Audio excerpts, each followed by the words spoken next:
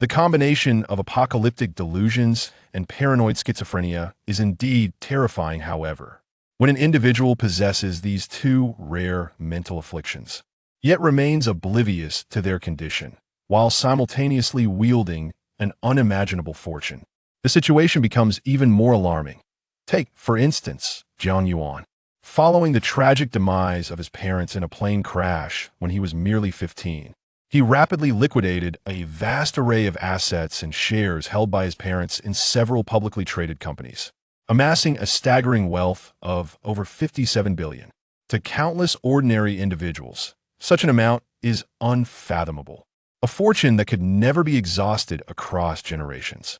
One could assert that as long as Jiang Yuan refrains from gambling, drug use, and the volatile realms of stock trading and finance, he could lead a life of unparalleled ease.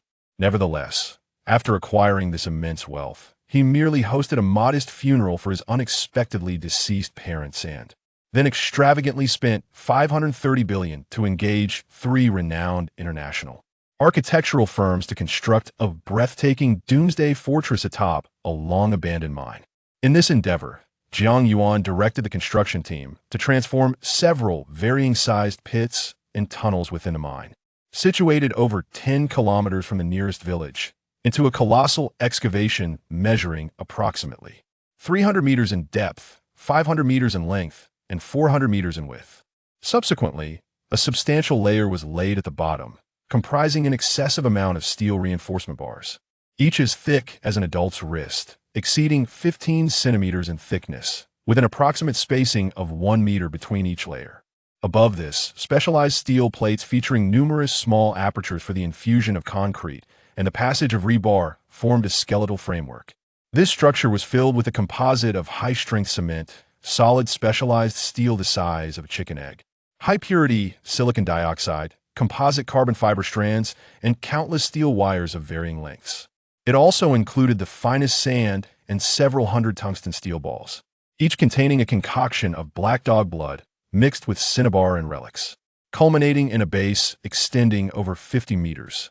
Moreover, every 10 meters, a thin layer of gold leaf, reputed to shield against supernatural intrusions, was laid, upon which numerous exorcistic talismans, consecrated deities, and inscriptions of the true words from Confucianism, Buddhism, and Taoism, alongside proletarian revolutionary theory, were placed in accordance with Taoist formations.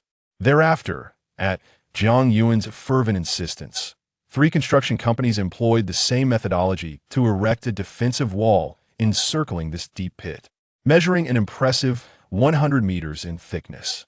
Within this encompassing wall, 5 levels were constructed, with partition layers between floors and load-bearing walls consistently designed to 20 meters, while each floor was 4 meters in height, creating an underground space of considerable magnitude. Atop this subterranean fortress, a roof was built using the same technique, boasting a thickness of 120 meters, theoretically capable of withstanding a low-yield nuclear strike. Furthermore, the electrical wiring within this underground stronghold was composed of pure copper with a radius of 50 centimeters, encased in 30 centimeters of superior rubber, ensuring that as long as the fortress remained unbreached, the wiring would endure perpetually. Every 3 meters, there are protrusions approximately 30 centimeters wide and 20 centimeters high, effectively eliminating any possibility of extracting copper wire from the cast walls. As for the entrance to this underground fortress, Jiang Yuan opted for a door with a thickness of about 20 centimeters, constructed entirely of titanium alloy and connected to a high-voltage electric grid. It requires his fingerprint and iris to unlock from the outside. Inside, there is a high-security anti-theft door bolstered by 5 tungsten steel bolts, each as thick as an adult's calf. Additionally, there is a flame door with a thickness of 50 centimeters, coated in high-grade resin, containing numerous compartments filled with kerosene and white phosphorus powder. There is also an alloy door, approximately 60 centimeters thick, equipped with several shooting ports, a drawbridge-style alloy door adorned with an array of spikes beneath it, and an imposing barrier composed of 66 titanium alloy gates, each 1 meter thick, treated with corrosion-resistant and radiation-shielding materials. These gates are intricately interlocked with overlapping loop band locks, forming a formidable high-strength dragonstone defense. In addition, to ensure his prolonged survival upon entering the underground fortress, Jiang Yuan meticulously constructed 3 triangular edifices atop the fortress, embodying the harmony of heaven, earth, and humanity. Each structure, crafted from identical materials, encompasses an area of approximately 1,800 square meters, with the outer walls and primary load-bearing walls boasting a thickness of 5 meters. The roof of each level measures 1 meter in thickness, culminating in a total height of 60 meters. The upper 10 stories feature expansive floor-to-ceiling windows composed of reinforced bulletproof glass and specialized anti-theft nets, while the pinnacle of the edifice is crowned with a rooftop also fashioned from fortified glass and protective nets, housing a plethora of solar panels within a 12-story solar energy apartment complex. In alignment with the pentagram's orientation, 5 robust cement walls, each standing 15 meters tall and 3 meters thick, encircle the base, safeguarding a compact wind turbine. Furthermore, 2 specialized conduits extend to the riverbed of a substantial river located 10 kilometers away, protected by an alloy mesh, facilitating a small hydropower generator. Situated 5 meters directly above this underground bastion, as central location, lies a power storage room constructed from concrete reinforced with high-strength steel plates, extending over 10 meters in depth and accessible solely through a dedicated passage within the fortress. This chamber houses no fewer than 10 sets of high-capacity energy storage batteries, each with a capacity of 800 kilowatts, alongside 50 gasoline generators and 20 human-powered generators. In the subterranean stronghold, after undergoing the most professional thermal insulation treatments and designs tailored to its purpose, Jiang Yuan has created an effective space of 40,000 square meters on the 5th underground level, excluding the area occupied by walls. Within this expanse, multiple large storage tanks hold 60,000 cubic meters of water and an equal volume of gasoline, complemented by 2 substantial water purification filters and several specialized pressure pumps for extracting both water and gasoline. On the 4th underground level, approximately 1/3 of the space is dedicated to an extensive stockpile of bottled water and various beverages. The remaining area is filled with an assortment of long shelf-life compressed biscuits, fried rice, and noodles. Additionally, there is a selection of cured meats and sausages, freeze-dried vegetables, dehydrated fruits, frozen meats, frozen seafood, assorted canned meats, canned fruits, Riatatoa jerky, alongside 10 tons of rock candy, 10 tons of concentrated chocolate, 10 tons of granulated sugar, and 100 tons of honey. On the 3rd underground level, over 5,000 tons of finely ground coal powder are stored, alongside 200 tons of fruitwood charcoal, 5,000 tons of split firewood, and a substantial 10 tons of solid alcohol. Furthermore, 3,000 small gas canisters, 1 ton of emergency candles, 10 tons of various steel materials, and an array of processing tools are present, complemented by 5 distinct styles of heating stoves and a thoughtfully designed living area of approximately 500 square meters for warmth. As for the 1st underground level, under Jiang Yuan's meticulous planning, it has been transformed into a space suitable for cultivating common vegetables. Equipped with several fully automated feeding and cleaning systems, it allows a single individual to raise rabbits, chickens, ducks, and various common fish species. Additionally, it maintains a small area for the cultivation and rearing of select animals and easily grown vegetable seeds, even though it has been designated by Jiang Yuan as a residential area on the 2nd underground floor. Aside from approximately 2,000 square meters allocated for living quarters, which includes a space for human habitation, a fitness area equipped with various common exercise apparatus, a library housing a plethora of domestic and foreign novels and magazines, a small private cinema featuring a collection of films and television series, a computer room for engaging in a myriad of single-player and online games, an indoor sports hall, as well as a maintenance tools room and a craft workshop. The remaining areas have been meticulously stocked with an abundance of essential living supplies. There are hundreds of sets of clothing and undergarments suitable for different climates for both men and women, an assortment of common medications, health supplements, and simple medical instruments. Additionally, there are 300 sets of various styles and poundages of powerful crossbows, alongside a staggering 1 million tri-blade arrows measuring over 20 centimeters in length, 100,000 universal arrows for compound bows, and nearly 10 million 30mm steel balls designed for crossbow launching. Furthermore, nearly 10 tons of fine charcoal, saltpeter, sulfur, and 100 kilograms each of nitric acid and ammonia were procured by Jiang Yuan through special channels, along with approximately 300 kilograms of cherry-sized iron spikes, several small tools for explosive preparation, and an extensive array of related materials. In the very center of this level, Jiang Yuan has also constructed 3 small signal amplification towers, ensuring that as long as there is an external signal, the communication within this underground fortress will remain uninterrupted.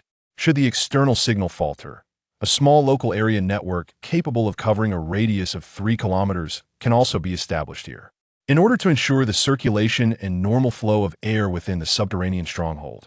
Jiang Yuan meticulously connected the ventilation system to a structure positioned above the fortress. This structure, crafted from the same material, spans approximately 2,000 square meters, standing at a height of 170 meters. One side features an 80-degree slope, while the opposite side inclines outward at a gentle angle of around 10 degrees, resembling a cement hillock. Near the apex, he installed a substantial protective layer designed to shield against rain and violent storms. Within, he incorporated specialized, large-scale air purification and circulation machines, along with a temporary barrier that completely isolates the ventilation system from the underground stronghold. Consequently, regardless of the occurrence of rare and extreme torrential rains or the presence of toxic gases and viruses in the surrounding atmosphere, entering this deeply buried sanctuary ensures that one's safety remains uncompromised. After completing these measures, he endeavored to avoid drawing attention to his actions, while also ensuring that the supplies stored within the fortress would always be preserved in optimal condition. Jiang Yuan, who was long employed under the auspices of a close family friend introduced by his parents, assembled a personal security team composed of 5 retired female soldiers, alongside 2 exceptionally skilled female chefs, a moderately well-known female lawyer, and a female secretary proficient in finance and various business activities.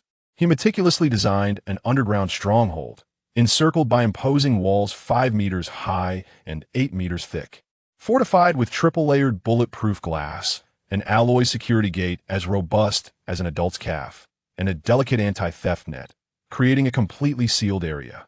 Within this fortified enclave, he cultivated various flower beds and vegetable greenhouses, as well as a fish pond.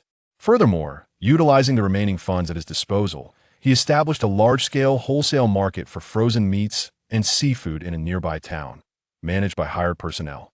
He also engaged 3 striking female internet celebrities to promote his stock of long-lasting preserved foods, cured meats, and canned goods online.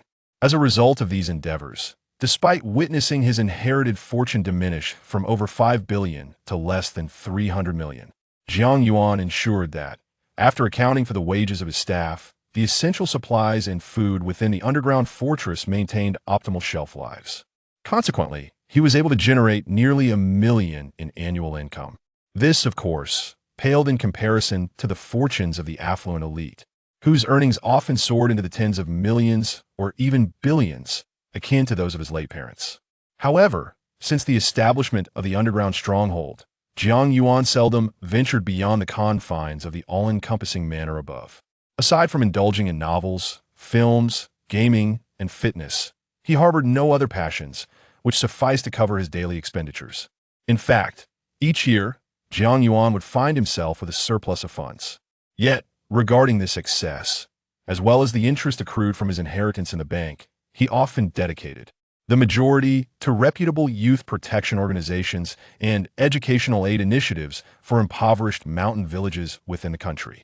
The remaining modest sum was shared with the 5 female bodyguards, 2 chefs, a lawyer, a secretary, and 3 internet influencers residing in the manor, as he presented them with year-end bonuses based on their performance throughout the year.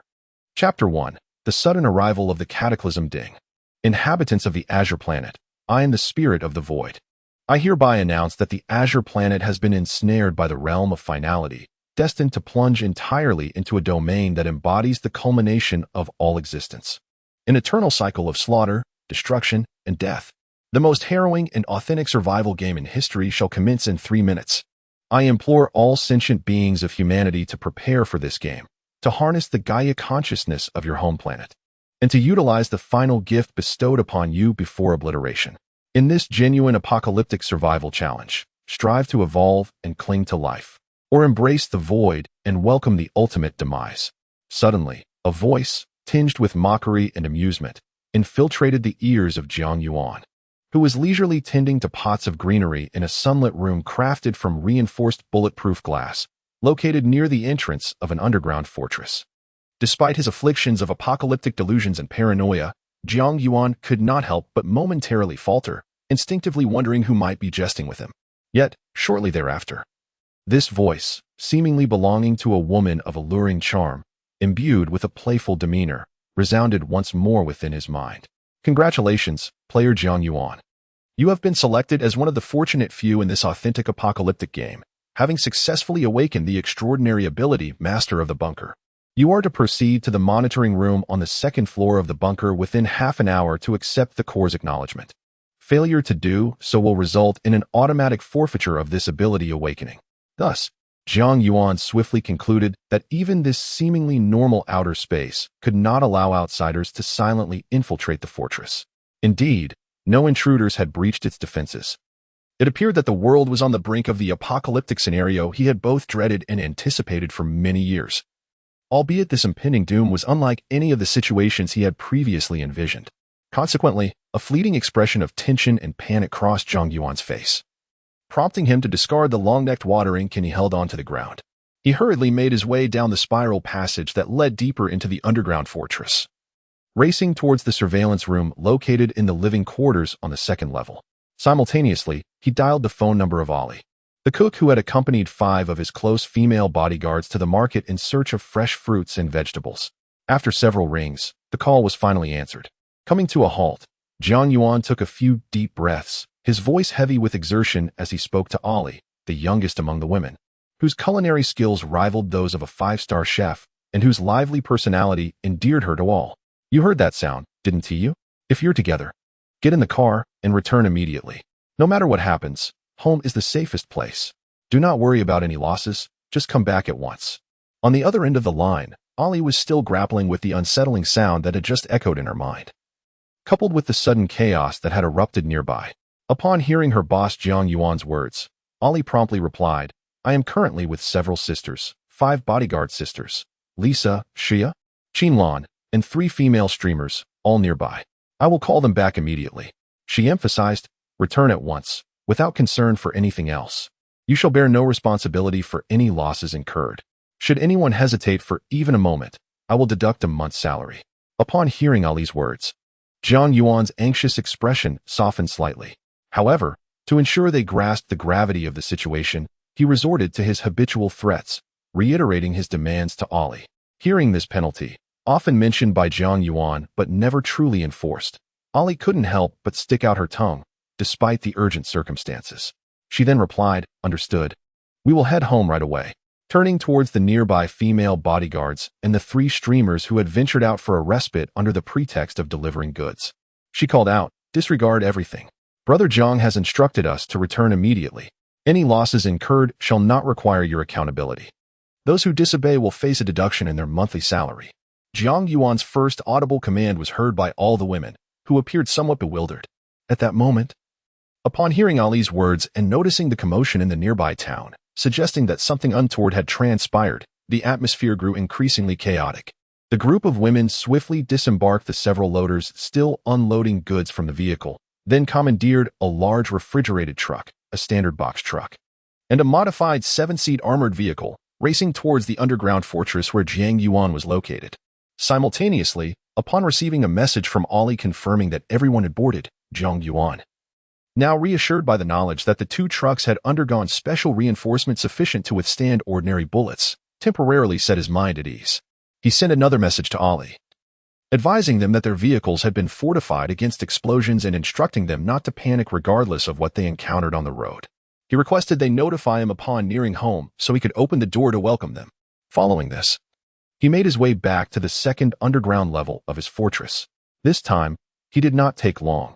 Despite not possessing exaggerated muscles, his physique, honed through regular exercise, enabled Jiang Yuan to successfully reach the second underground level of the fortress.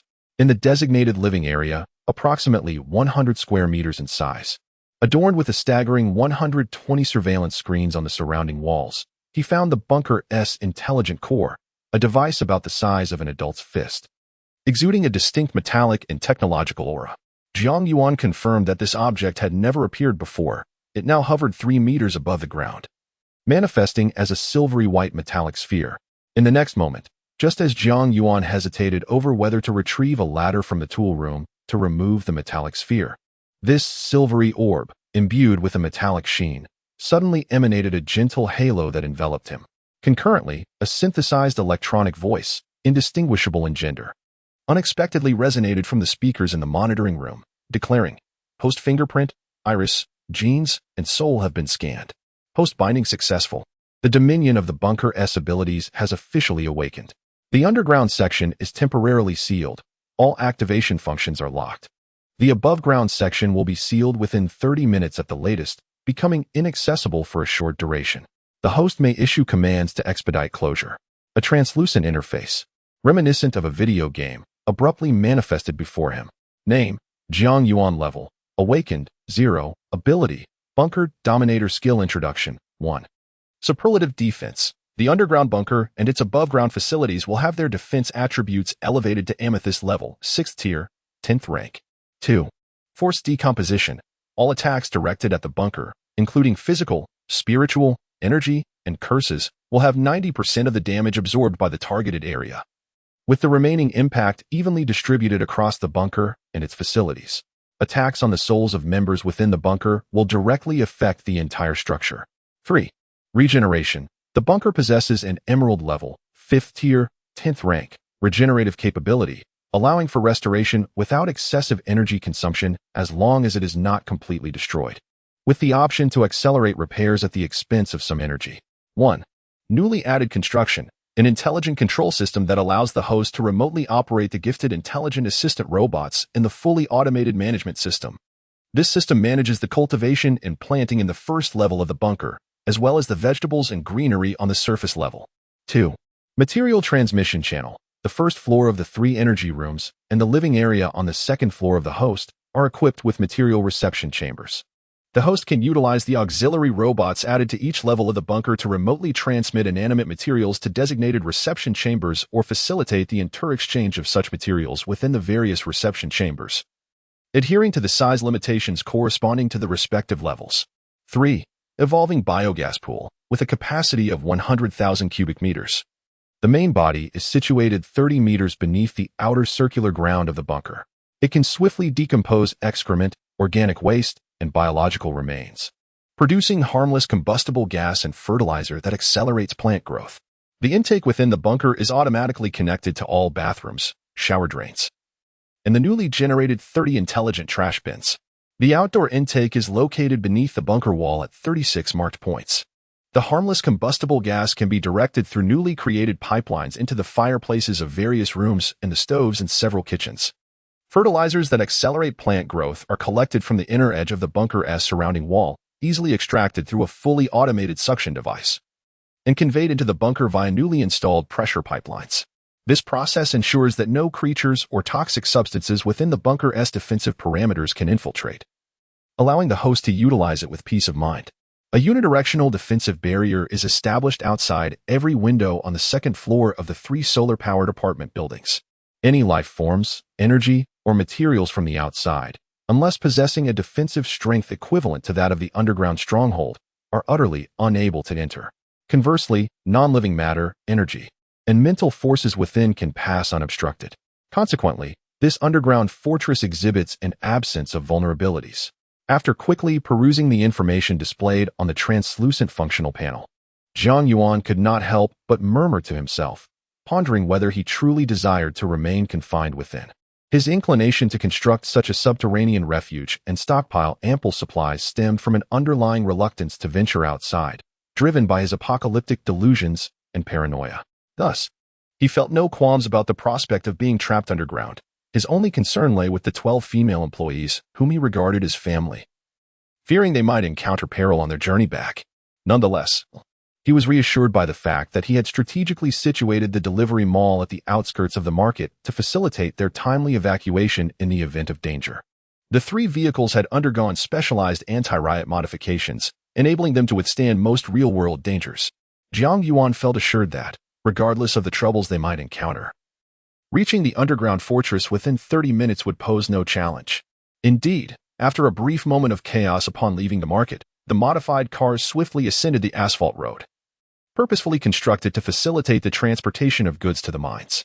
Although the road had begun to show signs of wear, the group of women successfully navigated through the 2 extraordinarily thick alloy security doors that Jiang Yuan had preemptively opened, entering the surface area of the underground fortress within a matter of minutes. This fortress, which had become a cohesive entity following Jiang Yuan's awakening of his abilities, was entirely sealed off from the outside world as the imposing alloy doors closed behind them. At that moment, the last remnants of Jiang Yuan's anxiety dissipated entirely. Releasing a deep sigh, he casually leaned back in his luxurious leather computer chair and took a refreshing sip of chilled cola. With a tone imbued with delight, he spoke through the speakers positioned at the fortress entrance, teasingly addressing the returning women. "My dearest ones, welcome home. I declare that from this moment forth, you are safe. Here, no one shall harm you." In the past, whenever Jiang Yuan addressed them in such a manner, the women would often roll their eyes in mild discontent. However, on this occasion, due to the inexplicable incident and the chaotic scenes they had witnessed along the way, a sense of inexplicable tension and disarray enveloped them. Yet, the safety that inexplicably blossomed within their hearts caused none of them to react with disdain to Jiang Yuan's address. Just as the women began to relinquish their worries, reassured by the nonchalance in Jiang Yuan's words and the formidable defenses of the underground fortress, one of the chefs, Ali, the youngest and somewhat petite among them, who had previously been contacted by Jiang Yuan, furrowed her brow slightly, expressing her dissatisfaction. She lamented to Jiang Yuan, who was on the 2nd underground level of the bunker, regrettably. This situation arose too abruptly, leaving us utterly unprepared. Of the 15 tons of frozen meat we had, less than 3 tons remain. We didn't even manage to load the grains and vegetables we had planned to procure. Jiang Yuan was not surprised by Ali's frugality, yet, reflecting on the substantial stockpiles he had within the bunker, he did not share Ali's sense of regret over the loss of supplies. After taking another sip of cola, I continued to manipulate the computer before me, meticulously checking the functionality of the concealed remote probes I had installed along the outer walls of this underground fortress, as well as around the 3 solar-paneled rooftops and within a 10-kilometer radius of the fortress. I assessed how many were operational and how many had, due to my awakened abilities, seamlessly integrated into the fortress's structure. I spoke to Ali, emphasizing that the safety of everyone is paramount. This situation is extraordinary, and every minute wasted adds to our peril. As for our supplies, we still have approximately 600 pounds of rice and flour combined, along with around 100 pounds of assorted grains, which should suffice for a while. We possess about 200 pounds of various vegetables and over 100 pounds of fresh fruits, most of which cannot be stored for long durations. Yet this inventory is adequate for our needs. Moreover, we have an impressive stock of various meats, including beef, lamb, pork, donkey, chicken, and duck, totaling 80 tons, along with nearly 20 tons of river and sea delicacies. In the underground cold storage, the longest shelf life of these items can reach 3 years, while the shortest can last 8 months. Additionally, I have amassed over 300 tons of long-lasting compressed foods and canned goods, which we will not consume before they spoil. Furthermore, given the current circumstances, as long as the climate does not undergo drastic changes, we have nearly 10,000 square meters in our courtyard available for cultivating common grains and vegetables. We also have another 10,000 square meters designated for planting and 30,000 square meters for raising livestock. Thus, sustaining our group is undoubtedly feasible. Ultimately, it may simply be that the quality of life will be somewhat diminished compared to before. After a brief pause, allowing the women, who had never truly comprehended the extent of resources stored here, to absorb this information, Jiang Yuan hesitated for a moment longer before addressing them again. What is now of utmost importance is another matter. I awakened my abilities prior to your return, rendering me unable to meet with you in person for the foreseeable future. Should you wish to reside here with me, you must be prepared for the possibility of remaining here for the short term, or even indefinitely. Therefore, you may return to your rooms, at which point the doors will be temporarily secured. I cannot ascertain when they will be unlocked. Rest assured, however, that you need not worry about resource availability. Following my awakening, this underground fortress has undergone optimization. I will send you the detailed information shortly on your mobile devices. In any case, ensuring the normal distribution of resources and supporting your daily lives poses no issue whatsoever. If anyone feels compelled to venture elsewhere or seek out certain individuals, I will not impede your choices. Given our acquaintance, the 3 modified vehicles are at your disposal, and I will ensure you have sufficient resources for your journey. The main entrance will have one last opportunity to open. Should you decide to forego this chance, know that you will not have the option to leave later on. Chapter 2. The completely sealed underground fortress. Among the 12 female employees working under Jiang Yuan's supervision, although they may not be regarded as unparalleled beauties, their figures and appearances are indeed remarkable. They include Qin Siyu, a 35-year-old female lawyer who graduated from a prestigious university's law department and obtained her legal qualification before graduation. Chu Moran, a 32-year-old secretary who graduated from an ordinary business college, and 3 internet celebrities, Anqi, Xiaya, and Qizhu, whom Jiang Yuan recruited to promote his line of compressed foods and various canned goods. Additionally, there is Ali, the youngest, who excels in preparing a wide array of traditional Chinese home-cooked dishes, and Lisa, who, 3 years her senior, specializes in Western fast food and the art of baking pastries and cookies.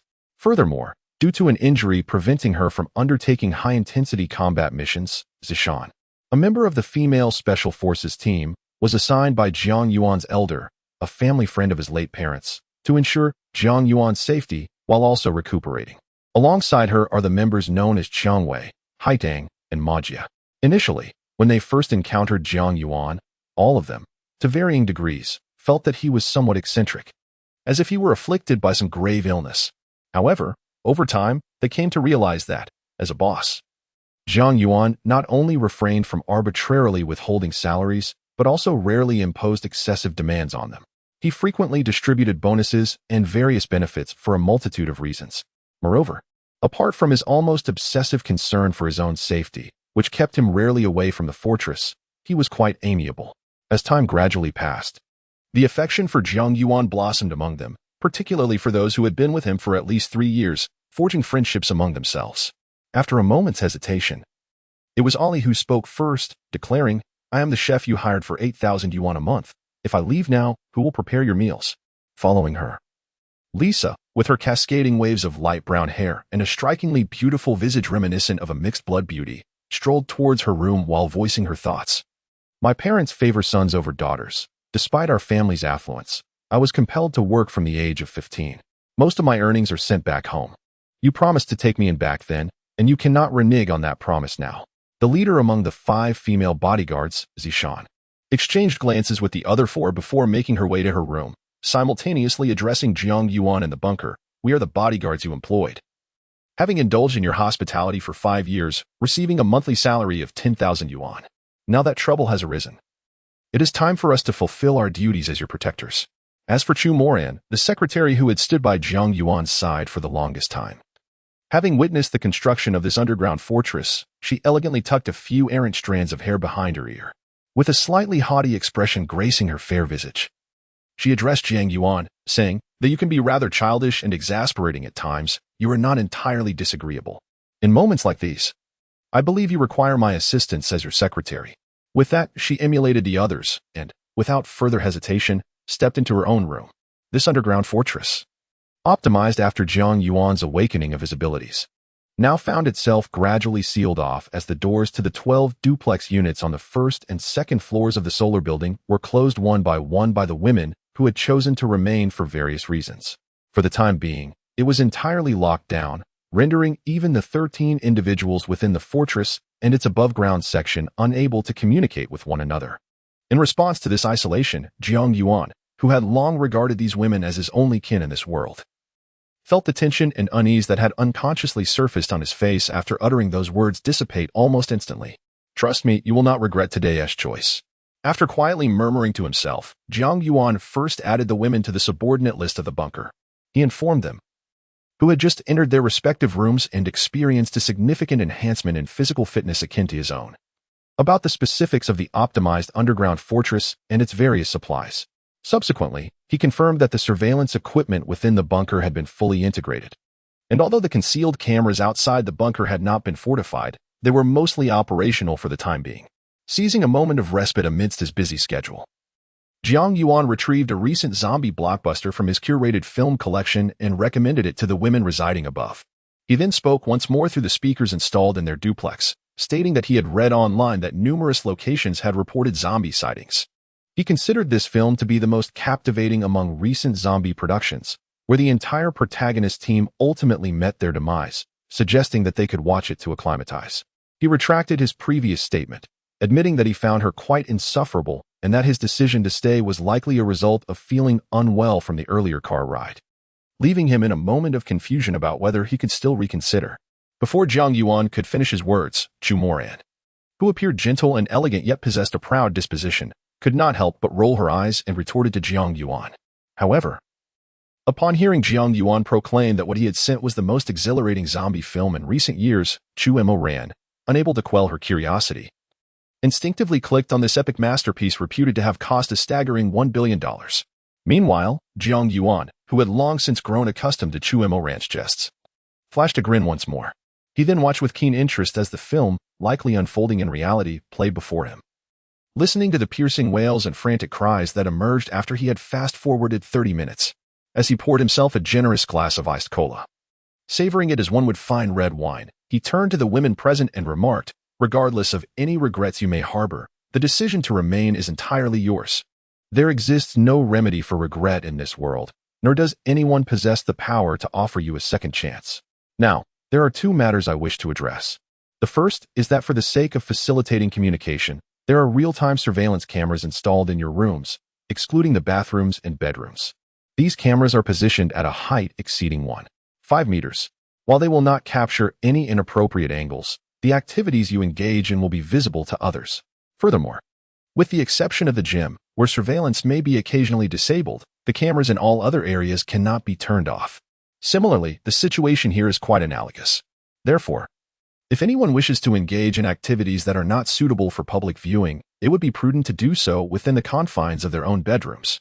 Once you step outside the bedroom and into the bathroom, it is implicitly understood that you are in a communal area devoid of privacy. Moreover, any conversations held within these communal spaces will inevitably be transmitted to every room, thereby eliminating any semblance of privacy. Should anyone wish to converse discreetly, it would be advisable to utilize chat applications on your mobile devices or computers. Currently, the external network is functioning without issue, so feel free to use it without concern. Should any network problems arise in the future, we also have a local area network available for communication. As for the second matter at hand, it pertains to the tasks ahead. First, to Xiaoli and Lisa, I am aware that everyone is feeling rather disheartened at this moment, but life must persist. Therefore, I appreciate your efforts in continuing to prepare meals for everyone. Regarding the ingredients, please refrain from wastefulness, yet there is no need to overly conserve. Next, to Zishan and your group of 5, along with Qingzhu, who possesses martial arts skills, you 6 shall form a collective unit. Our location is relatively secluded, and any upheaval may not reach us swiftly. At present, your focus should be on conserving your energy, rest when necessary, and engage in exercise as required.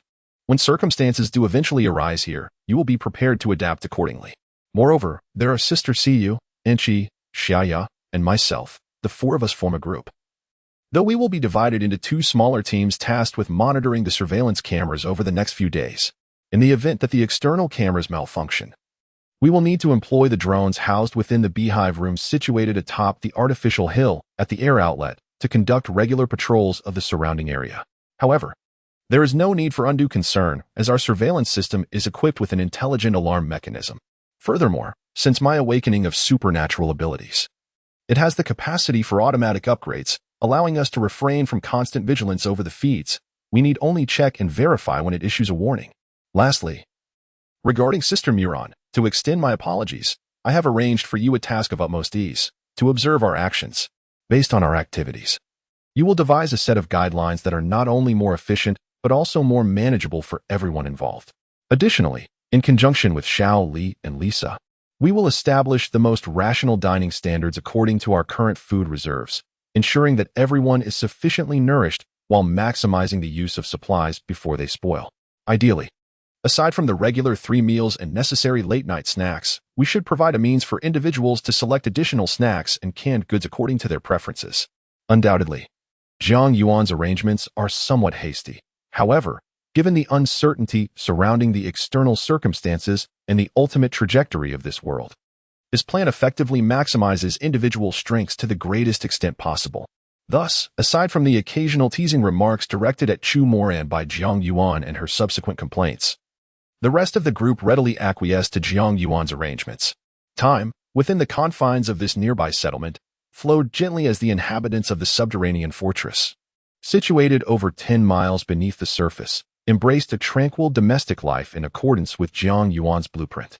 It was almost as if the outside world had faded away, save for the sporadic notifications on their mobile devices about localized zombie crises, sightings of creatures reminiscent of Western goblins, and a monstrous entity dubbed the Abyssal Blade Demon.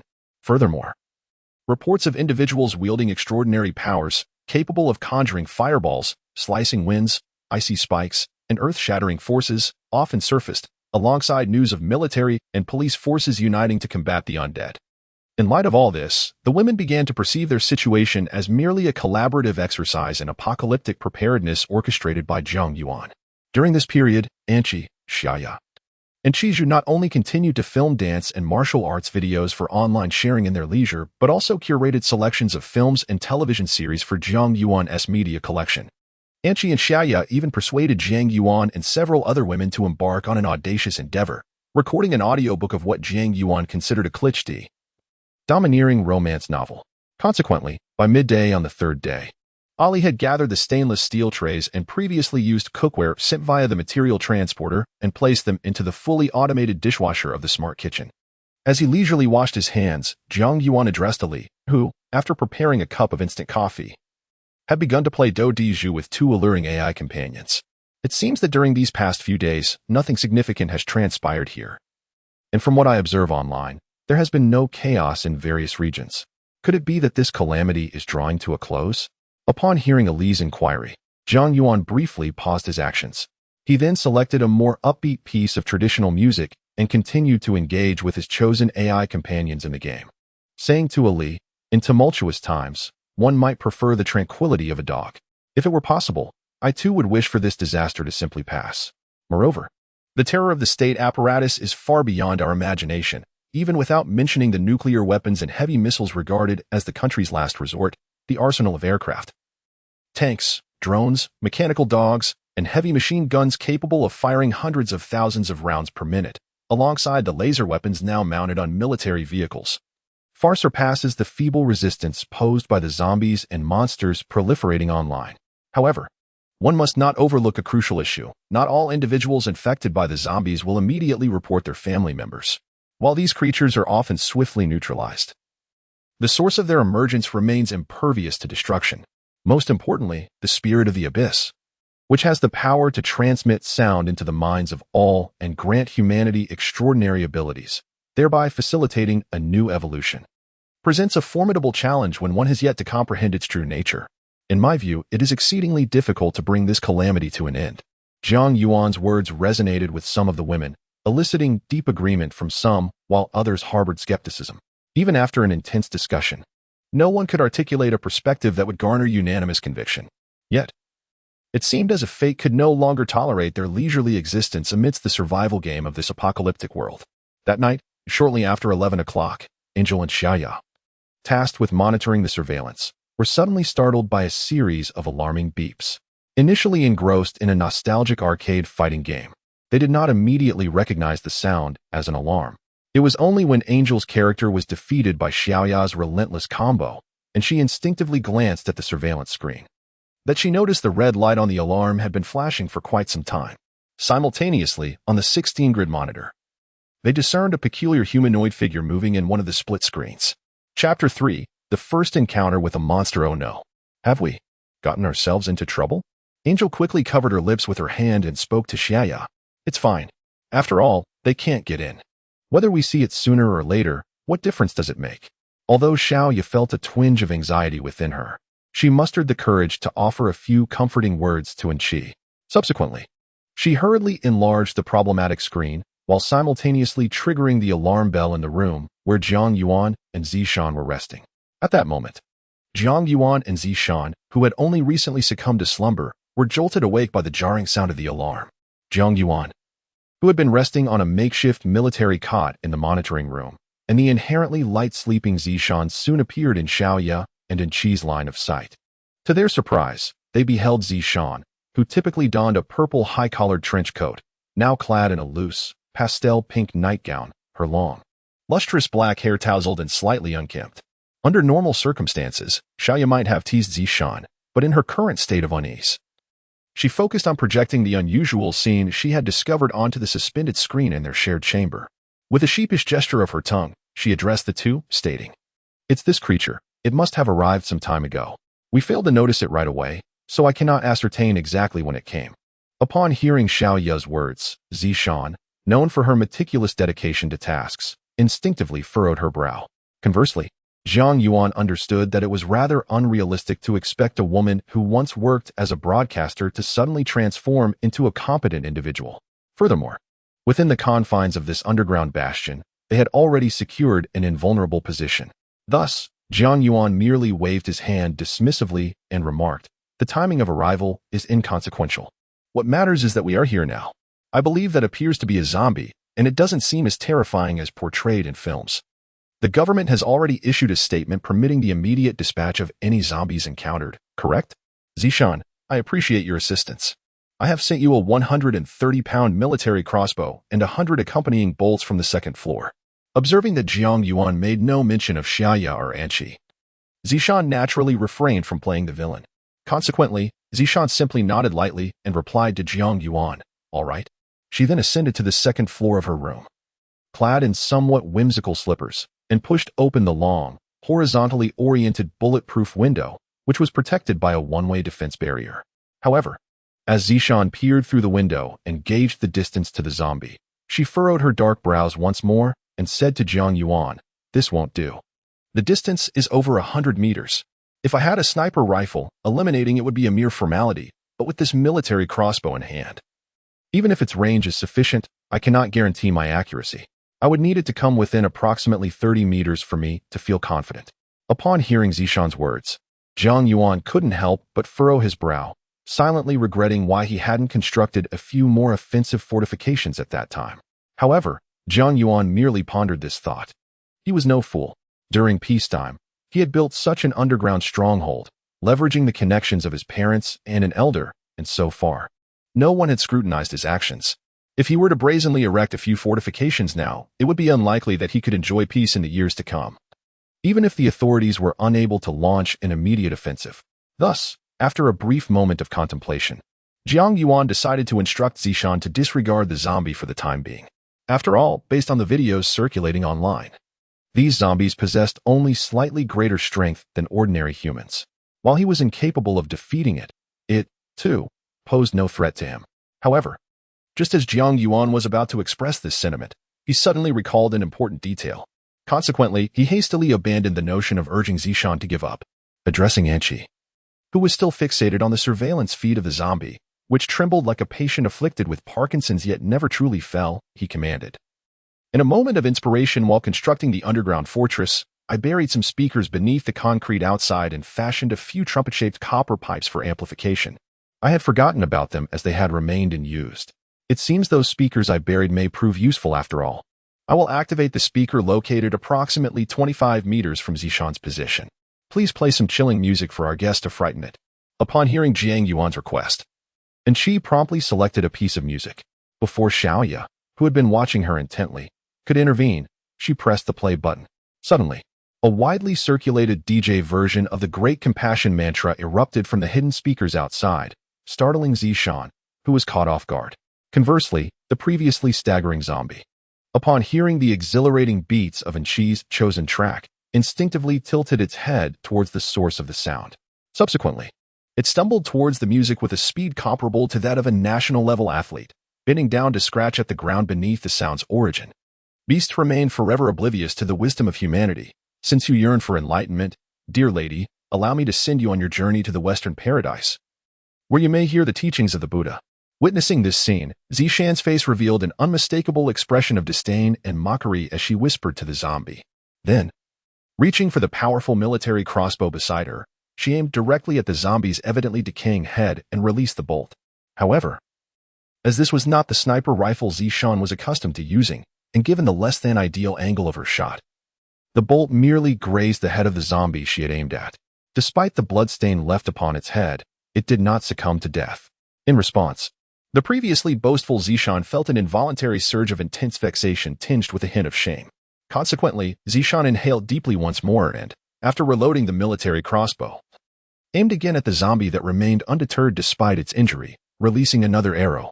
Drawing from prior experience and her training in archery within the Special Operations Unit, Zishan skillfully fashioned the arrowhead into a pure steel, triangular prism shape. It pierced through the grotesque skull of the zombie, embedding itself deep within its brain. Such impeccable marksmanship. Witnessing this scene, Jiang Yuan, oblivious to Zishan's lingering frustration over her initial miss, immediately extolled her prowess. Simultaneously, he adeptly maneuvered a delivery drone. Capable of bearing a load of 300 kilograms and equipped with an intelligent octopus tail, to retrieve the 2 steel arrows. He then disposed of the slain zombie through the bunker's intake, casting it into the evolving biogas pit. Observing Zishan's triumph over the zombie, Ichi naturally prepared to silence the music she had been playing. At that moment, Xiaya, who was intently watching the surveillance footage, suddenly spoke with a hint of urgency. "Don't turn off the music just yet. There are zombies approaching. 2, 3, 5. No, there are more than just zombies. There are many others as well." Hearing Xiaoya's alarmed exclamation, Jiang Yuan quickly turned his attention to the monitor before him. To his astonishment, a location that had been devoid of any monsters just days prior was now teeming with over a dozen creatures. Furthermore, from various other directions, numerous monsters were converging here, as if drawn by some unseen force. Had they inadvertently disturbed the lair of these beasts? The sudden influx of so many creatures left Jiang Yuan furrowing his brow. He couldn't help but mutter under his breath. Subsequently, he pushed the surveillance footage showcasing the monsters towards Zisha while addressing Anchi, who was uncertain about whether to turn off the sound system. "Since these creatures have decided to host a gathering at our place tonight, we shall accommodate them to the fullest. I have already connected the speakers in the optimal shooting positions. Play the music. Whatever is exhilarating, just play it. We must not allow them to underestimate us. After all, we are the esteemed Republic of Yang'an, and we understand the art of hospitality." Anchi, known for her bold demeanor and aware that these monsters posed no threat to their defenses, promptly stepped into the live broadcast room adjacent to her bedroom upon hearing Jiang Yuan's words. Subsequently, Angel, invigorated by a surge of electrifying heavy metal music, began to sway her voluptuous figure clad in a sleek black leather ensemble with fervor. Without hesitation, she grasped her microphone and unleashed a rousing battle cry reminiscent of warriors embarking on a quest. The atmosphere surrounding the bunker, imbued with the fragmented essence of Gaia's consciousness from her home planet, drew forth the instinctual, primal urges of the monstrous beings nearby, compelling them to rush toward the source of the sound with an insatiable thirst for carnage and destruction. Observing this, Zisha promptly activated the alarm for her 4 bodyguard sisters, as well as for Chiju, who shared their cohort, using a computer situated on the 2nd floor. Despite having been retired for several years, the 4 female bodyguards, who had maintained commendable routines, awakened instantaneously at the sound of the alarm. After a fleeting glance at the surveillance footage displayed on the expansive projection screen in their quarters, they swiftly donned their customary dark blue combat uniforms and hurriedly ascended to the 2nd floor. Though lacking formal military training, Qingzhu, who possessed a passion for martial arts and had dabbled in archery, quickly changed into a loose-fitting pale blue practice outfit after a moment of distraction. Making her way to the 2nd floor, which featured a narrow combat space and a small gym equipped with a shower.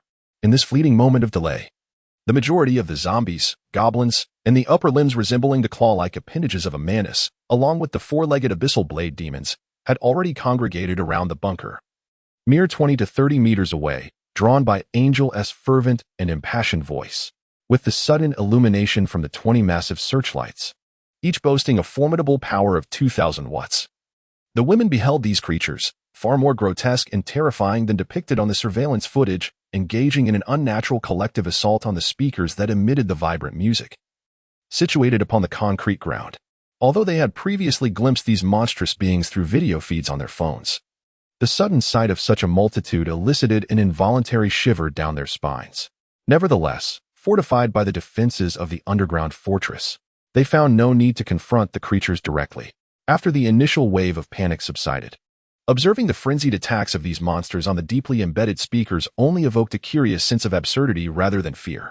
Consequently, as Zishan resumed firing her military crossbow at the creatures below, Rose, Haidang, Jasmine, and Qinlan swiftly selected more appealing models of powerful crossbows, equivalent in strength to Zishan's, and joined in the barrage against the monsters below. As for the inexperienced Qizhu, who had never undergone formal military training, she first adorned herself with a headset playing soft melodies, a habit from her days at the shooting club. Subsequently, she selected a pair of oversized sunglasses to soften the visual impact of her surroundings. Then, after picking up a larger drawweight recurve compound bow that she had previously used at the archery club, she began to unleash her attacks on the monsters gathering in the distance. Although the swarm of creatures appeared numerous, aside from a few ordinary zombies, the remaining entities were all low-level zero-grade monsters. Their speed and reflexes were indeed superior to those of most common people, yet the disparity was not significant, and their intellect remained deeply concerning. Thus, despite the goblins and abyssal knife demons being more aware than the previous zombies, who did not even evade when injured, the archery skills of the slightly less proficient Rosie, Haidang, Jasmine, and Qinlan ensured they could still dispatch a monster with just 2 or 3 arrows. Qizhu, who had previously regarded practicing archery merely as a hobby, found her skills somewhat lacking due to the absence of specialized training. However, thanks to the infrared targeting feature of her recurve compound bow, she could certainly bring down a monster within 5 shots. Moreover, due to the increased efficiency of her bow, she was on the verge of surpassing the 4 girls and competing with Zisong in terms of the number of monsters slain. In a swift manner, over 100 monstrous entities were dispatched by the 6 women near the speaker's blaring angel's rap. Some of the injured abyssal blade demons and goblins, sensing their instinctual urge, began to retreat. Observing this, Jiang Yuan felt that the unexpected assault of monsters that night was nearing its conclusion. However, 5 agile figures abruptly appeared on the surveillance screen before him. In the fleeting moment that Jiang Yuan was still processing this, they surged towards the bunker from 4 distinct directions, emitting a series of incomprehensible, frantic howls as they advanced. Influenced by these creatures, some of the monsters that had previously been fixated on the sound emanating from the speakers, relentlessly attacking the cement ground and leaving deep gouges of about 3 to 4 centimeters, began to charge towards the building where the 6 women were situated. They aimed at several openings that resembled doors but were merely metal plates embedded in the thick outer wall, standing 3 to 4 centimeters above the ground and reaching depths of about 10 centimeters. Chapter 4. The sudden arrival despite not receiving any warning from Jiang Yuan. Zisha was the first to sense the unusual behavior of the monsters below. Simultaneously, she discerned a series of somewhat jarring roars, heralding the approach of a particularly formidable zombie, one that was markedly more robust than any she had previously encountered. As this creature charged towards her, approximately 40 meters away, its thunderous growls compelling the other zombies that were assaulting the sound system to retreat, Zisha swiftly reloaded her military crossbow. With her gaze fixed intently on the creature's head, she pulled the trigger. However, this time her shot did not find its mark on the intended target. Instead, the steel-tipped arrow lodged itself in the zombie's left shoulder. Zisha realized with clarity that her aim had been true, but just as the arrow was about to strike its head, the charging zombie abruptly halted and veered aside. A sardonic smile involuntarily curled at the corners of Zisha's lips as she muttered to the creature, "You possess intelligence, albeit limited. If only your speed had been a tad swifter, perhaps this arrow would never have found you." She then prepared to reload her crossbow once more, ready to engage this mightier and swifter adversary. However, in that brief moment of hesitation, the creature suddenly directed its lifeless gray eyes towards the location of Zishan, leaving her uncertain whether this zombie possessed any sight. Without hesitation, it extracted a pure steel arrow with a triangular tip, approximately 30 centimeters in length, from its evidently decaying body and hurled it towards Zishan. Caught off guard, she instinctively crouched down to evade the attack. Consequently, upon hearing the dull thud of the steel arrow striking the one-way defense barrier outside the window, she realized that her position was utterly impervious to assault. At that moment, the imposing zombie had already reached the room beneath her, thus depriving her of any opportunity to retaliate against it. Observing this scene through the surveillance camera, Jiang Yuan found Zishan's actions somewhat comical, yet he was not particularly surprised. After surveying the surroundings of the other 3 walls, he noted that another zombie, which bore a shape intermediate between human and lizard, along with a more robust abyssal blade demon and 2 goblins wielding bone clubs, had also advanced to positions where the women could not strike back, and they began to assault the walls of the bunker with fervor. As for the creatures that had already dwindled under the relentless assault of the women, some seized the opportunity to scuttle beneath the walls, while others, having sustained injuries, opted to flee into the distance. Observing the current state of the battle, Jiang Yuan surmised that no further changes were likely. He took a moment to meticulously scan the surroundings of the bunker through the still-functioning remote surveillance, and then addressed the women, asserting that the bunker's formidable defenses were insurmountable. Given that they could not be attacked, there was no need for them to force the issue. He then suggested that everyone was free to engage in their own pursuits. The sudden onslaught of monsters outside hinted at some unforeseen calamity, and he proposed they would check for accurate news online the following day. Feeling somewhat fatigued, Jiang Yuan sent each of the women their chosen late-night snacks, along with a bottle of drink and some chocolate, before lazily reclining on the large bed he had set up in the monitoring room. Unlike the chaotic world outside, where many were compelled to flee in panic due to the sudden surge of monsters, resulting in numerous tragic losses, Jiang Yuan, confident in the bunker's superior defenses, quickly succumbed to a deep slumber. Moreover, now that he was assured he no longer had to confront the dangers outside, his inherent paranoia and apocalyptic delusions allowed him to sleep more soundly than ever before. Suddenly, a melodious and clear ringing sound emanated from the speaker nestled in the corner of the rooftop, rousing Jiang Yuan from his dreamy slumber.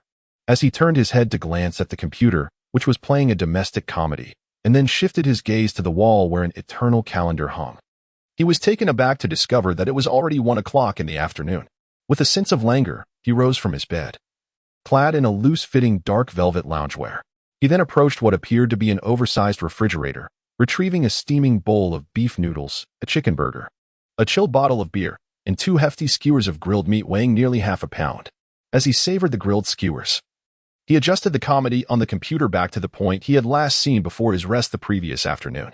With a somewhat indistinct voice, he addressed the women around him, inquiring why he was summoned so abruptly when he had not yet had his fill of sleep, wondering if they had stumbled upon something online. This time, Anqi and Zishan refrained from hastily responding, and the others remained oddly silent. Instead, it was Chu Moran, Jiang Yuan's secretary, who broke the silence after a brief pause, advising him not to rush into conclusions about what they had seen online, but rather to first take a look at the surveillance footage of the main entrance to the fortress, located due north. Upon hearing Chu Moran's words, Jiang Yuan felt a flicker of curiosity but promptly accessed the surveillance feed of the main entrance. A total of over 30 figures, each varying in physique, abruptly appeared within Jiang Yuan's line of sight. Perhaps influenced by the monstrous entities encountered the previous day, Jiang Yuan initially perceived these figures as a horde of zombies congregating together. However, upon noticing the diverse array of self-defense weapons grasped in their hands, and magnifying the surveillance footage to reveal the enormous display screen mounted upon the distant wall, he soon confirmed that, despite their fierce and disheveled appearances, they were indeed not zombies, but rather a group of humans. Subsequently, as he casually activated the accompanying speakers of the surveillance system, Jiang Yuan distinctly heard the resounding shouts emanating from the more than 30 individuals outside, clearly led by a robust, brawny middle-aged man, his face adorned with a bushy beard, who wielded a large fire axe in his right hand. "We must enter. Allow us to enter. Quickly, let us in. We demand entry. Open the door. Permit us passage. You people, since you established this sanctuary in advance, on what grounds do you deny us entry? This is an exploitation of our hard-earned toil. Haste is of the essence. We too wish to enter. What you are doing is tantamount to endangering lives. It is akin to treating human life with contempt. Let us in. Otherwise, should anything happen to us, it will be your doing. All your doing. Open the door, you heartless capitalists. Do not presume I am unaware of your intentions. Swiftly, allow us entry." Amongst this, there were intermittent shouts of indignation and desperate pleas for favor. Meanwhile, after a brief moment of hesitation, the youngest among the women, the innocent and naive Shaoli, spoke to Jiang Yuan, noting that they had been outside for about 10 minutes. Initially, they had pleaded to be let in, but upon realizing our indifference, their tone had shifted. She inquired, "What shall we do now?" Upon hearing the outside voices engaged in moral coercion and pleas, Punctuated by some insults, Jiang Yuan, who was not fond of social interactions, found himself somewhat irritated. However, in recent days, Jiang Yuan had observed the situation outside through various videos. After suppressing the discontent within him, he proceeded to operate a track-laying intelligent robot equipped with 2 elongated mechanical arms. From the now fully automated intelligent storage warehouse located on the underground 3rd floor, he retrieved 3 boxes of instant noodles, 3 boxes of compressed biscuits, 2 bottles of 500 milliliters of mineral water, and 30 cans of fish and meat, delivering them to the 2nd floor where Zishan resided. He gestured for Zishan to assist in tossing these supplies, which would be deemed insignificant in times of peace, out of the 2nd floor window to the individuals who presumably resided in the nearby town. Addressing the crowd through the external speakers, he declared, "I am able to provide you with these supplies this once, not out of a sense of obligation or charity, but as a fellow human being. I wish for you to endure through this calamity. As for entering this place, I must express my apologies. This underground fortress has been sealed since the onset of the apocalypse, and no one shall enter or exit. Even if I had the ability to unlock it, I would resolutely refrain. We are neither a government nor benevolent philanthropists. Our foremost priority is to safeguard our own security." Despite Zishan's act of throwing out the supplies, the gathered individuals outside exhibited no hesitation, swiftly collecting the discarded provisions. Upon hearing Jiang Yuan's words, it became painfully clear that hope had vanished entirely. The individuals who had entered this underground sanctuary, constructed by the affluent in anticipation of calamity, immediately unleashed a torrent of unrefined vitriol directed at Jiang Yuan. In response to this situation, Jiang Yuan, having anticipated such a reaction after his earlier remarks, did not feel regret for discarding the supplies. Instead, he nonchalantly lowered the volume of the speakers connected to the external surveillance. Leaning languidly in his leather office chair, he turned to the women, particularly to the innocent and endearing Xiao Li, who had always been cherished like a younger sister, and spoke softly. "In this abyss, if we possess the means, there is no fault in extending a helping hand to others. However, the prerequisite for aiding others is our own survival. If you deem this selfishness, so be it. Yet, from my perspective, my survival is not a result of their benevolence, nor am I obligated to sacrifice myself for others. Their demise, whether wrought by natural disaster or human folly, is not my doing. I am no savior. In the face of such devastation, those selfless heroes who give of themselves are indeed deserving of remembrance and respect. Yet, the mere fact that we do not contribute to others' troubles already places us above the majority, and we need not feel guilt for anyone's suffering." Subsequently, he noticed that the women fell into a contemplative silence in response to his words. Jiang Yuan understood that the women had, in fact, come to accept his perspective. Their silence was merely a reflection of the sorrowful emotions arising from the sudden onset of this global calamity. Thus, he refrained from offering further explanations. After taking a large swig of cold beer, feeling somewhat agitated, he addressed the individuals outside, who had begun to hurl insults. "Regardless of whether you feel gratitude or resentment towards us, you certainly cannot enter. I advise you to leave promptly. Although we have not ventured out recently, we are well aware from the videos that the wilderness is no longer a safe haven. If you persist in causing a commotion here, it will only lead to your own detriment. You think you can hide in the shell and escape my reach? If you deny us life, then let none of us live. I used to blow up mountains, and this time I have brought 50 kilograms of explosives. Today, I shall demonstrate my capabilities to you." In response to Jiang Yuan's admonitions, the individuals outside displayed no signs of gratitude. Instead, they became increasingly hysterical, directing their vitriol towards him. Meanwhile, the imposing middle-aged man with a bushy beard, seemingly intent on substantiating his claims, cast a few glances around before instructing several individuals to insert detonators filled with blasting explosives beneath the metal panel masquerading as the door to Zishan's quarters. However, Jiang Yuan, who had completely lost interest in the commotion outside, chose to silence the sound system that could capture external noises, immersing himself in the comedic performance before him while indulging in a fusion-style lunch. Even Zishan, brimming with confidence in the bunker-esque defenses, could not suppress a roll of her eyes. Unfazed, she settled into a genuine leather chair by the window on the 2nd floor, awaiting the impending explosion. After a while, the individuals outside realized they had been left in a state akin to that of jesters, their frustration escalating palpably. Subsequently, the burly man with the bushy beard turned his head slightly and spat vehemently to the side, roaring in anger, "Give me a moment. I refuse to believe. It won't shatter, this wretched shell. If they won't let us in, then let them not expect to remain undisturbed inside. Observing this, a young man, seemingly a sycophant, quickly commanded the man who had just placed the detonators, instructing him to ignite the fuses. Chapter 5. New changes in the apocalypse boom. Merely a few seconds had elapsed when a deafening roar abruptly pierced the ears of those outside the fortress. Even though they had retreated a considerable distance, they still felt a sudden, buzzing resonance in their ears.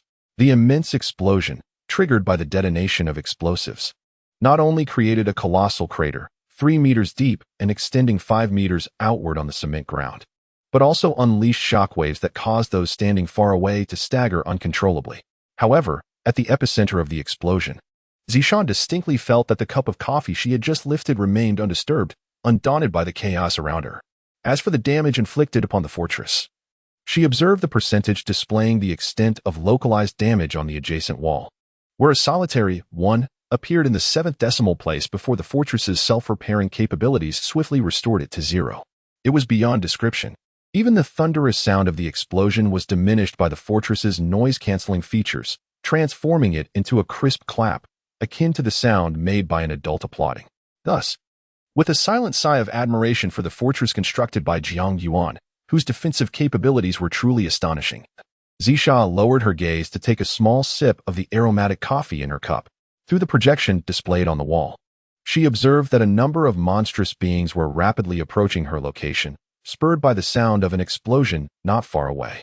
The individuals who had been momentarily disoriented by the blast were completely oblivious to the imminent danger that Jiang Yuan had previously warned them about, a peril that they had inadvertently summoned themselves.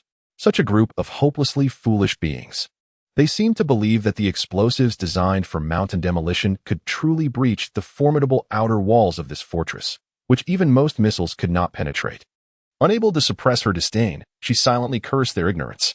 However, having once served in the military, the ingrained sense of responsibility within her compelled Zisha to act. She could not bear the thought of allowing them to be slaughtered by the approaching creatures without putting up a fight. Consequently, after placing her enticingly fragrant coffee on the intricately woven purple-brown wrought tin coffee table beside her, she resolutely grasped the rifle-like crossbow that lay within reach, swiftly loading the arrows and drawing the string in preparation for the impending confrontation. As she turned to Jiang Yuan, she inquired, "Brother Yuan, what should we do?" Despite the knowledge that the recent explosion would inflict no harm upon her fortress, the sight of an individual intent on demolishing it ignited a profound irritation within Jiang Yuan. Yet, amid his indignation, he did not contemplate the necessity of eliminating the opponent. Thus, after a brief moment of hesitation upon witnessing Zishan's actions, he addressed her, saying, "Have you not already made a choice in your heart? Then act according to your will, whether it be the compassion of a saint or the kindness of a woman. At least your actions will not leave you with regrets. My fortress shall always safeguard your safety, providing you with an opportunity for remorse, even should you make an erroneous decision." Upon hearing Jiang Yuan's words, Zishan suddenly realized that after accepting the responsibility of protecting Jiang Yuan and assisting him with deliveries, she had gradually come to regard him not as the fragile being she once perceived, but rather as someone capable of offering her a sense of security she had never before dared to desire. Thus, Zisha could not help but part her delicate lips slightly, uttering a soft, dreamlike thank you before hastily concealing the complex emotions that had surged within her. She then refocused her attention on the individuals outside who were on the verge of being attacked by the monsters, as well as the creatures charging towards them from a distance, ready to provide assistance at any moment. Meanwhile, having chosen to support Zisha's decision, Jiang Yuan signaled to Zisha to defend against the advancing Qing Lan and the other 4 women, preparing to eliminate the incoming monsters. He swiftly activated the speakers he had buried underground around the bunker, attempting to divert the attention of the approaching beasts with the sound emitted from these devices. It must be noted that although Jiang Yuan's measures were rudimentary, they proved remarkably effective against the attracted monsters. Almost instantaneously, upon the onset of the music, a majority of the creatures drawn in from various directions surged towards the speakers. Zisha, Qinglan, and the 4 women stationed at other points promptly began to wield their crossbows, targeting the monsters that had been lured by the deeply buried speakers. Consequently, what initially appeared to be a dire impasse for those at the northern entrance ultimately resulted in merely 3 individuals succumbing to the sudden assault of 2 monsters. Subsequently, these individuals exhibited commendable physical prowess, with many of them having reached a state of awakening. Unbeknownst to most of the surrounding monsters, they hurriedly fled into the distance. Through the magnified surveillance footage, Zhang Yuan, situated in the subterranean bunker, clearly observed that even though he had aided them in alleviating this crisis, the leader among them cast a glance towards the bunker that was imbued with a profound hatred. He harbored no doubt that, given the opportunity, this individual would employ the most ruthless measures to torment him and every inhabitant of the bunker. However, as Zhang Yuan had previously conveyed to Zisha, he possessed unwavering confidence in the bunker's formidable defenses, ensuring the safety of himself and all within its walls from any external harm. In his eyes, the opposing forces were merely akin to insignificant ants, posing no threat whatsoever. Thus, when a few visibly stronger and more intelligent monsters reappeared in the vicinity of the bunker, leading an onslaught of other creatures into areas inaccessible to the women, Zhang Yuan first took a substantial gulp of beer before signaling the women to cease their attacks.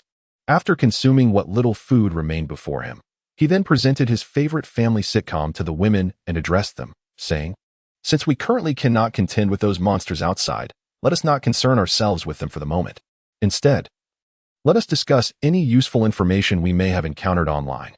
Unlike Zhang Yuan, who was awakened by the alarm clock, the majority of the women had risen early, taking advantage of the brief period before the mobile signal was severed. Habitually, they checked their phones for various messages and engaged in discussions amongst themselves prior to the arrival of the others. Therefore, upon hearing Zhang Yuan's inquiry, Chu Moran, who had been diligently observing everyone's behavior over the past few days in accordance with Zhang Yuan's instructions, aiming to devise a more rational schedule and resource allocation strategy, elegantly sipped her instant coffee before addressing him. She remarked, "The online landscape has become utterly chaotic, with an overwhelming influx of information. However, based on our previous discussions, I believe that the most crucial news for us can be summarized in the following key points. Firstly, last night, varying degrees of tectonic upheaval occurred around the peripheries of cities and towns worldwide, resulting in damage to underground optical cables and long-distance power transmission lines, significantly affecting the power supply systems in numerous areas. Fortunately, due to the global push for satellite signal transmission in recent years, the impact on information dissemination has been minimal. Nonetheless, according to satellite measurements, the planet's volume has increased by 1,000 following these seismic events. Although the satellites possess fine-tuning capabilities and are not at immediate risk of falling, if such occurrences persist, it is inevitable that they will eventually descend. Consequently, governments worldwide are currently deliberating the establishment of a city-state-based governance model. Secondly, the number of awakened-level monsters surged more than tenfold last night, with bronze-level creatures also emerging in various locations. According to the predictions made by several psychics who have awakened prophetic abilities, the emergence of these monsters follows a specific pattern. Whenever the number of human psychics or ordinary awakened individuals at a certain level reaches a significant threshold, corresponding monsters will emerge from the vortex of time and space to attack humanity. Consequently, the number of lower-level monsters will also increase exponentially. Moreover, one should not entertain the notion of stalling at a certain level to prevent the appearance of high-level monsters, for all creatures evolve through bloodshed. Should humanity remain stagnant, the emergence of monsters impervious to conventional weaponry would spell catastrophic doom for our planet. Furthermore, according to the prophecies of those gifted with foresight, aside from the 1 in 1,000 who will awaken powers, there exists 1 in 100,000 who will become fallen ones, harboring an intrinsic loathing and desire for slaughter against humanity, all while maintaining a facade of rationality in public. If human psychics do not actively evolve, they will resort to various clandestine methods to slay their fellow humans and incite discord among different factions, while also facilitating the active evolution that would allow even more monsters to descend upon us. Lastly, a multitude of flying monsters appeared abruptly last night, and due to the unpreparedness of nations, the losses were substantial, with some villages rendered completely desolate as a result. Moreover, there is one final point to consider. Those who awaken their extraordinary abilities at the awakening level can typically ascend to the bronze tier by vanquishing 30 to 40 monsters of the same rank without resorting to firearms. Boss, when do you anticipate your abilities will reach the next tier? Must you personally slay the monsters to achieve this? Upon hearing the last remarks from Chu Moran, Zhang Yuan first summoned the game interface of his bunker to take a look. Subsequently, after casually tapping his fingers on the table a few times, he smiled and addressed Chu Moran, saying, "Do not assume that just because we are in an apocalyptic scenario, You can deceive me into doing the work while you thrive. No matter the circumstances, I remain your employer, the one who pays your wages and hires you to labor on my behalf. Since you have become employees of the underground fortress, the monsters you have slain are already counted towards the advancement of my bunker. However, according to the conditions for upgrading, it seems we will need to eliminate approximately 300 monsters of the same level to proceed. Therefore, you must exert yourselves even more diligently, allowing me, your employer, to lead you to a better life. Upon hearing Jiang Yuan's words, which bore a hint of schadenfreude, the women could not help but express their discontent with a chorus of exclamations. They even lamented that Jiang Yuan was a heartless capitalist, suffering the consequences for requiring tenfold effort for each upgrade. Nevertheless, considering the formidable defensive capabilities of the underground fortress, they felt reassured that during monster incursions, they could focus solely on offense without worrying about their defenses, thus believing that Jiang Yuan's upgrades would not truly lag behind others, especially if the defensive capabilities of this underground bastion consistently maintain a level differential equivalent to Jiang Yuan's supernatural abilities.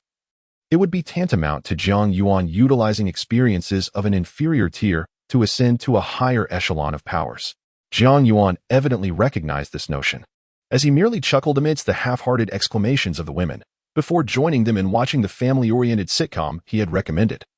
While engaging in light-hearted discussions about various dubious rumors circulating online, however, confined within the subterranean stronghold, they found themselves unable to venture outside or verify the veracity of these myriad claims. After a lengthy discourse yielding no substantial conclusions, the hunting team, led by Zisha, opted to head to the gym on the second floor for some exercise. Meanwhile, Xiaoli and Lisa, who had been preoccupied with culinary preparations, resumed their private video call to discuss the preparation of unique dishes. Even Jiang Yuan, who had intended to indulge in some shooting games, was once again persuaded by Anqi to record the audio version of a melodramatic urban novel that he found rife with clichés. In that moment, despite the presence of several bronze-level monsters leading a throng of awakened creatures relentlessly assaulting the bastion's walls, the inhabitants within seemed to dwell in an era of unparalleled tranquility, utterly devoid of even the slightest concern.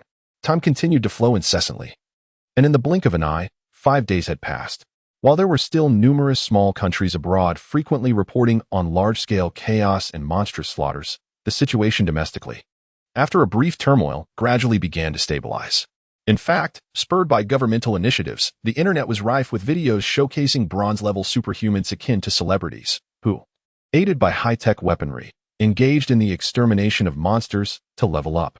The experience required for upgrading the bunker was soon to be fulfilled, thanks to several subsequent monster attacks. Unexpectedly, a situation arose that did not astonish Jiang Yuan. The middle-aged man who had previously spearheaded the assault on the bunker had returned, accompanied by a group of followers. In the magnified surveillance footage, Jiang Yuan could distinctly see the bearded man from a few days earlier, now wearing a fawning expression as he conversed with a young man. The juxtaposition of his rugged demeanor with his obsequious behavior evoked an inexplicable sense of absurdity in Jiang Yuan. Chapter 6. A threat without threat. As Jiang Yuan witnessed this scene, he heard an alarm, signaling the end of Zisong's daily exercise. From the wide-open window on the second floor, she too caught sight of the unfolding drama, reflecting on her moment of weakness from days prior, which had undoubtedly led to the current predicament. Zisong, though she did not apologize to Jiang Yuan, could not help but reveal a trace of guilt and self-reproach in her cool, phoenix-like eyes. Even the other young women, who usually maintained a close relationship with Zisha, unconsciously displayed a hint of embarrassment and concern for her. However, Jiang Yuan, who had anticipated this situation, felt little anger and did not believe Zisha had acted inappropriately. Noticing the unusual expression on Zisha's face, he continued to observe their surroundings through the undamaged wireless cameras while reassuring her with a smile. Stating that he was merely a petty fool, regardless of his intentions, he posed no threat to them. Whether they spared him today or eliminated him tomorrow was inconsequential. There was no reason to let such trivial matters disrupt their mood.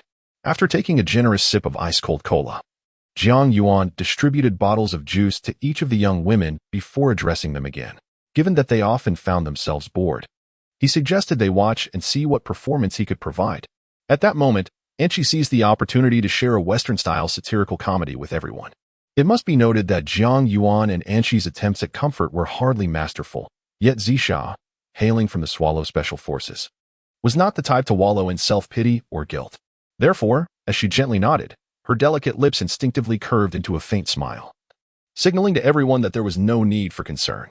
Subsequently, with a casual gesture, she activated the Western-style parody comedy that Angel had pushed over. After taking another sip of the freshly squeezed orange juice sent by Jiang Yuan, she transferred the external scenes captured by the surveillance cameras to the enormous display screen before her, adjacent to the film that Angel had recommended. Chen Zhe, the very individual who had previously led a group to confront Jiang Yuan in hopes of taking refuge in the underground fortress he had constructed, was that unrefined middle-aged man with a bushy beard. He bore no trace of gratitude towards Jiang Yuan, despite the latter having previously supplied him with provisions and using music to divert the monsters attracted by the explosions he had orchestrated. Remarkably, Chen Zhe felt no sense of impropriety in once again bringing his entourage to trouble Jiang Yuan. On the contrary, he was a minor leader from a nearby mining operation, and following the mine's abandonment due to environmental policies, he had become entangled with a group of idle miners, evolving into a local tyrant. When the apocalypse suddenly erupted, he perceived Jiang Yuan's underground fortress as a sanctuary constructed by affluent individuals who had foreseen the cataclysm. Even the mining activities that had been curtailed due to legitimate environmental regulations, in his eyes, were shrouded in clandestine financial dealings. Thus, despite his intentions to seize the seemingly boundless resources within the fortress to thrive amid the disintegration of order in this apocalyptic world, his ambitions were rooted in a distorted perspective. However, within his heart, there existed a notion that a group of affluent individuals disregarded his well-being, all deserving of damnation. Even the act of salvation bestowed upon him by Jiang Yuan was perceived as a mere ploy to summon more monstrosities to annihilate him.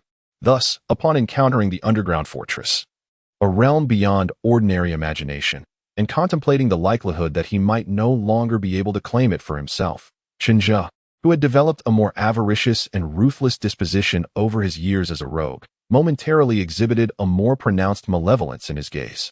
Subsequently, as he directed his attention towards the young man he had summoned, that malevolence morphed into an instinctive display of sycophancy. With excessive deference, he lavished a few obsequious remarks upon this evidently younger individual, while also revealing to him his self-assumed truths. Straightening up, Chen Zhe donned a countenance replete with the smugness of an underling who had found favor, and proclaimed to the assembly within the underground stronghold, "Surely, you are yet unacquainted with this esteemed young master by my side. He is none other than the second son of the mayor of Dongling City in Jiangnan Province. Young Master Liu, if I request you to open the doors and you refuse, now that young Master Liu is present, let us see if you possess the audacity to continue this defiance." Observing Chen Zhe's remarkable display of expressions, akin to that of an esteemed actor, alongside Lu Xiao, whose seemingly humble yet undeniably proud and fierce countenance exuded an air of confidence, Angel, unfazed by her safety, initially let out a dismissive chuckle. She then casually seized the chilled bottle of fresh orange juice beside her and took a generous sip. Subsequently, while watching Chen Zhe continue his theatrical performance, reminiscent of a jester, she turned to engage in light-hearted banter with Jiang Yuan and the other ladies within the fortress. This Lu Xiao, if not for the opinions of others, I would assume he is a young master who just stepped out of some KTV. She continued, however, do not be deceived. Despite his slender appearance, his physique is undeniably toned. His complexion is more delicate than that of a woman, coupled with a melancholic and fierce aura. Should he choose the life of a young master, he would surely be in high demand, whether catering to women or men. Had I encountered him in the past, with sufficient funds, I would have been quite willing to spend 1,000 for a night. While it was well known that Angel often indulged in bold and provocative remarks, her current statements elicited incredulous eye rolls from the more innocent Xiao Li and her close friend Xiaoya. Meanwhile, the slightly older and more worldly Chu Moran and Qin Siyu could not help but erupt into a fit of delicate laughter amidst the lively atmosphere. Seated in the surveillance room on the second underground level of the fortress, Jiang Yuan found himself unable to conceal a flicker of astonishment at the enchanting demeanor exhibited by the two distinctly different young women, whose laughter resonated through the air. In stark contrast, Zishan, situated closest to them, bore a faint smile on her otherwise stern visage, provoked by Anshi's audacious and provocative words. Yet, the memory of rescuing Chen Zhe, a scoundrel akin to a jester, filled her with an inexplicable sense of embarrassment and shame. Throughout her previous missions, she had encountered ruthless bandits and formidable underworld leaders, but in this moment, she could only recall the mortifying imagery of her former comrades surrounding her, mocking her plight. Lu Sudong, the figure referred to as Lu Xiao by Chen Jia, and the second-generation official whom Anshi claimed she would willingly pay 1,000 for a night at a KTV, remained oblivious to the fact that the people within the fortress had already reduced him to a mere object of ridicule, indulged excessively by his parents. He had yet to complete his university studies and spent his days mingling with a group of privileged offspring, all the while believing himself to be a refined gentleman of the world, convinced that if he so desired, nothing was beyond his reach. At this moment, observing Qinsha, who arrogantly relied on his status to brazenly speak to those within the underground fortress, Lu Sudong found no hint of impropriety in his actions. Rather, he believed such behavior served to highlight his identity. Nonetheless, Lu Sudong remained cognizant of his purpose for being there. Thus, he directed the few individuals he had brought along to expertly assemble an antiquated 135 rocket launcher, which had been disassembled for transport, approximately 200 meters from the underground stronghold. After carefully positioning 5 135mm caliber rockets beside it, Lu Sudong, despite his youthful appearance and the privileges of being a second-generation official, was essentially nothing more than an empty vessel. He first raised a hand to halt Chen Zhi's incessant chatter. Shielded by 2 transparent resin blast shields, he smiled and addressed the underground fortress, which lay about 50 meters ahead. My subordinate was out of line earlier. If there was any offense, I apologize on his behalf and will ensure he is reprimanded upon our return. As for myself, you may have already discerned who I am. I am Lu Sudong, the second son of the mayor of this city. I have come here today with the intention of forging friendships. Observing Lu Sudong's feigned demeanor, the occupants of the underground fortress had already surmised his intentions, and none harbored any desire to engage with him. Even Angel, after requesting a small bag of melon seeds from Jiang Yuan, disdainfully teased the crowd, remarking that, judging by his current demeanor, he bore a striking resemblance to a villain from a brainless drama. I recorded it. Perhaps it might serve as a piece of material for future videos. Upon witnessing this, Rose casually tucked a stray strand of her slightly disheveled light brown wavy hair behind her ear, her pretty face adorned with a natural charm and allure. Playfully retorting to Angel, feel free to keep it as material, but if you intend to create any outrageous videos, do give us a heads up beforehand. We have children present here, and we wouldn't want to tarnish their innocence. In contrast to Lu Sudong's words from outside, Rose's mention of children carried significantly greater weight. Before her words could fully settle, Xiaoli, often regarded as the pampered little sister by the crowd, along with the 5 female bodyguards, including the youthful-looking Qinglan, who stood a mere 155 centimeters tall and resembled an underage girl, and the ever-friendly Xiaya, let out a dissatisfied huff and collectively rebuked Rose. The playful banter quickly spread to everyone else present, excluding Jiang Yuan, Qin Xiu, and Chu Moran. In an instant, the entire bunker was filled with a light-hearted and joyous atmosphere that had seemingly vanished for ages, dissipating much of the pent-up anxiety that had burdened everyone's hearts since the abrupt onset of the apocalyptic disaster.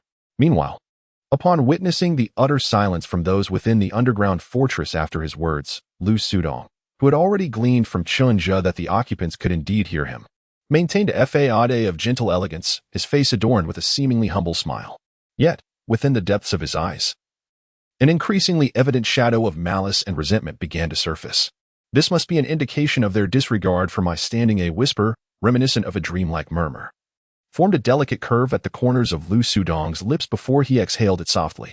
Subsequently, after taking several deep breaths, he donned a facade of insincere amiability as he faced the underground fortress. Habitually, he caressed the platinum ring on his right index finger, and then, with an air of nonchalance, he addressed the fortress once more, saying, "My friend, your demeanor seems rather inappropriate. Do not be misled into thinking that just because some declare the end times have arrived, the world has abandoned all decorum. There remains a governing body in this world, and regulations still prevail. Should you provoke those in authority and be deemed a typical case for retribution, this sanctuary may not be able to safeguard you." To take a step back, even if the government ultimately falters, we are currently witnessing a nationwide evolution. Many individuals have awakened extraordinary abilities. One day, when everyone's strength is sufficiently formidable, it may not be impossible for them to seek refuge in your sanctuary. At that point, those of you cowering within will become mere lambs awaiting slaughter. I am the second son of the mayor of this city, having awakened my wind-based powers at the onset of the apocalypse. My elder brother, Lu Yaodong, is a powerful commander in the Southeast War Zone. Should you cooperate with me and allow my residence within this underground refuge, I can provide you with a substantial supply of firearms and favorable government policies in the early stages. Even later, as everyone's abilities enhance, my talents and background will ensure that we thrive amidst this chaos. After articulating this, Lu Sudong believed he had clearly conveyed the stakes involved. Anyone within this underground fortress who was reasonable would comprehend his words. The next step would merely involve negotiating terms.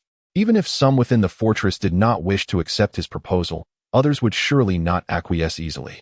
However, Lu Sudong was utterly oblivious to the fact that his grandiose rhetoric, akin to a call to arms, was perceived by the inhabitants of this remarkably fortified underground bastion as nothing more than a transient entertainment spectacle. In fact, some even wagered on how long he would continue speaking before he ceased. Thus, when he finally finished speaking, no one cared about the content of his words. The notion that his remarks would incite any dispute was, from the outset, utterly preposterous. However, this time, Jiang Yuan did not leave Lu Sudong waiting outside as he had previously. While the women engaged in animated discussions over their recent wager, Jiang Yuan first requested Zishan to investigate Lu Dongshu's circumstances. Following that, he took another leisurely sip from the chilled cola before him and, with a languid demeanor, addressed the expectant Lu Sudong, remarking, "It seems you have a point. However, my young friend, have you weaned yourself yet? Threatening others at such a tender age is premature. Go back to your mother. By the time you realize your milk has run dry, it may be too late." Chapter 7. Jiang Yuan's retaliation. How annoying. Everyone is listening. Can't you speak more civilly? Before Jiang Yuan could finish his statement, Chu Moran, still engaged in playful banter with the other women, interjected with a playful yet reproachful tone. Meanwhile, to his surprise, after his careful analysis of the situation and subtle threats, the inhabitants of the underground stronghold remained completely unfazed, even responding with disdainful retorts. In fact, while Jiang Yuan spoke, he could distinctly hear muffled laughter in the background. This situation, which previously made Lu Sudong the center of attention even when mingling with the offspring of officials and the affluent, has now transformed into a moment of profound fury for him. Even amidst a global apocalyptic catastrophe, his newly awakened abilities have rendered him a figure of heightened significance. The once gentle expression on his androgynous yet handsome visage contorted into a fleeting mask of rage and malevolence. Unlike his elder brother's straightforward and bold demeanor, Lu Sudong, who has harbored a cunning and sinister disposition since childhood, found himself consumed by dark fantasies of inflicting cruel and perverse torment upon the individual who dared utter those words to him. Nevertheless, outwardly, he merely inhaled deeply several times, allowing a facade of serene composure to emerge on his strikingly handsome face, a stark contrast to the ferocity glinting in his eyes. Meanwhile, in the underground bunker, the female host, Angel, excitedly proclaimed, "This expression is simply extraordinary. I declare, you are my next video's best male antagonist." As she continuously zoomed in on Lu Sudong's image, capturing him in emphatic detail, Lu Sudong merely extended his hand once more, caressing the platinum ring adorning his index finger. His tone carried an unmistakable threat, perceptible to anyone, as he addressed the underground stronghold before him. "My friend," he began slowly, "I extend my goodwill in discussing cooperation, yet you respond in this manner. It is rather disrespectful. Do you truly believe that this fortress can grant you genuine peace of mind? Allow me to demonstrate that, in the face of power, money is rendered utterly insignificant. You must understand the attitude you ought to adopt when confronting me, for this will facilitate our forthcoming discourse." With that, Lu Sudong, flanked by his entourage, gradually retreated approximately 50 to 60 meters. He casually gestured forward, and two subordinates, having prepared in advance, positioned the assembled 135 rocket launcher's muzzle towards the open space merely 10 meters from the entrance of the underground stronghold. In the next moment, as the loader, crouching beside the rocket launcher, inserted a shell inscribed with the word truth into the barrel, a thunderous roar erupted from the cannon, echoing like a clap of thunder. Shortly thereafter, it seemed as though only a fleeting moment had passed when a more intense explosion reverberated from the vicinity of the underground fortress's entrance, spreading outward with alarming force. A sudden surge of thick smoke rose, obscuring the view of the explosion's epicenter entirely. Even the 7 miniature wireless cameras that Jiang Yuan had strategically placed outside the fortress, unclassified as part of the main structure or its auxiliary buildings, were obliterated in the blast. Despite knowing that these cameras, lacking his enhanced abilities, were fated to succumb to the calamities of this apocalyptic era, Jiang Yuan couldn't help but feel a pang of regret. In a fit of frustration, he struck the table with his fist and growled irritably, "What the hell? Is everyone deranged? Do they think I'm easy prey?" After venting his ire with a large gulp of ice-cold cola, he turned to Zishan and inquired, "Zishan, have you managed to uncover any information on that scoundrel? He dared to bombard me with artillery, and I shall ensure his demise." Unlike Jiang Yuan, who had been fixated on the surveillance feeds to investigate Lu Sudong, Zishan had been engrossed in her research on the computer and making calls to her former comrades, thus neglecting the monitoring of the video footage. The formidable defenses of the underground fortress meant that even though she faced the onslaught more directly than anyone else, she merely heard a sound that was less intense than the crack of a firecracker. She remained entirely oblivious to the tremendous tremors felt by those outside. At this moment, despite being aware of the events occurring outside, Zishan could not help but emit a soft scoff at Jiang Yuan's previously composed demeanor, now replaced with an unexpected volatility. This reaction lent an unusual allure and charm to her otherwise stern, weak-colored face. Subsequently, Zishan swiftly manipulated the computer in front of her, sending the compiled information to Jiang Yuan while articulating, "I've gathered everything, though its reference value is minimal. From an overview, he is merely a debauched scion, a libertine." Upon hearing Zishan's remarks and examining the information she forwarded, Jiang Yuan confirmed her assessment. Indeed, the individual in question was nothing more than a playboy. At the tender age of 27, he had already been linked to over 20 romantic entanglements, frequently frequenting the city's bars and KTV establishments. On several occasions, he narrowly escaped raids aimed at curbing vice, with records indicating several women had experienced miscarriages allegedly connected to him. However, the dossier Zishan provided contained little more than this, lacking any further detailed insights. Disappointed, Jiang Yuan expressed to Zishan, "Is that all? I suspect much of this information could be easily found online." It said that when the authorities intervene, they can ascertain even the color of a person's undergarments. Do you truly believe such nonsense? Have you lost your mind? If the government possessed that level of control, how could there be so much crime in society? Upon hearing Jiang Yuan's words, Zisha couldn't help but roll her eyes. She then lifted the glass of fresh orange juice beside her and took a sip before continuing. "Moreover, if what you say holds any truth, and they were to uncover any issues concerning him, wouldn't he have been apprehended long ago? Do you really think those in power would engage in schemes of monetary and political manipulation? Of course, I do not deny that such phenomena exist at any time. Corruption is a persistent issue that has never been truly resolved. However, at least prior to the disaster, none of the higher-ups exhibited corrupt behavior. Furthermore, the mere fact that he is the son of a mayor does not grant him the privilege of special treatment from those influential figures. The machinery of the state is not to be trifled with. In times of peace, if someone truly captures the nation's attention, most of their information can indeed be uncovered with a modicum of effort. Yet, the vast majority of individuals do not warrant such extensive scrutiny from the state. Even most fugitives would not provoke such an extensive response." After listening to Zisha's explanation, Jiang Yuan realized that his earlier desire to have her help unearth incriminating evidence against Lu Sudong was indeed somewhat naive. Consequently, he inwardly chastised himself, acknowledging that he had indulged in too many novels, leading him to believe in the fantastical notion that one could effortlessly access anyone's personal information. After a moment of contemplation, Jiang Yuan turned to Zisha and inquired, "Sister Zisha, if I were to confess that even without having uncovered anything, I still harbor the desire to kill him, would you oppose me?" Clearly taken aback by Jiang Yuan's unexpected question, Zisha, who had sensed his murderous intent when he requested her assistance in investigating Lu Sudong, momentarily froze. However, she quickly grasped the reason behind Jiang Yuan's inquiry and offered him a nonchalant smile, imbued with a hint of carefree elegance. She then replied, "Whether it is I or my sisters, we were once members of an elite special forces unit, but that is no longer our present reality. Particularly at the moment we chose to remain with you in this underground sanctuary, we have come to regard ourselves more as your family.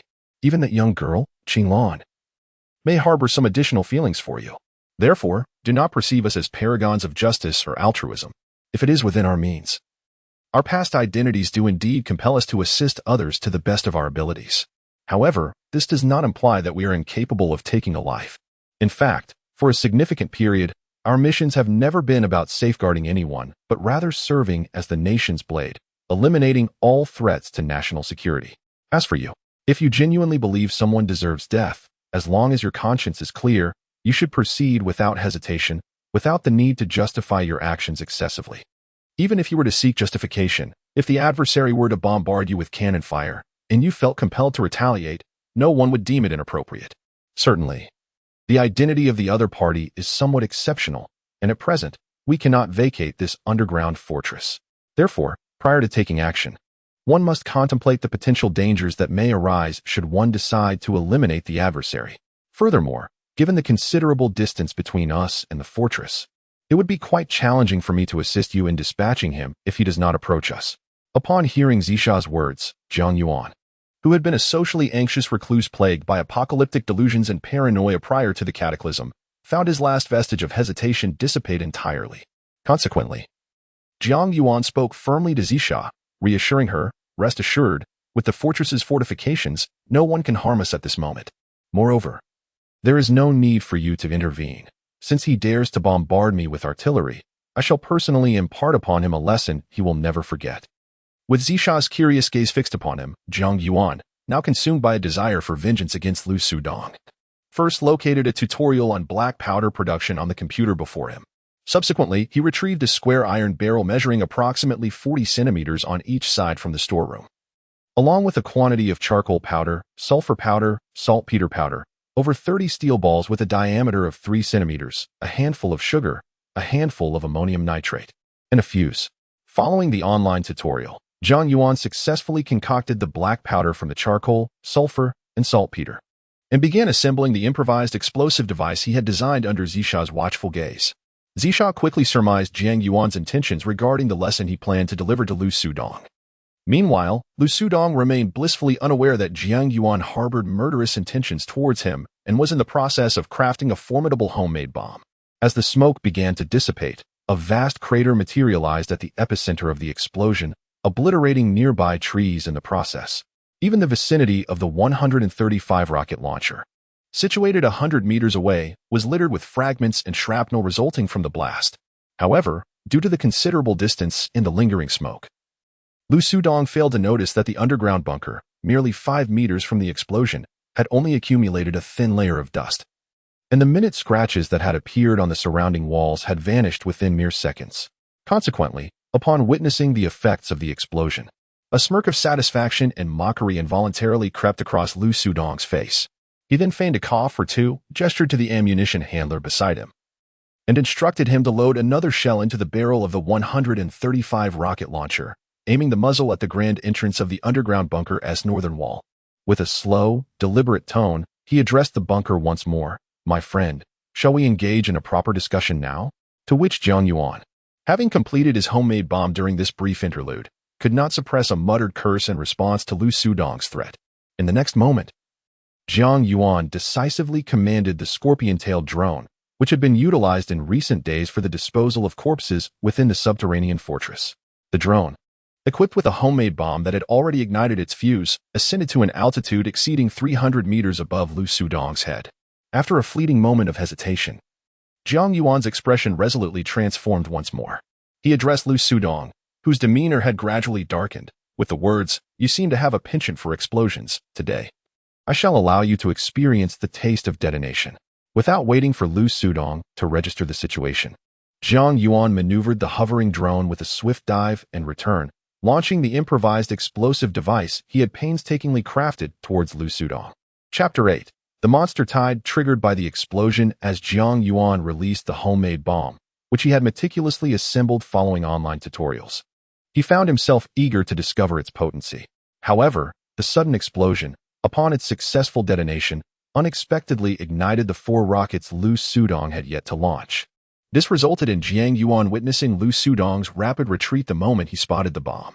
Subsequently, he beheld the most colossal explosion he had ever witnessed, accompanied by the simultaneous eruption of 2 rockets that soared in divergent directions for several hundred meters before detonating with a thunderous roar. A vast cloud of dust and smoke, along with flying debris and splintered wood, completely obscured Jiang Yuan's line of sight. Even the women who witnessed such a level of explosion for the first time could not help but let out a low gasp. Time passed, and gradually the smoke from the epicenter of the explosion began to dissipate. It was only then that Jiang Yuan was profoundly astonished to discover that this explosion had rendered most of the miniature wireless cameras he had positioned within a 50-meter radius of the blast site utterly inoperative. Moreover, at the site of the explosion, a massive pit had formed, exceeding 10 meters in depth and over 30 meters in radius. Even the trees surrounding the pit, within a radius of several meters, had been largely snapped and destroyed by the force of the explosion. This experience deepened Jiang Yuan's understanding of the profound legacy humanity has amassed over the past 4 centuries of industrialization. He realized that even if society on this planet were to ultimately face collapse and reorganization, for the foreseeable future, those monstrosities would not hold the upper hand. However, aside from this, the absence of any bodies belonging to Lu Sudong and his group left Jiang Yuan perplexed. Despite operating a drone to survey the vicinity for a considerable time following this unforeseen explosion, he found no traces of any remains. This fact stirred within him a complex emotion that he could scarcely articulate. Even though he was well aware that the likelihood of Lu Sudong and his companions having perished in the blast was exceedingly high, and even if they had somehow survived, they posed no threat to him. Nevertheless, Jiang Yuan was still within his underground fortress, having remotely orchestrated this explosion, and he had yet to see any evidence of those individuals' fates. Thus, despite it being Jiang Yuan's first genuine act of taking a life, after several deep breaths, he managed to suppress the tumultuous emotions rising within him. Reflecting on the battle experiences he had encountered with those monstrous beings over the past few days, he took another hearty gulp of ice-cold cola. Subsequently, while maneuvering 8 small drones through the computer before him, each following distinct patrol routes to survey the surrounding area, he addressed the 6 women, who were already well prepared for combat, with a sense of camaraderie. Based on our previous experiences, those creatures will soon be drawn to us. Let us all prepare for battle. I have a premonition that this underground fortress will surely advance to bronze level, and significant transformations will undoubtedly occur within our stronghold. Upon hearing Jiang Yuan's words, the 6 women, already poised for action, refrained from comment. However, the typically sharp-tongued and somewhat mischievous Chu Mo Ran could not resist teasing Jiang Yuan. Are you merely weaving dreams for us? If you're not adept at painting visions, it might be better to simply embrace your role as a good luck charm. There's no need to seek attention in front of everyone. It feels rather awkward. Perhaps the underground fortress truly instilled a profound sense of security among them, even though they were acutely aware that a multitude of monsters might soon approach. Following Chu Mo Ran's jest, the group could not help but erupt into a fit of laughter, as Lisa and Xiaoli found themselves momentarily idle. Engaged in a game of do-di-ju with Xiaya, Anqi, already proficient, had activated several speakers positioned near the 6 women. She addressed the gathering with a playful declaration. Now it is my turn to perform. Following this, instead of merely playing a random tune to captivate the instinct-driven creatures, Anqi, reminiscent of a radio host and an actress, leaned towards the microphone and cheerfully greeted, "Hello to all our impending guests," to convey her sympathy for the challenges they were about to face. She introduced a newly composed DJ track titled Requiem for the Departed Souls, wishing them a peaceful passage and a swift liberation. Subsequently, she unleashed the heavy metal background music she had meticulously prepared and began to sing with fervor. Observing Anqi's liberated demeanor and the relaxed expressions of the women, Jiang Yuan felt an unexpected surge of responsibility, a sentiment he had never experienced before the apocalypse, the imperative to safeguard all that currently existed. This realization brought forth a weighty pressure, yet simultaneously ignited a peculiar sense of happiness within him. However, in an instant, he became aware that his recent thoughts and emotions seemed somewhat juvenile.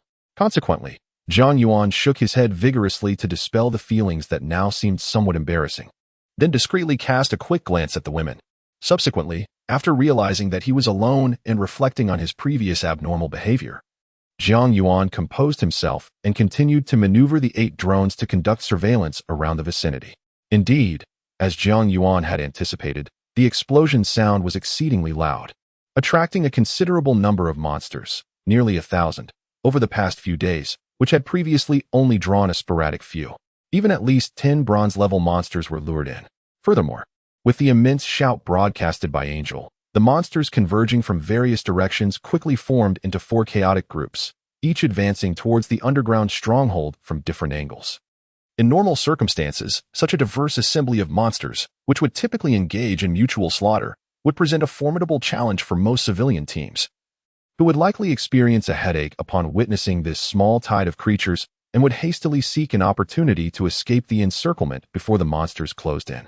However, from Jiang Yuan's perspective, this small tide of monsters, which would compel other survivors to gather substantial manpower or heavy weaponry to eradicate, appeared to him as a lavish feast to be savored at their leisure, devoid of any repercussions for wastefulness, thanks to the absolute defensive protection offered by the underground stronghold. Thus, upon discovering two bronze-level flying monsters capable of threatening the drones, alongside numerous mutated avians in the footage relayed by the drones, he felt a surge of excitement. Jiang Yuan swiftly maneuvered the drones back to the central position of the upper level of the underground fortress, where a building devoid of a unidirectional defensive barrier stood. He promptly secured all the windows to safeguard the 300 miniature drones and the 16 scorpion-tailed drones he had collected before the apocalypse from the monstrous entities that had emerged. With his concerns alleviated, Jiang Yuan took a deep breath and returned the film that Angel had previously assigned to him to its original position. He then addressed the 6 women, who were poised for battle, urging them to exert themselves, for this was the optimal opportunity to advance the castle to bronze level. They must not let it slip away. Understood. My boss will not hold you back. Among the 6, the most alluring and extroverted, Rose, who possessed an enchanting allure akin to that of a seductress, responded to Jiang Yuan's words with a teasing smile, imbued with a hint of charm. Following the relentless barrage against the monsters, the Rose, now accustomed to a life that, in her perspective, was far more orderly and devoid of the pressures and dangers she faced before her retirement, observed the encroaching creatures drawn to her defenses. She deftly donned the headset that had been resting beside her and selected a refined piano piece, distinctly contrasting with the cacophony of shouts resonating outside. As she unwrapped a milk lemon-flavored lollipop and placed it in her mouth, she faced the impending battle not with a hint of anxiety, but with a genuine sense of ease and delight, as the monstrous foes charged towards her. Reaching the range she had anticipated, she raised her newly loaded crossbow rifle without hesitation, aiming directly at the largest mutated wild boar in her sights. Despite the considerable distance of over 70 meters and the fact that she wielded no sniper rifle, the Rose held a steadfast belief in the crossbow's capacity to reach its target and deliver a precise strike. However, she was acutely aware that the likelihood of actually vanquishing the beast, or even merely hitting it, was slim. Nonetheless, understanding what Jiang Yuan truly needed at this moment, the Rose remained unfazed by such uncertainties. After releasing that pure steel crossbow bolt, Rose did not pause to witness its impact. Instead, she deftly maneuvered her right foot, clad in stab-resistant military boots, to recock the rifle-like military crossbow equipped with a magazine containing 5 pure steel bolts. She then aimed once more at a chosen zombie, its body marred with extensive signs of decay, as repulsive blood and maggots fell from it during its staggering movements, and unleashed a second bolt. Simultaneously, she observed a burgeoning horde of grotesque creatures rushing towards her, a veritable tide of monsters more numerous and diverse than any previous assault. Purple Shirt, Begonia, Jasmine, and even the martial arts streamer Green Bamboo, who had not seen battle but had notably improved her archery skills in recent practice, promptly began to retaliate against the oncoming swarm. As for the petite Green Orchid, with her cherubic face that made her appear more like an innocent and charming young girl than even Shally, she felt a surge of anxiety when a multitude of mutated avian creatures suddenly surged towards her defensive line, including one that resembled a swallow but was over twice its size, darting towards her window. However, recalling her surroundings, Green Orchid quickly regained her composure. In the next moment, observing the creatures below, adorned in purple attire as they launched their attacks, Qinglan decided to replace her rifle-like military crossbow with a nearby composite bow. Although it possessed slightly less power, its firing rate was markedly faster, capable of loading 25 3-centimeter steel balls at once. She began to unleash a rapid assault on the mutated avians soaring above. Despite the enhanced agility of these aberrant birds, and her significantly increased shooting speed, the number of creatures she felled did not surpass that of Zishan. Nevertheless, the continuous sight of these airborne monstrosities being injured and plummeting to the ground rendered her offensive visually more spectacular than that of the other 5 women. Amidst the chaos of the ongoing battle, while the 6th woman busied herself with slaying monsters, and Anchi became engrossed in her enthusiastic performance, the outside world was teeming with hordes of creatures relentlessly assaulting the underground fortress. In stark contrast, Chumoran, who had been relegated to an administrative role under Jiang Yuan's strategy and was not particularly skilled in combat, found herself once again at a loss.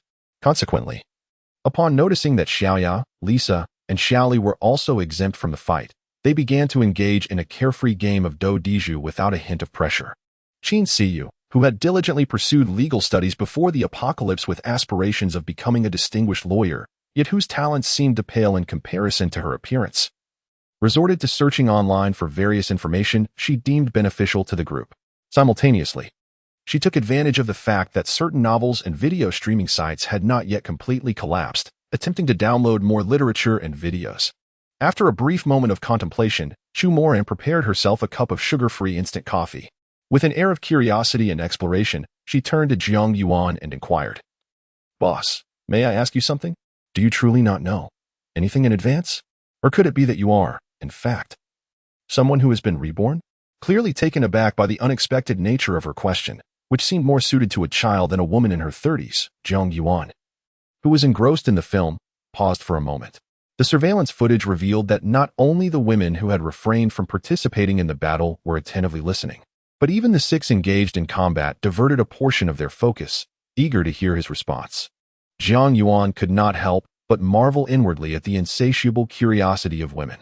After offering the ladies a resigned smile, he resumed watching the film while addressing Chu Moran. "Do you think I fit that description?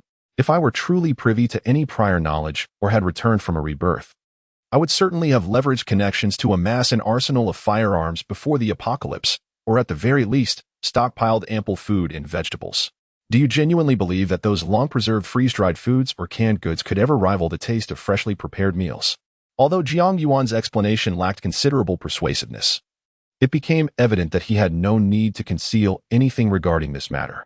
Furthermore, the majority of individuals were skeptical about the notion of reincarnation, leading most of the women to accept Jiang Yuan's words after hearing his account. However, Chu Moran appeared to remain unconvinced, as she scrutinized Jiang Yuan once more with a hint of suspicion. Subsequently, she addressed him again, exclaiming, "Really?" Given Chu Moran's occasionally paranoid nature, Jiang Yuan had grown accustomed to it over their years of acquaintance and knew how to respond. Thus, he simply shrugged nonchalantly and replied, "Believe it or not." Following this, he continued to recline lazily in his genuine leather chair, watching the movie before him, while leisurely savoring a bag of charcoal-grilled beef jerky he had prepared earlier. As time passed, a translucent game panel, which had initially appeared at the onset of the apocalypse, suddenly emerged once more without warning.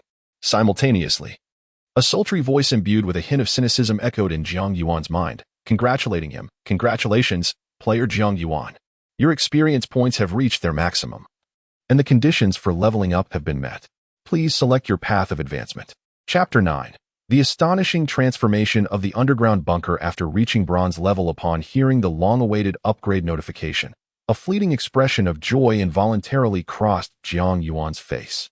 He then proceeded to examine the upgrade options that had appeared on his game panel. In recent days, many individuals outside had already ascended to the bronze level, and numerous revelations about their experiences post-upgrade had surfaced online. Consequently, Jiang Yuan understood that these extraordinary beings typically experienced enhancements in physical fitness and an increase in both the potency and capacity of their abilities upon leveling up. He anticipated that his own upgrade would follow a similar trajectory, merely augmenting the defensive strength of the bunker while bestowing upon him a certain special capability. However, as he gazed at the upgrade options displayed on his panel, he was taken aback to discover that he was presented with 2 choices that would drastically alter the course of his future. The first option emphasized humanity, maintaining the bunker's defense while allowing the gates to reopen. Jiang Yuan and the others within the bunker would receive enhancements to their physical prowess, and their combat effectiveness would quintuple within a 2-kilometer radius centered around the bunker. The second option prioritized the upgrade of the bunker itself, elevating its defense to level 7, starry level, and granting the ability to upgrade through the magical mechanical system. The consequence is the permanent closure of the bunker, leaving Jiang Yuan and all those within unable to step outside its confines ever again. Frankly speaking, had Jiang Yuan opted for the first upgrade method, he would still be at a disadvantage compared to those who ascended to the bronze level merely days prior. However, with the resources available within the bunker, its formidable defenses, and his combat prowess, which is 5 times stronger than that of his peers, catching up to those individuals would not be an insurmountable challenge. Moreover, according to reports circulating online, several individuals in the outside world have awakened similar abilities, becoming the focal points of support from various governments. Yet, Jiang Yuan, driven by a profound sense of insecurity, chose to remain sequestered within the bunker, showing no inclination to engage in the political machinations and rivalries that accompany governmental support. Given the opportunity to remain in the safety of the bunker, he dismissed any alternative options, no matter how appealing they might seem. Thus, upon encountering these two choices, Zhang Yuan experienced neither contemplation nor hesitation. He relinquished the last hope of departure from this subterranean refuge and opted for the bunker upgrade mode. As soon as Zhang Yuan solidified his decision regarding the upgrade, the translucent game interface suspended before him flickered rapidly several times. Subsequently, new lines of ability information were refreshed on the game panel before him. Name: Zhang Yuan. Ability level: Bronze. Ability name: Fortress Sovereign. Fortress Defense level: Level 7. First stage of Starry Glory. Fortress characteristics: 1. Immovable as a mountain. The underground fortress and its ancillary structures are permanently sealed, prohibiting any internal personnel from exiting. The fortress itself is also permanently fixed. Unable to shift position in any manner, with all parts exhibiting equal defensive capacity, devoid of any weaknesses. 2. Iron wall defense. Any form of assault, provided it does not exceed the fortress's ultimate defensive threshold, will automatically diminish by 10% upon striking the fortress and its ancillary edifices. The remaining force will disperse, with 10% diffused throughout the fortress and 90% concentrated at the point of impact. 3. Rapid regeneration. Following damage incurred from an attack, the fortress will self-repair at a first-stage amethyst level recovery rate, if the host supplies energy to the fortress during this process. The regenerative capacity can escalate to a 10th stage of amethyst level. 4. Stabilizing geomancy, capable of suppressing earthquakes below level 12 within a 50-kilometer radius of the fortress's location. And it will also mitigate the impact of earthquakes exceeding level 12 to a certain degree. Fortress upgrades. 1. Spatial expansion. The outermost walls and roofs of the fortress and its ancillary structures will have their thickness reduced by 1/10. 2. Unidirectional defense barrier. All unidirectional defense barriers will be enhanced with an additional repulsion layer, increasing the velocity of objects projected outward from within by 10%. 3. Evolving biogas pool. Significantly enhanced decomposition capabilities, now possessing the ability to extract certain materials. Note: this can be integrated with the new construction machinery manufacturing plant. 4. Signal tower. The coverage area expands to a radius of 50 kilometers centered around the underground fortress, with access determined by the host. 5. Material transmission channel. Upgraded to a material transmission cabinet, capable of transporting objects with a volume 3 times greater. To utilize, place the item within the transmission cabinet. Input the desired location, and click to receive at the corresponding site. If the recipient fails to accept within the specified time frame, the transmission is deemed unsuccessful. 6. Solar power panel. Lifespan increased tenfold, with a doubling of light energy absorption and conversion efficiency. The personnel dormitory of the fortress, on the first floor. An ability advancement platform has been added, which can consume a certain amount of energy to elevate the ranks of the fortress personnel, not exceeding the fortress level. The underground space has been expanded by 3 levels, designated as additional dormitory area for personnel. Each combat personnel is allocated 20,000 square meters, while non-combat personnel receive 10,000 square meters.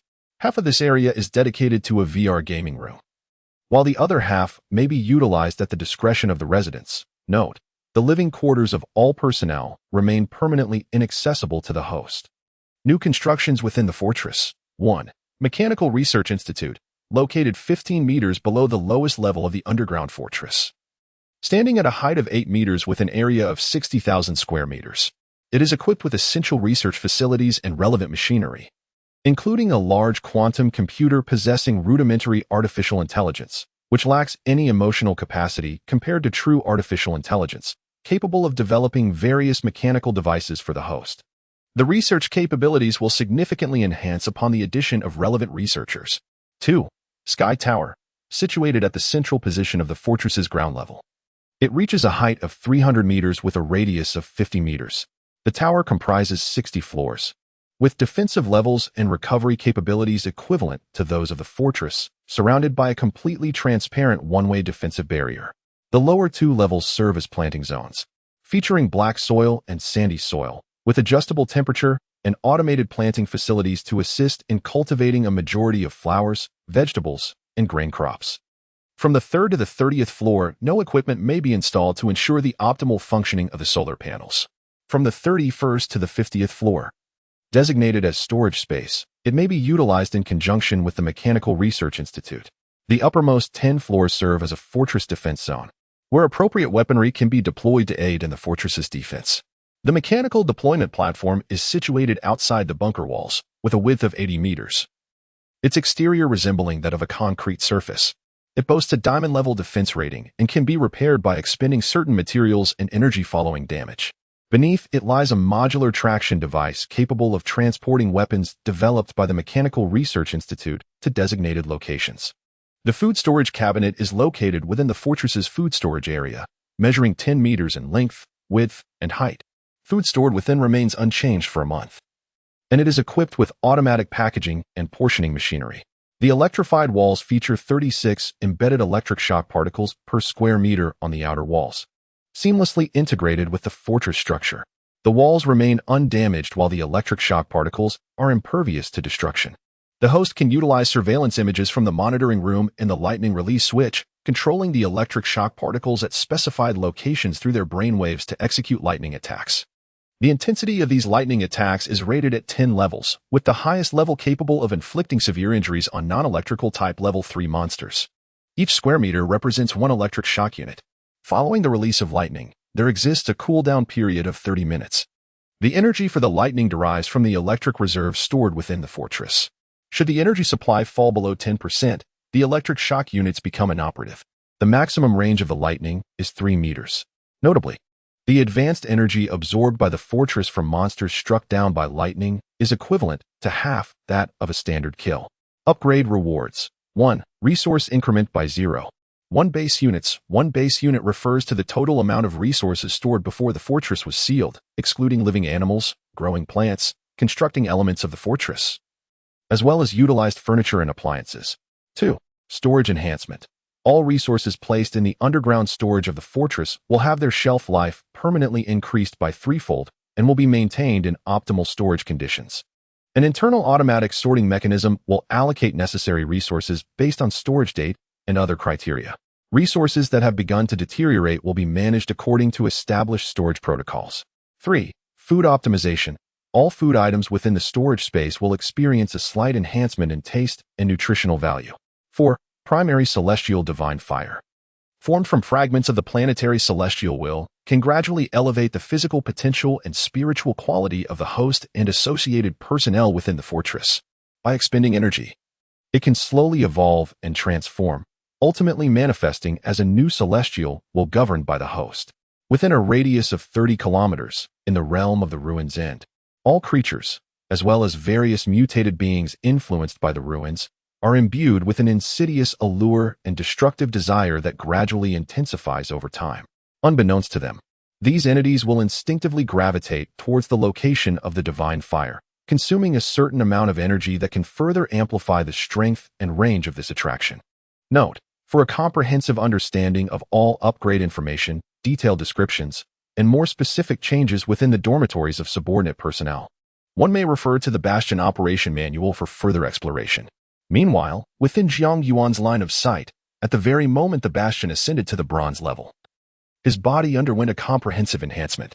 He distinctly perceived the extravagant monitoring room's transformation, all the high-end computers and accompanying chairs he had previously arranged, along with the multitude of surveillance screens adorning the walls, had vanished without a trace.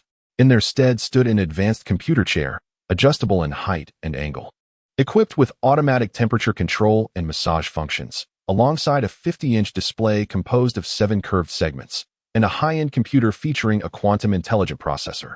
Surrounding him were colossal 3D screens covering all 4 walls, manipulable through his brainwaves, capable of transforming ordinary visuals into immersive 3-dimensional images. The initial divine fire of the heavenly path, a reward for the enhancement of supernatural abilities, gracefully floated within the energy storage sphere, approximately 40 centimeters in radius, embedded in the ceiling of the surveillance room. It slowly refined the evolutionary energy acquired by the 6 women after vanquishing the monstrous foes, all the while emitting a warm, luminous white light that was bright yet gentle on the eyes. Before him, the display screen showcased a scene reminiscent of a fast-forwarded film, revealing the various rooms inhabited by the women and the dramatic transformations occurring throughout the bunker in mere seconds. Despite having anticipated significant changes following the advancement of his abilities to the bronze level, Jiang Yuan could not suppress the overwhelming shock and delight that surged within him. He felt reaffirmed in the correctness of his choices. After taking several deep breaths to steady himself from the exhilaration brought on by this upgrade, Jiang Yuan observed that while the women continued to combat the monsters outside, a considerable number of these creatures had already breached the outer walls of the bunker, rendering them untouchable. Curious to explore the capabilities afforded by his recent enhancement, Jiang Yuan seized a large cup of ice-cold cola, nearly emptied, and poured its contents entirely into his mouth. Subsequently, Jiang Yuan, with a grand flourish, struck the lightning release button on his desk, unleashing a dazzling array of violet-black lightning bolts that surged forth from the walls with maximum intensity. It must be noted that the formidable lightning strikes capable of severely injuring level 3 monsters were indeed astonishing in their power.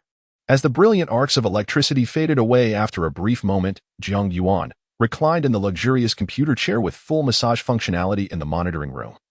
Clearly observed that all creatures caught within the range of the lightning assault had been reduced to charred remains, a sight that evoked no surprise. Only a handful of mutated birds, having soared to greater heights, evaded the lethal strike and continued their attempts to assault the bunker. This sight, however, elicited a pang of regret within Jiang Yuan as he realized that this singular attack had consumed nearly a quarter of the bunker's stored energy, leading him to understand that such grand displays of power could not be relied upon as a conventional tactic. Yet, unable to resist the urge to boast after witnessing the astonishment in the eyes of the women present, he exclaimed with a hint of pride, "Now do you see my capabilities? The foes you deem troublesome can be effortlessly vanquished with but a flick of my hand. From now on, you may refer to me as the Thunder King, Jiang Yuan." Upon hearing his boastful proclamation, the women swiftly regained their composure from the initial shock. Without any unexpected developments, the youngest and most innocent Ailey immediately exhibited a gaze filled with irreverent awe, as if countless tiny stars were twinkling in her eyes. Although Lisa, Xiaya, an angel displayed expressions of admiration that were not as exaggerated, they certainly could not conceal their sentiments. Conversely, the 6 young women, who had been engaged in slaying monsters, showed no signs of admiration, their eyes still reflecting the lingering shock from earlier. As for Chu Moran, who had served as Jiang Yuan's secretary and life assistant before the apocalypse, possessing an understanding of him that surpassed even his own, her initial astonishment gave way to a peculiar expression, as if questioning whether this child was unwell and in need of medical attention.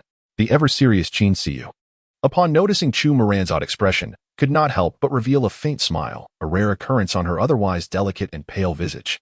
Witnessing this scene, the exaggerated pride and flamboyance that had adorned Jiang Yuan's face swiftly dissipated. Meanwhile, the mutated birds, possessing only rudimentary intelligence, took flight in a panic, startled by the earlier effects of the lightning attack. After being scorned by Chu Moran's gaze, Jiang Yuan, still in high spirits, deftly maneuvered the scorpion-tailed drones within the underground fortress, swiftly transporting all the monster corpses surrounding the fortress into the evolutionary biogas pit. As the information regarding the upgrades of the underground fortress, along with the supplies inventory, was disseminated to the women, I addressed them, acknowledging their hard work over the past days. I declared the conclusion of today as tasks, encouraging everyone to take a well-deserved break and engage in the upgrades. Any matters of importance could be addressed tomorrow afternoon. Despite the apocalyptic circumstances, the remarkable defensive capabilities of the underground fortress allowed the women to gradually adapt to the external upheavals, alleviating their stress. Upon hearing the announcement of free time, a majority, well aware that their daily responsibilities were minimal, could not help but erupt in cheers. Only 2 individuals, Chu Moran, who had served as Jiang Yuan's secretary prior to the apocalypse, and Qin Siyu, a lawyer who had been assisting in organizing online information and operating drones for surveillance, remained somewhat reserved. Although they had received no direct orders from Jiang Yuan, upon reviewing the materials he had sent, they silently agreed to proceed with the upgrades as suggested by him and later examine the documents together, planning to connect via phone later. Chapter 10. The establishment of the company and personnel arrangements. With a resounding crash, a Celadon teacup was hurled to the ground by Lu Ziyuan, producing a sharp sound that echoed instantly in the ears of all present, causing those in the living room to involuntarily tremble slightly. Meanwhile, Lu Ziyuan, who had just shattered the teacup in his hand onto the floor, felt an unsettling anxiety stemming from the bonds of blood that tethered him. With a grim expression, he cast a fleeting glance at the few individuals standing before him and spoke once more. "You lot. Either fawning over Su Dong in his presence or engaging in frivolous antics outside with him, now find yourselves in a quandary. Su Dong has been unreachable for a day and a night. You tell me you do not know where he is gone? Do you truly believe such words will appease me? Go and search for him. An hour is all I grant you. Either bring Su Dong to me or have him personally call to assure me of his safety. Otherwise, contemplate the consequences yourselves." The individuals standing opposite Lu Ziyuan yearned to retort, yet they were acutely aware, having often associated with Lu Sudong, that the man before them was none other than the mayor of the city, despite his usual demeanor of gentility and grace in public. Even adorned with a serene landscape painting inscribed with tranquility leads to distance in his living room, he embodied the essence of a cunning predator far more than Lu Sudong. Moreover, Lu Ziyuan was not merely the mayor. He boasted formidable backing from high-ranking officials in both military and political realms. Thus, even in this apocalyptic era, as long as the government remained intact, they were rendered insignificant in his presence. Thus, upon casting a glance at the scattered shards of porcelain strewn across the floor, all present could merely tremble and repeatedly assure Lu Ziyuan of their loyalty. The moment Lu Ziyuan gestured for them to depart, they hastily exited the chilling living room that had instilled in them an unsettling dread. In the wake of their departure, they promptly leveraged their connections, fervently endeavoring to locate Lu Sudong. However, despite their diligent efforts, under the influence of an inexplicable anxiety, Lu Ziyuan made several phone calls in succession. It was only after he had set down the receiver that he murmured softly, "If Sudong is unharmed, then all is well. But should he suffer even the slightest injury, I shall ensure that the perpetrator pays 1,000-fold, rendering their existence a living hell." Meanwhile, due to having indulged in gaming until the early hours of the morning, Jiang Yuan remained blissfully unaware of the animosity directed towards him, only awakening past 1 in the afternoon. After a brief refreshment, he retrieved a chilled fruit juice, 2 fried chicken burgers, and 2 slices of steak from the food storage cabinet, leisurely savoring a meal that, in the current circumstances where most were perpetually on guard against monstrous attacks, seemed rather extravagant. Throughout his dining experience, Jiang Yuan continued to scroll through dance videos downloaded onto his computer prior to the apocalypse, as if the cataclysmic state of the world had no bearing on him whatsoever. After confirming that everyone was still at their posts, Jiang Yuan changed into a loose, dark casual outfit and called for a meeting. This marked the first formal assembly of the group in the underground stronghold since the onset of the apocalyptic disaster. Regardless of their prior knowledge of the meeting's agenda, including Qin Siyu and Chu Moran, everyone regarded this gathering with great seriousness. Each person took the time to prepare themselves in their respective rooms before finally appearing in their living areas. Upon seeing Jiang Yuan on the screen, despite his relaxed attire, his physique and appearance had undeniably improved, becoming more handsome after reaching the bronze level. Nevertheless, his languid demeanor suggested an indifference to the catastrophic events unfolding outside, embodying a quintessential homebody's aura. On the laptop before him, a gruesome thriller featuring a psychopathic killer played, adding to the strange mix of feelings among the women present. While they felt an inexplicable sense of ease, an underlying tension and solemnity, along with the effort they had put into their appearances for this meeting, seemed rendered futile. Unbeknownst to Jiang Yuan, this seemingly careless behavior would lead to a lasting impression. Henceforth, even in the most serious of situations, the women present would find it challenging to adopt a serious demeanor. After waiting for over half an hour, the group finally began to assemble in their respective living rooms, ready to commence the meeting. In order to ensure that this meeting remains undisturbed, Jiang Yuan has temporarily disabled the external surveillance and isolated himself from all external sounds. He even neglected to turn off the horror movie playing on his laptop.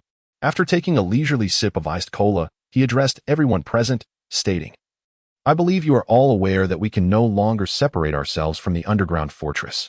However, given the evolution of the fortress, it is likely that new members will join us in the future. I feel that if we continue in this manner, without an official organizational name or relevant regulations, we risk being ridiculed as an amateur troupe, unworthy of respect.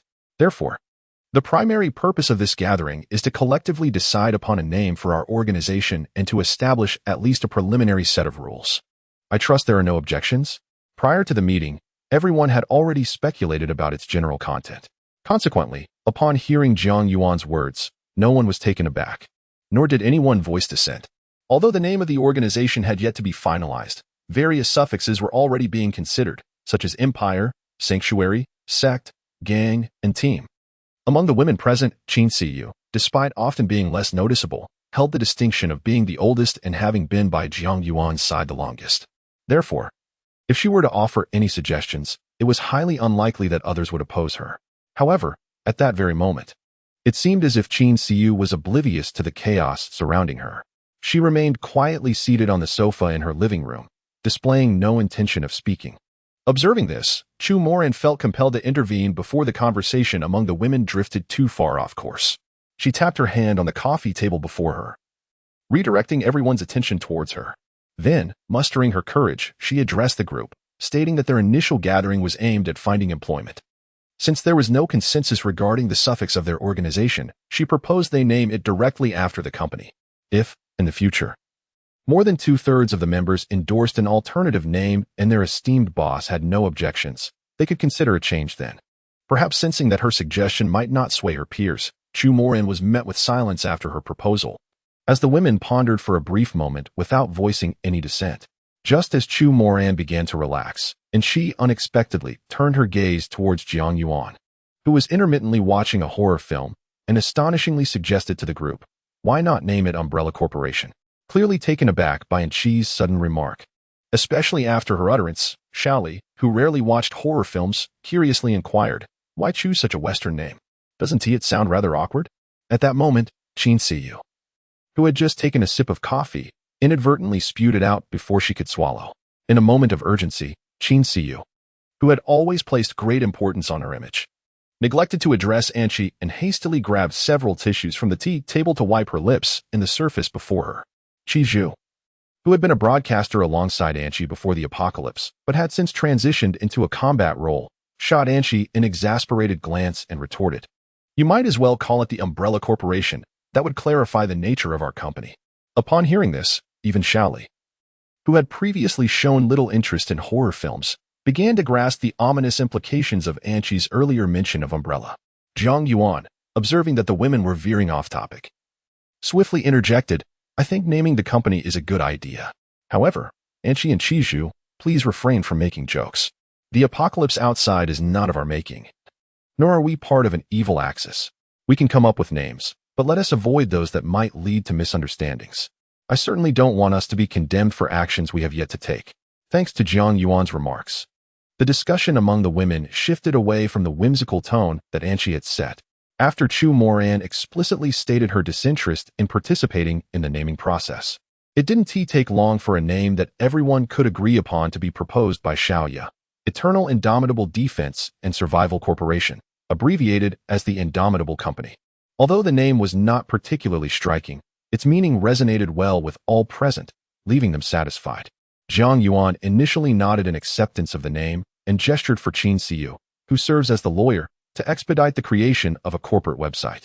This site would serve to document the company's information, as well as the responsibilities and corresponding benefits of each individual. Subsequently, he addressed both Chu Muran and Qin Siyu, stating that after the fortress upgraded to bronze level, several new features had been added, and they had gained considerable insight into the external monsters. He then proposed assigning tasks and formulating a corporate work system, confident that it would pose no issue. In response to Jiang Yuan's inquiry, Qin Siyu and Chu Muran had already conferred prior to Jiang Yuan's awakening and had discussed various detailed matters with others. Hearing Jiang Yuan's question, Chu Muran calmly sent an electronic document, which had already been prepared and bore the signatures of the women involved, to Jiang Yuan's computer.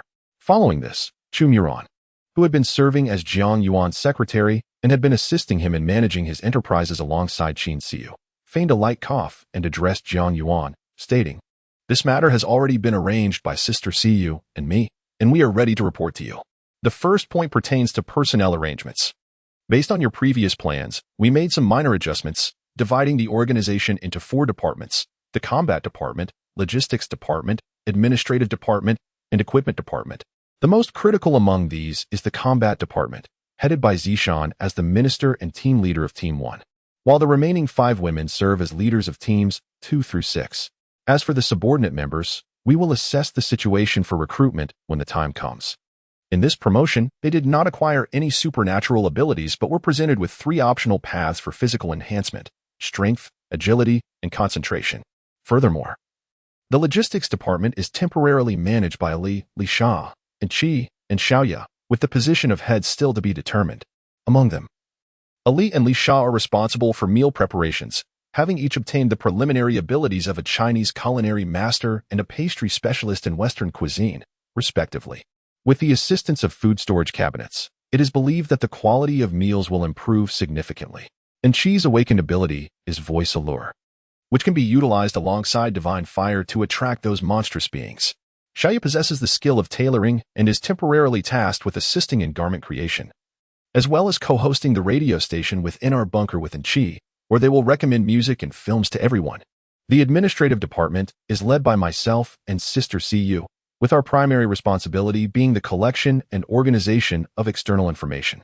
We will conduct periodic surveillance in the vicinity using drones, and based on specific circumstances, adjust everyone's work assignments accordingly.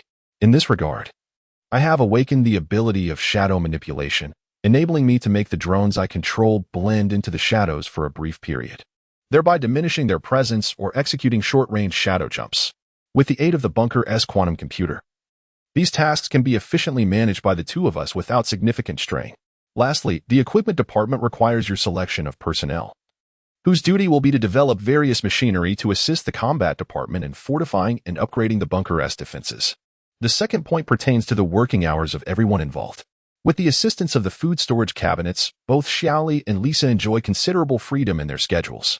However, based on our analysis of the bunker, we have discovered that while the divine fire is indomitable, its intensity can be adjusted. Furthermore, when aligned with the behavioral patterns of the monsters, its potency increases. To ensure a unified routine for all, I propose that our working hours be set from 7 in the evening until 5 in the morning the following day. During this period, individuals may take breaks and engage in leisure activities as long as it does not interfere with their responsibilities. Additionally, every weekend, along with 3 major holidays, will allow for further time off, provided there are no pressing matters at hand. This balance of work and rest will undoubtedly enhance our overall productivity. The third and final point concerns remuneration. We have deliberated extensively on this matter and concluded that within the confines of the bunker, monetary value has become entirely obsolete. Simply substituting money with an alternative settlement method would present myriad challenges in our current situation. Therefore, we have opted for a dual settlement system combining energy values and points.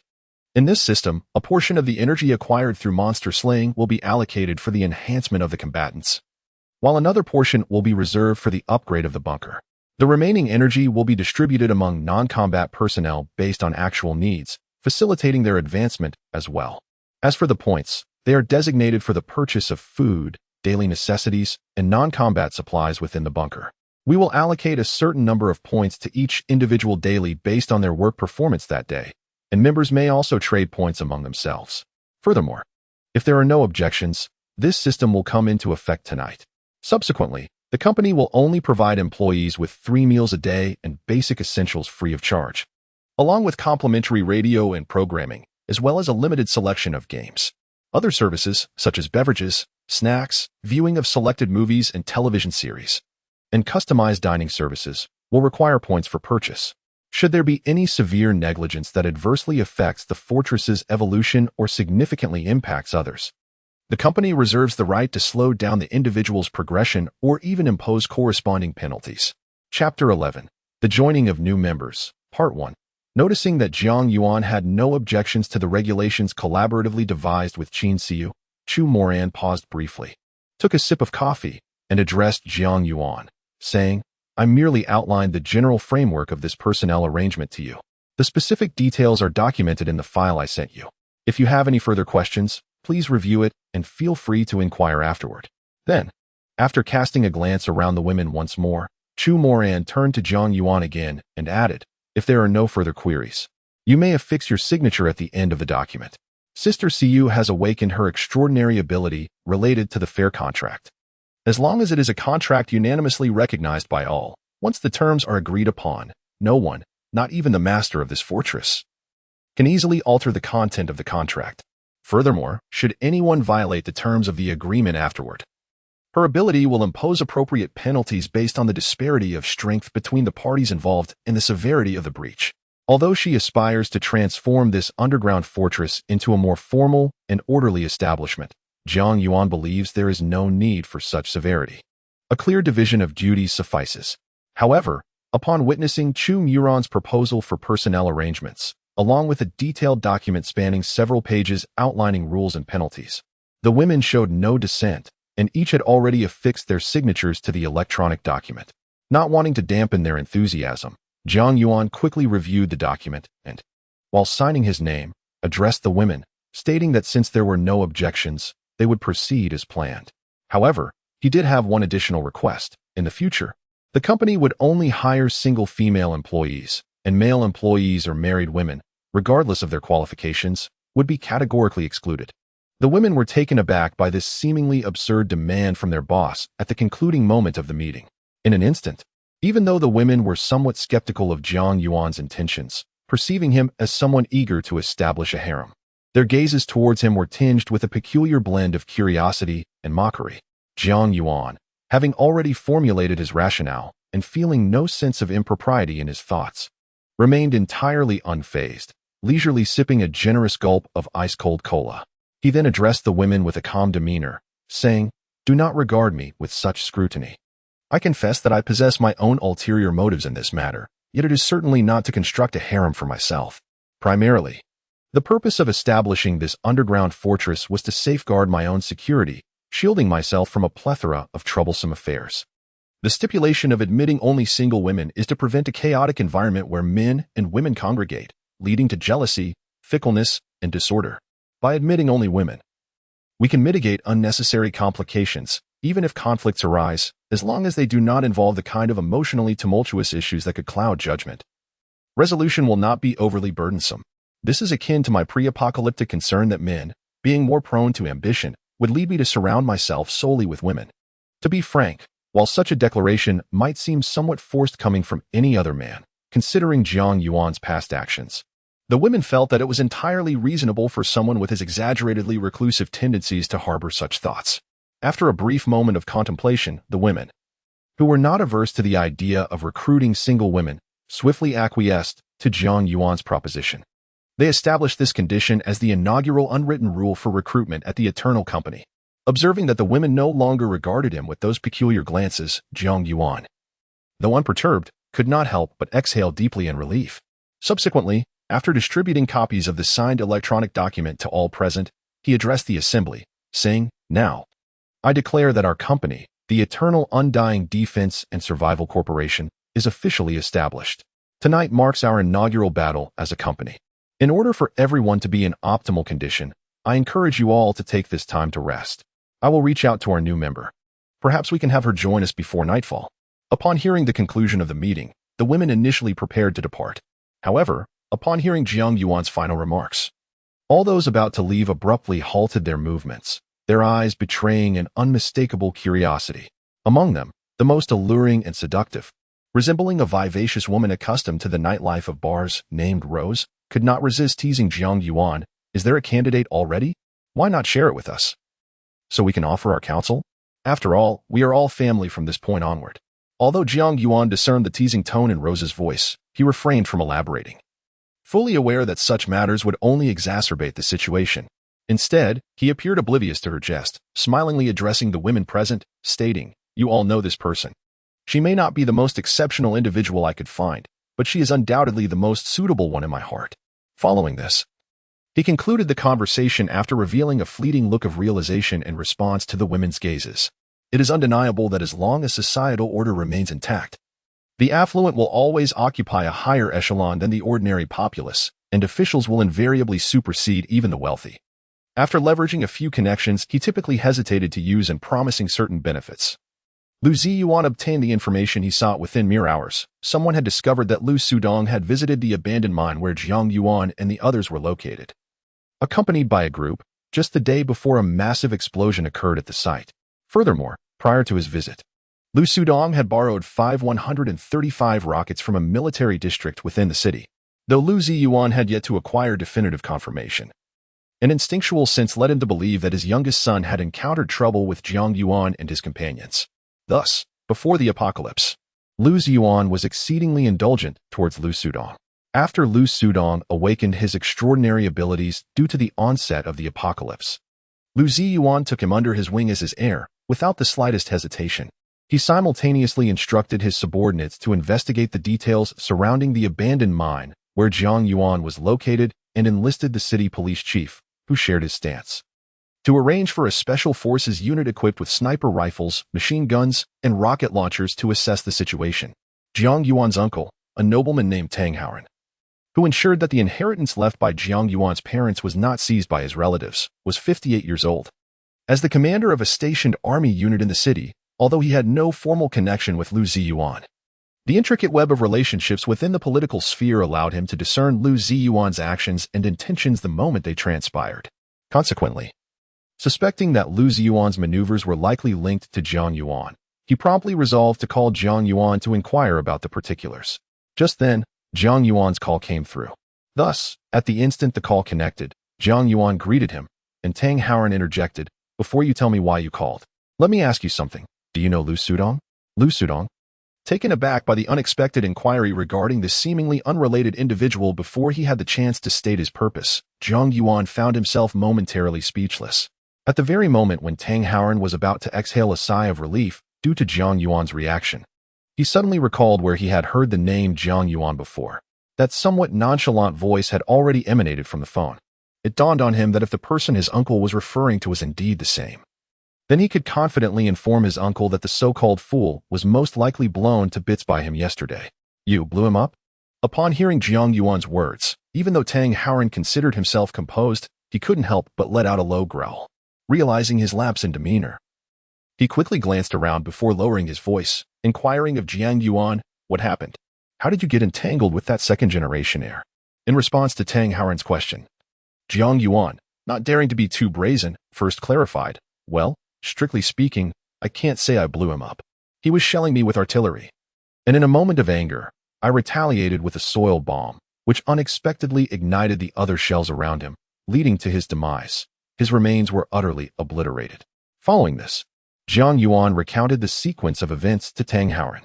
For Jiang Yuan, whether he had indeed killed Lu Sudong or whether there remained a minuscule chance that the latter had survived was of little consequence. Thus, throughout the conversation, Jiang Yuan maintained a casual tone.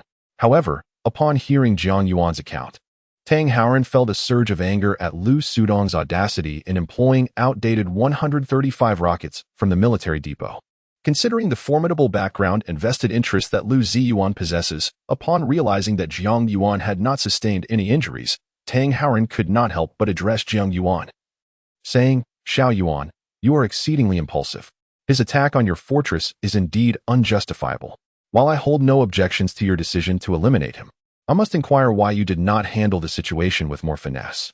Zishan and the others have enjoyed a life of comfort these past few years. Surely they have not forgotten the art of discreet assassination? Are you aware of the connections he wields? Your actions may drive certain individuals to madness." Upon hearing Tang Haoran's remarks, Jiang Yuan displayed no signs of anxiety. Instead, as soon as Tang Haoran concluded his statement, he responded nonchalantly, "Uncle, I am unaware of the background of that fool who dared to covet my underground fortress, but I wish to convey to you that times have changed. We now reside in an apocalypse." Without allowing Tang Haoran a moment to retort, Jiang Yuan continued, "My awakened ability is that of fortress sovereignty. As my level increases, so too does the defensive prowess of my fortress. At present, I possess the confidence to confront any display of force, placing me in an invulnerable position. What is there for me to fear?" Upon hearing of the fortress sovereign for the first time, Tang Haoran instinctively breathed a sigh of relief. Considering the several domestic and international lords endowed with extraordinary abilities, nurtured as future stars, he thought that if it were indeed the case, leveraging his connections might allow him to safeguard Jiang Yuan. Furthermore, should everything proceed smoothly, Jiang Yuan's extraordinary abilities, coupled with his underground fortress, could serve as a significant asset to him. However, in a fleeting moment, Tang Haoran suddenly realized that, according to Jiang Yuan's words, this fortress sovereign seemed to differ from his understanding of a lord's abilities, merely enhancing the fortress's defensive capabilities. Thus, Unable to contain himself, Tang Haoran addressed Jiang Yuan, questioning the strength of his fortress's defenses, considering that the government had yet to collapse. Aside from monsters and extraordinary beings, the world still possessed heavy artillery. Could his fortress withstand the so-called Death Reaper, a tank-mounted cannon firing 1,500,000 15mm depleted uranium armor-piercing rounds per minute? Could it withstand the Justice Bringer, a penetrating bomb weighing 1,000 tons? Could it endure the tactical nuclear annihilation bomb utilized by the Beggar Army during the destruction of Cannibal Island?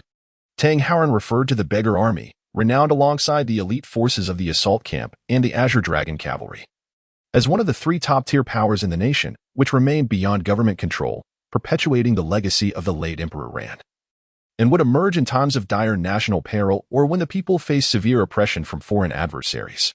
Having heard of those self-proclaimed extremists, driven by the most radical nationalism and patriotic fervor, Jiang Yuan initially paused in disbelief. Then, with a grandiose demeanor, he addressed Tang Haoran on the other end of the line, asserting, "Certainly, do not dwell on the matters you mentioned, even the so-called ultimate judgment. The apocalyptic nuclear bomb that heralds the end of all things would scarcely obliterate my underground fortress." To Jiang Yuan, this declaration seemed quite measured. However, to Tang Haoran, it appeared as an exaggeration. Yet, based on his understanding of Jiang Yuan, the mere fact that he was bold enough to make such a claim indicated that his underground stronghold could withstand tactical nuclear annihilation bombs without issue. Thus, Tang Haoran inquired once more, "Really?" Upon receiving Jiang Yuan's reaffirmation and realizing that, regardless of Jiang Yuan's preparations, no one was likely to deploy a high-yield nuclear weapon against him at present, Tang Haoran finally quelled his earlier anxiety and exhaled deeply. After a brief moment of contemplation, he spoke again to Jiang Yuan, saying, "If that's the case, your call isn't concerning Lu Sudong. Then what brings you to contact me? Please don't tell me you simply called out of boredom for a chat." Hearing Tang Haoran's words, Jiang Yuan, who harbored a peculiar affection for him, could not help but chuckle softly. Following this, he turned to Tang Haoran and said, "I knew that nothing could remain concealed from Uncle, so I shall not beat around the bush any longer. The reason I called you is to seek out Sister Yurua." Upon hearing Jiang Yuan mention his daughter, Tang Haoran momentarily paused in surprise, then, with a hint of confusion, inquired, "What do you need her for?" "Given the current turmoil in the world, I am preparing to relocate her to the capital, allowing her to take refuge with her maternal grandfather for the time being." "Please, do not do that. My intention in seeking Sister Yurua is to ask for her assistance. Is she not well-versed in mechanical structural studies? Additionally, she has considerable knowledge of ancient mortise and tenon architecture and mechanisms. I have a position available here that would greatly benefit from her expertise, and I would like to invite her to help me." Seeing that Tang Haoran intended to send Tang Yurua away, Jiang Yuan hastily interjected, revealing his true purpose. After a brief moment of contemplation regarding his daughter's situation, Tang Haoran once more addressed Jiang Yuan, asking, "Are you genuinely seeking her assistance, rather than pitying her? You must understand that since the accident a decade ago, she appears unaffected on the surface, yet internally, she is quite sensitive and cannot bear the pity of others. Uncle, rest assured, I am fully aware of Sister Yurua's circumstances. I truly wish to enlist her help." "Very well then, you should speak with her directly. Your relationship is quite amicable, and as long as she consents, I will assist in facilitating her visit." Upon encountering Jiang Yuan's earnest demeanor, and recalling the remarkable defensive capabilities of Jiang Yuan, Tang Haoran hesitated momentarily before articulating his thoughts to Jiang Yuan. Upon hearing Tang Haoran's words, Jiang Yuan expressed his gratitude, saying, "Thank you, Uncle, for your agreement. I believe that Sister Yuru will certainly lend her assistance." Feeling that matters had progressed significantly, Jiang Yuan proceeded to initiate a video call to Tang Yuru, whom he had always regarded as an elder sister.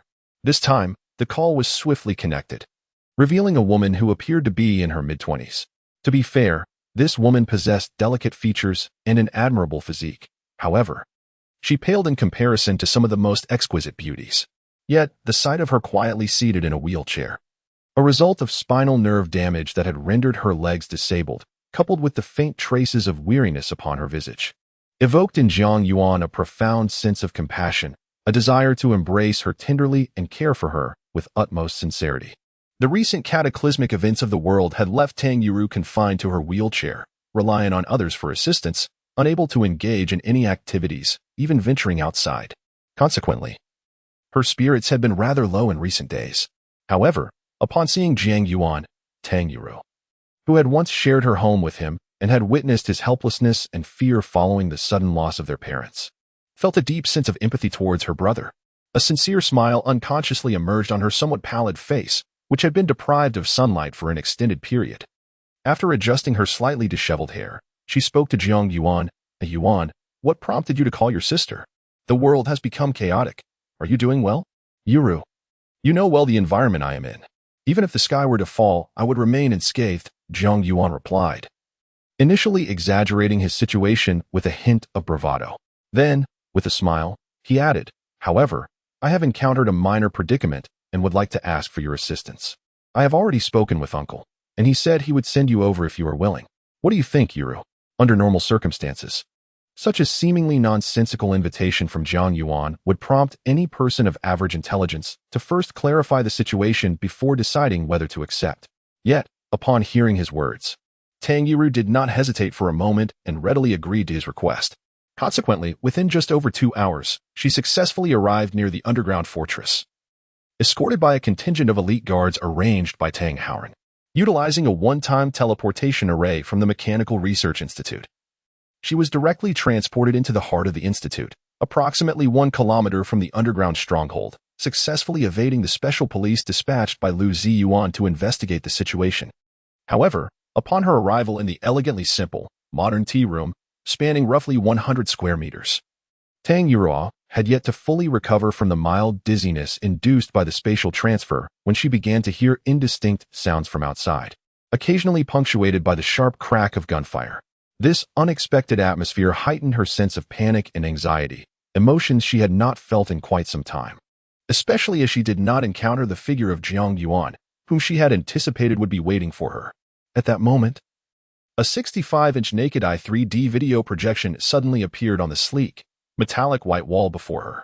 Though reluctant to admit it, upon seeing Jiang Yuan in the projection, Tang Yurua's underlying feelings of confusion and apprehension began to dissipate significantly, providing her with a sense of calm in this unfamiliar environment. Afterward, Tang Yuru instinctively raised her hand to smooth a few strands of her dark hair at her temples, then inquired of Jiang Yuan, who appeared on the video screen before her. Where are we? Why are there gunshots outside?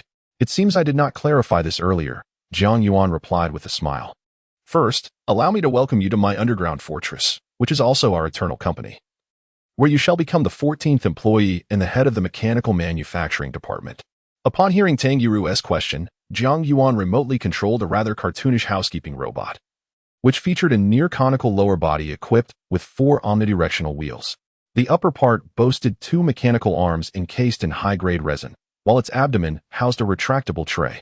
The robot delivered to Tang Yuru a cup of her favorite fruity yogurt along with several small cookies she cherished. Subsequently, Jiang Yuan continued to explain, you need not worry about the gunfire outside, Yuru. There are merely some individuals attempting to disturb our company. Since we have only recently established the company and our combat personnel are limited, we would indeed be at a disadvantage in direct confrontation. However, given the company's defensive capabilities, even if they were to outnumber us 100-fold, it would not pose a threat to our safety. You will understand this better after reviewing the company's detailed information later. After a brief pause, allowing Tang Yuru to process the information, Jiang Yuan explained that everyone within the fortress was situated in isolated spaces, rendering physical contact impossible. However, through the surveillance footage from various rooms, one could observe the actions and conversations of others within the company, as well as the happenings outside the fortress. Only the bedroom, bathroom, and gym were devoid of monitoring. After conveying these fundamental details to Tang Yuru, he continued, Sister Yuru, as you have just arrived here, you may need some time to acclimate. For today, I suggest you take some rest. Once you have adjusted and achieved your own advancement by tomorrow morning, we can commence your work. Upon realizing that true proximity with Jiang Yuan was unattainable, Tang Yuru, who had initially been filled with anticipation for their meeting, felt a momentary dip in her spirits. However, the thought that she would be able to see Jiang Yuan through the video at any time while working here, coupled with the fact that she was no longer merely a disabled person reliant on ordinary care, but rather someone in demand by others, quickly lifted her mood. Ever since her legs became impaired, she had harbored a sensitive heart and an inexplicable sense of inferiority that was difficult for others to comprehend. Yet now, her spirits soon brightened once more. Thus, upon hearing Jiang Yuan's suggestion, Tang Yuru merely took a damp tissue to gently wipe the crumbs of biscuit from her lips. She then addressed Jiang Yuan, stating that there was no need to wait until tomorrow. She requested a moment to tidy herself up, after which he could send her the detailed information about the company. Once she was prepared, she would be ready to commence her work. Jiang Yuan had initially been concerned about Tang Yuru's weary state from travel, wishing for her to rest. However, seeing her eagerness to swiftly embark on her professional duties, he found no grounds to oppose her. Therefore, he nodded in agreement to her request, instructing her on how to adjust the size and sound settings of the surveillance videos before turning to Zishan to confirm the status of the armed personnel outside. It must be said that Zishan was indeed an exceptionally skilled special operations soldier. Had she not been injured in battle, which rendered her unable to endure prolonged high-intensity combat, she would never have withdrawn from the Swallow Special Forces. Even after her departure from the Swallow Special Forces, if not for Tang Haren's influence, she could have easily served as an instructor in a subordinate unit rather than becoming Jiang Yuan's personal bodyguard. The individuals approaching from outside, despite not donning uniforms for this particular mission, had exchanged their outer ceramic bulletproof vests for more discreet, albeit slightly less protective, close-fitting nano-stab-resistant suits as they neared the underground bunker. With the instinctive defensive formations they adopted while advancing, along with subtle movements they unconsciously made, Zishan swiftly discerned their identities. This revelation caused her to frown slightly in the room she had designated as a martial arts studio within the newly developed underground space, where she had been practicing the 7-kill unarmed combat techniques she had not engaged in since her injury and subsequent retirement. Upon witnessing this scene, the ever-observant Rose, who could easily identify the local special police despite their disguises, first flashed Zishan a teasing smile, then hastened the rhythm of the dance machine before her. With a grace afforded by her evolution, which had rendered her far more agile than the average person, she danced lightly across the rapidly changing colored squares. While engaging in a video call with Zishan, she remarked, "So, you recognize those individuals and can no longer bear it, can you?" Seeing Rose manage to smile in such a moment, Zishan couldn't help but inwardly marvel at her resilience. Subsequently, she continued to practice the 7-kill unarmed combat, making subtle adjustments to certain movements based on her bodily sensations. As I faced the Rose, I spoke, not out of reluctance, but from a genuine necessity, eliminating the Miz. For me, not an entirely unacceptable prospect, though it does evoke a certain discomfort within my psyche. Moreover, their current position renders me incapable of mounting an effective assault, and their incessant harassment feels akin to a minuscule insect buzzing persistently in my ear, leaving me utterly powerless and exceedingly vexed. Subsequently, with a hint of dissatisfaction, Zishan unleashed a series of powerful punches upon the visibly reinforced sandbag before her, causing it to sway violently and emit a muffled sound reminiscent of iron striking leather. If it proves to be an annoyance, perhaps it is better to simply avert my gaze. Upon hearing Zishan's grievances, the ever-dynamic Rose responded with a smile, and after adjusting to the rhythm of the moment, she hastened the tempo of the dance machine once more. After a brief contemplation, she continued to address Zishan, remarking, "When you were vanquishing those monsters, you seemed quite composed, but after those individuals appeared, your demeanor became somewhat disordered. In my view, you are overburdened with thoughts, placing undue pressure upon yourself. The sisters genuinely wish to offer you counsel. It's merely that none have found the courage to voice their concerns. It seems that I genuinely require someone to converse with." This time, Zishan did not refute Xiangwei's words. Instead, after a brief moment of contemplation, while continuing to practice the 7-kill dispersal technique, she addressed Xiangwei, inquiring, "What would you do when faced with all of this?" "It's quite simple. Although we were once a special operations team, we are now merely combatants within this fortress. We must certainly not betray our country.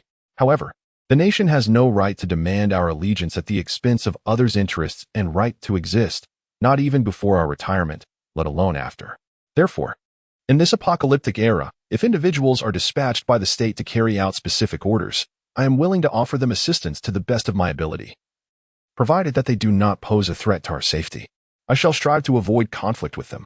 Yet, if their actions provoke others, and those others retaliate, I will not intervene. As for those who do not even dare to wear uniforms, evidently seeking personal gain for certain individuals, I may choose not to kill them. That would be an act of momentary mercy. However, should the situation demand it, I would not hesitate to eliminate them, bearing no burden or remorse. After all, I am Qiangwei, a rose whose passions of love and hate burn equally fervently. The notions of justice and righteousness, which may hold significance for the average person, are not of such paramount importance in my eyes. Though the words spoken by Jiang Wei to Zishan were exchanged during their video chat, they were not concealed from Jiang Yuan.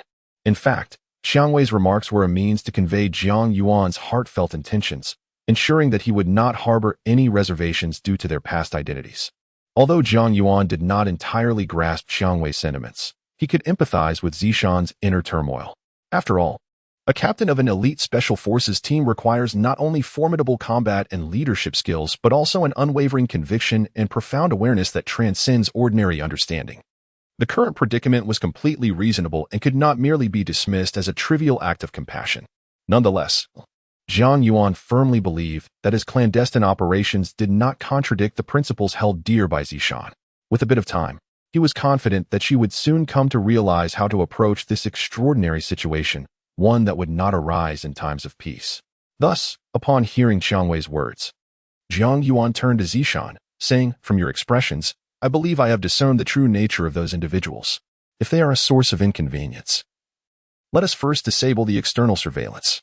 We must soon confront those monsters, and it is unnecessary to let such trivial matters disturb our composure." Upon hearing Jiang Yuan's words, Zishan felt a mix of embarrassment and gratitude, realizing that she needed comfort from him. After a brief pause in her training, Zishan raised her hand to wipe the sheen of perspiration from her smooth forehead and addressed Jiang Yuan, asserting that there was no need for concern. "Roses are right.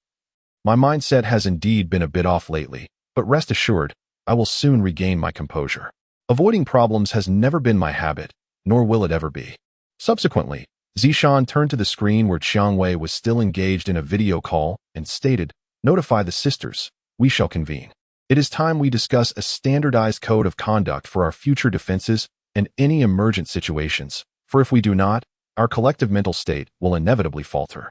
Chapter 13. The Power of New Weapons, Part 1. The realm of geniuses is perpetually distinctive.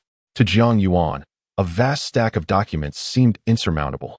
Having dropped out of high school, he doubted his ability to comprehend even a fraction of the material in a mere 3 or 4 hours, let alone fully grasp its contents without dedicating significantly more time. However, merely an hour later, after freshening up and donning a pale blue leisure outfit discovered within the underground fortress, Tang Yuru reappeared before Jiang Yuan and the others, informing them that she had thoroughly reviewed the documents.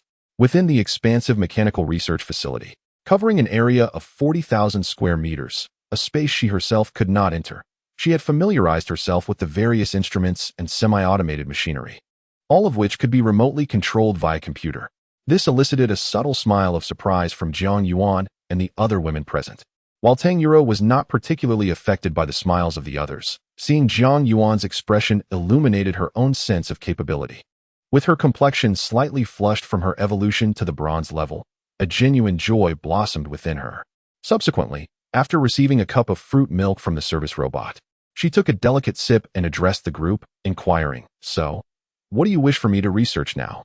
If the matter at hand were to involve combat, the 6 women of the newly formed combat division were undoubtedly the most skilled.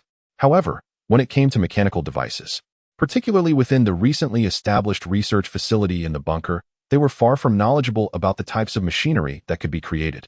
Before Tang Yuro's words had fully resonated, a lively discussion erupted among the attendees, with even those not part of the combat division joining in. Fortunately, there were still composed individuals present. Observing the ongoing chatter, which showed no signs of abating and lacked any meaningful suggestions, Zishan, who had just held a meeting with her 4 subordinates, gently tapped the small table in front of her, drawing the attention of the noisy crowd towards her.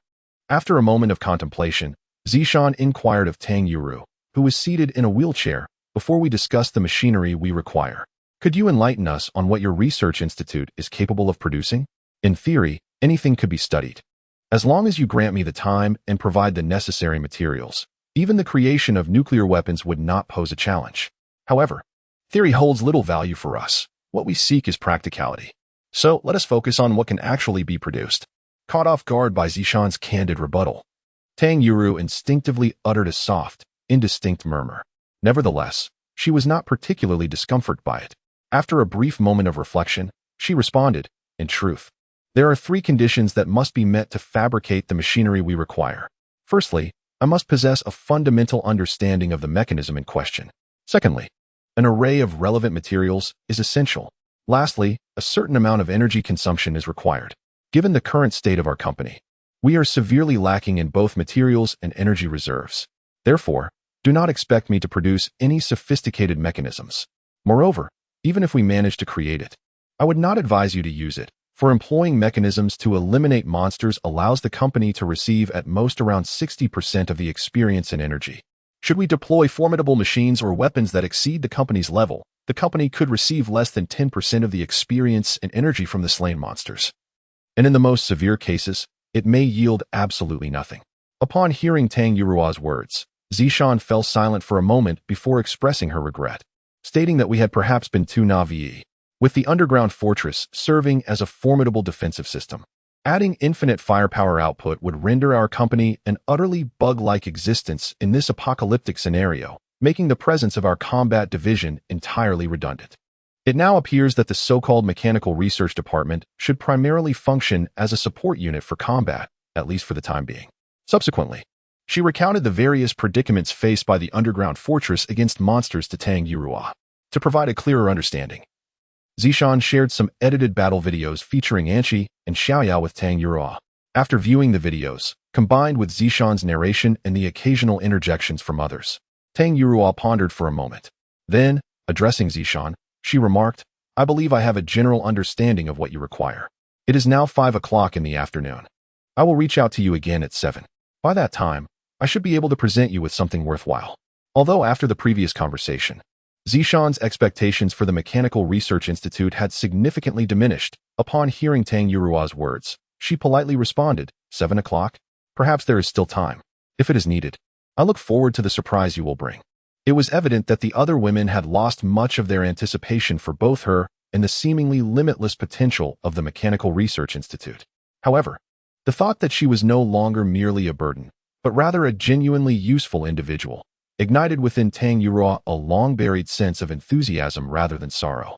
Consequently, she casually waved her hand at Jiang Yuan, who sought to console her, and instructed the housekeeping robot to escort her to the mechanical research room, a vast area of 40,000 square meters filled with instruments and machinery incomprehensible to the average person, where she began to contemplate the mechanical device she intended to create that day.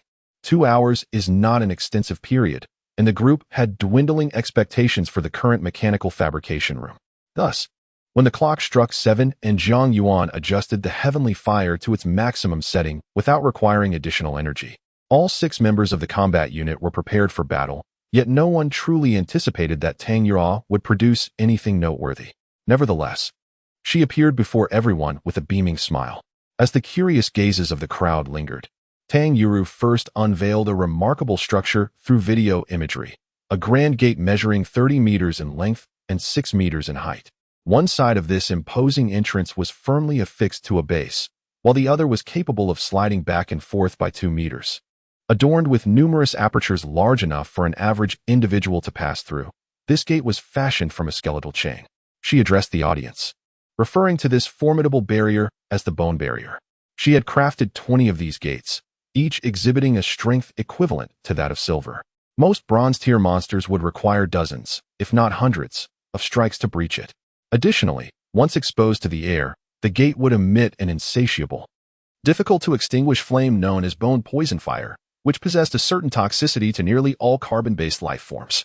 The lower-tier monsters, lacking in intellect and instinctively fearful of such flames, would likely find the 8 bone barriers effective in obstructing and guiding their movements. The sole drawback was that the poisonous fire could only burn for approximately 3 hours, after which the gate's strength would diminish by about 30%. Without allowing the crowd to delve into the more intricate details of the bone barrier, Tang Yuru swiftly showcased her newly modified rifle-style military crossbow, capable of firing projectiles, along with a more exquisitely designed compound bow, and a set of steel crossbow bolts, arrows, and steel balls that appeared unchanged. Addressing the assembly of women once more, I conveyed that due to time constraints, I had crafted a limited arsenal, 5 rifles with military crossbows, 3 composite crossbows, and a single composite bow. I produced 3,000 steel-tipped arrows and 700 feathered arrows, along with 1,000 projectiles. However, I have enhanced all the bows and crossbows, enabling them to extend the range of their projectiles by nearly 50% under the same force. Additionally, I have integrated an invisible low-light scope, designed to work in conjunction with specialized tactical goggles, which significantly improves shooting accuracy. On the arrowheads, I applied a wax-sealed phosphorus powder that ignites upon high-velocity flight, creating a burning effect. The steel balls are infused with a trace of high explosives, which, upon penetrating a biological target, produce effects akin to dum-dum bullets. Most importantly, monsters scorched by the bone barrier will yield 90% of their energy and experience points if they are not killed instantly.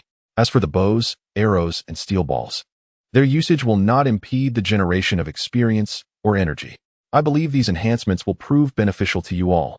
Unexpectedly, Tang Yuru, who had seemingly lost their hope, brought forth such a remarkable surprise. The 6 women of the combat division could not help but reveal expressions of astonishment, coupled with an eager desire to engage in battle with these new weapons. Upon witnessing the arrival of Tang Yurua, Jiang Yuan, whose presence garnered unanimous approval from the others, unconsciously exhaled a sigh of relief while a genuine smile of joy illuminated his face as he gave Tang Yurua a thumbs up. He then addressed her, expressing concern for her well-being. Given your health condition and the arduous journey you undertook to arrive here, you must be quite fatigued. Perhaps you should take a moment to rest. According to the prior company meeting's resolution, the designated working hours for everyone were from 7 in the evening until 5 the following morning, with a break of over an hour allotted for meals. However, this schedule was primarily established to enhance efficiency in vanquishing monsters. Since you are now in charge of the Mechanical Research Institute, alongside Xiao Li and Lisa, who oversee the dining services, you need not adhere strictly to the company's working hours. You may select your own suitable working times.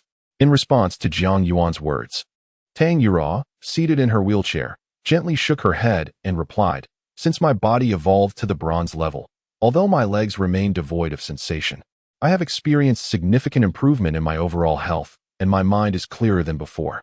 At present, I do not feel weary and do not require rest." After taking another sip of the fruit-flavored milk placed on the small tray in front of her wheelchair, she continued, "Since everyone else is working at night, I shall also choose to work during the evening. I can observe the monsters' assaults in the first half of the night and assess the effectiveness of the gadgets I have created, and then in the latter half, I will continue my research to identify potential improvements. At worst, if one day I feel ill-suited, I will consult you on how to adjust my working hours, and that shall suffice." Regarding Tang Yurua's obstinate nature, Jiang Yuan had long since been acquainted with it, though he found it difficult to comprehend. He sensed that he ought to show her respect. Therefore, after a brief moment of contemplation, he concluded that he should not coddle her too much, lest he inadvertently provoke any negative thoughts in her, which had become increasingly sensitive since her disability. Thus, he nodded in agreement to her suggestion, without any sense of impropriety in indulging while others were occupied. Jiang Yuan retrieved a large bag of charcoal-grilled beef jerky and a bottle of lemon sparkling water from the warehouse. He then donned a high-end VR headset and began to immerse himself in a malevolent urban racing game titled Vice City. The nefarious capitalists, witnessing this scene, rose. Having rarely adorned herself with even a light touch of makeup for the company's inaugural endeavor, could not help but murmur under her breath. Subsequently, as if to vent her frustrations, she swiftly seized the composite crossbow nearby, capable of launching marbles, and unleashed a barrage of over a dozen explosive marbles crafted by Tang Yura towards several mutated avians approaching from afar. With the aid of the scope mounted on the crossbow, and her physical prowess significantly enhanced after evolving to bronze level, Rose, who previously struggled to hit these elusive targets, astonishingly achieved perfect accuracy this time. In but a fleeting moment, dozens of zero-level mutated avians, their sizes having increased at least 5 or 6-fold from their premutated forms, plummeted rapidly from an altitude of 70 to 80 meters amidst a cacophony of explosions. Witnessing this, Rose could not suppress a soft murmur, given the ferocity of the blasts. Those engaged in solitary battles in the wild would likely be too intimidated to utilize such weaponry. However, within the confines of the fortress, the experience was truly exhilarating, igniting a fervor that coursed through her veins. Subsequently, unconsciously moistening her inexplicably parched lower lip, Rose, after treating herself to a lively and uplifting piano piece, forsook her intention to wield the rifle-style crossbow and instead began to unleash her composite crossbow, which fired marbles, targeting the mutated fowl drawn to the sky. Meanwhile, the other 5 women in the combat unit, upon hearing the commotion from Rose's direction, each seized the newly modified weapons crafted by Tang Yurua, initiating their assault on the monsters that had begun to sporadically materialize within their line of sight and range. Simultaneously, Tang Yurua, encountering the scene of a monster attack for the first time, observed the real-time 3D imagery projected on the wall, each display towering over 100 feet, while swiftly documenting the lethality of her manufactured weapons against the creatures on her laptop. She meticulously noted the combat habits of her comrades, the distinctive traits of each monster, and suggestions for weapon modifications, occasionally extracting video clips to archive on her computer. So much so that, should anyone witness this scene, they might perceive that she appeared far more occupied than the 6 women who had already commenced their battle. Chapter 14. The Power of New Weapons, Part 2. In the quaint residence located in the northern outskirts of Dongling City, Jiangnan Province, several guards clad in deep blue uniforms emerged from the study situated at the easternmost part of the estate. Zhang Chuwei boldly pushed open the door and entered this study, a place she seldom frequented.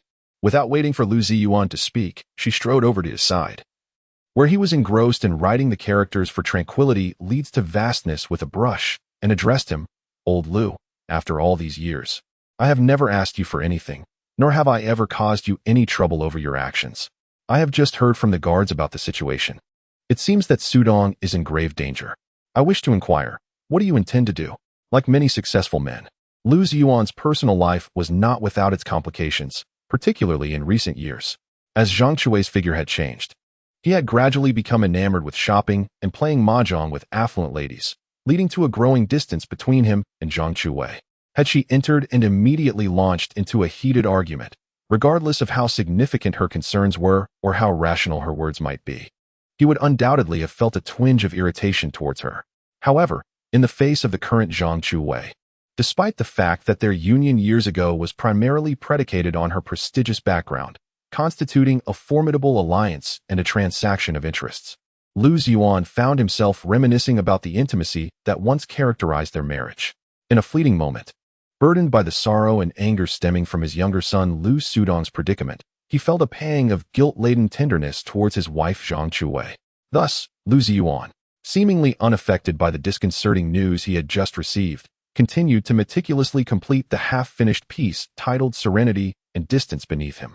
Upon placing his brush down, he softly murmured, lamenting his advancing years and his faltering grip on the brush.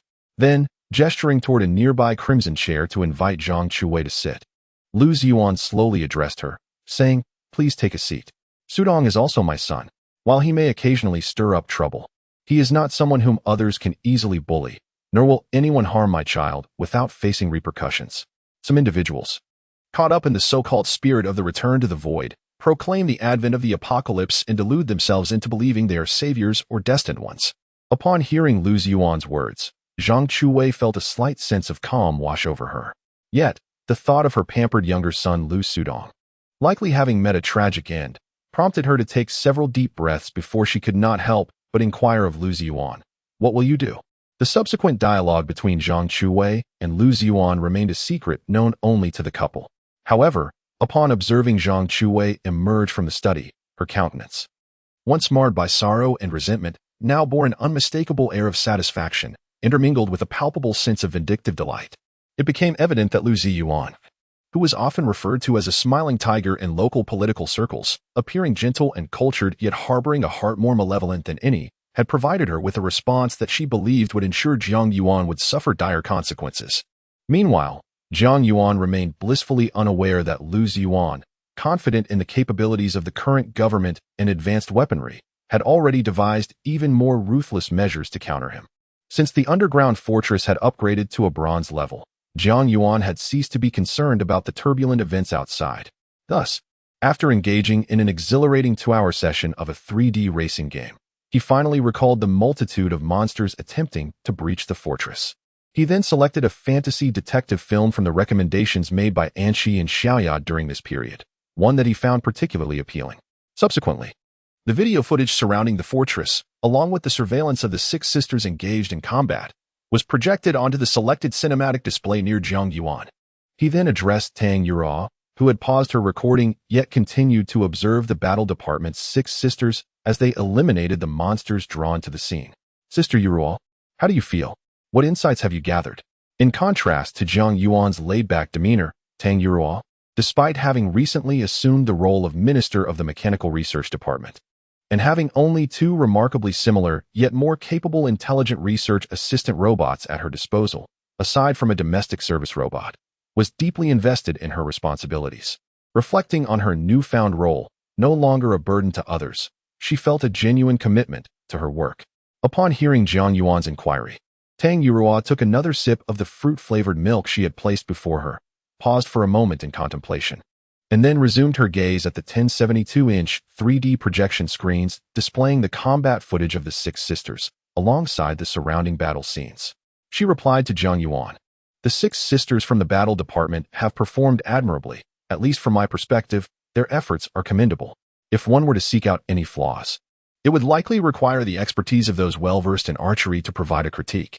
However, when the 6 sisters ascended to the bronze level, their chosen paths of advancement, strength, agility, and focus resulted in distinct combat styles at the very moment of their elevation. This leads me to believe that there remains ample room for further refinement of their weapons, as well as the arrows and projectiles they wield. Those skeletal barriers, upon reflection, seem to serve their purpose adequately for now.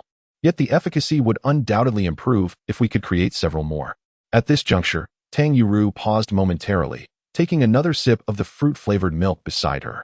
Following this, a faint blush adorned her cheeks, accompanied by an expression of mild exasperation, as she gestured towards Jiang Yuan with her palms open and spoke, emphasizing that these concerns were not of paramount importance.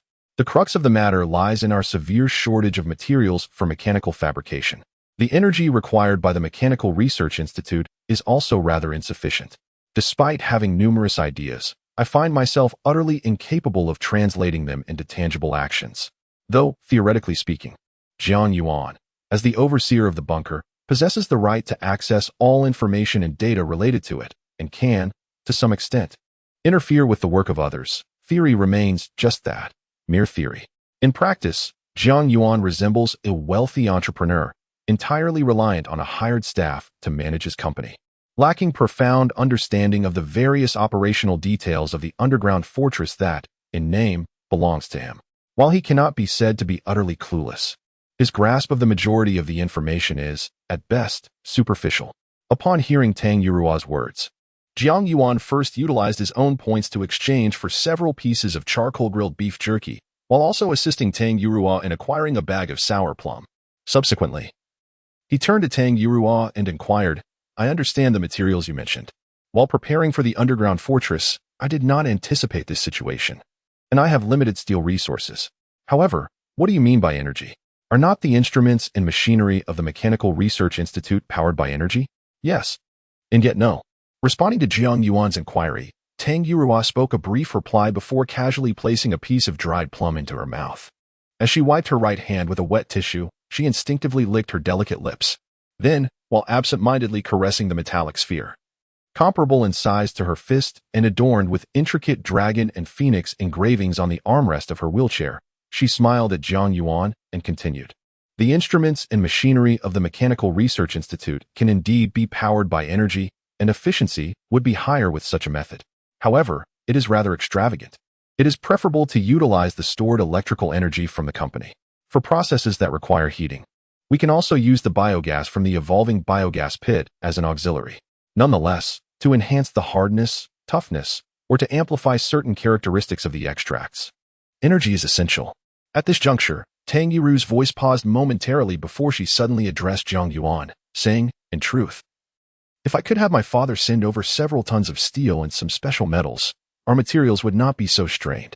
Moreover, compared to extracting the essence from those monstrous corpses, utilizing various alloys to forge our weapons would inherently yield superior performance, significantly reducing the energy consumption required during optimization. Do not, under any circumstances." Upon hearing Tang Yuruo's words, Jiang Yuan not only refrained from agreeing as she had anticipated, but also firmly curtailed her inclination to seek assistance. Without allowing her to utter another word, Jiang Yuan continued, "Our company is on the path to invincibility, and it is inevitable that we will attract the ire of certain individuals, becoming thorns in their sides. With the formidable defenses of this underground fortress, we are confident that we will outpace others in our development, ensuring no one can inflict harm upon us. However, should others discover that we have people we care for outside, it would inevitably endanger them. Most critically, as it stands, we possess no means to protect them. Therefore, the wisest course of action is to sever all ties completely. Of course, I refer to connections in front of outsiders. Your phone communications with your uncle can still continue, provided you exercise caution and refrain from indiscriminately disclosing your presence here. Your caution seems excessive. I believe that, as my father, he would not be easily disturbed. After all, we are merely requesting a few tons of steel, along with a small quantity of titanium, nickel, copper, tungsten, and lead, common non-ferrous metals. With a modicum of discretion, we should be able to avoid attracting unwanted attention. However, it is prudent to remain cautious. Regarding Tang Yurua's apparent indifference, Jiang Yuan resolutely addressed her once more. He then placed a small piece of beef jerky into his mouth before continuing. Moreover, while the 6 members of the battle department, including Zishan, have significantly enhanced their endurance after advancing to the bronze level, they can only sustain high-intensity combat for about 4 hours in a single night. The equipment you have prepared is sufficient to meet our needs during this period. Rather than rushing to produce a large quantity of gear, it would be more beneficial to let things progress naturally. During this time, you can better assimilate the ancient mechanisms passed down by the Mechanical Research Institute and contemplate how to integrate what you have learned in mechanics. Observing Zishan and her comrades in battle against those monsters would also be invaluable. Despite Jiang Yuan's excessive caution, Tang Yurua felt somewhat unconvinced. Yet, it resembled working in a company during peacetime. Since Jiang Yuan's philosophy is rooted in prudence, the underground stronghold itself possesses sufficient defenses, allowing everyone to gradually accumulate their potential and enhance their strength. After a brief moment of murmuring, Tang Yuru ultimately acquiesced to Jiang Yuan's proposal, meticulously revising the improvement plans she had inscribed in her notebook. Meanwhile, observing the music released by Anshi, paired with the bone barrier crafted by Tang Yuru, it effectively kept the majority of the ground monsters at bay, maintaining a distance of 20 to 30 meters from the wall, while also drawing them within their shooting range.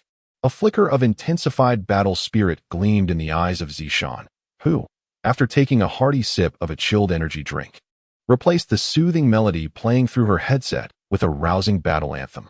Subsequently, a series of phosphorescent steel crossbow bolts ignited, as Zishan, having opted for enhanced strength, executed the motions of charging, aiming, and shooting with increasing frequency from her modified military crossbow, which now boasted a specialized targeting scope and a quiver capable of holding 8 bolts, directing her fire at the monsters obstructed by the bone barrier below. The other 5 women, including Rose and Qing Lan, who had previously been engaging the airborne mutated creatures with a compound crossbow capable of firing projectiles, refused to be outdone and collectively intensified their assaults on the ground monsters momentarily halted by the bone barrier. In an instant, not only were numerous monsters slain by the phosphorescent steel crossbow bolts, either directly or trampled to death by their fellow creatures after sustaining injuries, but a significant number of less resilient beasts also met their demise in the explosive aftermath of the projectiles that struck their bodies. Consequently, aided by the powerful floodlights affixed to the walls of the underground fortress, everyone could distinctly observe the once seemingly ordinary concrete surface surrounding the fortress quickly transforming into pools of vile, murky blood and pus. Thus, the 6 women attacking the monsters were shielded by a one-way defensive barrier that not only repelled external assaults, but also isolated them from all sounds and odors emanating from the outside. Otherwise, even if they possessed the stamina to continue fighting, the overwhelming stench of blood and decay would likely induce bouts of retching. Nonetheless, even amidst their fierce focus on battle, the 6 women occasionally found their dark, elegant brows furrowing slightly at the grotesque sight of the numerous monsters perishing outside. Initially, Tang Yuru, who was intently observing the 6 women's combat, failed to notice this subtle reaction. However, as the frequency of their expressions of discomfort increased, she finally became aware of it.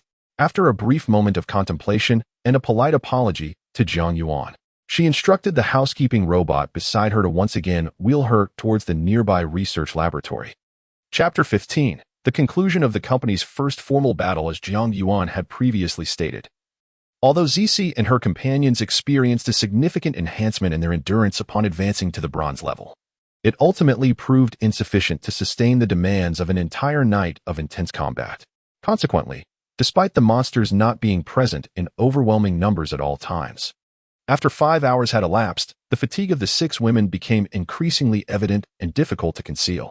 Initially, Qinglan and Haidang, who had chosen to focus on honing their abilities to discern the weaknesses of their foes and exploit them, began to exhibit pronounced pallor due to the substantial drain on their mental energy, compelling them to cease their attacks. Shortly thereafter, within mere minutes, the agile Rose, Jasmine, and Qingzhu also halted their offensive against the creatures.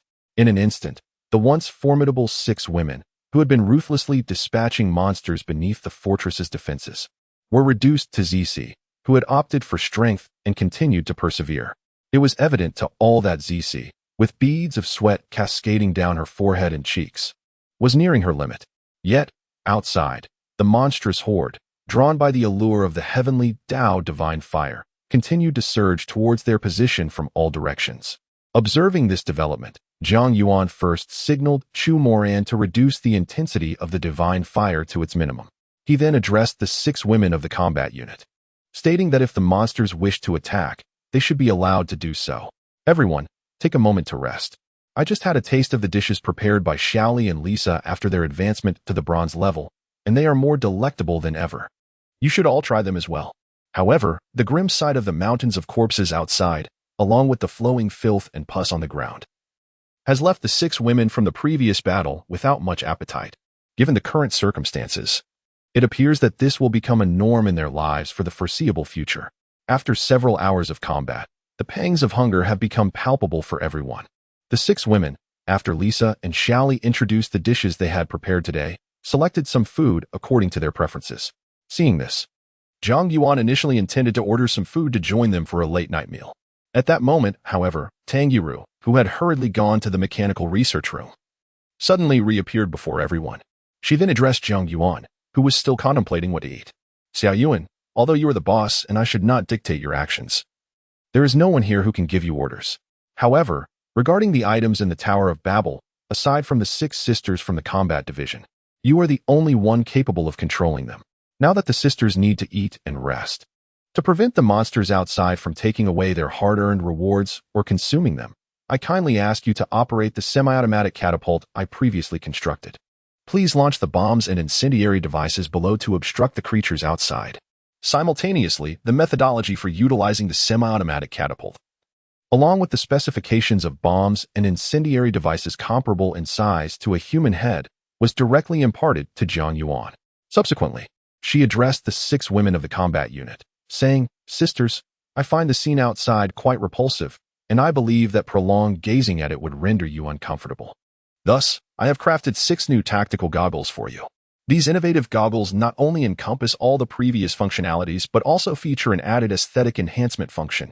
When you don them to observe the external environment, the beauty filter will automatically activate, alleviating the unpleasantness of the scenery." In contrast to the warm reception of the semi-automatic catapult, when Tang Yiru unveiled the new tactical goggles, Zishan did not immediately express her delight at Tang Yiru's generosity. Instead, after casting a glance at Zhang Yuan, who had begun to manipulate the 2 activation buttons on the computer desk in front of her with her mind to control the 6 semi-automatic catapults positioned atop the towering structure, Zishan exchanged glances with the other 5 women in the combat unit. Then, with the ingrained combat instincts from her days in the Swift Falcon Special Forces surfacing, Zishan hesitated before speaking. This may not be advisable. Enduring harsh conditions can better hone one's resolve. If we do not confront some hardships now, we shall only face greater challenges and dangers in the future.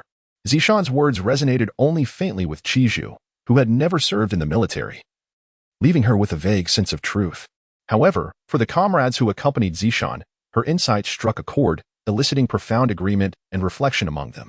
Consequently, as Zishan concluded her speech, Xiangwei, Mojili, Haitang, and Qinglan instinctively nodded in unison. Yet, upon observing their gestures, Tang Yiru could not help but smile softly at first. Then, with a playful laugh directed at Zishan, she remarked, "I have heard similar sentiments expressed by others before. They seem quite reasonable, but ultimately, it all depends on the actual circumstances. Within this underground fortress, we are unlikely to encounter any real danger. Moreover, if the day should come when we face peril. No matter how formidable our abilities or how heightened our vigilance, we may still be unable to evade it. Therefore, during combat, I believe our focus should not only be on effectively vanquishing those monsters and the other adversaries we confront, but also on ensuring our own comfort. There is no need to deliberately endure further hardships. In response to Tang Yuru's remarks, Zishan instinctively felt the urge to counter, yet as she prepared to speak, she realized that she lacked solid grounds to refute Tang Yuru's assertions. After a moment of contemplation, Zishan exchanged glances once more with the other 5 women from the combat team. Subsequently, Zishan graciously accepted Tang Yurua's kind gesture. Donning the newly crafted tactical goggles that Tang Yurua had designed for them, she cast several glances at the mountain of monster corpses outside. In accordance with Tang Yurua's intention, she hoped Jiang Yuan could endure for nearly 2 hours, allowing the 6 women from the combat unit to thoroughly enjoy a late-night feast before taking a well-deserved rest. Moreover, this arrangement did not contravene the previously established working hours. However, Zishan evidently had other plans. Merely half an hour had passed when she finished the more than a pound of roasted meat and the 2 servings of reprocessed fried rice she had selected earlier. After a brief stretch, she poured herself a large cup of an invigorating functional beverage. As she gazed through the tactical goggles, which enhanced her vision with a beauty filter, revealing a unique aesthetic of the monsters outside, she addressed Jiang Yuan, saying, "Brother Yuan, you should rest. We can manage just fine here. Won't you take a short break?" Upon hearing Zishan's words, Jiang Yuan instinctively furrowed his brow. Noticing his reaction, Zishan merely chuckled and shook her head. She then took another sip of her chilled functional drink and cheerfully reassured Jiang Yuan, "There is no need for that. With these semi-automatic catapults, we only need to move our fingers, and it won't be tiring at all." Jiang Yuan has always been averse to complications, or more precisely, influenced by his apocalyptic delusions and paranoia. He exhibits a certain degree of introversion. It is only in the anonymity of the internet or in the company of familiar faces within the underground bunker that he presents a semblance of normalcy. However, even in those circumstances, he harbors a distaste for the superficiality of social niceties. Thus, upon hearing Zishan's words and after a discerning glance that confirmed the 6 women posed no threat, Jiang Yuan dismissed any pretense of politeness and promptly transferred control of the semi-automatic catapults to them. Subsequently, after indulging in a network game downloaded onto the bunker's mainframe in the final days before the catastrophe, he unceremoniously succumbed to slumber in the luxurious computer chair beneath him. The women in the bunker found nothing amiss. In fact, upon witnessing Jiang Yuan seemingly drift into sleep, Chu Mianran utilized her privileges to gently adjust his chair to an optimal resting position and regulated the temperature of the monitoring room to a perfect 25 degrees with a gentle breeze. Angelica, ever considerate, selected a soothing lullaby for Jiang Yuan, then muted the vocal parts, allowing herself to hum softly along to the rhythm of the music. Thus, it swiftly approached the hour of 5 in the morning. In the distant eastern sky, a faint pearly white gradually emerged, heralding the ascent of the crimson sun from beneath the horizon. After the group had partaken in their late-night repast, the frequency of the peculiar creatures that had been troubling them began to dwindle until they ceased to appear altogether. At this juncture, Jiang Yuan, tasked with managing the carcasses of the creatures outside, was roused by the sound of an alarm clock. Following his advancement to the bronze level within the subterranean fortress, the fortress's computer systems underwent an upgrade, now equipped with rudimentary artificial intelligence. Jiang Yuan merely needed to input the relevant commands and, at critical moments, issue specific directives, allowing the fortress's computers to control the scorpion-tailed unmanned transport drones to clear away the remains of the creatures. Therefore, the task of disposing of the monster corpses was hardly a burden for Jiang Yuan. He could effortlessly enjoy a film or engage in gaming while completing this relatively undemanding task. However, unlike previous occasions, this time, as he watched the 16 drones he had deployed diligently clearing the corpses, he was struck by a pang of sorrow upon seeing the smaller fragments littering the ground, the pools of congealed blood, and the scattered arrows and remnants of other weaponry. Aware of the current scarcity of materials within the underground fortress, Jiang Yuan was suddenly overcome with a sense of loss. In this regard, Tang Yuru, stationed at the Underground Research Institute, naturally shared this sentiment, feeling an even deeper sense of heartache than Jiang Yuan himself. After a moment of deep contemplation, Tang Yuru suddenly addressed Jiang Yuan, saying, "Xiao Yuan, I notice there are 3 cars in your yard. Since you are not planning to go out, Why not let me put them to good use? The three vehicles parked in Jiang Yuan's yard, disregarding their intrinsic value, had been modified at an expense exceeding tens of millions, a sum that, even amidst an apocalyptic scenario, still held considerable purchasing power. For car enthusiasts, the thought of leaving these modified vehicles idle, only to occasionally admire them, would make it inconceivable to relinquish them to another, unaware of their potential fate. However, for Jiang Yuan, the modification of the cars was solely a matter of personal safety, and he did not harbor any profound affection for the automobiles themselves. Thus, upon hearing Tang Yuru's proposal, Jiang Yuan, who held a deep trust in her, did not hesitate to agree without inquiring how she intended to utilize them. Feel free to take them if you wish, he replied. Thank you, Xiao Yuan. Rest assured. With your support, the concerns you have will soon be resolved, Tang Yuru responded, seemingly eager to secure his agreement before he might reconsider. With that, she swiftly activated the large material transporter in the yard, effortlessly moving all three modified cars into her laboratory. After hastily consuming a few bites of her meal, she was promptly guided by the household service robot, plunging headfirst into her research room once more. Jiang Yuan initially intended to take a brief nap in the bedroom after clearing away the corpses of the monsters outside. However, upon witnessing Tang Yurua's current demeanor, a profound curiosity regarding her forthcoming actions arose within him. Consequently, Jiang Yuan decided to indulge himself with a fusion breakfast and a chilled bottle of beer. While he tuned into a complimentary ancient martial arts drama recommended by Angel during the morning hours, he reflected on his life, recognizing its decadence, yet eagerly anticipated the surprise Tang Yurua would unveil. It seemed that after seeing those three modified vehicles, Tang Yurua had confirmed her thoughts. She did not keep Jiang Yuan waiting for long. Soon, she emerged from her mechanical research room, her delicate face adorned with a weary, yet charming smile. Subsequently, Tang Yurua gifted Jiang Yuan with 3 miniature alloy car models, meticulously crafted to replicate the appearance of the modified cars, each roughly the size of a palm and capable of being powered by electricity.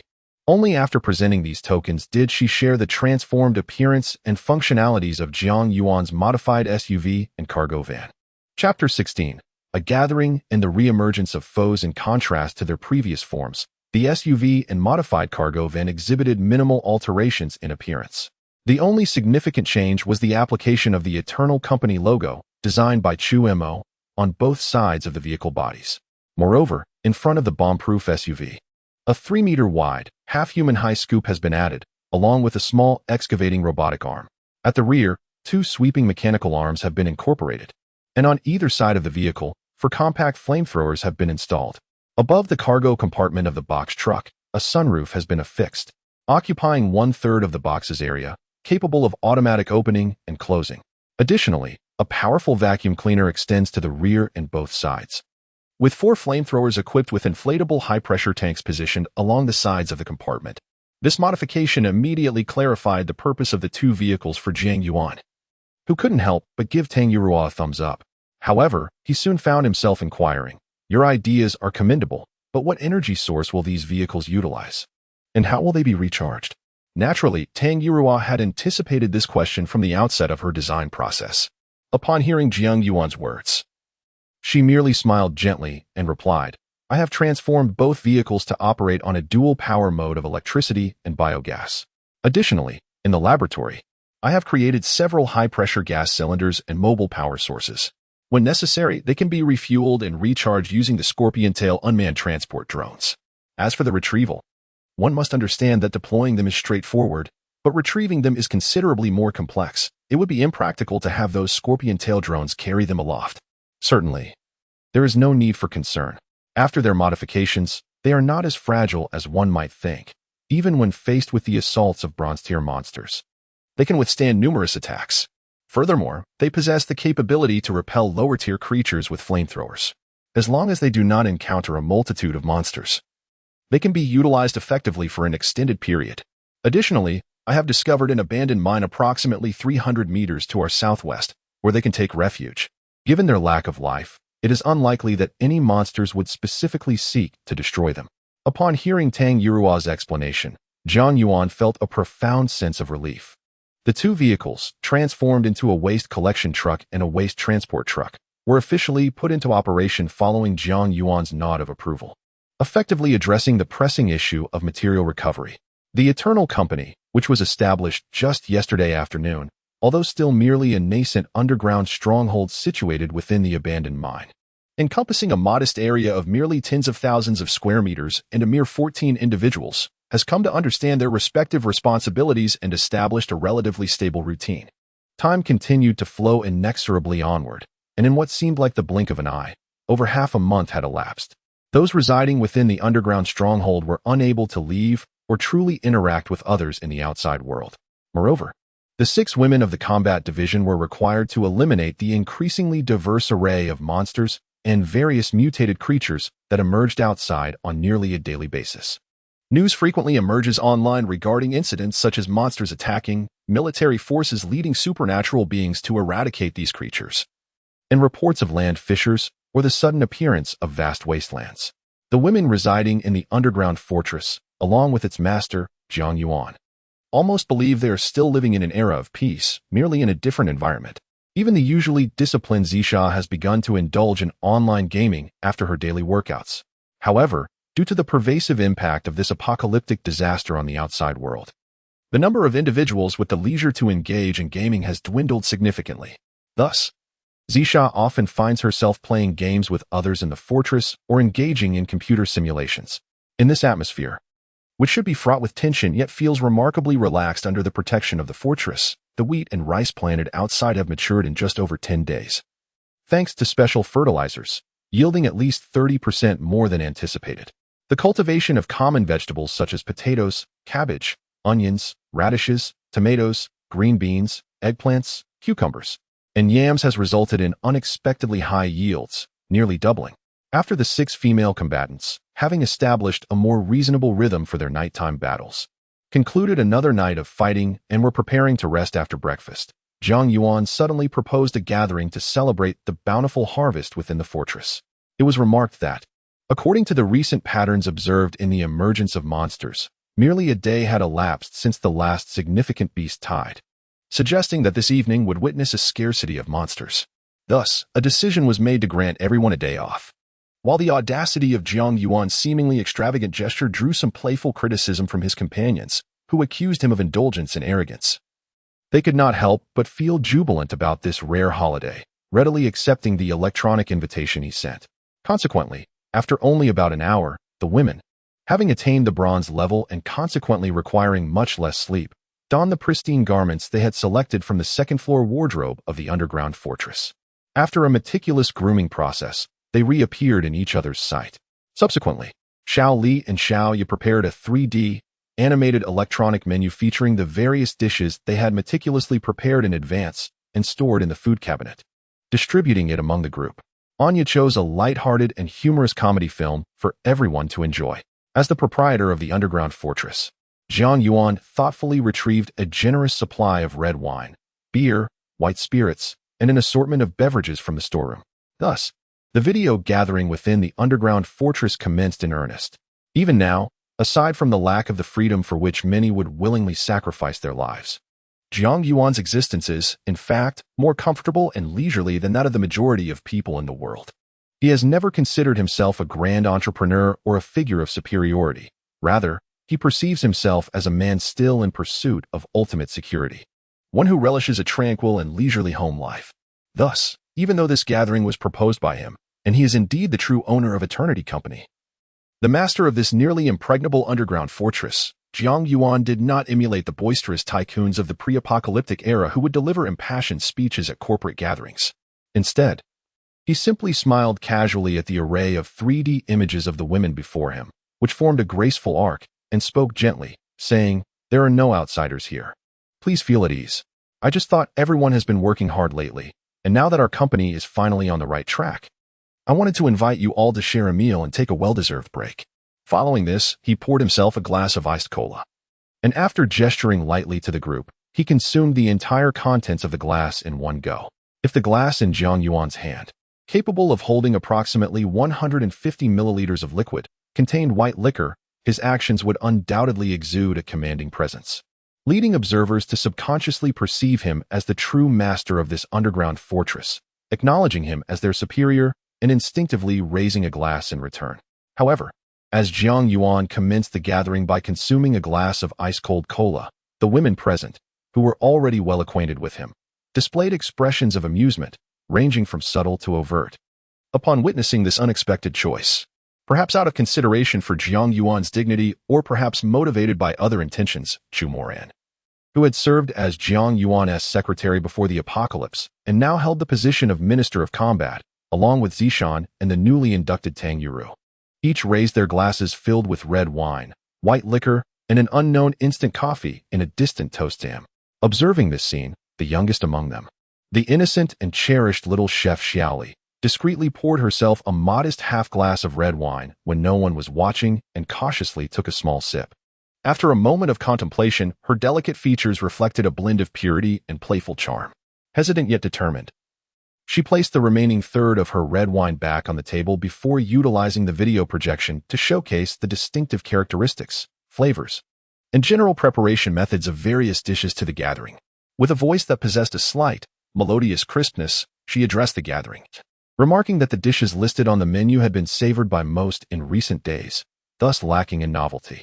However, the proprietor had shared his intention to organize a gathering with me a few days prior, prompting Lisa and me to prepare some distinctive culinary creations.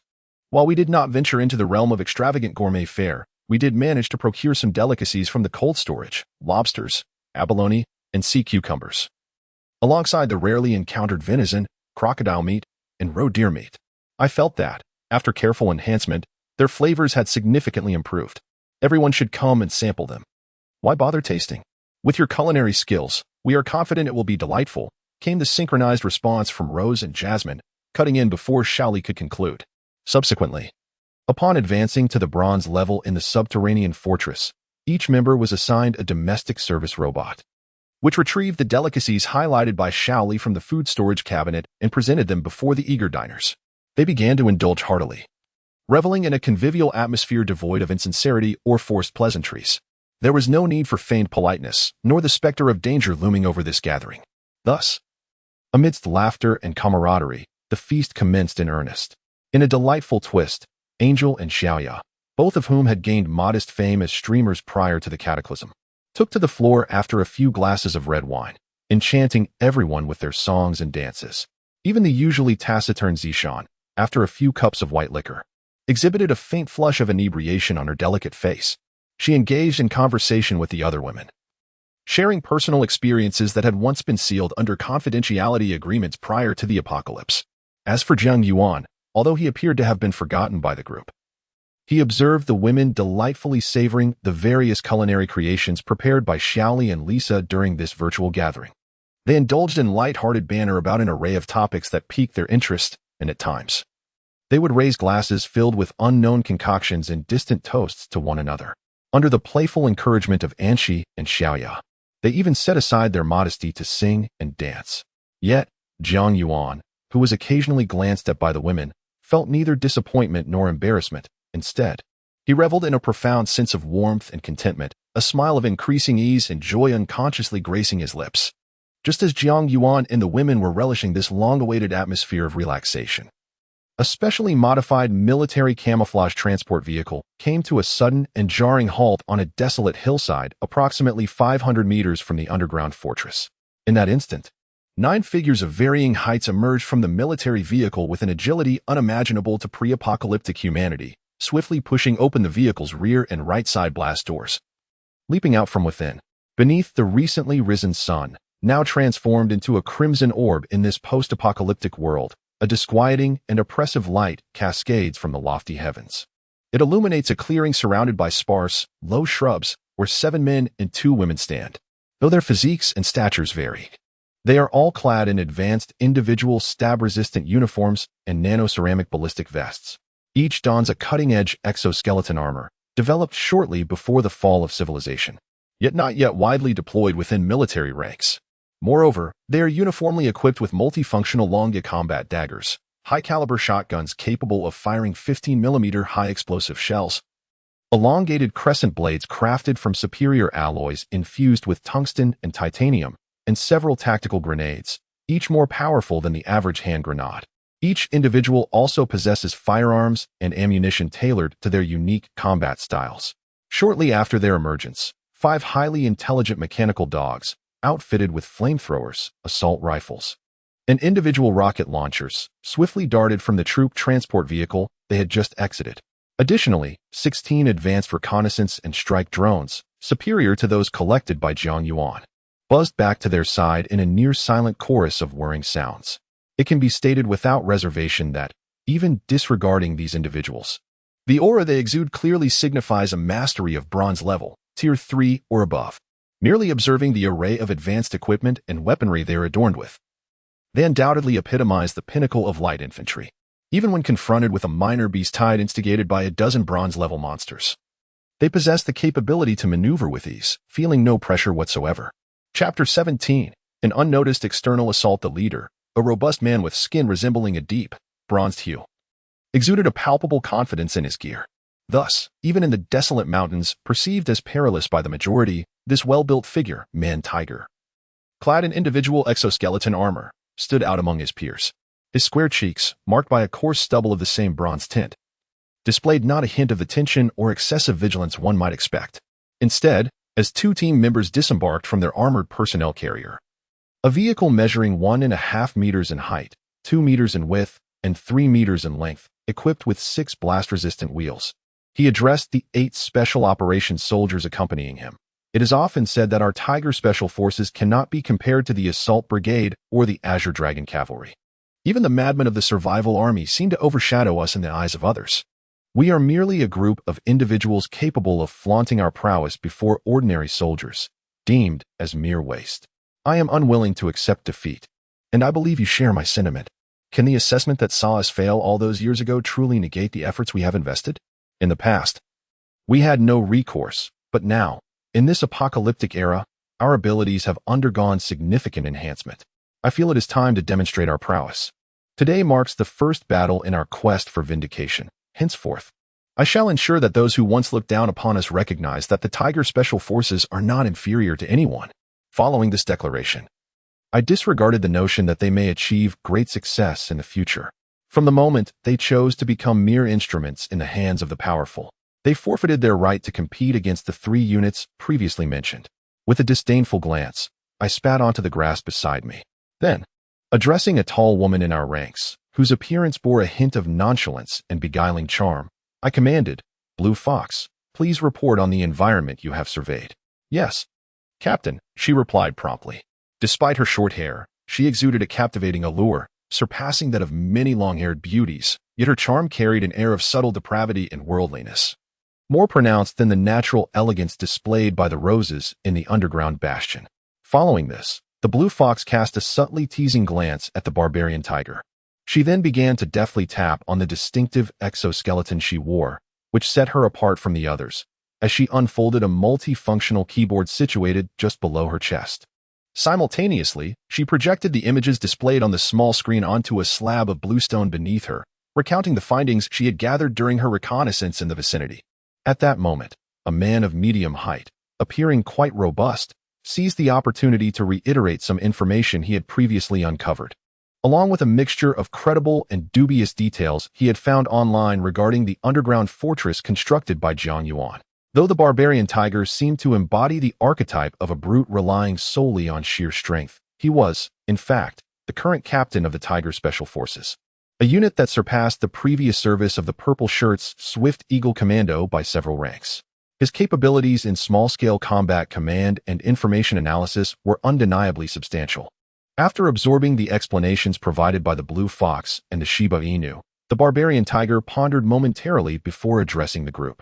He remarked that, based on the insights shared by the Blue Fox and the Shiba Inu, it was evident that the adversaries we were about to confront were indeed formidable. Not only were the outer walls excessively fortified, but even the rooftops in the courtyard and all exposed architectural structures had hardness indices that exceeded the limits of our measuring instruments.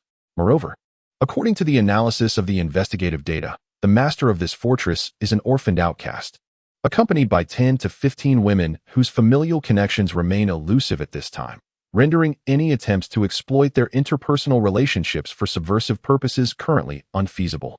Nevertheless, every adversary possesses vulnerabilities. Baoxiong, collaborate with Lan Fuxu to conduct a comprehensive investigation of the structural weaknesses in the defensive architecture of this underground fortress using the particle penetration analyzer, thereby identifying suitable points of breach. Scorpion, coordinate with Hailang and Yelong to temporarily lie in wait on the periphery of the underground stronghold, should Baoxiong's efforts falter. Prepare to deploy remote dispersal of sarin gas, attempting infiltration through toxic means. Shiba Inu, did you not mention that this underground fortress has an external public signal? Utilize your hacking skills to connect with the stronghold's interior. I require detailed intelligence on the situation inside. Ideally, we should infiltrate their defense systems to unlock the fortress gates. Many affluent individuals harbor distrust towards others, yet they place unwavering faith in machinery and computers, oblivious to the fact that before true experts, such technology often proves to be less reliable than human nature. Upon hearing Baoxiong's commands, the designated team members merely chuckled in response before promptly executing his directives. Observing this, Baoxiong instructed the male team member who had not been assigned a task to continue operating several unmanned aerial vehicles equipped with reconnaissance and strike capabilities to survey the surrounding environment. Following this, after lighting a cigarette, he began to engage in casual conversation with the only team member present, aside from the Blue Fox, who was the accompanying doctor. Indeed, if anyone were to attentively listen to the exchanges between him and the doctor, observing the almost imperceptible shyness and delight that occasionally flickered across the doctor's face, one would hardly doubt that, were it not for the current circumstances being somewhat untimely, they might have already succumbed to their mutual attraction. It must be said that the timing chosen by the fierce tiger was quite opportune, although his battle plan was not particularly intricate.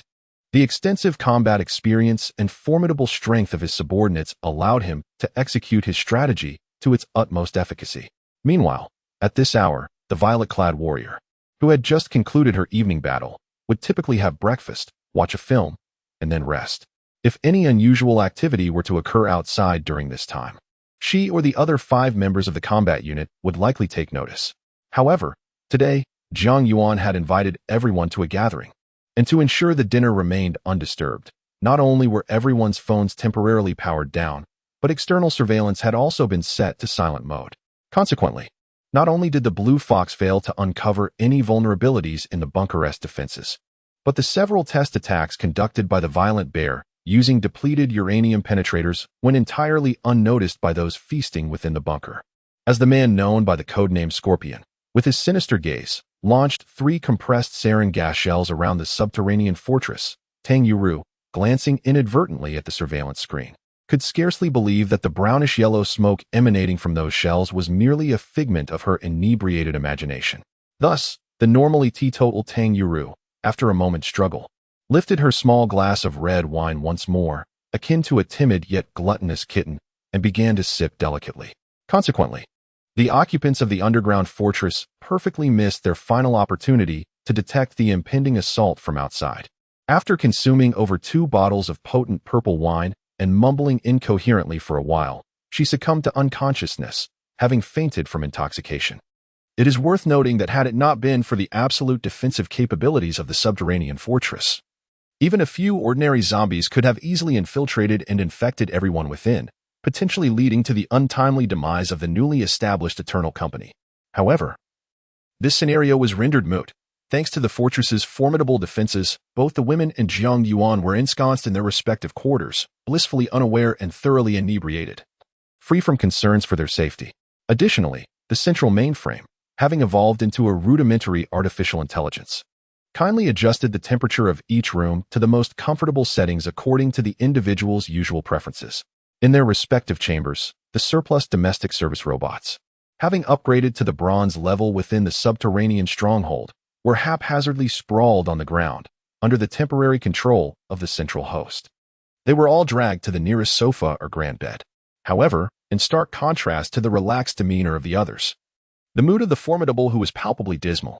This was undoubtedly due to the fact that all his meticulously crafted battle plans had become futile in the face of the stronghold's stellar defensive capabilities. Yet, the crux of his discontent lay with Anchi, or more precisely, with one of her actions. During a communal feast, Anchi, whether intentionally or not, had activated the external audio system of the stronghold, an inconsequential detail that went unnoticed by the others. Consequently, the melodious sounds of Anchi and Shaya's singing and the cacophony of off-key notes from the other women echoed from the concealed speakers outside the stronghold. Although these were unintended actions by the women, the realization that while he had commanded his team to attack the stronghold, the occupants within were blissfully singing, seemingly indulging in drink and celebration, was a humiliation beyond compare. It was a disgrace that overshadowed his past desire to join the Azure Dragon Rangers, only to be dismissed during a month-long assessment due to alleged ideological discrepancies. As a result, when the returning team members gradually reported their findings, the countenance of the imposing who was shrouded in a profound gloom. The members he brought along, sensing the gloom etched upon his face, became increasingly cautious.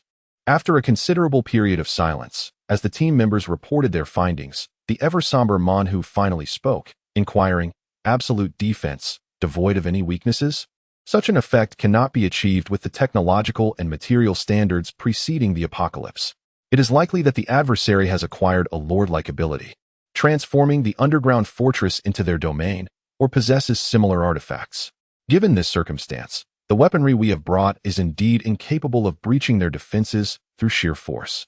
Shiba Inu, what of your hacking intrusion? Did you not proclaim your skills to rank among the top 10 globally?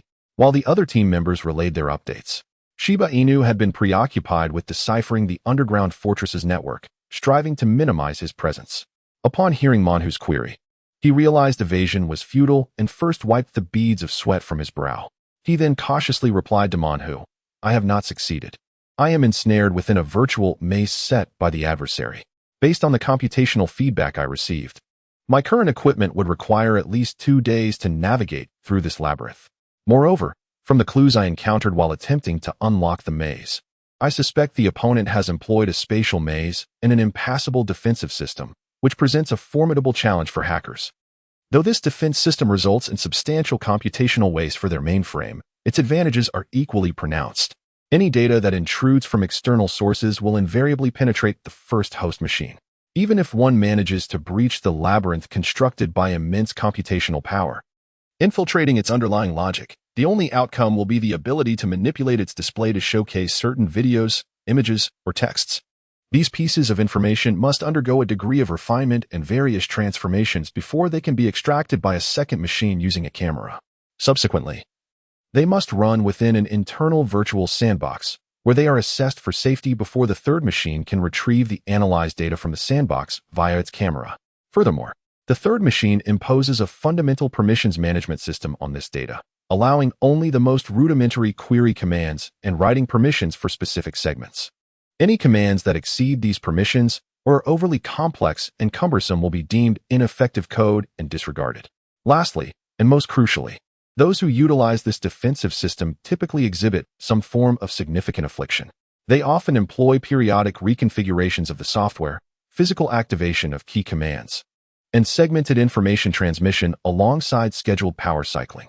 In summary, with the current state of technology, this combination not only leads to information delays and substantial waste of computational resources, but also renders any hacker's efforts futile. While Manhu possesses a basic understanding of computer infiltration techniques, it pales in comparison to the capabilities of Shiba Inu. Upon hearing the words of the Shiba Inu, the initially disheartened Manhu, who had lost hope regarding the Shiba Inu's hacking capabilities, waved his hand in slight irritation. He then addressed the Shiba Inu, urging not to be so disheartened. While the adversary indeed possessed a modicum of cleverness, it ultimately amounted to little more than trivial wit. This time, however, I have brought with me a true weapon of mass destruction. I had initially hesitated on whether to deploy it, but given their audacious demeanor, I shall make them aware that although many proclaim the apocalypse has arrived, those who fail to recognize the gravity of the situation and believe they can act without consequence shall inevitably pay the price. Chapter 18. Accelerated updates of the game version. Is this a flashbang? Why would one use a flashbang in broad daylight? It truly is blinding. Finally roused from her drunken stupor, with her consciousness still somewhat foggy, Chu Moran inadvertently caught sight of the dazzling flash while hastily reviewing surveillance footage. A flicker of surprise and confusion crossed her eyes. However, upon hearing her soft murmur, Ziyu instinctively turned to look at her. The moment he glimpsed the surveillance screen before her, despite knowing he was within the confines of an underground fortress and that the footage depicted past events, an uncontrollable chill crept into his heart, sending shivers down his spine. At that moment, Every hair on his body stood on end. After a considerable interval, Zisha finally regained her composure. She wiped the fine layer of perspiration that uncontrollably beaded on her forehead, and with a lingering sense of trepidation, addressed Chu Mo Ran in a subdued voice. What you observed in the video pales in comparison to witnessing it firsthand. The brilliance is far more overwhelming in person. I understand, she continued. Though I have never witnessed the explosion of a flashbang, I have heard tales of its effects, purportedly capable of inducing momentary blindness. No, you remain unaware. If you were to witness it in person, the outcome would not merely be temporary blindness, but rather the instantaneous vaporization of the eyeball itself.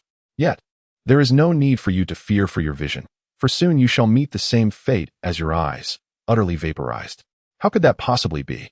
Flashbangs cannot possess such effects. Chu Mo ran gasped at Zisha's alarming assertions. However, as she gradually emerged from her initial shock, Zisha spoke again. While flashbangs do not exhibit such exaggerated effects, tactical nuclear weapons do. Upon hearing this, Chu Mo ran, despite her usual composure, found herself momentarily stunned. After a brief pause, she managed to articulate, "Are you suggesting that what we just witnessed was a nuclear explosion? We have been subjected to a nuclear strike?" Meanwhile, the surveillance footage, still playing at 16 times the normal speed, revealed that while the smoke had not completely settled, it had significantly thinned. The vast crater created by the tactical nuclear explosion began to emerge from beneath the veil of dust, subtly revealing its formidable contours. Thus, in response to Chu Moran's inquiry, Zisha first nodded before speaking again. Although I am reluctant to admit it, it is indeed the case.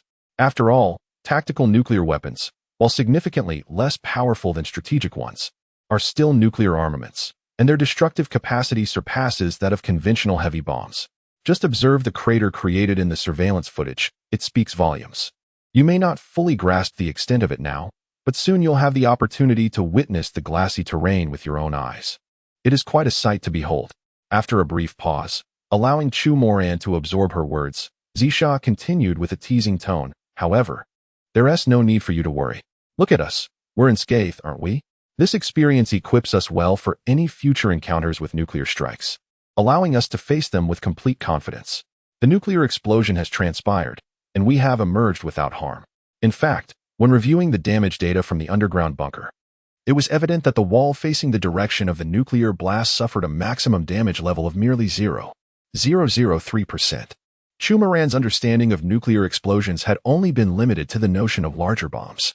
Thus, it took mere moments for her to comprehend that she had endured a level of nuclear assault that most nations had not experienced prior to the apocalypse. Thus, Chu Madian scarcely spared a glance at the alleged nuclear strike. Outside the northern wall, the deepest section of the crater created by the explosion reached a depth of 15 meters and spanned over 1,000 square meters, its surface adorned with colorful glass-like fragments. He quickly shifted his focus to assessing the impact of this nuclear detonation on the underground stronghold. After evolving to the bronze level, Jiang Yuan, who had rarely indulged in alcohol, found that although his tolerance had not immediately increased, his overall constitution had enhanced several-fold, significantly improving his metabolic rate for alcohol. Consequently, upon overhearing the conversation between Chu Madian and Zishan, the intoxication that once enveloped him gradually dissipated, allowing him to awaken from his slumber. Noticing this, Chu Modian's face bore an unmistakable expression of disdain as she urged Jiang Yuan, "You look utterly disheveled. Hurry and freshen up. We need to discuss some recent developments. Isn't today a holiday? Why must we work on a day off?" Jiang Yuan muttered under his breath, somewhat taken aback that even in this apocalyptic world, he still found himself managing his appearance under the watchful eye of others. However, seeing the disdain in Chu Modian's gaze and the teasing smiles of the other members who had awoken, he let out a resigned sigh and chose to heed her advice. He first made his way to the shower, taking a thorough wash, and then requested his domestic service robot to tidy his hair, crafting a hairstyle that complemented his image. Afterward, he donned an ensemble that, while not from a renowned brand, was crafted from 100 pure cotton and elegantly styled in a deep-hued casual attire. It was then that Jiang Yuan reappeared before the crowd. To be fair, Jiang Yuan was not particularly handsome. He possessed an average height, a physique that was neither corpulent nor slender, and a rather unremarkable visage that rendered him merely not unattractive. However, in this attire, having advanced to the bronze level, his proportions appeared increasingly refined, exuding an air of languid elegance. The women in the subterranean stronghold were suddenly struck by a wave of astonished admiration. Yet, this enchantment swiftly dissipated as Jiang Yuan unceremoniously slumped onto the sofa, casually opening a can of cola, erasing any trace of allure.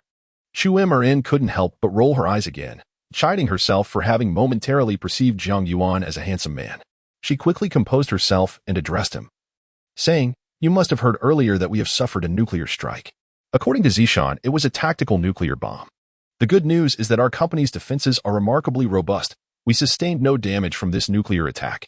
Furthermore, data analysis indicates that even if the power of this nuclear explosion were to increase 100-fold, our defenses would still withstand it." Miss Tang's newly crafted garbage collection vehicles, concealed deep within the cave, remained unscathed. With merely the need to clear some debris at the entrance, they could resume their operations seamlessly. As for the unfortunate news, Jiang Yuan, having finally come to terms with the reality of being struck by a nuclear explosion, felt his consciousness still somewhat hazy. Yet, upon hearing Chu Emmeran's words, he instinctively replied. In that moment, Chu Emmeran was uncertain whether Jiang Yuan had truly absorbed her remarks. Nonetheless, it seemed of little consequence. So after graciously accepting the cup of coffee Jiang Yuan had ordered for her and taking a small sip, she turned to him and said, "There is indeed some bad news." She continued, "During this nuclear detonation, the numerous miniature cameras installed within a several-mile radius of the company, along with the 3 small drones that had been conducting routine patrols, all lost signal amidst the explosion. Now, apart from those drones that remained grounded, our only means of observing the outside world is through the cameras integrated into the underground fortress." At this juncture, Chu Emmeran's voice momentarily faltered. After sipping her warm instant coffee again, she resumed addressing Jiang Yuan, stating, "However, this issue is not particularly grave, as it does not significantly affect us. Just a moment ago, I came across another piece of information online, which I believe is the true bad news for most." Upon hearing Chu Mai's words, the individuals who had gradually awakened turned their attention to her almost immediately.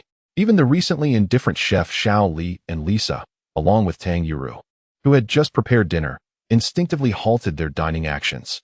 Observing this, Chu Mai did not intentionally keep them in suspense. Rather, she paused for a brief moment before sharing a news article and several video clips she had encountered earlier. She proceeded to explain to the group that since last night, a significant assault by mutated sea beasts had occurred along the coast of the Free Federation, situated across the stormy ocean. Following extensive casualties, the Speaker of the Free Federation announced a nuclear strike on the severely affected Noah territory. This nuclear strike was executed at precisely 1:40 p.m. our time, deploying the latest model of the Free Federation's Eagle 3 strategic nuclear annihilation missile, which resulted in over 30% material loss and negligible post-explosion radiation. In the aftermath, more than 90% of the sea beasts that had landed on the shores of Noah territory were instantly eradicated. Such formidable power. This should be regarded as good news, shouldn't it? While astonished by the nuclear weapon, a tool of destruction that has remained humanity's most formidable instrument for nearly 2 centuries, Xiao Li, still puzzled by the second video sent by Chu Mai, inquired further.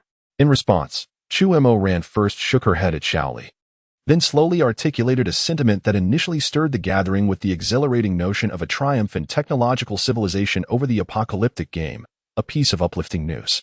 However, after a brief moment of contemplation, Chu Emmeran resumed speaking, revealing that, within an hour, the frequency of spatial rifts appearing in the Noah territory had surged at least 3-fold. Moreover, the scale of these rifts had expanded significantly, unleashing not only a greater number of bronze-level monsters, but also an abundance of silver and gold-level creatures. To make matters worse, a few diamond-level monsters had emerged, which could only be vanquished through heavy artillery fire or direct hits from heavy rockets. The Free Federation has now declared a complete fall of the Noah territory, marking the first city on our planet to succumb, with over 10 million lives left to fate. According to the patterns of the apocalyptic game, it is anticipated that silver, gold, and even diamond-level monsters may soon manifest across the entire region of the Free Federation, and potentially in the western nations separated by the Stormy Sea and the Meteorite Sea. In essence, the apocalyptic version has been upgraded, intensifying the pressure on governments worldwide. Upon hearing Chu Emmeran's subsequent remarks and witnessing the aerial footage of the Noah territory downloaded from the internet, the group of women called by Jiang Yuan, including the newly joined Tang Yuru, fell into a brief silence. overwhelmed by the gravity of the situation. Upon witnessing the situation, Jiang Yuan first extended his hand to gently tap the coffee table before him, drawing the attention of those present. He then began to speak softly, urging everyone not to dwell too much on the matter. There they, and we are we. We truly cannot save them, at least for the time being. However, I believe that the lessons learned from their plight will inspire our government and nation to devise better strategies. As for ourselves, with the defenses of our underground stronghold, I intend to prevent any calamity from befalling us. The women, in truth, were merely struggling to comprehend the sudden manifestation of a disaster, one that typically resided within the realms of cinema, now unfolding in the stark reality before them. This led to a momentary silence. Yet, upon hearing Jiang Yuan's words of comfort, though not particularly profound, their expressions visibly softened. Subsequently, Chu Moran fell into a brief contemplation before engaging Jiang Yuan in an analysis of the tactical nuclear strike that had befallen the underground stronghold. Meanwhile, Tang Yiru's phone unexpectedly rang once more, revealing an alarming 30 missed calls, all from the same number. Hastily, she answered the call and immediately exclaimed, "Dad." On the other end, there was a brief moment of silence before Tang Howren, finally exhaling with relief, responded to his daughter, "I'm glad you're safe. What happened this morning with the explosion in your area?" "Oh, regarding that matter, the specifics remain somewhat unclear. However, it has now been confirmed that it was indeed a tactical nuclear strike perpetrated by others." "A nuclear strike? Who possesses such audacity? Is it that scoundrel Lu Ziyuan? How dare he? Does he wish to court death?" "Xiao Ruo, rest assured, I shall avenge this grievance. My daughter is not someone who can be bullied by anyone." Despite Tang Yiru's nonchalant demeanor and the apparent lack of impact from the current phone call, Tang Howren, fully aware of the devastating power of a tactical nuclear weapon, could not contain his fury and began to roar at Tang Yiru. In contrast, Tang Yiru herself, lacking any real comprehension of the nuclear strike and unharmed by it, felt compelled to reassure her father, urging him to remain calm. She emphasized that the strike was not directed at her personally. She does not possess such significance. Once Tang Howren's anger had somewhat subsided, she continued to advise him that the external situation had undergone new developments, urging him to prioritize his safety above all else, and to act judiciously rather than impulsively. Only then did she return to discussing the various trivial matters she had encountered during her recent days in the underground fortress. Who was usually quite strict with his subordinates, patiently listened on the other end of the phone. Even as the fatigue and melancholy etched on his face due to recent circumstances gave way to a genuine smile. "It seemed that my choice this time was not in vain. As long as you are well, that suffices." A soft murmur, inaudible to anyone else, emerged from Tang Yiru, who had not been in contact since the call made upon entering the underground fortress, as she spoke fervently. Chapter 19. The greatest existence in the ruins beneath the sky shrouded in thick haze and toxic fumes, a group of human subspecies, distinctly different from the inhabitants of Kanglan Star, piloted various mechs, most towering over 50 meters, some even reaching 100. They fiercely battled monstrous foes within a vast metallic city capable of easily accommodating the entire Kanglan Star. Should any citizens of Kanglan Star witness this scene, they would be astonished to see the human subspecies whose faces were covered in thick scales and whose heads bore a hard, wrinkled keratin layer, manipulating technologically advanced combat mechs with their mental prowess. Even a casual swing of their enormous alloy swords or a spear exceeding 100 meters in length could effortlessly annihilate skyscrapers hundreds of meters tall. A few beams of laser, as thick as an adult's calf, could generate a high-temperature liquid lake exceeding depths of 50 or 60 meters, surpassing even the hardness and melting point of the most resilient alloy known on Kanglan Star, the alloy of uranium, titanium, and platinum composite. Antimatter missiles and subspace detonation devices could annihilate vast amounts of surrounding matter, rendering even fundamental particles non-existent in the void. Furthermore, in the distant sky, several deep space battleships, each extending over 100 miles and protected by subspace defensive shields, remotely commanded the entire battlefield, occasionally deploying swarms of self-destructing deep space drones. These drones carried frost bombs filled with high-pressure cryogenic substances, possessing heat capacities millions of times greater than that of pure water, with temperatures nearing 270 degrees. Additionally, there were obliteration bombs containing cosmic primordial toxins capable of eradicating an entire ecological system of an ordinary life-bearing planet with a mere microgram dosage. Yet, amidst the monstrous tide surged a terrifying creature known as the Return's abyssal bird, with a wingspan reaching several kilometers, the abyssal worm. Boasting thousands of venomous limbs and exceeding lengths of 10,000 meters, the fallen giant with 9 heads and 18 arms, and numerous malevolent insects said to thrive only in mass graves formed from divine corpses, alongside various ferocious monsters driven solely by their instinct to kill. Time and again, these relentless assaults thwarted the efforts of the human subspecies piloting the mechs, leaving them utterly unable to gain the upper hand, even within the fiery cores of stars. The formidable mechs persist, akin to mere paper figures, relentlessly torn asunder by the razor-sharp claws of monstrous beings. Alternatively, under the corrosive assault of a creature's venom, they swiftly dissolve into an unrecognizable pool alongside their pilots. Yet, amidst this tumultuous battlefield, where skyscrapers rise to heights exceeding 10,000 meters, a city suddenly crumbles with a thunderous crash. A building, merely 500 meters tall and seemingly unremarkable, stands resolute throughout the chaos. Remarkably, both the human subspecies piloting the mechs and the relentless tide of monsters emerging from the gaping voids, violently assaulted by deep space battleships, consciously evade this structure and its vicinity of several miles during the fray. With a piercing hiss, a cacophony reverberates as countless transparent neutron isolation shields, capable of withstanding explosions, cascade down from the heights of several towering edifices in a flurry of fine particles following a low-frequency tremor. Simultaneously, a terrifying creature resembling a centipede, adorned with grotesque, grimacing faces along its back and stretching over 10 kilometers in length, abruptly breaches the street, displacing a massive alloy manhole cover as it emerges partially from the depths below. In the next moment, a towering figure, standing at an impressive 35 meters, emerged from the gaping maw of a monstrous creature. This imposing man, adorned with a tough, keratinous exterior and crowned with 9 metallic horns that curved backward, wielded a massive anchor, rusted and stained with blood, in his right hand. With a casual sweep of his arm, he commanded the colossal beast to shrink rapidly, until it vanished like an inconspicuous ink blot into the exposed flesh adorned with intricate tattoos on his back, which revealed the features of a headless deity. He then slowly lifted his gaze, his gray-brown eyes reflecting a profound sense of desolation and decay, as they settled upon the rooftop of a building that remained untouched amidst the chaos of the fray. There, a woman stood quietly, engrossed in an ancient parchment, its surface worn and imbued with a palpable sense of history. Though she appeared to be around 1.70 meters in height, far from diminutive compared to the majority of women among the inhabitants of Kanglan Star, she seemed rather petite when juxtaposed with the towering mechs and the colossal beasts that surrounded her. Clad in a vintage Lolita gown dominated by hues of blue-purple and gray-black, and with her flaxen waves cascading down her shoulders, she exuded an exquisite tranquility, creating a striking contrast to the ravaged metallic city engulfed in war. Yet, this seemingly delicate young woman, who appeared fragile and vulnerable, was not only able to divert the rampant chaos and bloodshed that engulfed the city while perusing her ancient scroll. When the massive figure below, exuding an aura of terror and destruction, cast his gaze upon her, she casually closed the scroll with a nonchalant smile gracing her fair visage.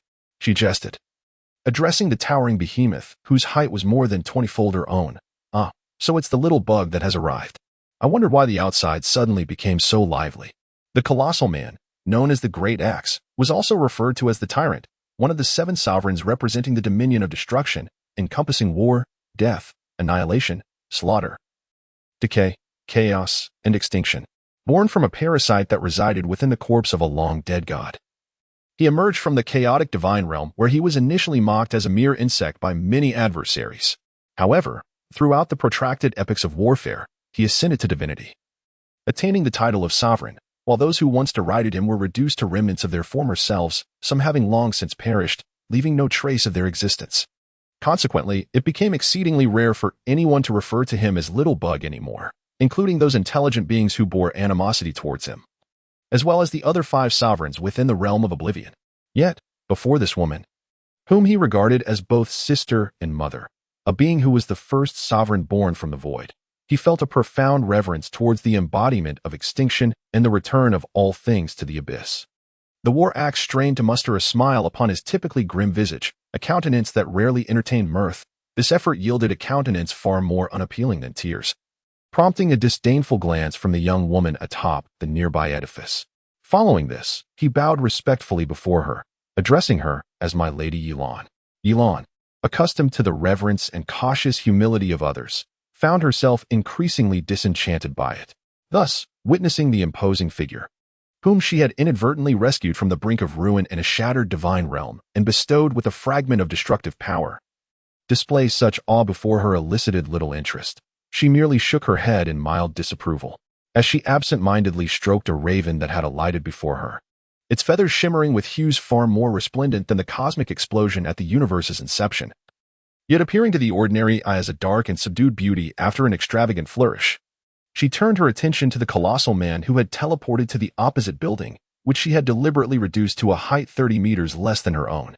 With a slow, deliberate voice, she inquired, "Did you not embark on a quest to the abyss of return to uncover its ultimate secrets?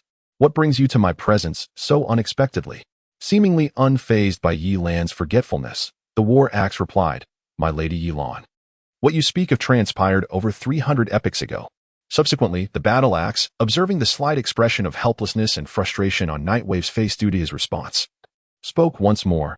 "I have come this time because within the jurisdiction of your esteemed self, Lord Nightwave, in the war zone numbered 139701, there has emerged an intelligent life form endowed with sub-deity level talent.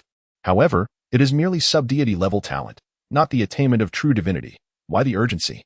An entity that is yet to ascend to divinity is ultimately but an insignificant insect, even if one were to successfully attain divinity, or even achieve the status of a sovereign, they would still be but a slightly larger insect.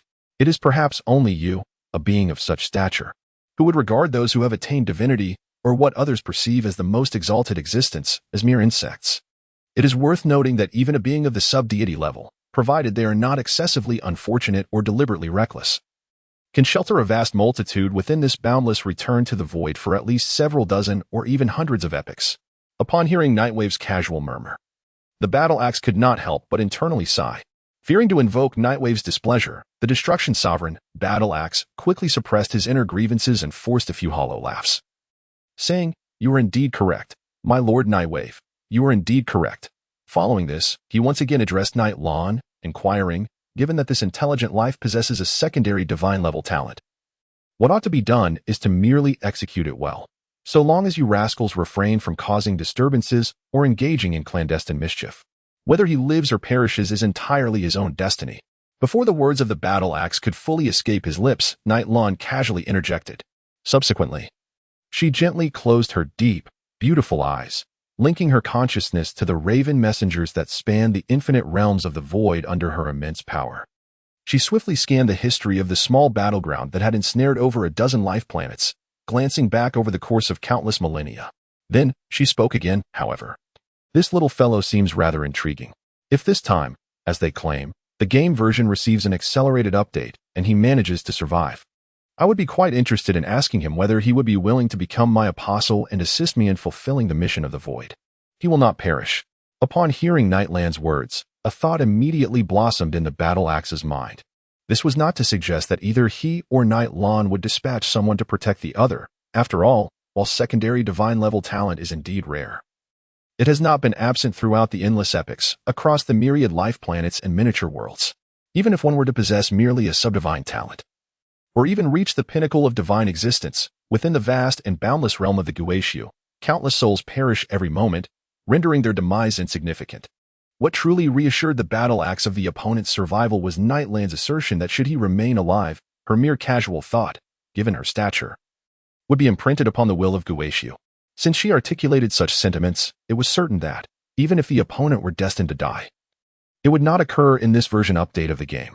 For should such an event transpire, while Night Lan herself might not be overly concerned, the will of Guaishu would undoubtedly not tolerate such defiance. No one truly comprehends whether Night Lan is fully aware of the boundless power and supreme authority she wields, or if she is acutely cognizant yet remains indifferent.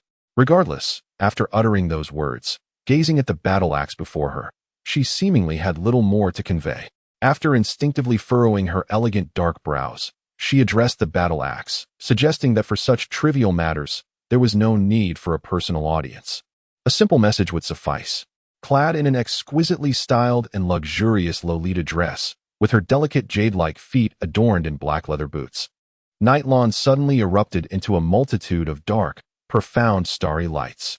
These minuscule sparks, smaller than a pinhead, transformed into massive crows with wingspans stretching thousands of meters, momentarily dimming the hazy sky above the metallic city below. In the next moment, these entities seemed poised to envelop the entire metallic city, momentarily halting the battle below. The raven, caught in a barely perceptible ripple of space, vanished instantaneously within this colossal chaos, an expanse far surpassing that of the entire Azure Star.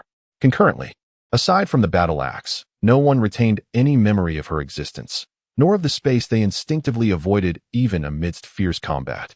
Thus, the building where Yalan had previously resided swiftly disintegrated into nothingness under the bombardment of a subspace detonation, along with the surrounding structures.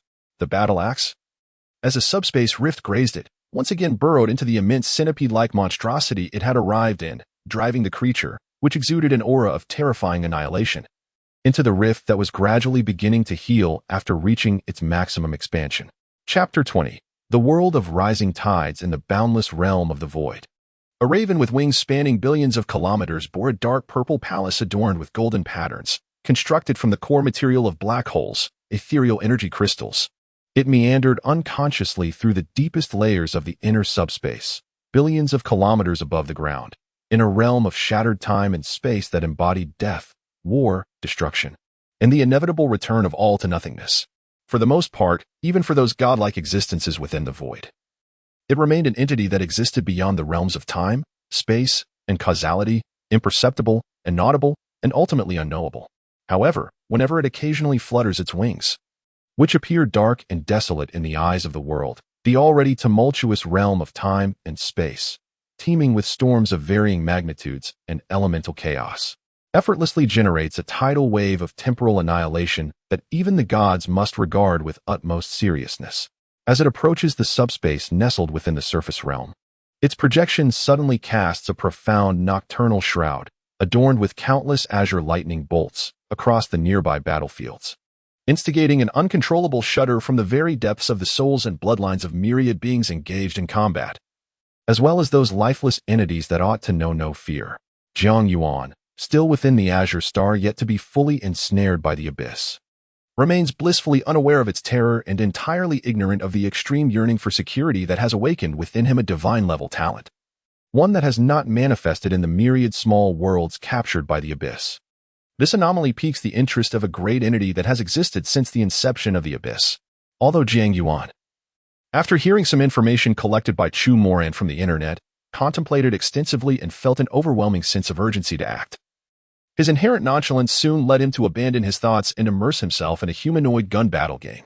Following this, Jiang Yuan, having ordered himself another bottle of the supposedly invigorating energy drink, casually took a generous gulp and, after a satisfied belch, enthusiastically began to manipulate the game controller he had just connected to his computer, immersing himself in the game of his choosing.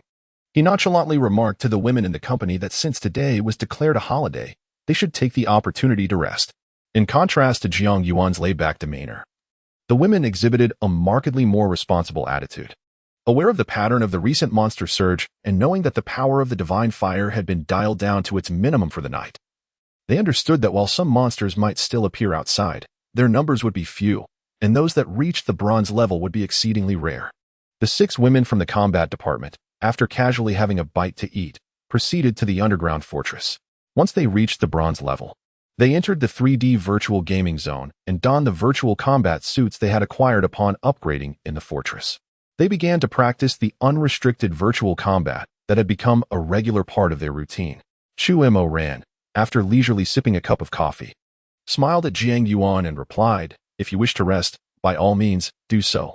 Sister Cu and I will take some time to meticulously organize the various information available online and see if there are any leads we might need.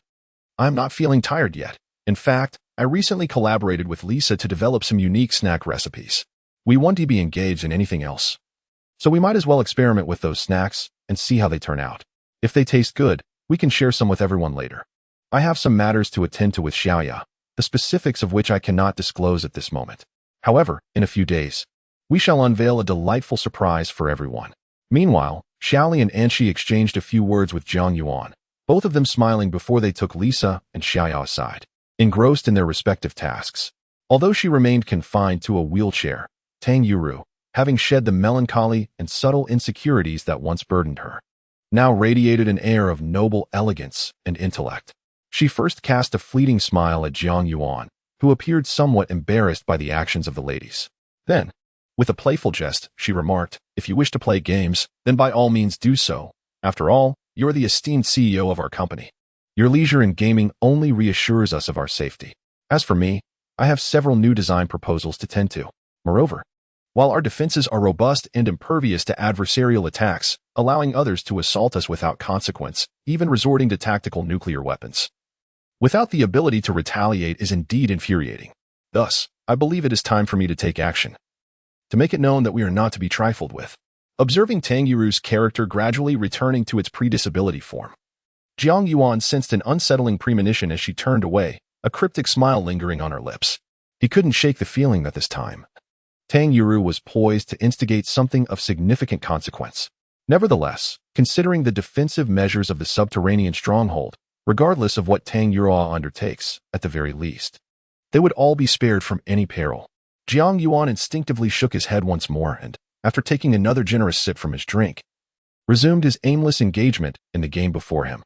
Meanwhile, less than 100 miles away, 6 enigmatic figures clad in long black robes that obscured their faces, revealing only their eyes, suddenly materialized under the cover of night within an abandoned crematorium on the outskirts of Dongling City, a site long forsaken since the apocalypse. With everyone present, the meeting could officially commence.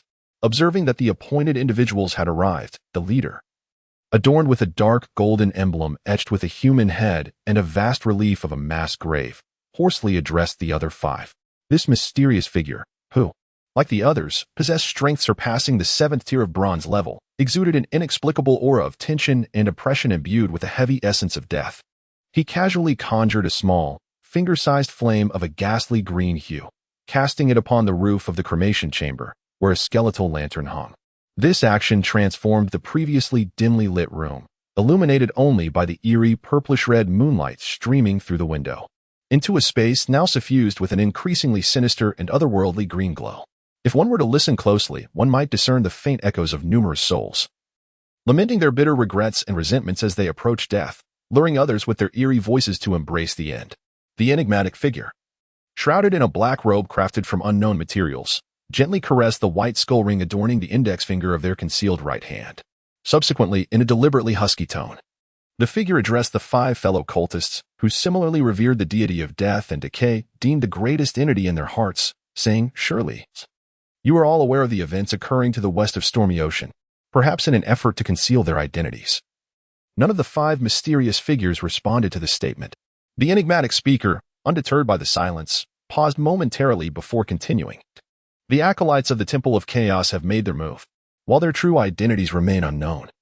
It is indisputable that they have incited the Speaker of the Free Federation to launch a strategic nuclear assault on the Noah domain, hastening the invasion of the ruins and drawing greater attention from the exalted existence.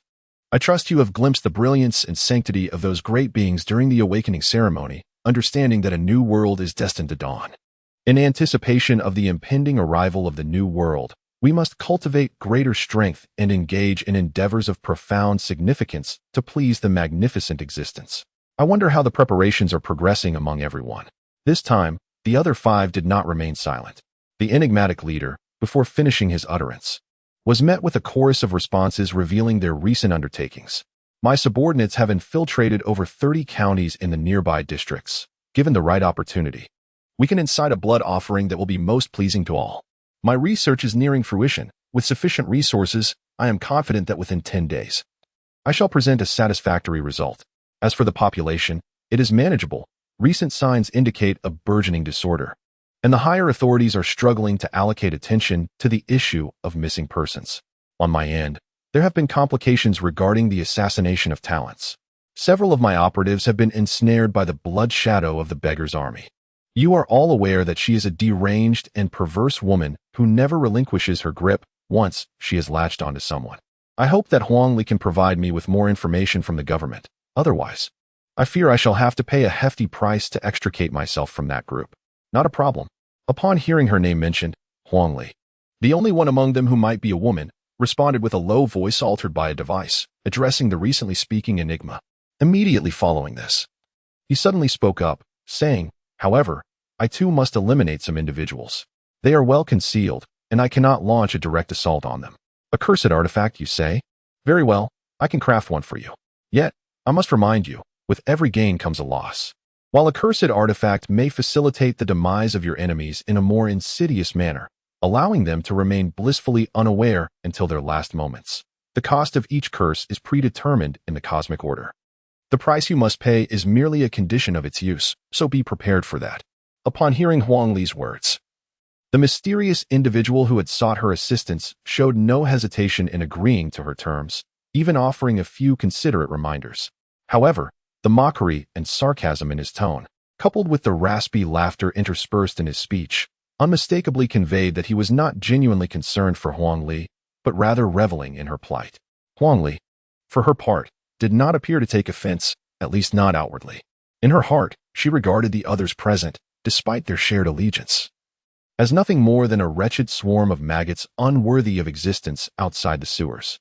They exchanged information amongst themselves, confirming the tasks they were to undertake. Subsequently, just as he had arrived, he swiftly departed alongside the other enigmatic figures, retreating into the darkness and desolation of the abandoned crematorium.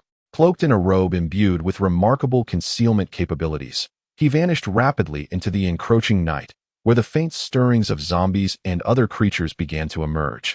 Shortly after these mysterious individuals had left, a woman clad in crimson, bearing a medium stature and short hair that grazed her ears, made her entrance.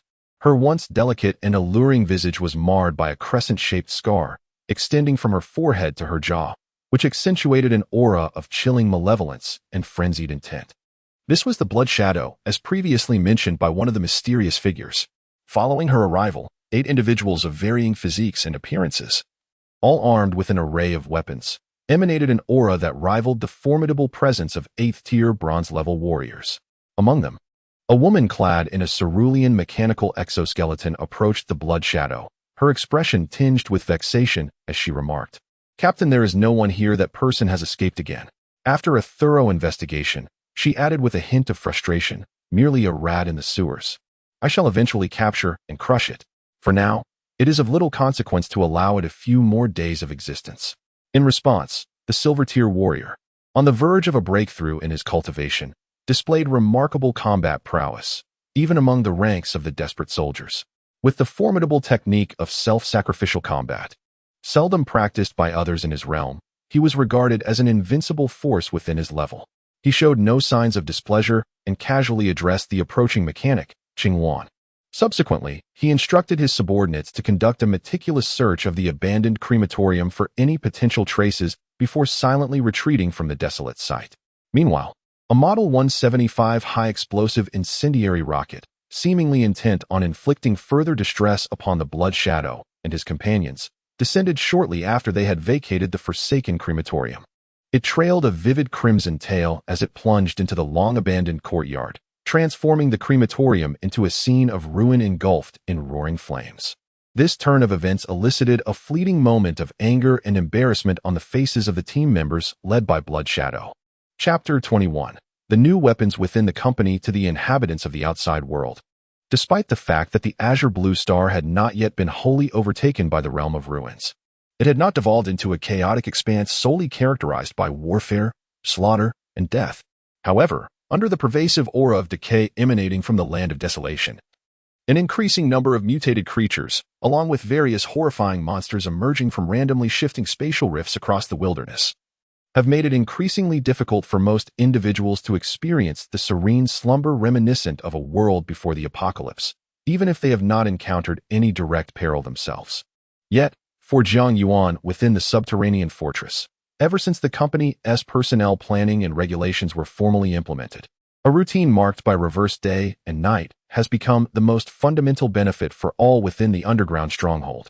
Consequently, after indulging in games until the early hours of 2 a.m., Jiang Yuan, possibly influenced by the copious amounts of alcohol consumed during the day's gathering, began to feel an overwhelming wave of drowsiness.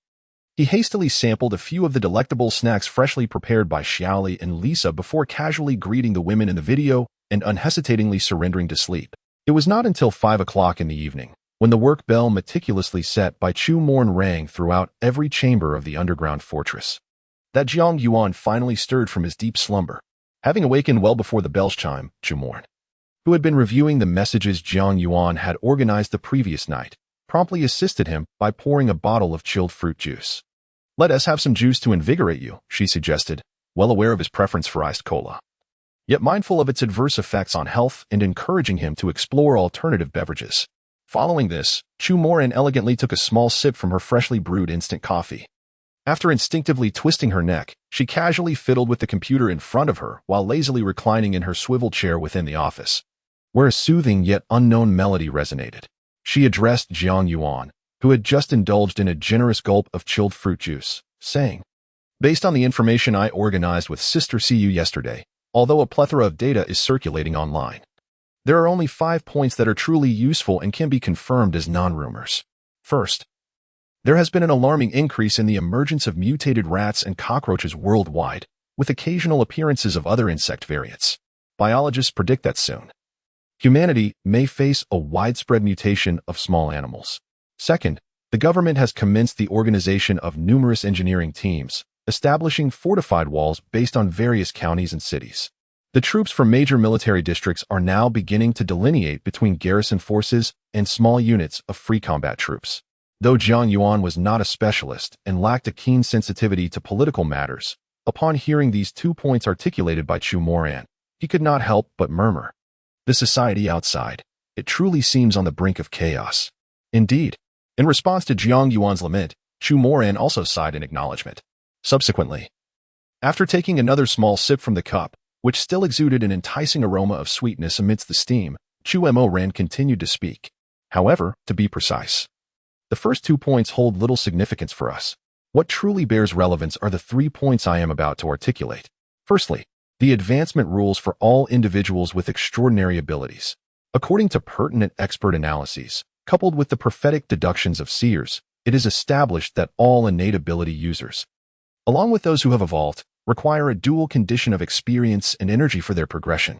For the vast majority, the most effective, if not the sole, means of acquiring experience is through vanquishing monsters and various creatures that have undergone mutations due to the pervasive aura of annihilation emanating from the ruins. Moreover, the experience gained from defeating monsters of equal rank diminishes as one's S level increases.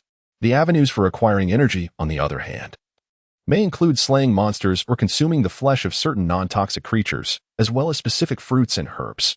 Regardless of one's S level, the energy obtained from defeating monsters remains constant. However, the capacity for absorption varies among individuals. Once the absorption of energy reaches a saturation point, the body will instinctively shield itself from further intake. It is worth noting that the energy referred to here pertains to that required by innate ability users and evolved beings for their advancement, distinct from the energy necessary for sustaining combat and survival, which operates on a separate system. Essentially, as long as one maintains a regular diet and engages in ample rest following significant exertion, recovery occurs naturally. Moreover, an exceedingly small number of non-combatant superpowered individuals are exempt from adhering to the aforementioned regulations. Some of these extraordinary beings, in their pursuit of advancement, require not only experience and energy but also certain additional conditions. It is somewhat intricate and not easily comprehensible. However, it seems that whether we grasp this concept or not holds little significance for us. Ultimately, the crux lies in the understanding that slaying monsters suffices for leveling up. If one insists on believing otherwise, that is entirely permissible. Upon hearing Jiang Yuan's remarks, Chu Moran, who typically favored clarity in all matters, could not help but cast an exasperated glance in his direction. Subsequently, she resumed speaking to Jiang Yuan, stating that the volume of our planet, Kanglan Star, has expanded by over 10% compared to before, resulting in the rupture of numerous underground optical cables and surface power lines. Furthermore, due to the increase in the size of Kanglan Star, experts predict that within no more than 10 days, the communication satellites in orbit will begin to plummet one after another. Given the likelihood of further expansion of the planet's dimensions, various parameters are undergoing changes, and it is highly probable that no new satellites will be launched in the foreseeable future. This is indeed a dire situation. It seems that the collective aspiration for planetary unification and the joint exploration of outer space has been irrevocably dashed. Soon, we may find ourselves reverting to an era reminiscent of ancient feudal strife. Contemplating the significance of communication, Jiang Yuan could not help but sigh once more after hearing Chu Mo Ran's subsequent words. Afterwards, Jiang Yuan listened as Chu Mo Ran continued to discuss various rumors encountered online, the authenticity of which remained uncertain. His gaze shifted to Tang Yurua, who seemed to have just awakened from slumber. She was clad in a simple, cream-colored cotton robe with a deep V-neck line, her long, lustrous black hair exhibiting unmistakable signs of disarray and volume. Meeting Jiang Yuan's playful gaze, Tang Yurua appeared to finally recognize the peculiarity of her current appearance. Whether she was aware that Jiang Yuan could not approach her or was deliberately attempting to provoke him, she settled into her wheelchair, allowing the housekeeping robot to assist her. Rather than shying away from Jiang Yuan's gaze, she first tucked a few strands of her dark hair behind her ear and, with a deliberate gesture, puffed out her chest. Jiang Yuan, caught off guard by the sudden display of her alabaster curves, found himself momentarily entranced. After adjusting her robe, Tang Yurua presented the live surveillance feed from the northern section of the underground fortress to Jiang Yuan, a hint of bashfulness gracing her delicate features. With a proud smile, she asked, "What do you think of the results of my efforts last night?" Hearing her inquiry, Jiang Yuan gradually snapped back to reality, still reeling from the shock and awe inspired by Tang Yurua's appearance. Following this, Jiang Yuan beheld, to the north of the massive crater created by the tactical nuclear bomb, an unexpected sight. A considerable number of reinforced and widened barriers, adorned with a white bone barricade featuring a zigzagging array of spikes to deter climbers. Additionally, he observed over 70 towering columns, each exceeding 8 meters in height and half a meter in diameter, upon which hung thick chains resembling his own calves, interspersed with densely positioned, barb-bone chains. Within the crater itself, alongside a proliferation of intricate bone chains and translucent, sticky elastic threads, Jiang Yuan distinctly recognized a formidable array of tri-pointed spikes, each over 40 centimeters in length and bristling with fine barbs. Noticing the astonishment in Jiang Yuan's eyes, Tang Yurua, who had been laboring diligently until nearly 11 in the morning to finalize her prior plans, could not help but reveal a smile that radiated increasing delight amidst her lingering weariness. She then feigned casualness as she addressed Jiang Yuan, remarking that while these devices were not inherently complex, their efficacy in obstructing the monstrous entities was notably impressive. Furthermore, she added that she had coated each apparatus with a specialized toxin derived from the essence of zombies, capable of inducing paralysis in creatures other than the undead. Moreover, due to the lack of direct lethality, the impact on slaying monsters for the acquisition of experience and energy is rather negligible. Thus, I instructed the 6 sisters from the combat division to position themselves around our company. Subsequently, Tang Yuru demonstrated to Jiang Yuan the towering structure she had erected in the center of the courtyard. This formidable edifice housed a total of 18 disposable crossbows, each capable of simultaneously launching 3 1.5-meter-long bone-poisoned spears. These crossbows could be swiftly loaded, calibrated, and fired through computer-controlled mechanical arms. As she presented the live surveillance feed from the pinnacle of the tower to Jiang Yuan, she elaborated, "I have also crafted a weapon for you, which I have named Sky Bow No. 1. This long-range sniper crossbow employs a multi-pulley system for power accumulation. Although the charging time is relatively prolonged, it can amass a force equivalent to 50 times the combined strength of the 6 sisters in the combat division. The specially designed crossbow bolts measure 7 meters in length and 60 centimeters in diameter. Not only do they feature a rotating blade tip, but they also contain a collision-triggered high-explosive payload and a cloud-explosive incendiary agent in their midsection. Theoretically, the explosive power is not inferior to the active 175 rocket warhead, complete with the secondary detonation effect of a cloud explosive. The standard attack range is 300 meters, with a blast radius of 350 meters. Should specially designed extended-range bolts be utilized, the maximum attack distance extends to 10 kilometers. However, due to the absence of relevant chip guidance, the trajectory of the projectiles is entirely calculated by computer algorithms. Thus, for long-range attacks, it is imperative to utilize drones for target guidance, which introduces a considerable margin of error, potentially reaching up to 30 meters. Moreover, given the immense power of the weapon, when it is employed to vanquish monsters, we are only able to recover a limited amount of materials, scarcely gaining any experience or energy.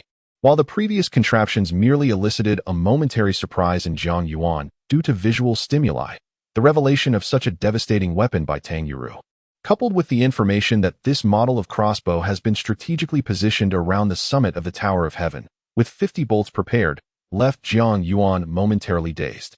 Although he was already aware of the changing times, the realization that he, a reclusive individual who had never even held a firearm before the apocalypse, now wielded such a formidable weapon was overwhelming. Observing Jiang Yuan's reaction, Tang Yuru seemed to sense that this revelation alone was insufficient to fully astonish him. Consequently, after revealing an unmistakable smile of triumph, she raised a cup of the newly concocted mixed-flavor milk tea by Shaoli and took a generous sip. Simultaneously, she shared images and specifications of her modified drones with Jiang Yuan, reiterating that the aforementioned devices were primarily designed for the defense of their company and had not been utilized extensively. What truly occupies my thoughts are these 3 models of drones. Over the past few days, I have devised plans for them, yet I have refrained from implementation due to the unsatisfactory results achieved thus far. Following our recent tactical nuclear assault, I believe that even if their designs remain immature, I should proceed to construct them, if only to instill a measure of deterrence in those outside. The first model, a compact drone known as the Shadow Exploration Drone, measures 50 centimeters in length and boasts a quadrotor flight system, alongside a short-term jet propulsion feature. Its defensive capabilities are robust enough to withstand attacks from typical bronze-level adversaries, enduring 4 to 5 full-force strikes. It is equipped with a wide-angle dynamic camera and a miniature energy detector, which surpasses the detection efficacy of previous drones, offering enhanced maneuverability. Its effective flight duration is 3 hours, with a maximum operational radius of 15 kilometers.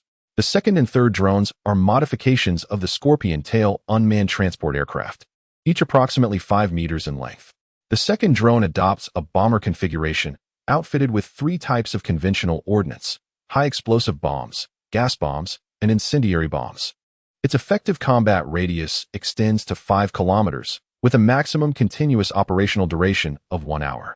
Although its defensive capabilities are significantly augmented, this enhancement has consequently increased its weight, resulting in diminished mobility and agility, rendering it susceptible to targeting.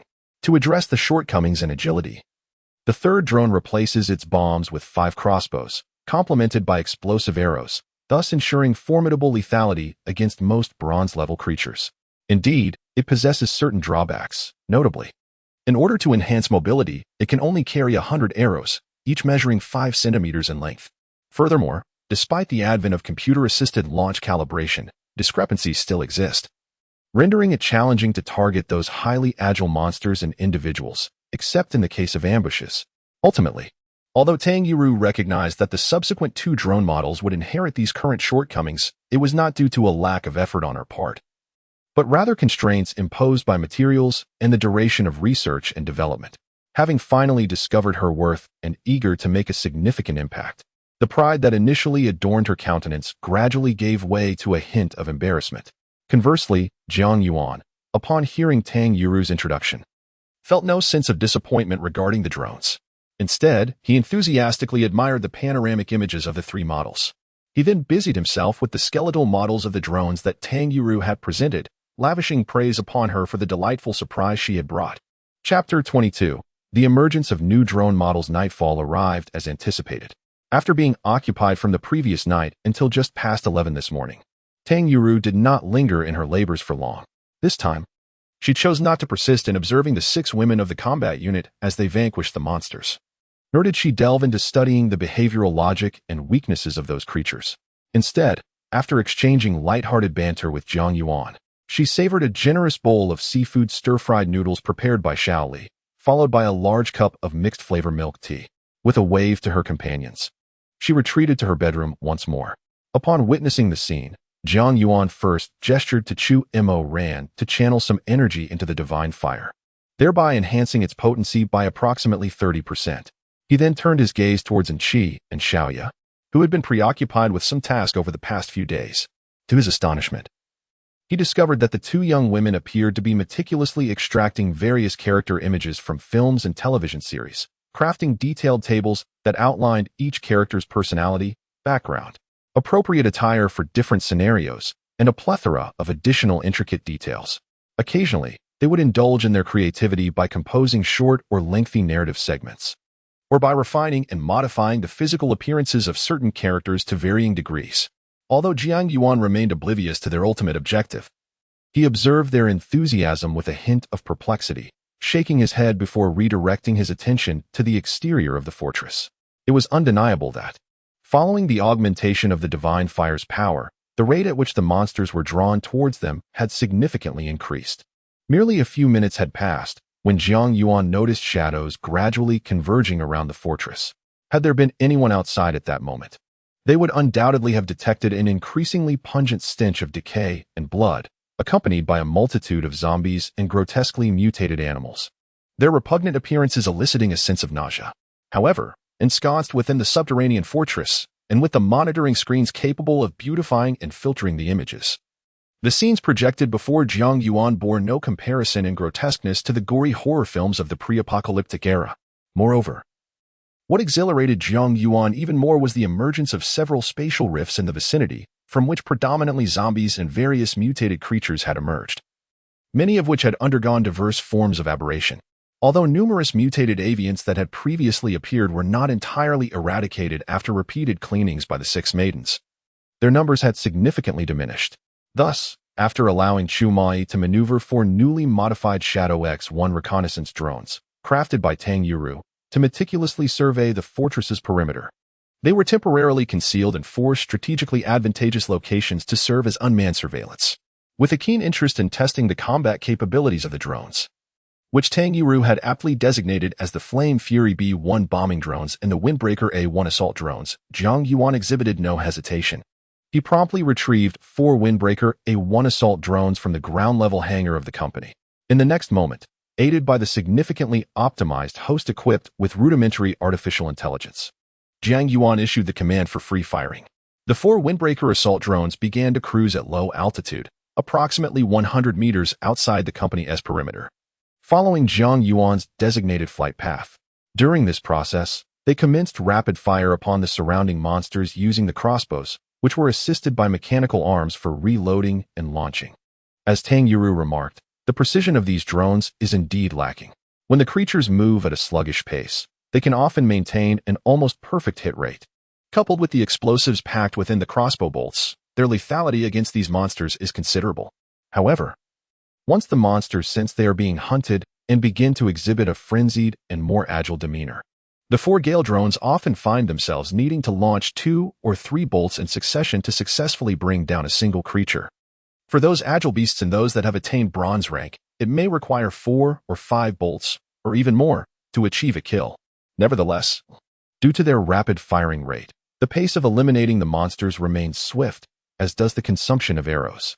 Consequently, after approximately 10 minutes had elapsed, even though the initial appearance of the monsters had been sparse, the 4 Gale drones had exhausted their entire stock of arrows. Observing this, Jiang Yuan promptly recalled them to their respective hangars and operated the intelligent mechanical platform within to replenish their ammunition, preparing for another patrol before the drones ran out of power.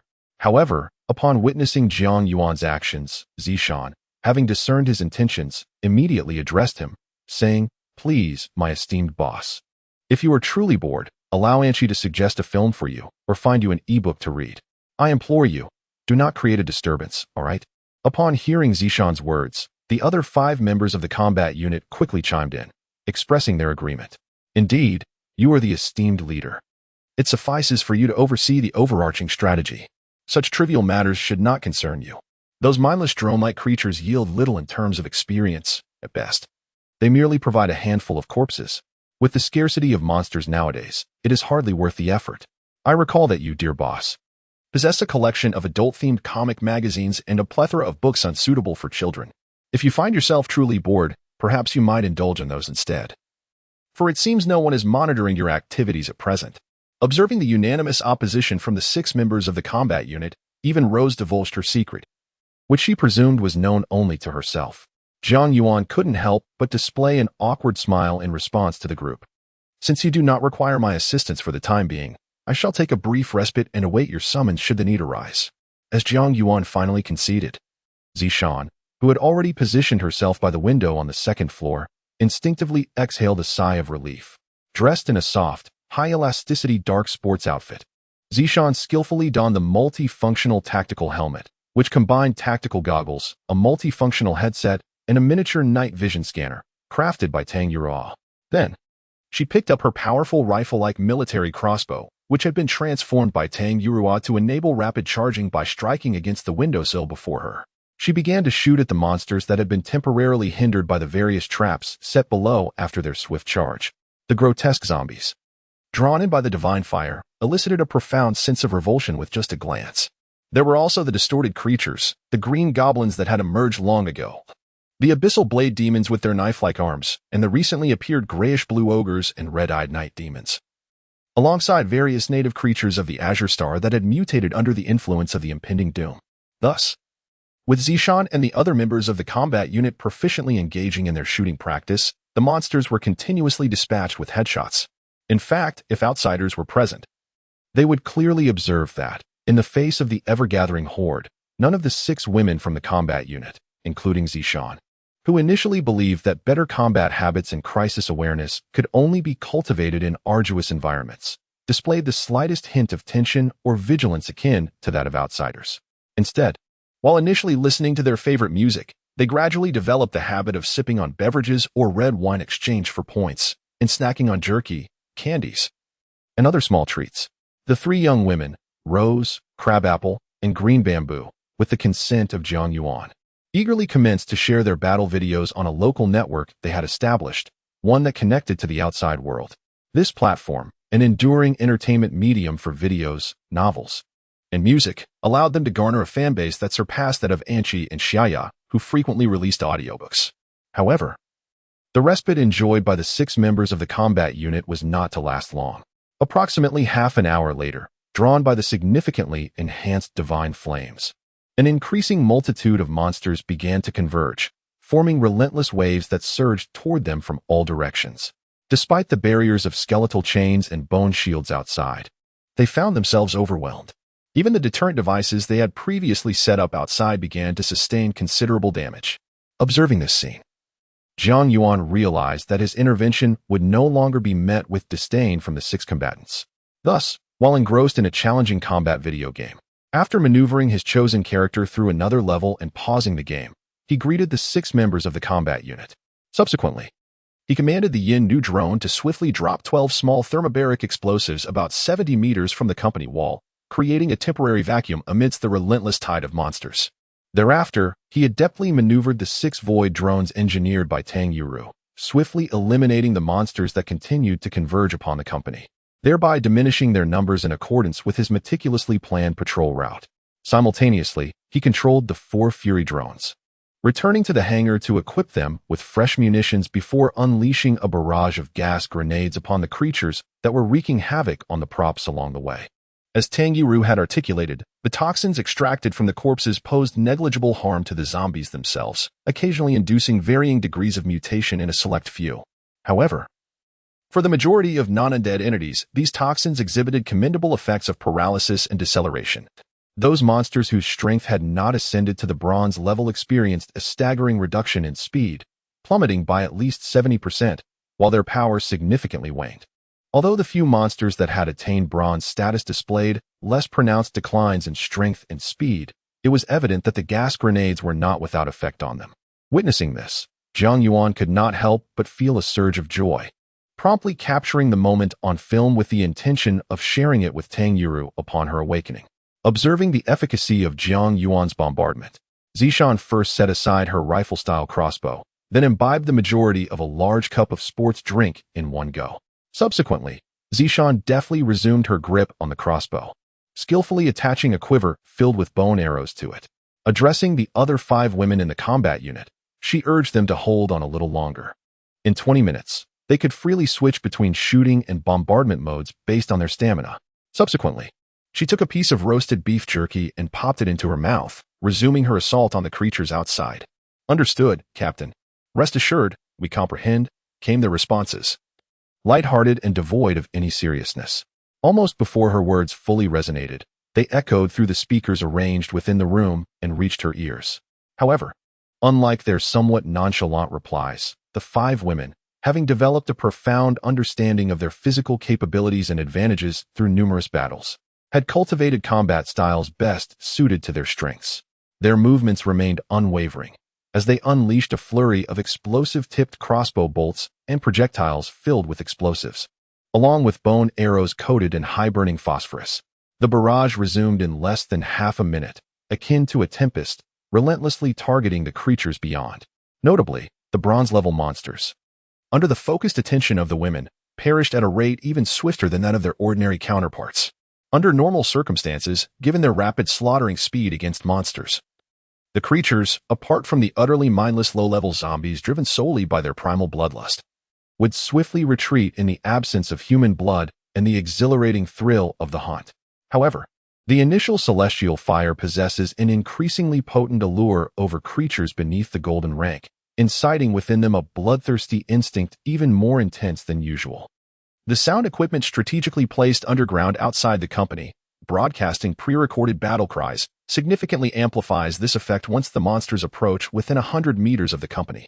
Thus, despite the 6 women relentlessly eliminating these monsters, the continuous influx of creatures from afar means that the numbers besieging the company show no substantial decline. Consequently, after half an hour had passed, to sustain their combat capabilities, they swiftly began to utilize their crossbows to slay the monsters outside, while simultaneously manipulating the foot-operated control buttons beneath them to direct the catapults atop the towering structure, launching incendiary bombs and explosives at the incessantly advancing hordes. In an instant, a greater number of monsters perished in a series of explosions in the ferocious flames of the incendiaries on their path toward the company. However, drawn by the allure of the heavenly fire, the monsters outside, having gradually succumbed to madness, showed no intention of retreating. Consequently, the props that had been meticulously arranged beforehand suffered increasingly extensive damage under their relentless assault. Chapter 23. Ascending to silver rank. Those who have never witnessed the formidable power of firearms will never comprehend why those familiar with their might place such unwavering trust in them. For instance, despite Zhang Yuan having encountered the explosive capabilities of bombs and rocket launchers through various online videos and related publications, and even having been subjected to an attack by a tactical nuclear weapon, he remains somewhat detached from the sheer destructive force of firearms. Sheltered within the confines of an underground fortress, all harm was mitigated by the walls surrounding him, leaving an intangible impression of their true devastation. Yet, this time, Zhang Yuan found himself gaining a rudimentary understanding of the extraordinary destructive potential of firearms. As Tang Yuru spoke of the Tiangong No. 1 crossbow, which boasted power comparable to the active-duty 175 rocket launcher, it unleashed 8 astonishingly long bolts towards a point approximately 10 meters from the company's perimeter at dawn. The monsters struck by these bolts were instantly reduced to mere pulp. When the highly explosive charges housed within the bolts detonated in an instant, the resulting shockwave, coupled with the projectile's specially processed exterior and the irregular bone fragments packed within, sighed through the surrounding area, claiming the lives of all creatures within a radius of several hundred meters. As the smoke gradually dissipated, it became evident that, half an hour prior, the might of the divine fire had been dialed down to its minimum at the periphery of the company, leaving not a single monster still in motion. Within a 10-meter radius of the explosion's epicenter, aside from a shattered, over a meter-long white bone arrow embedded in the concrete, there lay a stark vacuum zone, charred and desolate. How formidable! In that moment, even though Zhang Yuan had prepared himself mentally, he couldn't help but exclaim in awe. Standing before the second-floor window, he witnessed the aftermath of the explosion, while Zishan, observing the scene, casually set down her rifle-style crossbow. A hint of a smile graced her strikingly spirited visage. Subsequently, she took a generous sip from the functional beverage at her side and slowly addressed Zhang Yuan, remarking that many people derive their understanding of the power of firearms from films and television. In reality, the potency of modern weaponry far exceeds those portrayals. The explosion they had just witnessed was merely the force of the most conventional rocket currently in service, slightly surpassing that of the 175 rocket, though not by much. If one were to employ medium to long-range missiles or heavy aerial bombs, the devastation would be far more staggering, with shockwaves powerful enough to utterly obliterate the corpses of nearby beasts in an instant. As for the previously encountered nuclear bomb, at the level of the military unit I once belonged to, I had no authority to engage with such matters. However, I had once heard a rumor. It was said that 7 years ago, during the plundering of a merchant ship from our nation by the Cannibal Island, over 100 individuals were captured and subjected to brutal treatment on that island. Following this incident, the captain of the Blood Shadow team of the Begging Army led a small squad into that Cannibal Island, where he utilized a tactical nuclear weapon to completely vaporize everyone in a town of nearly 10,000 inhabitants. Currently, the situation outside appears quite dire. Yet it is primarily due to the government's inability to effectively dismantle the sudden emergence of spatial rifts. Otherwise, even if those monsters were to possess tenfold the strength, given the vast stockpile of ammunition amassed by various nations over the years, exterminating them would present a challenge, but merely a manageable one. Zishan's remarks intrigued Jiang Yuan. Had circumstances been different, even if he were merely a reclusive individual, he would have seized the opportunity to engage Zishan in a detailed discussion about the military secrets that ordinary people could scarcely fathom. However, Jiang Yuan was now preoccupied with a matter of greater significance, one that only he could navigate within this newly established eternal company. After more than half a month, he had finally met the conditions for upgrading his ability to the silver tier, thus catching up with the elite of the various nations on Kanglan Star in terms of ability levels. Consequently, Jiang Yuan exchanged a few casual words with Zishan before she, along with the other 5 women from the combat department, commenced their breakfast. He then opened his game panel using his thoughts. Before me lies a myriad of intricate information, projected either onto my retina or perhaps within the recesses of my consciousness on a translucent game interface. However, during moments of ennui in recent days, Jiang Yuan has delved into the intricacies of this game panel on multiple occasions. Upon discovering that the arrangement of information could be altered through sheer thought, he enlisted the assistance of Chu Modin to craft a more streamlined version of the panel, one that could temporarily conceal detailed information as per his requirements. Thus, after merely clicking the virtual upgrade button, Jiang Yuan swiftly manipulated the translucent game interface with his mind, rendering the previously convoluted information significantly more concise. Name: Jiang Yuan. Ability level: Silver. Ability name: Bastion Sovereign. Bastion defense level: Level 8. First tier. Moonlight. Bastion characteristics: 1. Unmovable as a mountain. LV2. The underground bastion and its auxiliary structures are permanently sealed, prohibiting internal personnel from exiting. The bastion itself is likewise immobile in any form, with all components exhibiting uniform defensive capabilities, devoid of any vulnerabilities. The surface of the bastion is enhanced with a flexible defensive barrier capable of reflecting 1/10 of physical energy and psychic assaults, with the reflected attacks possessing basic locking capabilities. 2. Impenetrable defense. Level 2. Any form of assault, provided it does not exceed the fortress's maximum defensive capacity, will automatically diminish by 10% upon impacting the fortress and its auxiliary structures.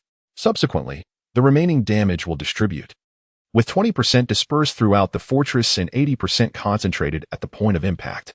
3. Accelerated regeneration. Level 2. Upon sustaining damage, the fortress will initiate self-repair using a stellar-grade first-tier restoration capability. Should the host provide ample energy during this process, the regenerative capacity can reach a luminary first-tier level. 4. Stabilized geomancy. Level 2. Capable of suppressing seismic activities up to magnitude 13 within a 50-kilometer radius of the fortress. For earthquakes exceeding this threshold, a degree of mitigation will still be applied. The power increases tenfold with each incremental rise in magnitude. 5. Constant Inyang. Level 1. This ability balances temperatures within the fortress and its surrounding 50-kilometer area, significantly complicating temperature fluctuations beyond -50 degrees Celsius or above +50 degrees Celsius. It allows for minor temperature adjustments without energy expenditure and with a certain energy cost. Localized temperatures can be dramatically altered. The capability can be enhanced through fortress upgrades and energy consumption, with a current maximum potential elevation to Level 2. Fortress equipment upgrade. 1. Spatial expansion. Level 2. The outermost walls and roofs of the fortress and its auxiliary structures will be compressed to 1/3 of their original thickness. 1. Unidirectional defense barrier. Level 2. Beyond the primary unidirectional defense barrier, the additional layer of repulsion enhances the velocity of objects expelled from within by 20%. 2.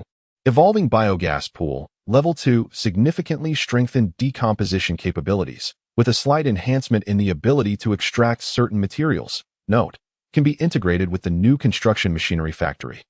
3. Signal tower. Level 2. The coverage area expands to an 80-kilometer radius centered around the underground fortress, with accessibility determined by the host. 4. Material transmission cabinet. Level 2. The capacity for material transmission increases tenfold, augmenting the functionality of thought-controlled transmission over short distances. 5. Solar power generation panel. Level 2, the lifespan is extended tenfold, with a light energy absorption conversion rate elevated to 30%. 6. Central Processing Unit. Level 2, the computational speed is enhanced tenfold, possessing rudimentary artificial intelligence and multidimensional analytical capabilities.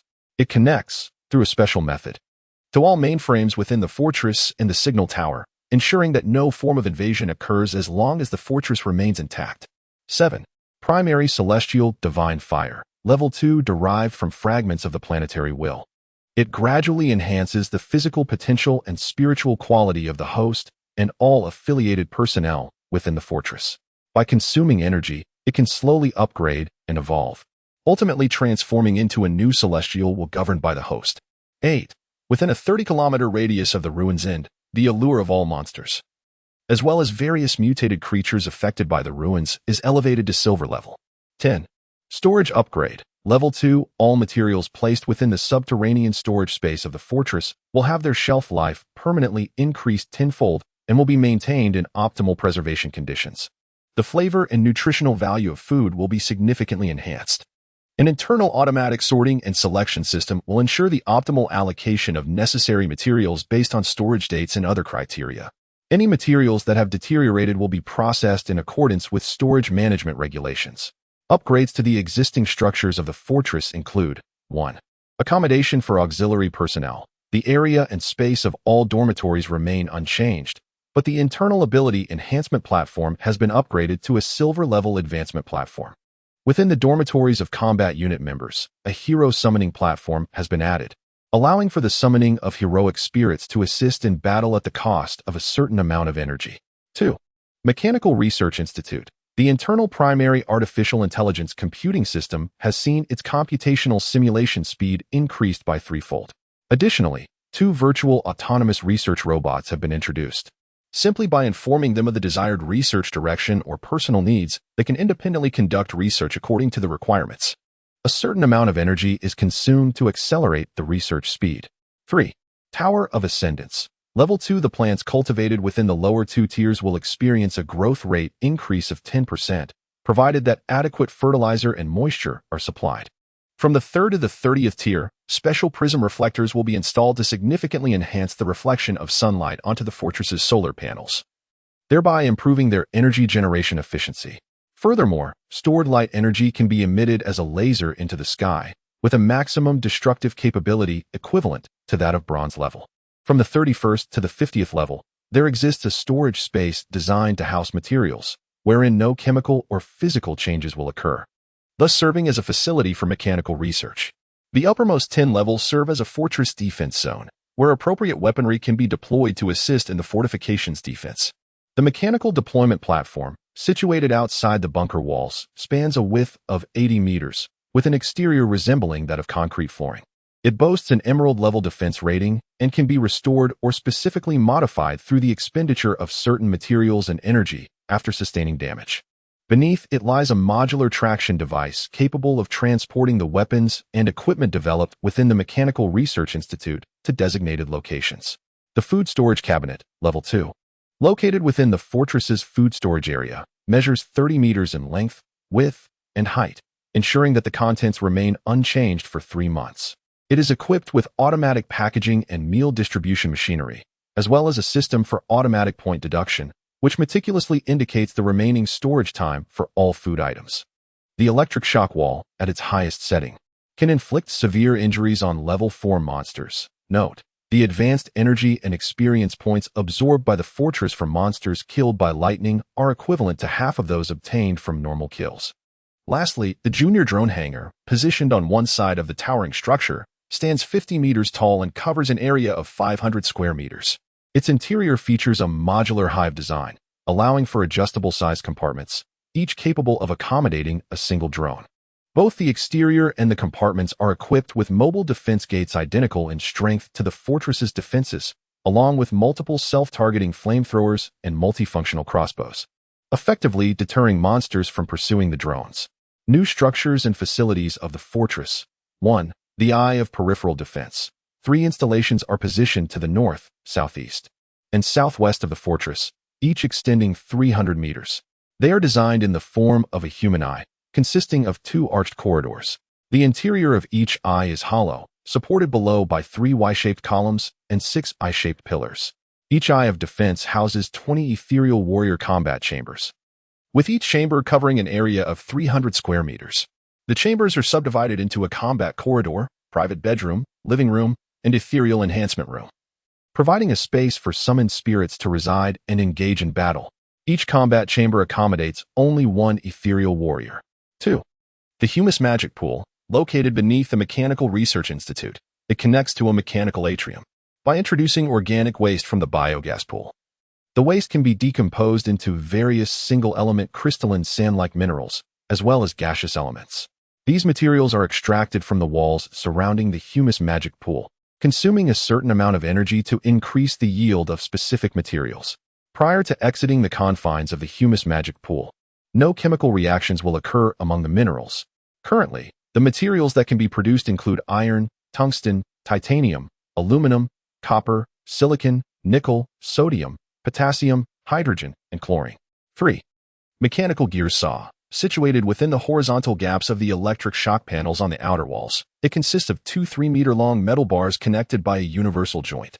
The front metal bar is equipped with numerous high-speed rotating circular saw blades, which, once activated, can cut through any object within range using its built-in sensing apparatus.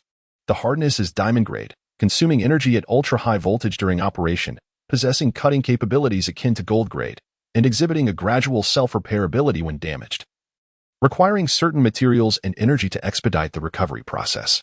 Upgrade rewards. 1. Within the fortress, food and daily necessities will increase by a base of 0. 3. 2. An additional 1 ton each of alloy steel, sodium metal, and potassium metal. 3. 3 saplings each of peach trees, apple trees, breadfruit trees, pear trees, and coconut trees, along with 3 grape seedlings and 10 strawberry seedlings. Remarks. 1. For those wishing to delve deeper into all upgrade information, detailed introductions, and specific changes within the accommodations of affiliated personnel, please refer to the Fortress Operation Manual for further exploration. 2. Newly constructed buildings and facilities within the fortress will require 72 hours for completion. Once generated, the host may autonomously confirm placement within 10 days. If no placement is chosen within this time frame, the new structures will be automatically installed in designated locations. 3. Upgrades to fortress buildings and facilities will be automatically completed after 12 hours. During the upgrade period, all functions within the fortress will remain operational, yielding effects identical to those prior to the upgrade. Chapter 24. A comfortable life under fire on the 3rd night following the upgrade of the underground fortress to silver level. Chu Mo Ran had once again adjusted the divine fire to its maximum setting, requiring no energy consumption. The 6 women of the combat department, after habitually finishing their chosen dinners, commenced their accustomed battles. However, this time, as the underground stronghold had not yet fully completed its upgrade and transformation, the 6 women, who were still temporarily confined to the 10th level of bronze, had only just vanquished a handful of monsters. With a barrage of buzzing illumination rounds, they found themselves unexpectedly struck from the foot of the mountain to its summit. The sudden illumination of the sky outside momentarily left them in a daze. In the next instant, several calibration rounds, akin to lead balls, crashed down upon the mechanical deployment platform outside the company. Before the 6 women, observing from the 2nd floor, could regain their composure, a relentless barrage of munitions, including Type 135 and Type 175 rockets, sarin gas projectiles, Type 175 high-explosive incendiary shells, small-scale thermobaric bombs, and shrapnel ceramic rounds cascaded from above like dumplings falling into water, continuously descending within their line of sight. As the smoke billowing from the detonations obscured their view, they caught a glimpse of countless mechanical tigers, equipped with anti-material cannons, emerging on the ground, alongside over 30 mechanical eagles armed with rapid-fire lasers. Both on land and in the sky, they launched a frenzied assault on the stronghold and the myriad of monsters converging upon it. As a result, not only were the defensive devices previously set up outside the company swiftly reduced to countless fragments of white bones, but even the 4 Shadow-type reconnaissance drones that Chu Muron had failed to retrieve were directly shot down by the mechanical Golden Eagles, which measured 3 meters in length and boasted a wingspan of 5 meters, once they were discovered. Should we retaliate? After a considerable period, Rose finally snapped back to reality amidst the thunderous explosions echoing from outside. She hurriedly adjusted the volume of the surrounding speakers, lowering it to a level that was bearable, while hesitantly inquiring Purple Shirt about their course of action. How do we retaliate? With the bow and arrows in your hands. Do you intend to demonstrate to the ancients what it means to draw the bow as full as the moon, gazing northwest to shoot the celestial wolf? Lost in thought while observing the ongoing explosions outside, which seemed to exemplify the correct use of modern weaponry, Purple Shirt involuntarily turned her head to give Rose a look of exasperation, as if considering her question foolish. Under Purple Shirt's gaze, Rose felt a twinge of guilt. However, believing she could salvage the situation, she hesitated briefly before speaking again, asserting that the crossbow atop the towering structure, if aimed properly, could indeed obliterate those mechanical golden eagles and mechanical beasts. What of it? Neither can one slay monsters to gain experience, nor can one effectively retaliate against foes. Whether it be the mechanical tiger or the mechanical eagle, they may appear formidable, yet in truth, they are merely a collection of metal. Destroying them holds no significance. Upon hearing Rose's words, Zishan initially responded with a hint of indifference. Subsequently, she turned to the other 5 women of the combat unit, calmly stating, "Enough of this entanglement. Let us await the conclusion of the explosions. Should one find it tedious, engaging in other activities or taking a moment to rest is acceptable, provided that at least one remains vigilant, observing the external circumstances." Thereafter, pouring herself a glass of red wine, Zishan reclined languidly on a nearby leather armchair and began to watch a war-themed film, its intensity rivaling that of the explosions outside. The other 5 women of the combat unit, witnessing Zishan's actions, pondered momentarily before, although none descended from the second floor, they soon busied themselves with their own tasks. Meanwhile, through the nearly lifelike naked-eye 3D projection, Tang Yuru, observing the external scene, turned to the equally perplexed Jiang Yuan and remarked, "I shall inquire with my father to ascertain the situation," as she sent a text message to her father, Tang Howren. Subsequently, stimulated by the series of explosions outside, Tang Yuru murmured softly to herself while, with the assistance of a domestic service robot, she plunged into the Mechanical Research Institute. There, she began to delve into the myriad of mechanical and intricate knowledge that still lingered in her mind, knowledge that she had yet to fully assimilate. Thus, time slipped away unnoticed, and before long, over 2 hours had elapsed. Within a makeshift battlefield command post, located approximately 5 kilometers from the Eternal Company, a young officer clad in anti-stab camouflage, further protected by a ceramic bulletproof vest, was communicating with his superior via a small radio transmitter. "Sir, the bombardment has persisted for over 2 hours. The number of monsters congregating at the target location is diminishing. I request further instructions. You are on site and may exercise flexibility in adjusting firepower as necessary. My only stipulation is this, unless explicitly instructed otherwise. No creature is to approach within 100 meters of the target structure. As long as this condition is met, you may proceed without hesitation, including the bombardment of the target building." To the young officer, the initial part of the superior's command clearly indicated a desire to protect the individuals within the target structure or some other entity from harm. Yet, the latter part seemed to exhibit a complete disregard for the potential destruction of the building itself. This contradictory order left him bewildered. Nevertheless, as a soldier, the ingrained principle of unconditional obedience to superior orders and the commitment to fulfill those orders to the utmost standard had become second nature to him. Despite his lack of understanding regarding the commands issued earlier, he performed a standard military salute in front of the small radio and, in a deep and resonant voice, addressed the radio with, "Yes, Commander." The artillery fire outside, although significantly diminished under the command of this young officer, continued to envelop the Eternal Company in a relentless barrage, thanks to the precise ballistic calculations of the intelligent computer in the command room, ensuring that no creature could approach from any direction. Meanwhile, upon realizing that the bombardment would not cease in the immediate future, Jiang Yuan signaled Chu Moran to temporarily reduce the power of the divine fire to its lowest setting. After indulging in a game for a while, he prepared to watch a film. Having been busy these past few days, he was taken aback when Anshi, who had pre-recorded the enchanting music playing outside, suddenly sent out a group reminder. Before anyone could comprehend Anshi's abruptness, she announced, "Over the past few days, Xiaoya and I have created a short film. Let's see how it turns out," while sharing a 25-minute video with everyone in the company. Amidst the ongoing bombardment, The staff had little else demanding their attention. Hearing Anshi's words and observing the triumphant expressions on her and Xiaoya's faces, even Tang Yuru, who had been engrossed in studying the inherited knowledge in her mind, was compelled by curiosity to click on the video Anshi had shared. The 25-minute video is not particularly lengthy, and it wasn't long before everyone had finished watching it, simultaneously grasping the general storyline it conveyed. This tale revolves around a common theme in apocalyptic narratives: a poor young man whose girlfriend is taken by a wealthy heir, who subsequently humiliates him, only for the protagonist to ultimately rise and confront his adversary. While it may possess a somewhat kitsch plot, it also boasts its share of humorous moments, rendering it watchable, albeit not exceptionally riveting. If one were to pinpoint a highlight of the short film, it would undoubtedly be the portrayal of the affluent heir. Initially, the audience paid little attention, but when the most innocent among them, Xiao Li, remarked that the heir in the video bore a striking resemblance to Lu Sudong, everyone took a moment to reflect on Lu Sudong's physique and appearance, realizing the uncanny similarity. Of course, the two are not indistinguishable, yet without close scrutiny, one might easily mistake them for the same individual.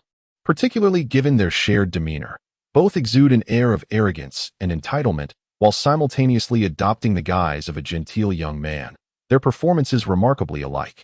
Consequently, when the video concluded, even Chu Moran, who was only slightly younger than Qin Siyu, turned to Anshi with a teasing smile, saying, "I must admit, they do bear a resemblance. You didn't show us this video just to let us see him, did you? You certainly hold a grudge." And she, catching the playful tone of Chu Moran's remark, first chuckled and shook her head in denial. As the crowd revealed their curiosity and eagerness to discover, Anshi leisurely took a generous sip of juice and began to speak softly to everyone. "These past few days, you've all been wondering what Xiaoya and I have been occupied with, haven't you? Well, this is precisely what we've been working on. We possess a vast collection of films and television series. Although numerous, there inevitably comes a time when we have watched them all, and some of these shows have been viewed by you in the past. Thus, I conferred with Xiaoya, and since we cannot assist with other matters, we decided to utilize the computers in our company to extract characters from those dramas, along with some individuals we've encountered, and create distinct character cards for them. Subsequently, we would devise some narratives and simulate their performances using computer-generated interpretations. This video represents our initial attempt, although the plot we designed is rather simplistic. Rendering the video somewhat unremarkable, it nonetheless demonstrates the viability of our approach. The only aspect we still lack is superior scripts, wouldn't you agree? As Anshi articulated, the video she presented indeed lacked any striking features, and its themes were somewhat trivial. Yet, upon hearing about the video's production process and observing the characters, whose expressions and dialogues seamlessly blended under the rudimentary simulation of artificial intelligence, the audience genuinely applauded Anshi and Xiaoya with enthusiastic thumbs up. Subsequently, Zhang Yuan, the company's owner, clicked to replay the video, savoring once more this short film of average quality. Turning to Anshi and Xiaoya, he remarked, "Your idea is commendable. This time, I shall reward each of you with 50 points. Moving forward, as long as you engage in this endeavor and your working hours exceed 4, you will earn 5 basic points daily. Upon the completion of the project, additional points will be awarded based on feedback from everyone. Furthermore, others may grant you points as a reward for your viewing experiences. 1 point can be exchanged for a bottle of beverage or a small snack, while 2 points can be redeemed for a canned fruit." Following the implementation of this point system, these items have become purchasable solely through points within the company, and they seldom appear among the regular food offerings. Upon hearing Zhang Yuan's words, both Anshi and Xiaoya not only rediscovered their sense of value within this newly established company, but also received tangible material rewards from Zhang Yuan. They promptly expressed their gratitude to him. A hint of flattery and eagerness, rarely displayed in front of outsiders, graced their already enchanting faces. However, Anshi was not one to remain content for long. After a brief moment, her captivating eyes sparkled as she donned an even more ingratiating smile and addressed Zhang Yuan. "Actually, we would like to film a drama about our lives within the fortress. Would you be willing to grant us this request? Rest assured, we shall portray characters selected from films and dramas, ensuring no core company secrets are leaked. May we proceed?" When Anshi spoke these words, she did not conceal them from others, so everyone listened attentively. Qin Siyu, Chu Maxuan, and Zishan were slightly taken aback. and collectively entertained the notion that Anshi's idea was utterly absurd and incomprehensible. However, as the master of this underground fortress and the sole proprietor of Eternal Company, Jiang Yuan did not immediately dismiss Anshi's proposal. Instead, he contemplated the feasibility of her suggestion. After a moment of reflection, he addressed Anshi, inquiring whether this television drama, if produced, would be intended solely for their own viewing. Upon hearing Jiang Yuan's question, Anshi instinctively paused, then hurriedly began to devise a way to elucidate her thoughts to him. Observing her reaction, Jiang Yuan nonchalantly waved his hand before leisurely taking a sip from his drink. He then continued to speak to Anshi, assuring her that it was acceptable. Since their likenesses would not be used, she was free to distribute it externally, and modifications were permissible. However, he stipulated one condition: the content released to the public must always remain one level lower than their own realm, until the day he could ascertain that they were truly invincible and capable of facing any danger, at which point they could broadcast the entire content without reservations. Although he felt that, given their circumstances, there were no secrets that needed to be kept, and that the enemy posed no real threat to infiltrate their company, he believed it prudent to impose such limitations for added security. Although Jiang Yuan did not obtain the coveted filming and broadcasting rights, his response elicited a cascade of gratitude from Anshi, who, with a radiant smile that others could not help but find somewhat distasteful, expressed her thanks once more, her delicate and fair cheeks glowing with a hint of charm. Chapter 25. Zhang Chui's revenge scheme and Jiang Yuan's daily indifference gazing at the projection screen before her. The video displayed relentless bombardments that persisted until dawn. Yet, mechanical beasts, tiger-like machines wielding cannons, eagle-like constructs equipped with laser weaponry, and wolves bearing semi-automatic rifles, patrolled the periphery, ensuring that the lurking monsters could not approach the fortress at the center. Though she had reached middle age, Zhang Chui, having attained the 8th rank of bronze, possessed a physique and beauty that rivaled many women in their 30s. She cast a glance towards the opulent bed nearby, where a young man lay, having drained his last ounce of strength, now deep in slumber. Slowly, she donned the evening gown, adorned with deep purple patterns that lay scattered on the floor, and, retrieving a black sculpture from a finely crafted safe beneath the lavish bed, she gently caressed the idol. This sinister deity, carved from an unknown material, exuded a faint aura of decay and death. Gazing out at the sky, she softly murmured, "Lu Yuan, is this the answer you have been contemplating for so long? To eradicate all the monsters lurking nearby with cannon fire, to halt their relentless evolution, and then to seek out those with extraordinary abilities, to find a way to breach that impenetrable shell. Perhaps it might prove effective. But how long will it take? A week, a month, or a year? Such an extensive duration. Do you understand the changes that might ensue? Even if nothing alters, my son's remains are still fresh. Can he endure such a prolonged wait? It seems I must take matters into my own hands. My dear child, await your mother. The materials are prepared. Just 3 days. Let those individuals revel in their arrogance for 3 more days. Then mother will complete the blood sacrifice ritual, exchanging 1,000 lives for theirs, granting them the chance to perish in the most excruciating agony. They shall soon join you, to be tormented at will by that shell they deem unbreakable. Let it serve as their grave." With utmost care, she placed the dark, malevolent idol, a black deity that had gradually inspired an overwhelming sense of reverence and obsession within her, into a large metallic basin. Surrounding the room, Zhang Chui arranged 36 small circular mirrors, and after placing a tiny box filled with minuscule insects resembling fleas into the basin, she pricked the tips of her 5 fingers with a bloodletting needle. Following this, drops of crimson blood trickled from the tips of her 5 fingers, continuously falling into the metal basin below, where they were swiftly consumed by tiny creatures resembling fleas. Amidst barely audible murmurs, she commanded these blood-sucking insects to hasten their movements, guiding them to the man she had brought back the previous night, an encounter that had granted her passion seldom experienced with her husband. As the man lay in deep slumber, the minuscule creatures infiltrated his body through numerous orifices, causing him a slight discomfort even in his dreams. His robust, handsome physique involuntarily twitched, and his bronze cheeks began to exhibit increasingly pronounced convulsions and distortions. Just as he was on the verge of awakening, the swarm of insects, nourished by her blood, had fully penetrated his being. If one were to lift the thin air-conditioning blanket draped over him, one could discern abnormal ripples and depressions across his skin. Despite having released only a modest amount of blood, Zhang Chui's delicate visage exhibited a peculiar weakness and fatigue that was difficult for most to comprehend. In that moment, she pressed her bloodied index finger against the brow of a black idol, crafted from an unknown material, situated at the center of the metal basin. In a voice deeply suppressed, yet resonant, the final incantation was uttered: Soul Devourer, awaken the worms, in the name of the Master, spread death, contract.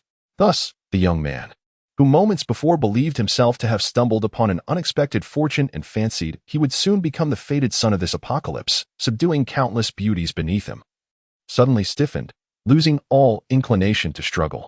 As he began to stir once more, his slowly opening eyes revealed a murky gaze, one that seemed to have been long bereft of life. With a mournful caw, a raven, ostensibly adorned in the most splendid hues yet perceived as entirely black by the world, moved unobserved through the air. It departed from the room of the reawakened man, whose expression was vacant and dazed, gliding toward a distant, dilapidated neighborhood, soaring hundreds of meters above Zhang Chui's chamber. Soul Devourer, awaken the worms. In the name of the Master, spread death, contract.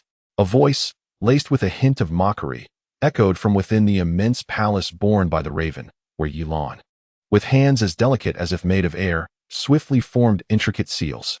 From her pale lavender lips, the incantation flowed forth. Subsequently, adorned in a striking Lolita gown predominantly shaded in black and deep purple, embellished with intricate patterns of dark gold and violet, Yilan appeared distinctly as a refined young lady poised to attend an elite ball. With a casual flick of her fingers, she quelled the minor chaos in the air caused by her unceremonious gesture. Then, as if playfully addressing a pet, she murmured softly to the empty room, "All right. Ethereal spirit, I did not summon you. There is no need for such haste in your response." Rising gracefully, Yilan moved with elegance, her delicate feet adorned with deep purple anklets jingling gently as she glided towards the wardrobe within her opulent palace. As she ambled casually, she mused aloud. Who would have thought that a mere insect could concoct such an intricate and convoluted incantation to summon its power? Does it not seem rather awkward to utter such a spell? And to be referred to as the Lord of Decay? What audacity! Surely, one ought to be wary of inciting the displeasure of the Sovereign of Death, for that entity is anything but magnanimous. Yet, these matters held no significance for her. Boredom had lingered for far too long, and it was a rare delight to encounter a seemingly intriguing little creature. It was time to prepare a suitable persona for their impending meeting. I hope you can surprise me, she thought. This realm of desolation has seen no new changes for far too long. If no captivating occurrences arise, I shall have no choice but to retreat into slumber once more. Meanwhile, it was uncertain whether Tang Howren was preoccupied with his evening commitments, but the message Tang Yura sent him only received a response as dawn approached. Feeling somewhat fatigued, Tang Yura engaged in light conversation with Tang Howren, reassuring him of her safety and expressing how fulfilling her time at Jiang Yuan's company had been before she casually ended the call. Subsequently, under the curious gazes of Jiang Yuan and the other women, Tang Yura offered them a faint smile, then spread her hands and said, "My father informed me that he has received word of a significant gathering of monsters in our vicinity. In order to eliminate these threats and protect the populace, the higher-ups have authorized a continuous bombardment for the next fortnight. Do you find this explanation credible?" Undoubtedly. Everyone present considered themselves far from foolish and harbored doubts about the validity of Tang Yurua's information. However, aside from Tang Yurua, who had access to first-hand intelligence, the others had no alternative sources to acquire further details. After a moment of earnest contemplation regarding whether they were being targeted, they ultimately concluded that, regardless of the answer, they were powerless to change their situation. Suddenly, Rose turned to Zishan and Jiang Yuan, expressing, "If the bombardment continues unabated, it will be exceedingly difficult for us to seize the opportunity to slay monsters and level up. Moreover, with those mechanical tigers and golden eagles lurking outside, we cannot even deploy unmanned reconnaissance drones to explore further. Indeed, it is rather troublesome, and it seems we currently lack effective countermeasures. Yurua, do you possess any solutions?" Zishan clearly shared the thoughts that had crossed Chong Wei's mind, and was acutely aware of the dire predicament they would face if the situation outside persisted. Unconsciously, her icy, beautiful gaze drifted towards Tang Yurua, the only person in her heart who might hold the key to resolving this dilemma. After a moment of serious contemplation, Tang Yurua gently shook her head. Subsequently, she addressed Zishan, stating that while the Mechanical Research Institute could indeed develop powerful weaponry in the future, potentially surpassing even strategic nuclear arms, that was a prospect for later. Presently, the most formidable weapon they could create would merely equate to an ordinary missile, and the limitations of their available materials would restrict the quantity produced. Confronting the government forces, even a single military camp, would prove exceedingly challenging. Perhaps I should consult my father. He might be able to assist us. There is no need to trouble Uncle Tang. The situation is not as grave as you perceive. We can resolve this ourselves. Furthermore, I reiterate that we are gathered here, and there are no external constraints upon us, making it exceedingly difficult for others to pose a threat. Should we reveal any vulnerabilities, we currently lack the means to exit, and our mere presence could inadvertently place others in jeopardy. Therefore, unless absolutely necessary, we must refrain from leveraging external connections. Before Tang Yurua's words fully resonated, Zhang Yuan promptly shook his head in disapproval of her suggestion. As the crowd eagerly anticipated how Zhang Yuan would resolve the current predicament, he calmly took a generous sip of ice-cold cola. Subsequently, he spoke again, asserting that his proposed solution was rather simple: to observe the situation unfold. You all know that my ability has now ascended to the silver level. Although our company has not yet undergone a full upgrade, we have reached the lunar glow level. Even if the monsters outside have attained the 6th level, the amethyst tier, they would stand no chance of breaching our defenses. However, how long can our thermal weaponry withstand the onslaught? We can afford to wait until silver tier monsters appear before we resume our extermination efforts to level up. If necessary, we can even wait for yellow tier monsters to emerge before embarking on our upgrades. The provisions and water within the company, though not comparable to the abundance of the pre-apocalyptic world, are certainly sufficient. As for upgrading, I believe that when the monsters' levels rise, our reliance on the company's defenses will ensure our progression is not slower than that of others. Upon hearing Zhang Yuan's seemingly passive approach, the women present felt compelled to voice their dissent before he had even finished. Yet, after contemplating his words, they began to realize that there was indeed merit in his reasoning.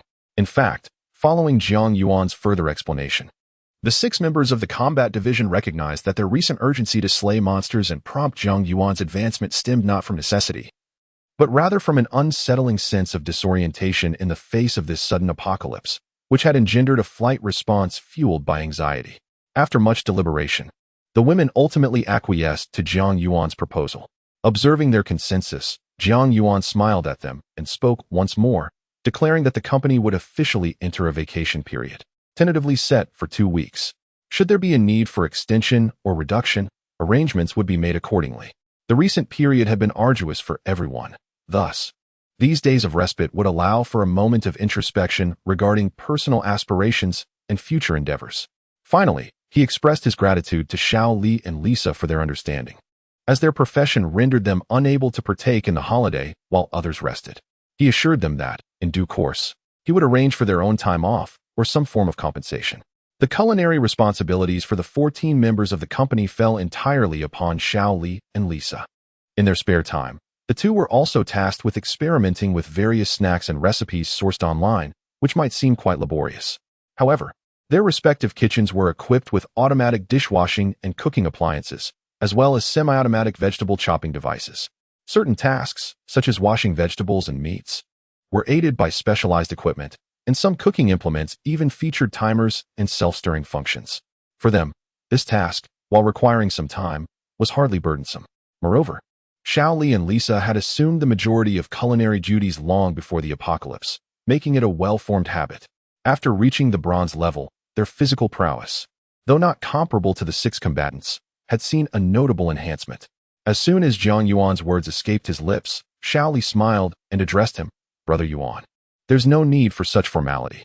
After all, we all need to eat, so it would be better to prepare a bit more. It's not a burden at all. Everyone has their own affairs, and since we can't lend a hand, we can at least cook for everyone." Recently, and she seemed to be so engrossed in her research for the new job that she had become somewhat obsessed. Upon seeing Xiao Li's demeanor, she couldn't help but exclaim softly, "How adorable! How did I not notice before that Xiao Li is so charming? I truly wish to cradle her in my hands and play with her." This made Xiao Li roll her eyes at her, followed by a shy murmur escaping her lips. Then she turned to everyone and said, "Since we all have some time off, it's certainly a good opportunity to relax.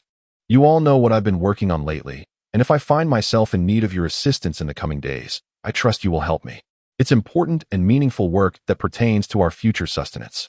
Chapter 26. The gradually crumbling world. Observing the somewhat chaotic crowd not far away, the leader, who had just brought 5 team members to the nearby blood shadow, instinctively furrowed his brow. He then turned to the short-haired Sia beside him and commanded, "What are they doing over there?" "Sia, go investigate." "Understood, Captain." Adorned with those rimless glasses, she appeared to be a young woman, a university student yet to step out of the ivory tower. In reality, however, Sia had awakened a form of psychic ability, having been a doctoral candidate in psychology prior to the apocalypse. With a gentle smile, she responded briefly, then calmly made her way toward the somewhat chaotic crowd ahead. Simultaneously, invisible waves of psychic energy, reminiscent of rippling water yet unnoticed by anyone, emanated from her deep, beautiful eyes concealed behind the rimless glasses. These subtle, almost imperceptible glimmers of darkness spread toward the throngs of people, conducting a swift and targeted retrieval of memories within their minds, all without their awareness of any anomaly. One could not help but envy Sia's extraordinary ability. Every time it was witnessed, it elicited awe. It seemed that for any sentient being in her presence, their memories were laid bare as though defenseless. Observing this scene, Liu Hua, standing beside the blood shadow, could not resist gently stroking the modified anti-material semi-automatic assault rifle, Qingwan, which had awakened a mechanical heart.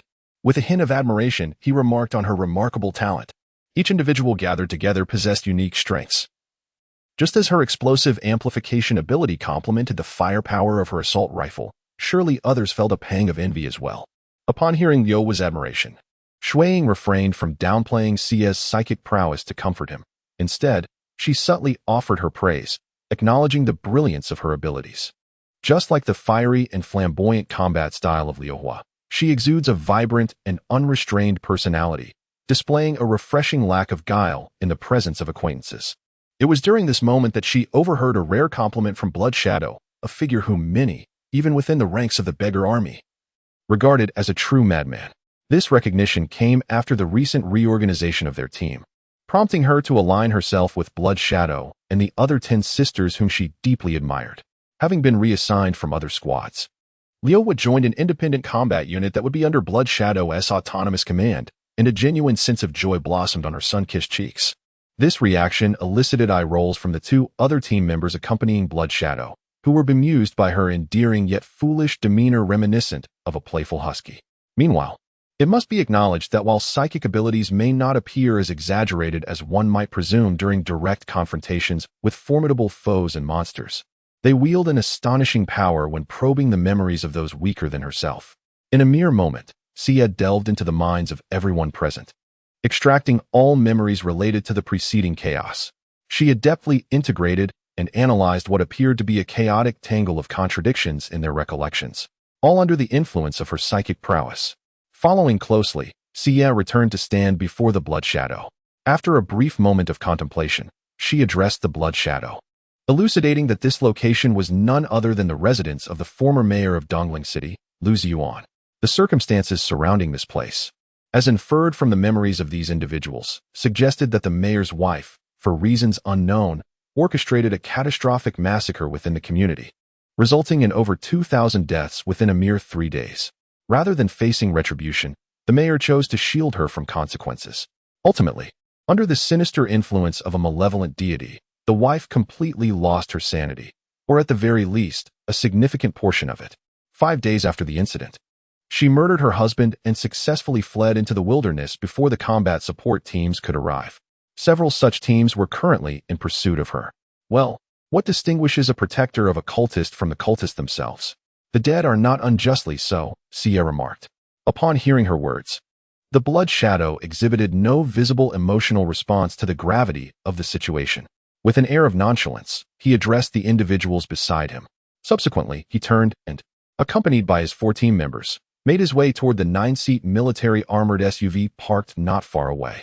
He casually informed his team, "Since there are combat support teams in pursuit, let us first assist Yetin. She has already identified several key cultists and their general locations. It is time to close the net." A group of wretches, confined to the shadows of the sewers, mistakenly believes that by venerating a malevolent deity, They can transcend their base existence, yet refuse to acknowledge that refuse shall forever remain refuse. If they choose not to embrace their humanity, I shall escort them to confront their contemptible deity. Blood Shadow is not one to engage in excessive discourse, particularly with adversaries. She favors the most efficient means to eliminate her foes rather than indulging in futile insults or remarks. At this moment, her lengthy tirade has not gone unnoticed by the 4 team members accompanying her. They have come to realize that their captain, often regarded as a madwoman and a harbinger of death, possesses a deeply rooted and extreme nationalism, coupled with a staunch belief in the supremacy of human rights.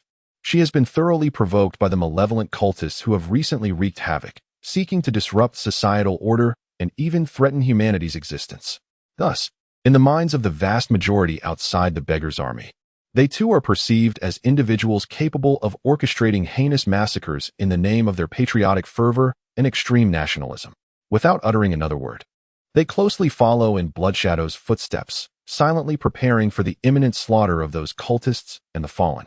Simultaneously, Tang Yuro received a call from her father, Tang Howren, on his private phone. After taking a generous sip of the uniquely blended milk tea concocted by Xiaoli, which combined milk powder, juice, and various other ingredients, she redirected her gaze toward the group being engaged by Angela in a discussion about a script they had discovered online. Subsequently, Tang Yuru casually pressed the collective call button, drawing the attention of everyone towards herself. She then began to speak slowly to the crowd, stating that she had just received a phone call from her father. According to his investigation, the artillery bombardment targeting their area was orchestrated by Lu Ziyuan, the mayor of Dongling City, from behind the scenes. He is now deceased, and his wife, Zhang Chu-wei, has succumbed to the malevolent influence of a sinister deity, resulting in a horrific blood sacrifice that claimed the lives of over 1,000 residents in their community. Following the incident, she murdered Lu Ziyuan, who had attempted to protect her, and fled into the wilderness, where she is currently being pursued by several urban combat support teams. It is anticipated that shortly, higher authorities will call off this operation, thereby alleviating their current crisis. Although Zhang Yuan had previously prepared the group psychologically before their leave, aside from Xiao Li and Lisa, who were responsible for the meals, and Anshi and Xiaoya, who had recently become engrossed in creating new video shorts and dramas, the other women were quite concerned about the ongoing bombardment and the company's inability to function normally. Upon hearing Tang Yuru's words, a palpable sense of relief and joy spread across the faces of the crowd, particularly among the 6 members of the combat division who had recently felt aimless. They displayed an eager excitement that was hard to miss. Recently, Zhang Yuan has frequently been engaged in the study of various scripts found online, often collaborating with Angela for image and sound collection. Although he himself is not particularly eager for the company to commence formal operations, the myriad of tasks he has undertaken to assist Angela over the past few days has inadvertently brought forth a genuine smile from within him. After taking a generous sip of chill juice, he leaned back against the plush recliner behind him, disregarding appearances, and slowly addressed those present. I had anticipated that the clamor from outside would persist a bit longer. I did not expect it to conclude so swiftly. Remarkably, there is still about a week until the holiday I previously mentioned. What are your thoughts? Shall we end the holiday now and commence work tonight? Or should we enjoy a few more days of respite? In response to Jiang Yuan's seemingly rhetorical inquiry, the women present simultaneously rolled their eyes at him. Nevertheless, Jiang Yuan felt no dissatisfaction. He simply flashed a grin at them. He then cheerfully suggested, since everyone is so eager to begin work, let us take this opportunity to rest. I will ensure that our company completes the necessary upgrades. Once you all awaken, we can proceed with your respective advancements, and then the formal work can commence. Nightfall swiftly approached once more. Prior to this, the women had already received various informational updates regarding the company's advancement to the silver level from Jiang Yuan. They were aware of the transformations that would ensue following this elevation. Angel, proficient in painting and video editing, along with Xiaoya, had collaboratively crafted the new company image a few days prior, which bore a striking resemblance to the current representation. However, upon witnessing the new company image in reality, along with the 3 outer defensive eyes illuminating the surroundings as if it were daylight, an involuntary sense of awe and astonishment surged within them. Nevertheless, having previously viewed the new image through the videos shared by Angel and Xiaoya, the women quickly regained their composure. Subsequently, They contemplated the possibility of harnessing energy to summon intelligent soul entities from the remnants of wandering souls in this world. These entities would possess basic combat instincts and a certain degree of learning capability, and with the aid of humanoid puppets synthesized from flesh and metal, they could form intelligent spirits akin to artificial intelligence robots to assist them in battle. Without any hesitation, the 6 women from the combat division activated the summoning function of the spirit summoning platform, based on the energy values remaining after deducting their own energy consumption for evolution. As they stepped onto the ability evolution platform, as anticipated, she meticulously crafted the evolutionary direction, fundamental personality traits, and outward appearance of the heroic spirits they intended to summon. Simultaneously, a sense of insignificance began to envelop him. Aside from the necessity of confirming each enhancement of his abilities, it seemed that this company, which ostensibly belonged to him, had little need for his presence. However, driven by a sense of responsibility towards a man's pride, along with what appeared to be a meager sense of shame and morality, Jiang Yuan felt compelled to contribute in some manner. After listening to Xiao Li, who had already advanced to the silver level, and learned that her culinary skills had improved once more, enabling her to replicate her meals into 10 portions through the use of appropriate ingredients. He also acknowledged Lisa, who had gained the ability to drastically reduce the fermentation time of her brewed beverages by 100-fold, as well as significantly shorten the baking time for various snacks. After offering her a few compliments, his gaze shifted to Chu Mo Ran, who had served as his secretary before the apocalypse, managing various matters in his vicinity. Noticing Jiang Yuan's attention upon her, Chu Mo Ran gently adjusted her hair, freshly styled by her domestic service robot, and bestowed upon him a serene and gentle smile. Subsequently, she cheerfully introduced the others outside the combat department, each of whom had acquired their own unique abilities. Sister Cuyu's power remained the fair contract. As long as both parties consented, any breach of the contract would result in penalties commensurate with the disparity in strength and the extent of the violation. However, as the initiator of the contract, Sister Cuyu possesses the highest interpretative authority over the contract, second only to the boss. My shadow control allows me to manipulate drones to leap greater distances in the shadows, and I can bestow this extraordinary ability upon the core of the company, enabling those drones to wield such powers under its command. Anshi's voice enchantment ability has significantly enhanced, now also incorporating a capacity for inducing mental confusion. The precise extent of its potency remains uncertain and requires experimentation for validation. Xiaoya's specialization in tailoring has undergone a transformation, now aptly termed manual expertise. In conjunction with the company's array of equipment, Xiaoya can now effortlessly modify various garments and fabrics via computer, and she has also mastered the techniques of embroidery and dyeing. Additionally, she has acquired some skills in hairstyle design. Following this, Chu Moran merely lifted her hand to sip from the hand-ground coffee crafted by Lisa, the warm steam delicately coloring her cheeks with a soft blush, revealing a genuine delight and admiration. Subsequently, she addressed Jiang Yuan once more, stating that as for the situation outside, it appears to be deteriorating increasingly. It is likely that before long, the order currently maintained by the government will require re-evaluation. It remains uncertain whether this will lead to a struggle among warlords or result in widespread suffering. Having conveyed this, Chu Moran clearly observed the astonishment in Jiang Yuan's eyes, aware that over the past few days, Jiang Yuan had been preoccupied by Anshi, leaving little time for leisure activities such as gaming or watching films, thus hardly any opportunity to catch up on news online. After taking another sip of coffee, which was evidently superior in flavor to the instant variety he had consumed earlier, Chu Moran paused momentarily before resuming his discourse with Jiang Yuan, much like a diligent secretary. He remarked that while numerous topics have been circulating online lately, only 3 matters truly commanded attention. Firstly, the shelter project has commenced across the nation and in the majority of other countries on Kanglan Star. With the assistance of Earth-type and Metal-type supernatural beings, the construction of numerous shelters is progressing swiftly, and the earliest batch is expected to be completed soon. Once operational, the state will concentrate its primary defensive capabilities within these shelters and the territories owned by the lords it supports, leaving other areas vulnerable to becoming lawless zones.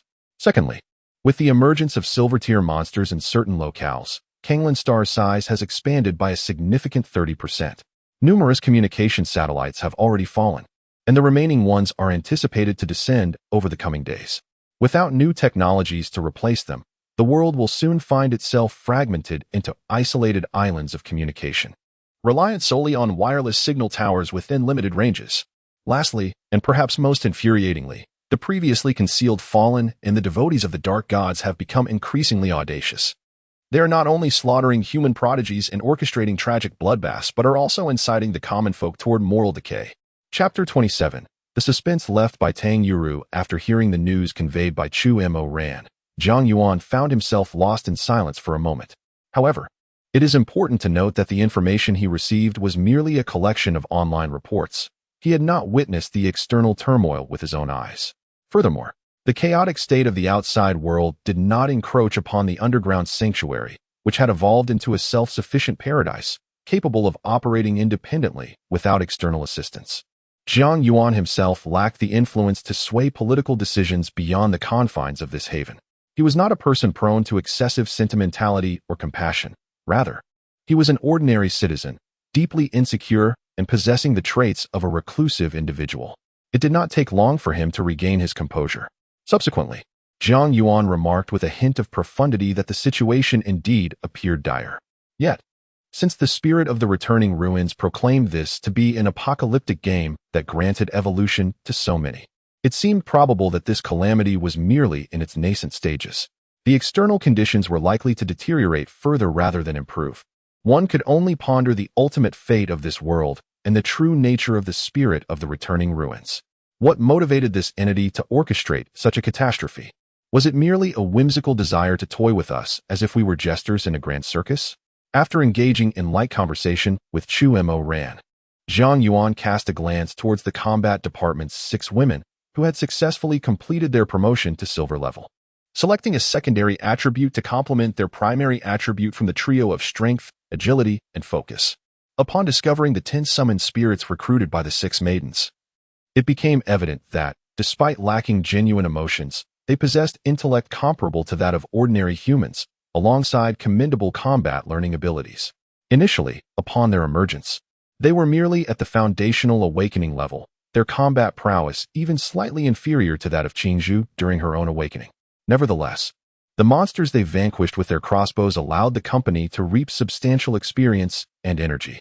Furthermore, they were able to allocate personnel to assist in operating the catapults and ballistae atop the towering edifice. This significantly alleviated the workload of the 6 maidens in the combat division, granting them ample opportunities to focus on the bronze-tier monsters emerging from the beast tide, as well as those that had yet to appear but could manifest at any moment. Hence, Zhang Yuan casually maneuvered the 6 automatic, rapid-fire ballistae situated at the summit of the tower, directing them towards the horde of monsters located over 100 meters from the company's outer wall. He unleashed 6 3-meter-long bolts, each tip smeared with potent corpse poison, and the foremost third of the shafts adorned with numerous barbed bone spikes measuring 5 to 6 centimeters. As a result, several bronze-tier monsters were pierced and slain by the elongated bone arrows, causing a chaotic disruption among the nearby creatures that were assaulting the company, their movements now discordant with the tide of monsters. Following this, Zhang Yuan, feeling a sense of pride, cast a glance at the 6 maidens in the combat division before turning his gaze towards Tang Yurua, who was engrossed in research within the mechanical laboratory.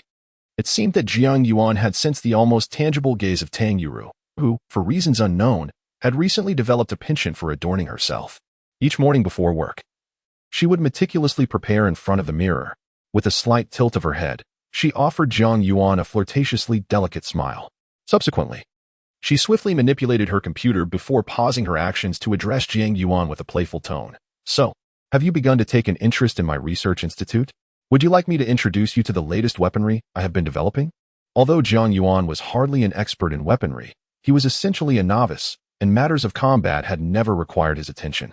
To be precise, ever since his powers had awakened, he had lived much like a gilded heir in a peacetime era, with not a single aspect of responsibility resting upon his shoulders.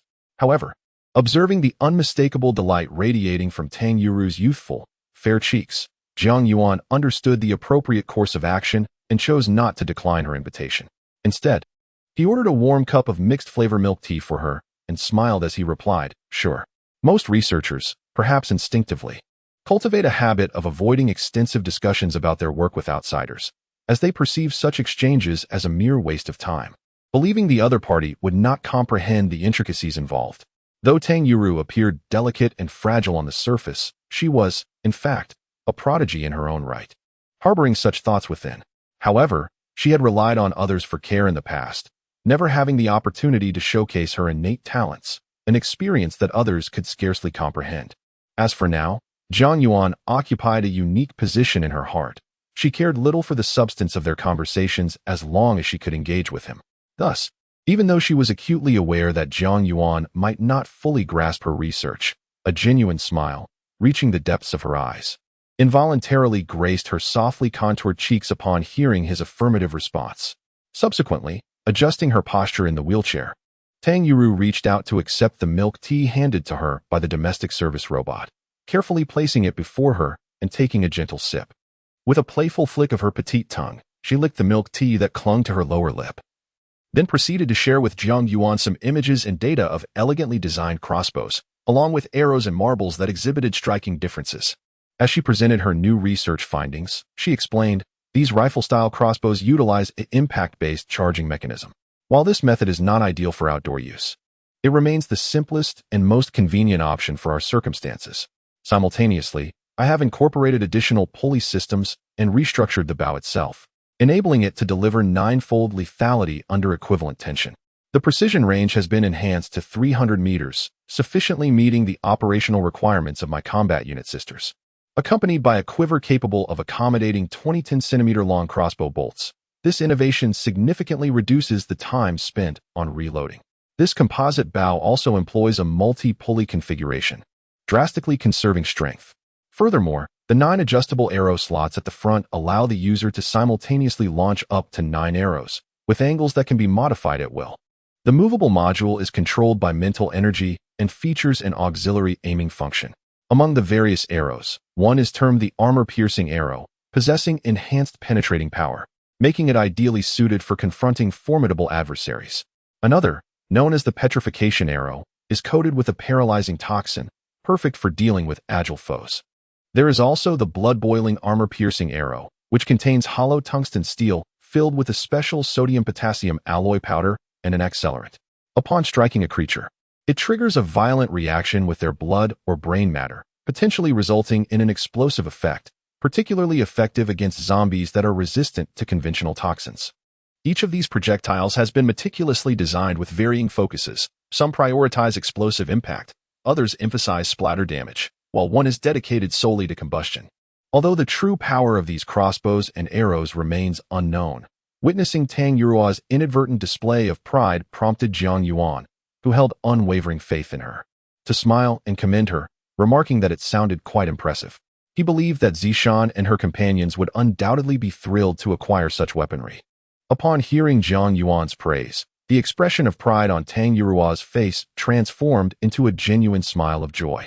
Undoubtedly, these weapons surpassed those they had previously employed, both in performance and aesthetic appeal. I am confident that after they utilize them tomorrow, I will make slight adjustments based on their combat styles, ensuring these weapons become their primary tools in the silver rank.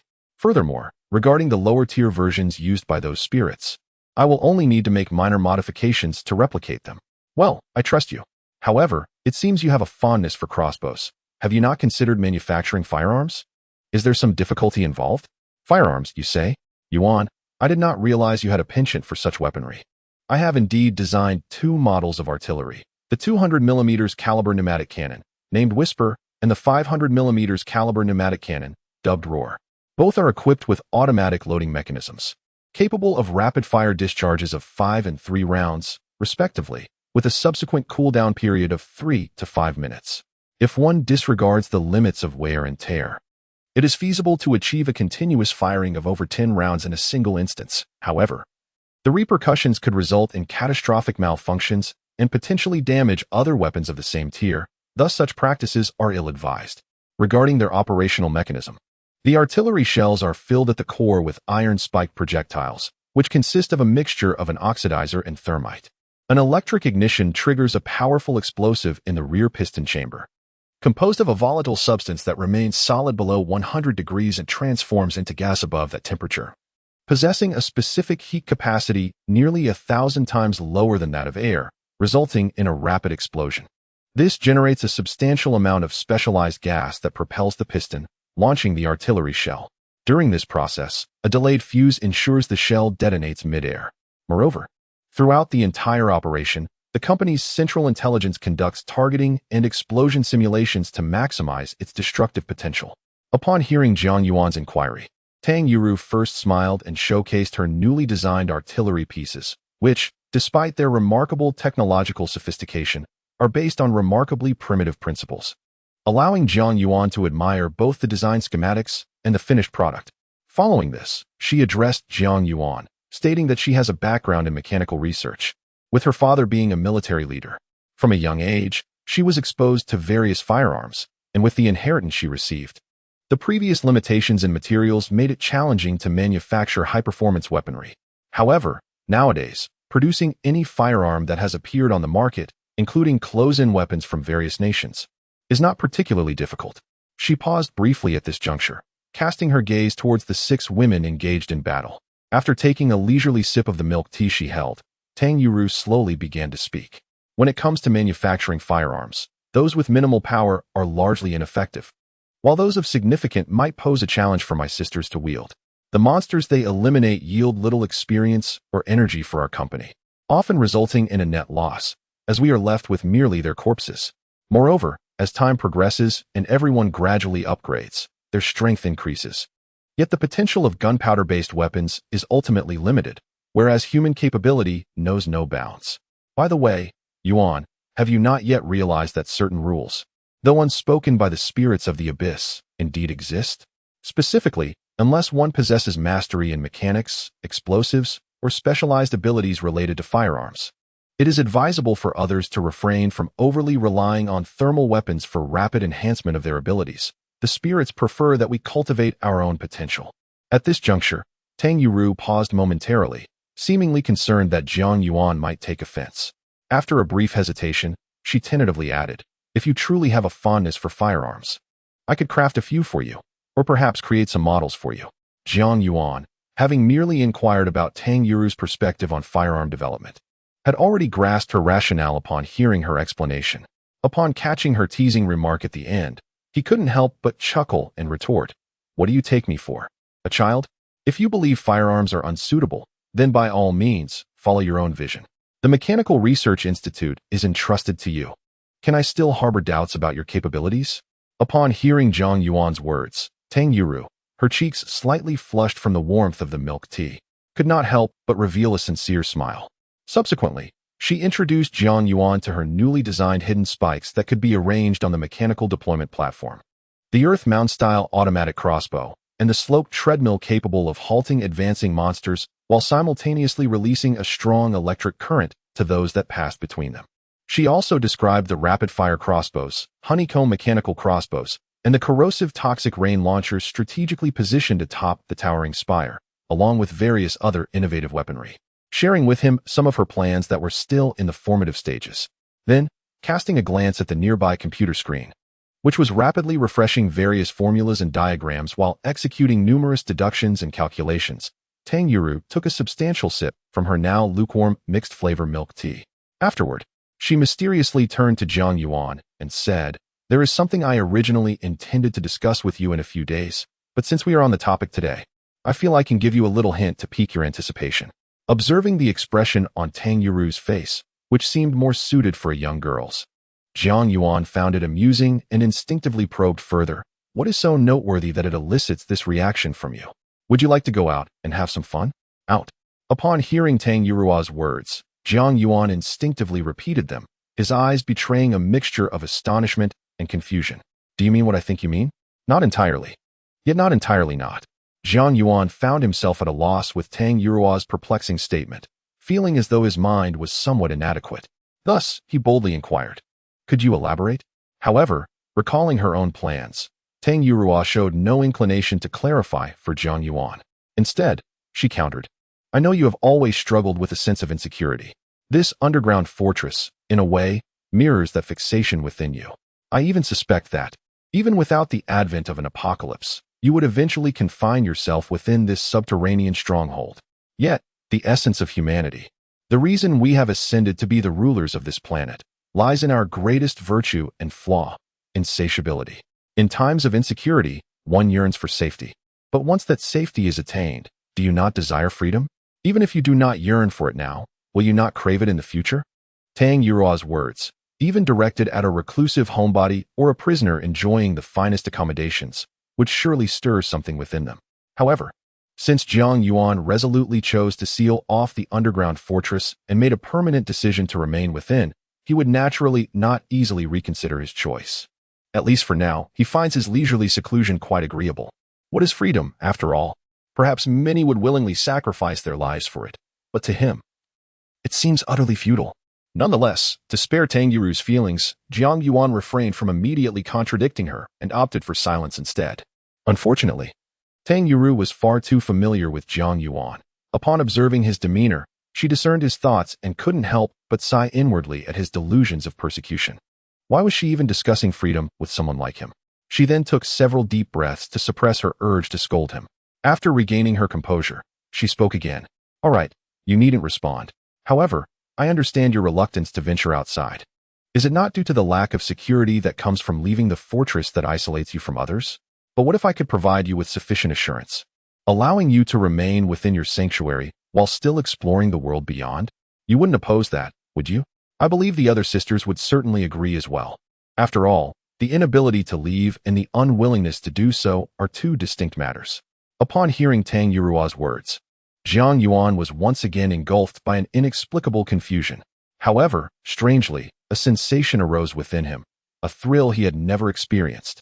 Not even in the face of apocalyptic calamities, accompanied by a subtle yearning that even he himself had not recognized.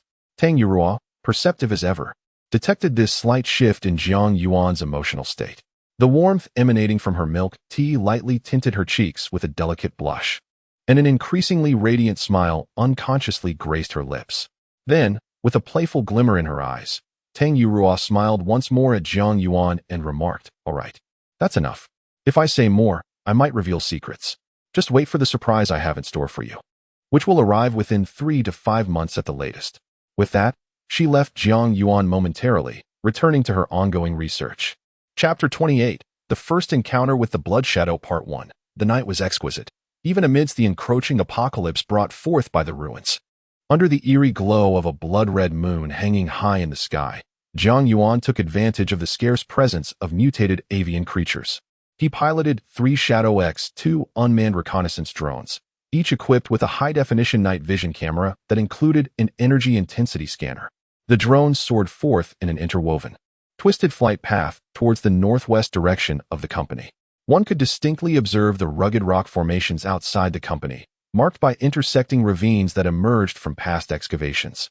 Vast expanses of forest, now sparse and chaotic after being trampled and ravaged by monstrous beings, appeared under the eerie light of a moon resembling the eye of a demon.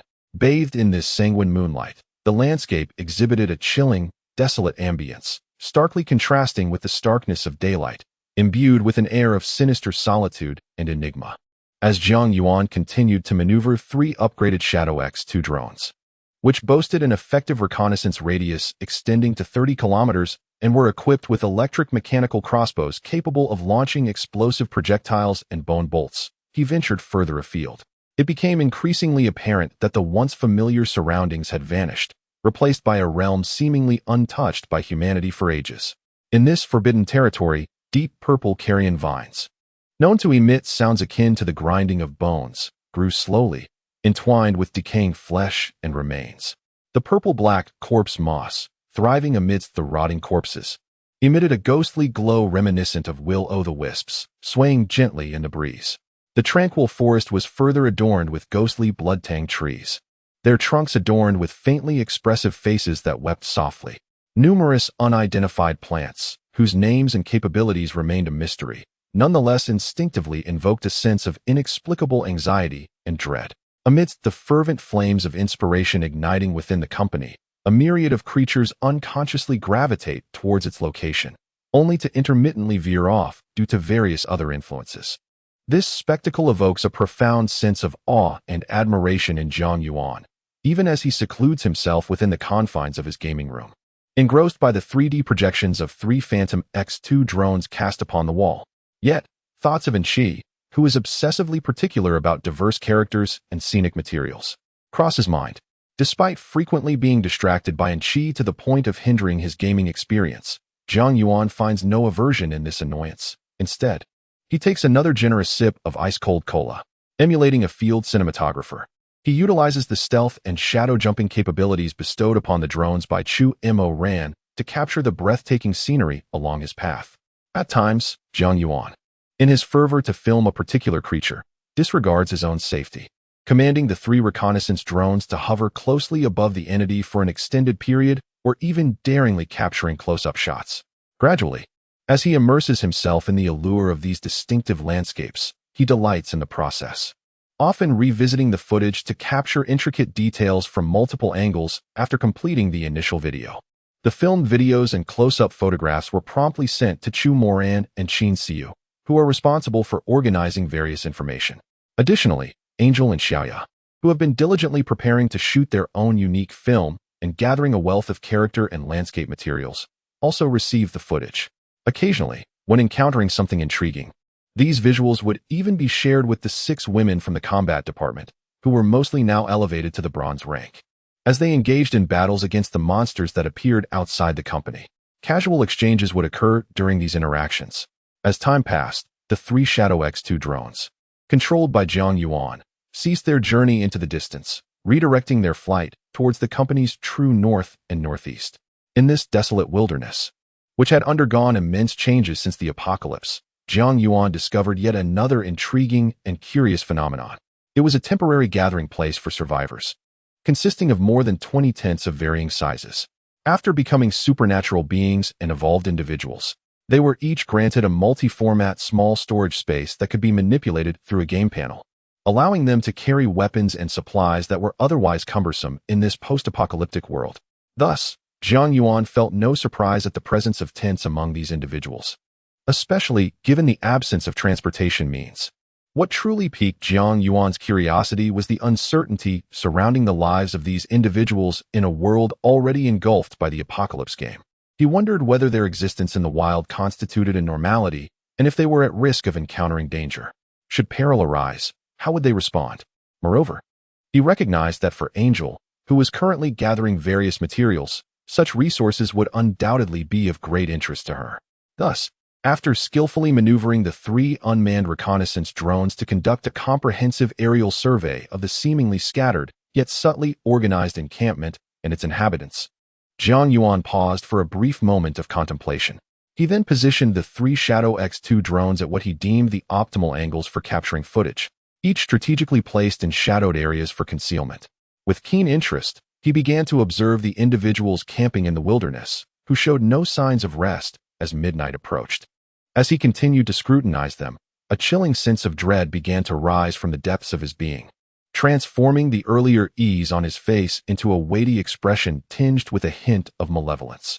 After a moment of further reflection, he retrieved 2 upgraded Fury B-2 unmanned bombers, which now boasted a combat radius of 20 kilometers, along with 2 Windbreaker A-2 assault drones designated for escort duty.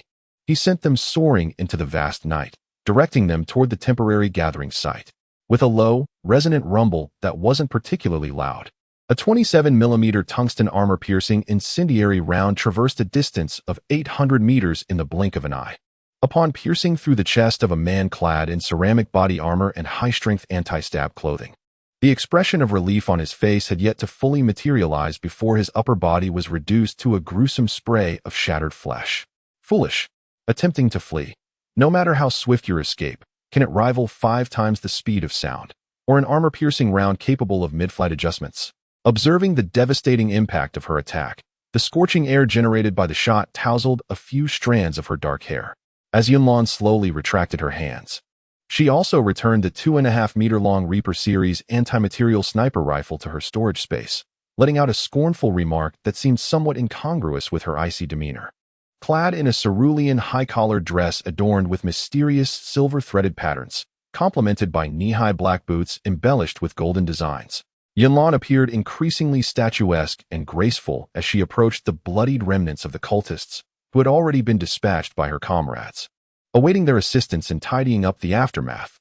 With a smile, Bloodshadow, Clad in a snug dark red and gold-embroidered combat suit, and a single-shoulder leather defensive armor that appeared remarkably tidy despite the recent skirmish, addressed Yun Lan, saying, "Captain, it has been resolved. Where shall we proceed next?" After a few days of relentless pursuit, Blood Shadow, having successfully eradicated the multitude of heretical followers and the fallen gathered by them, paused momentarily in contemplation. Then, turning to the 8 female team members who had undergone a transformation following the reorganization of their group, he gently remarked, "Thank you for your hard work. Let us withdraw from this place and find a spot to rest for half an hour. Afterwards, we shall explore the vicinity to discern any recent changes in the wilderness." As the monstrous entities of the apocalypse grew increasingly formidable, particularly with various governments intentionally relocating vast numbers of citizens, the wilderness, an ever-expanding realm manifested from the fissures in the land, had gradually come to symbolize danger and trepidation, especially during the night.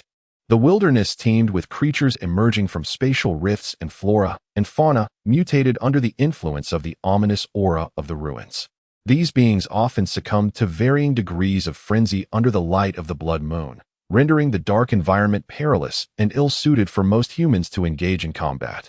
Thus, the nocturnal wilderness becomes infinitely more perilous than during the day. However, armed with a weapon reminiscent of a Shochuan knife, though heavier and more elongated, its blade adorned with serrated edges that bear the semblance of mottled rust stains resembling blood, the executioner's blade, awakened by the mastery of slaying, possesses the formidable Blood Shadow ability. Presently, while still at the second tier of silver rank, it is capable of exerting overwhelming dominance over the majority of adversaries and creatures at the third or even fourth tier of silver rank.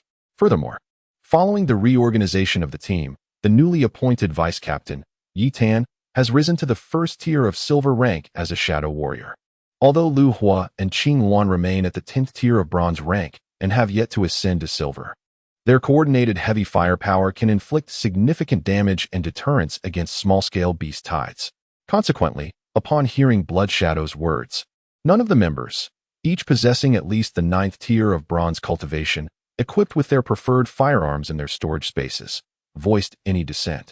After a brief respite approximately 3 kilometers from the battlefield, they replenished their stamina with the compressed biscuits and jerky they carried.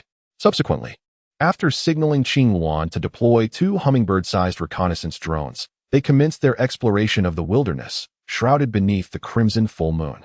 It may be a coincidence, but after vanquishing the monstrous foes encountered along the way and, thanks to the timely warnings from the hummingbird drones, skillfully evading 2 minor beast tides, Blood Shadow swiftly led the already silver tier 1 vice-captain, Night Bloom, along with the equally silver tier 1 ice snow goddess, Fallen Ice, and 6 other team members. They arrived at a temporary gathering spot just as the 4 drones, summoned from the company's hive-like drone repository by Jiang Yuan, had yet to reach the designated area. Upon witnessing this scene, Jiang Yuan, despite being unaware of the identities of Blood Shadow and his companions, recalled the previous observations and decided to send a description of Blood Shadow's group to Chu Moran, who was responsible for intelligence gathering, as well as to Qin Siyu and Tang Yuru, who was preoccupied with an unknown escape plan at the Mechanical Research Institute, hoping they might uncover the identities of these individuals. Simultaneously, he deftly maneuvered a Shadow X2 reconnaissance drone towards a nearby withered tree, launching 3 5-centimeter-long bone crossbow bolts. The sound of the bolts striking the dead tree was not particularly loud, yet the faint whoosh of the projectiles and the muffled thud of impact immediately captured the attention of Blood Shadow and his entourage. Thus, not only did the advancing team immediately form their previously rehearsed defensive counterattack formation, but Qing Luan, positioned at the rear side of Blood Shadow, also raised her silenced rifle. Ready to bring down the drone she had detected after it had launched 3 crossbow bolts. Jiang Yuan, witnessing this, was astonished by their swift reaction and hurriedly maneuvered the seemingly doomed Shadow X2 reconnaissance drone to take refuge in a shadow 100 meters away, utilizing the shadow jumping ability bestowed by Chu Mo Ran. Meanwhile, the vice-captain Yi Tan, who similarly possessed the ability of shadow jumping and had mastered dark vision, shadow reconnaissance, and various dark-based powers, tilted her head to glance at the direction where the Shadow X2 drone, under Jiang Yuan's control, had hidden among the bushes. Subsequently, she reached out to halt Qing Luan's intent to attack the drone and softly urged her, Do not rush into an assault.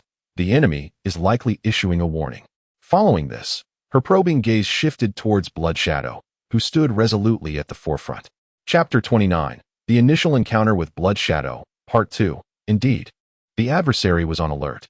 Aware that her teammates awaited her response, Yi Tan's words had scarcely left her lips when Blood Shadow, standing at the front, confidently rendered her judgment. Afterward, the Blood Shadow cast a lingering glance towards the nearby encampment, which had become increasingly discernible. He then slowly addressed the individuals behind him, uttering a warning. However, such a caution did not necessarily imply that the other party bore benevolent intentions. In fact, we could not ascertain whether the one who alerted us was affiliated with those within the tents ahead. What shall we do? Circumvent them, or? No one could compel us to yield easily, regardless of the reasons.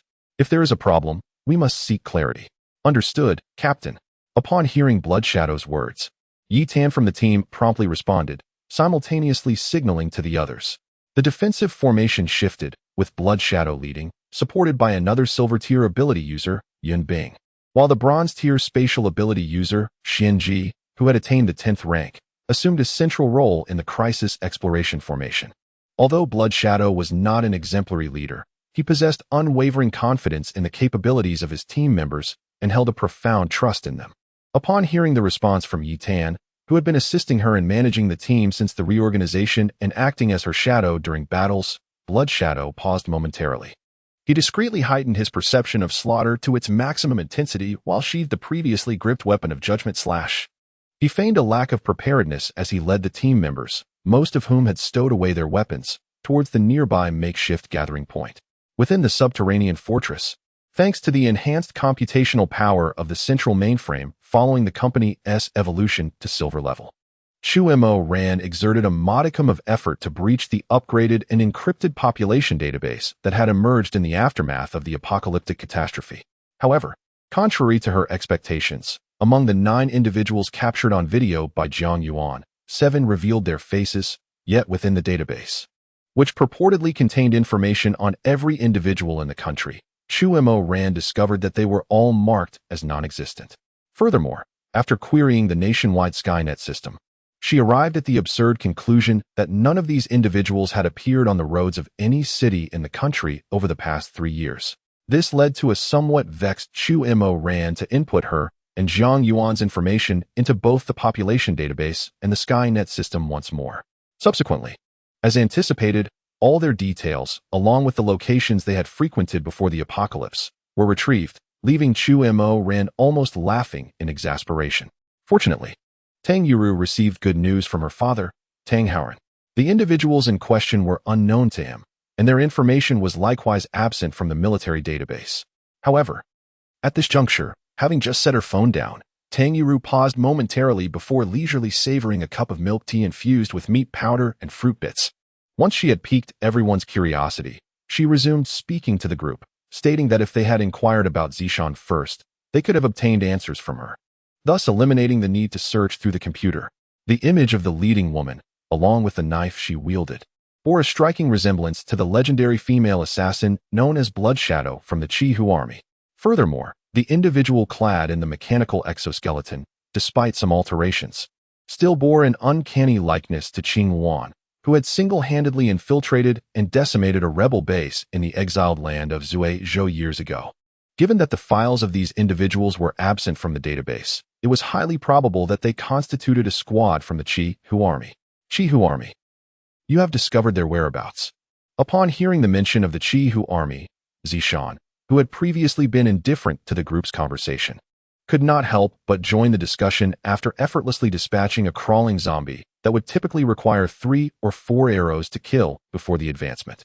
Simultaneously, after once again confirming the identity of the beggar army with Jiang Yuan and the others, a few women who had subsequently joined the discussion shared various rumors regarding the beggar army from the time before the apocalypse, along with events whose authenticity remained uncertain. Meanwhile, the group led by the 5 women, Zishan, Qiangwei, Haiyang, Ma Jie, and Qishana, who, even in mere conversation, exuded an involuntary sense of admiration, were warmly received by the leaders of the temporary gathering that Jiang Yuan had alerted them to. Several women, accompanied by children, cordially invited them to partake in food and rest, embodying an enthusiasm and sincerity that left no room for doubt. However, while Fenghua, adorned in an ancient-style silver and white one-shoulder general's armor, engaged in light-hearted conversation with a dignified middle-aged man among the group, Yunlan, standing at the rear of the formation, silently retrieved the anti-material sniper rifle code-named Grim Reaper. A low, thunderous roar echoed as a tungsten armor-piercing incendiary round, before the sound could fully dissipate, pierced through the back of a woman cradling a child. The explosion instantly transformed the innocent child, who had just moments ago been offering candy to the group, into a mist of crimson, while simultaneously executing a bearded man nearby, who was leisurely smoking a cigarette, with a fatal shot to the head. In the next moment, under Jiang Yuan's watchful gaze along with that of others, these individuals appeared to engage in a synchronized display of action, devoid of any prior communication. Among them, following the discharge of the first shot, the azure tresses of a woman, billowing in the heated currents, danced with an ethereal grace. With no hint of hesitation, her lithe and statuesque form moved with an elegance akin to the whisper of the wind, repeatedly executing the motions of cocking and firing, targeting each individual she deemed a greater threat with pinpoint precision. Liu Hua, after retrieving a 9-barreled laser launcher from her spatial storage, exhibited no delay as she unleashed a relentless barrage upon those encased in ice by Yu Bing's freezing spell. Meanwhile, Qingwan unfurled the 6 mechanical arms of her exoskeleton, simultaneously wielding 8 semi-automatic assault rifles to systematically eliminate her surroundings. As for the captain of this formidable squad, Blood Shadow, she swiftly brandished her executioner-s blade the moment Yunlan commenced firing, joining forces with Yetin, who was accustomed to lurking in the shadows for stealthy assassinations, as they advanced towards the remaining adversaries. It was at this juncture that Jiang Yuan truly comprehended the formidable ferocity and ruthlessness of this mercenary squad. Despite the presence of over 30 silver-tier individuals and more than 200 bronze-tier warriors, the moment their firepower was unleashed, the opposition found themselves utterly outmatched, especially as the captain, Blood Shadow, with her striking and elegant form. Every swift movement she made resulted in the swift demise of those around her, whether they were beings of bronze or silver rank, robust men, youthful individuals, seemingly harmless women, or even children who appeared no older than 4 or 5. In her presence, they were effortlessly dispatched, either decapitated or cleaved in twain, leaving their remains scattered at her feet, devoid of any change in her expression. The individuals gathered in this place, or rather, the monstrous entities inheriting the memories of their corporeal forms and possessing a shared consciousness, could not fathom where they had faltered. They were bewildered by the stark contrast between their anticipated scenarios and the reality before them. However, after a fleeting moment of distraction, they became acutely aware that their ruse had been unveiled by Blood Shadow and her companions. Consequently, a few individuals clustered around several large cauldrons suddenly overturned the pots simmering with broth, spilling forth the grotesque remains of monstrous bodies, severed human limbs, and even the unformed corpses of infants. In that moment, the previously amiable expressions on their faces twisted into unabashed malevolence and loathing, as they charged towards Blood Shadow and her group from all directions. Moreover, the corpses that had already collapsed to the ground began to stir, with dark, spiny vines sprouting forth from their remains. As it swiftly absorbed the nutrients from the corpses, the rapidly growing tendrils surged forth like the limbs of an octopus, advancing towards Blood Shadow and his group. Caught off guard, Xia and Liuhua nearly became ensnared by the vines that emerged from beneath the corpses. Fortunately, Su New Jersey, who had been shielded by the others all along, had already deployed numerous slowly rotating teleportation points within a 300-meter radius as the others began to take action. Witnessing the sudden shift in the battlefield, she effortlessly transported Xia and Liuhua to safety with a mere thought. Meanwhile, despite her own relatively weak offensive capabilities, Su New Jersey continued to swiftly and erratically change her position on the battlefield, assisting her comrades in adjusting their battle formations as rehearsed.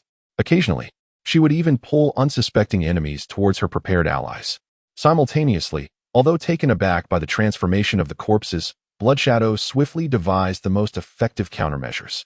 Liuhua, Qingwan, you two, launch incendiary rounds at these corpses. Shuanghua, maintain your defenses. Xia, scout the surroundings. Everyone be prepared for a retreat. Commands flowed from Blood Shadow's lips with hardly a moment's hesitation. Amidst this bloody carnage, the corners of the lips gradually etched a chillingly fierce smile. As a voice softly uttered the words, "Scum, all shall descend into hell." Then, as a veil of hazy blood mist enveloped her body and the serrated blade known as judgment, she wielded the weapon with even greater ferocity. In that moment, although countless tendrils adorned with sharp spikes rapidly emerged from the corpses she had felled, these very corpses began to emit streams of blood mist. Not only did the newly sprouted tendrils swiftly succumb to the corrosive nature of the blood mist, but as a considerable amount of this mist converged towards the blood shadow, it gradually coalesced into the intricate blood patterns on her black leather armor. Each swing of her blade was accompanied by a piercing radiance, capable of momentarily stunning her adversaries. In the wake of brief chaos, the 9-member team, known as Blood Shadow, not only held their ground, but subtly began to overpower their foes. However, it was well understood that this frenzied state, while augmenting their combat prowess with each enemy slain, exacted a significant toll on their bodies and could not be sustained for long. Thus, as the figure of Yi Ten emerged from the shadows, she unleashed a torrent of shadow-infused blood needles, laced with corrosive toxins, upon the advancing horde of humanoid monstrosities, reducing them to mere pools of blood.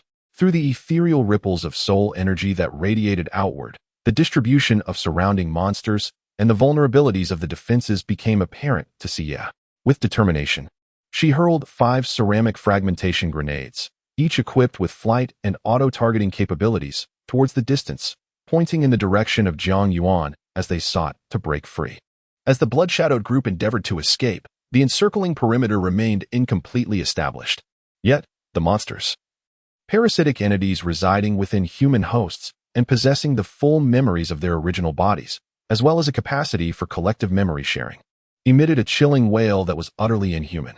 In the next moment, not only did more humans, infested with these creatures, surge forth from the surroundings, but various monsters also joined the fray. Even the seemingly innocuous trees around them erupted violently, their trunks splitting apart to unveil slender tendrils, adorned with numerous minute, sharp spines. Is this never-ending? Qingwan, who had rushed to the forefront alongside Lu Hua, could not restrain a curse. Subsequently, her expression hardened as she instinctively quickened her pace. While sprinting, she deftly tapped on her mechanical exoskeleton, activating it.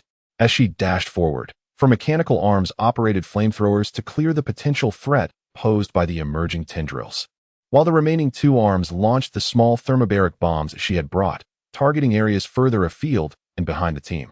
In an instant, not only were the juvenile vines that attempted to obstruct them utterly annihilated by the Qingwan, but even the surrounding lesser creatures, which had been continuously converging, were either obliterated or rendered immobile. Chapter 30. The First Encounter with Blood Shadow, Part 2. As the group led by Blood Shadow appeared poised to break free from their encirclement, the monsters, spawned from the parasitic transformation of daughter vines, which had been relentlessly hunting both humans and mutated beasts, were gradually drawn towards Jiang Yuan's bunker by the divine fire. In unison, they emitted a piercing howl filled with profound resentment and fury. These parasitic creatures, capable of sharing memories and wisdom, yet harboring a perverse hatred and a murderous desire towards living beings, quickly engaged in a mental exchange within their collective consciousness and reconfigured their hunting formation. Among them, 2 to 3 dozen humanoid monsters of silver rank, after a moment of unnatural trembling, unleashed long tendrils that erupted from their hands and even from their sides. Subsequently, these tentacle-like vines, thrashing and writhing with a grotesque and fierce expression that defied normality, surged violently towards Blood Shadow and his companions. A multitude of silver-tiered monsters and mutated creatures, upon witnessing the scene, erupted into a more piercing and elevated howl. From their bodies, grotesque tendrils of varying thickness emerged, coalescing into a thick, wooden armor that oozed with droplets of tainted blood. As for the parasitic monsters that had not attained the silver tier, they divided into 3 distinct ranks. The foremost rank, possessing the highest strength, continued to assist their silver-tiered counterparts in besieging the group known as Blood Shadow. The second tier of monsters opted to rapidly digest their own flesh, transforming the surrounding ground into a labyrinth of twisting, entwined giant vines. Occasionally, some of these vines would amalgamate into varying sizes of vine balls, which were then hurled toward Blood Shadow's direction by the nearby tendrils.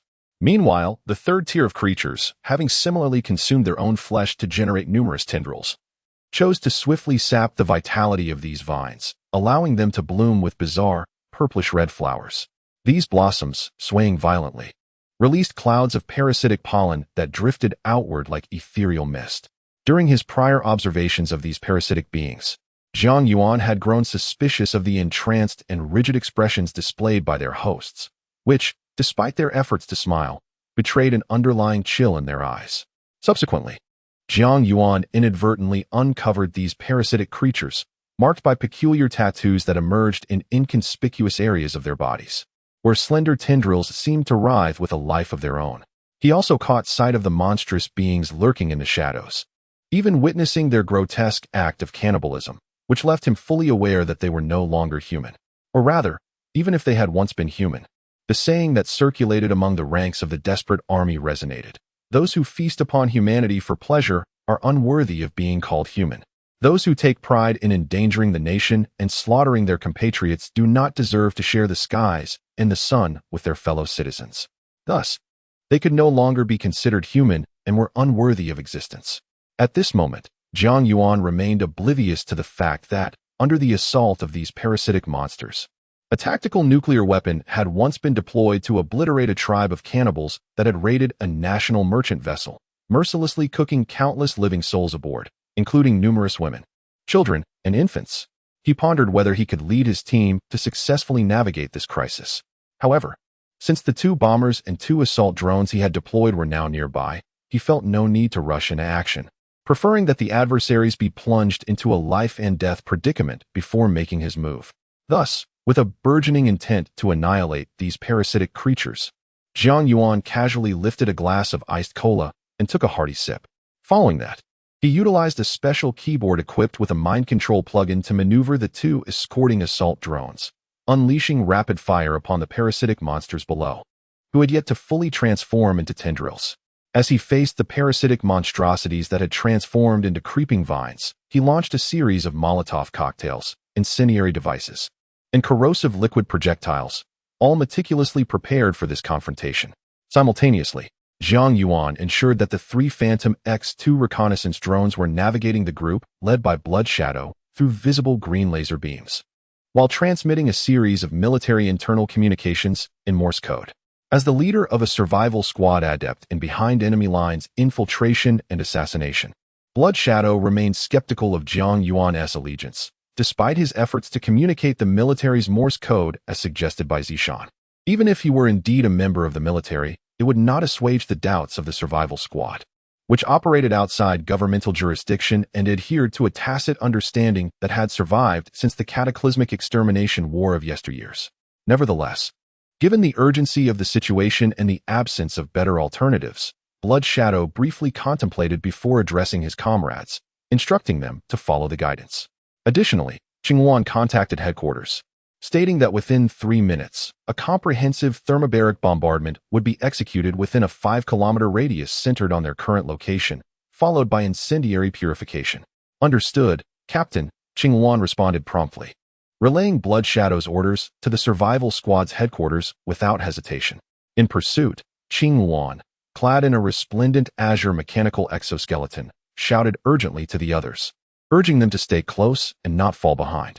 Activating the low-altitude short-distance flight mode of her exoskeleton, she soared into the air, propelled by the sudden jet of 6 azure-blue flames erupting from the rear of her armor, with a speed so explosive that even silver-tier monsters would struggle to keep pace. She surged forward. Simultaneously, she unleashed a barrage of her specially modified multi-barrel artillery, raining down a deluge of Qingwan's inferno fire upon the foes below. Noticing Qingwan's desperate efforts, Xianji, the soul space manipulator of the team, swiftly consumed a high-energy compression pill developed by the alchemists of the Qihua army. Utilizing her North Dipper teleportation technique, she executed successive short-distance displacements while guiding the remaining team members. In a meticulously coordinated formation, they engaged in rapid short-range teleports, launching surprise assaults on the obstructing monsters, encircling and dismantling them. Meanwhile, Zhang Yuan, operating the Shadow X-2 reconnaissance drone, had initially worried that their pace would be too swift for the Blood Shadow team to follow. however, witnessing their collective determination and seamless cooperation. He was astonished to see them unleash a speed and combat prowess that even an entire team of silver-tier warriors might struggle to achieve. First, she couldn't help but exclaim in admiration.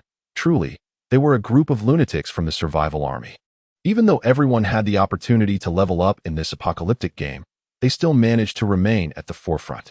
Subsequently, after raising her hand once more and pouring the entire contents of her icy cola into her mouth, she began to maneuver the YX-2 reconnaissance drone, which was unable to keep pace with Qingluan's speed, to execute a series of short-range shadow jumps.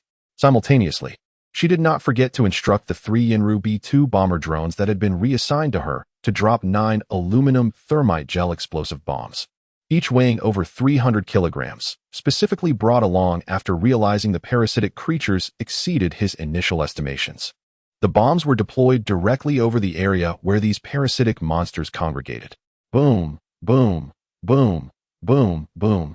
In what seemed like the blink of an eye, 3 minutes had elapsed, accompanied by the first massive thermobaric bomb, laden with a substantial amount of high explosive materials, accelerants, aluminum thermite, and gelled gasoline. Trailing a long tail of flames, it accurately struck the coordinates marked by Qingluan, triggering a colossal explosion. Each thermobaric bomb possessed the power to effortlessly obliterate half a village, and like a torrent of pent-up fury, they spread rapidly from the initial point of detonation, heedless of the destruction. In the wake of the explosion, whether it be trees, rocks, or those parasitic creatures, everything was instantly pulverized into dust by the violent shockwaves and atmospheric pressure. Even the ground, spanning several square kilometers, was ruthlessly transformed by the explosion, creating countless craters, some reaching depths of over 10 meters, their surfaces marred by burn marks. From the safety of a small hillside beyond the evacuation line, Qingluan watched as the bombardment, which lasted for 10 minutes and unleashed no fewer than 300 thermobaric bombs, was followed by a relentless rain of highly adhesive napalm bombs that baptized every inch of the designated area.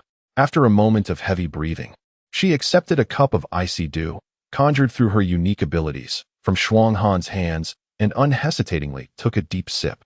With a trace of genuine disdain and contempt gracing her features, she slowly began to mock.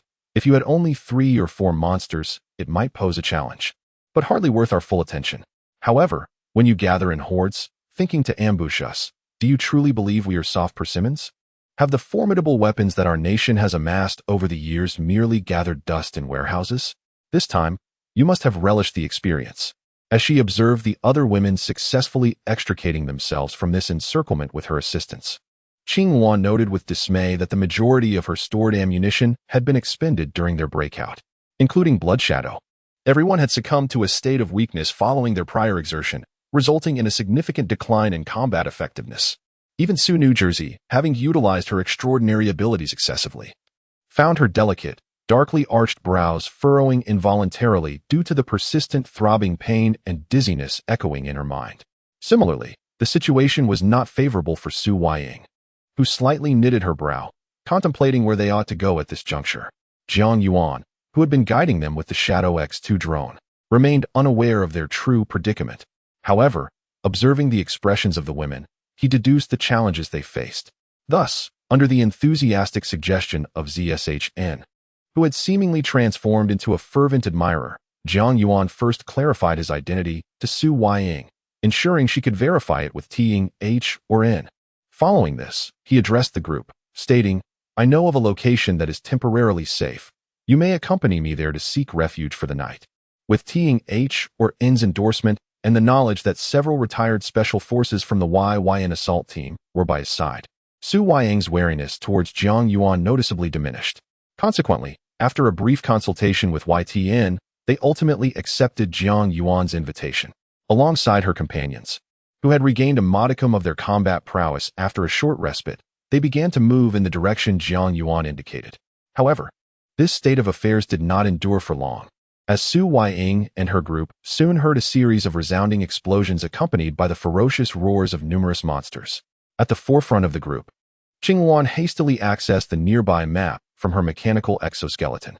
After a swift comparison, she addressed Blood Shadow, saying, "Captain, if we proceed a bit further, we will soon reach the vicinity of the Ghost Fortress." It is said to be quite sinister, teeming with numerous monsters that gather there.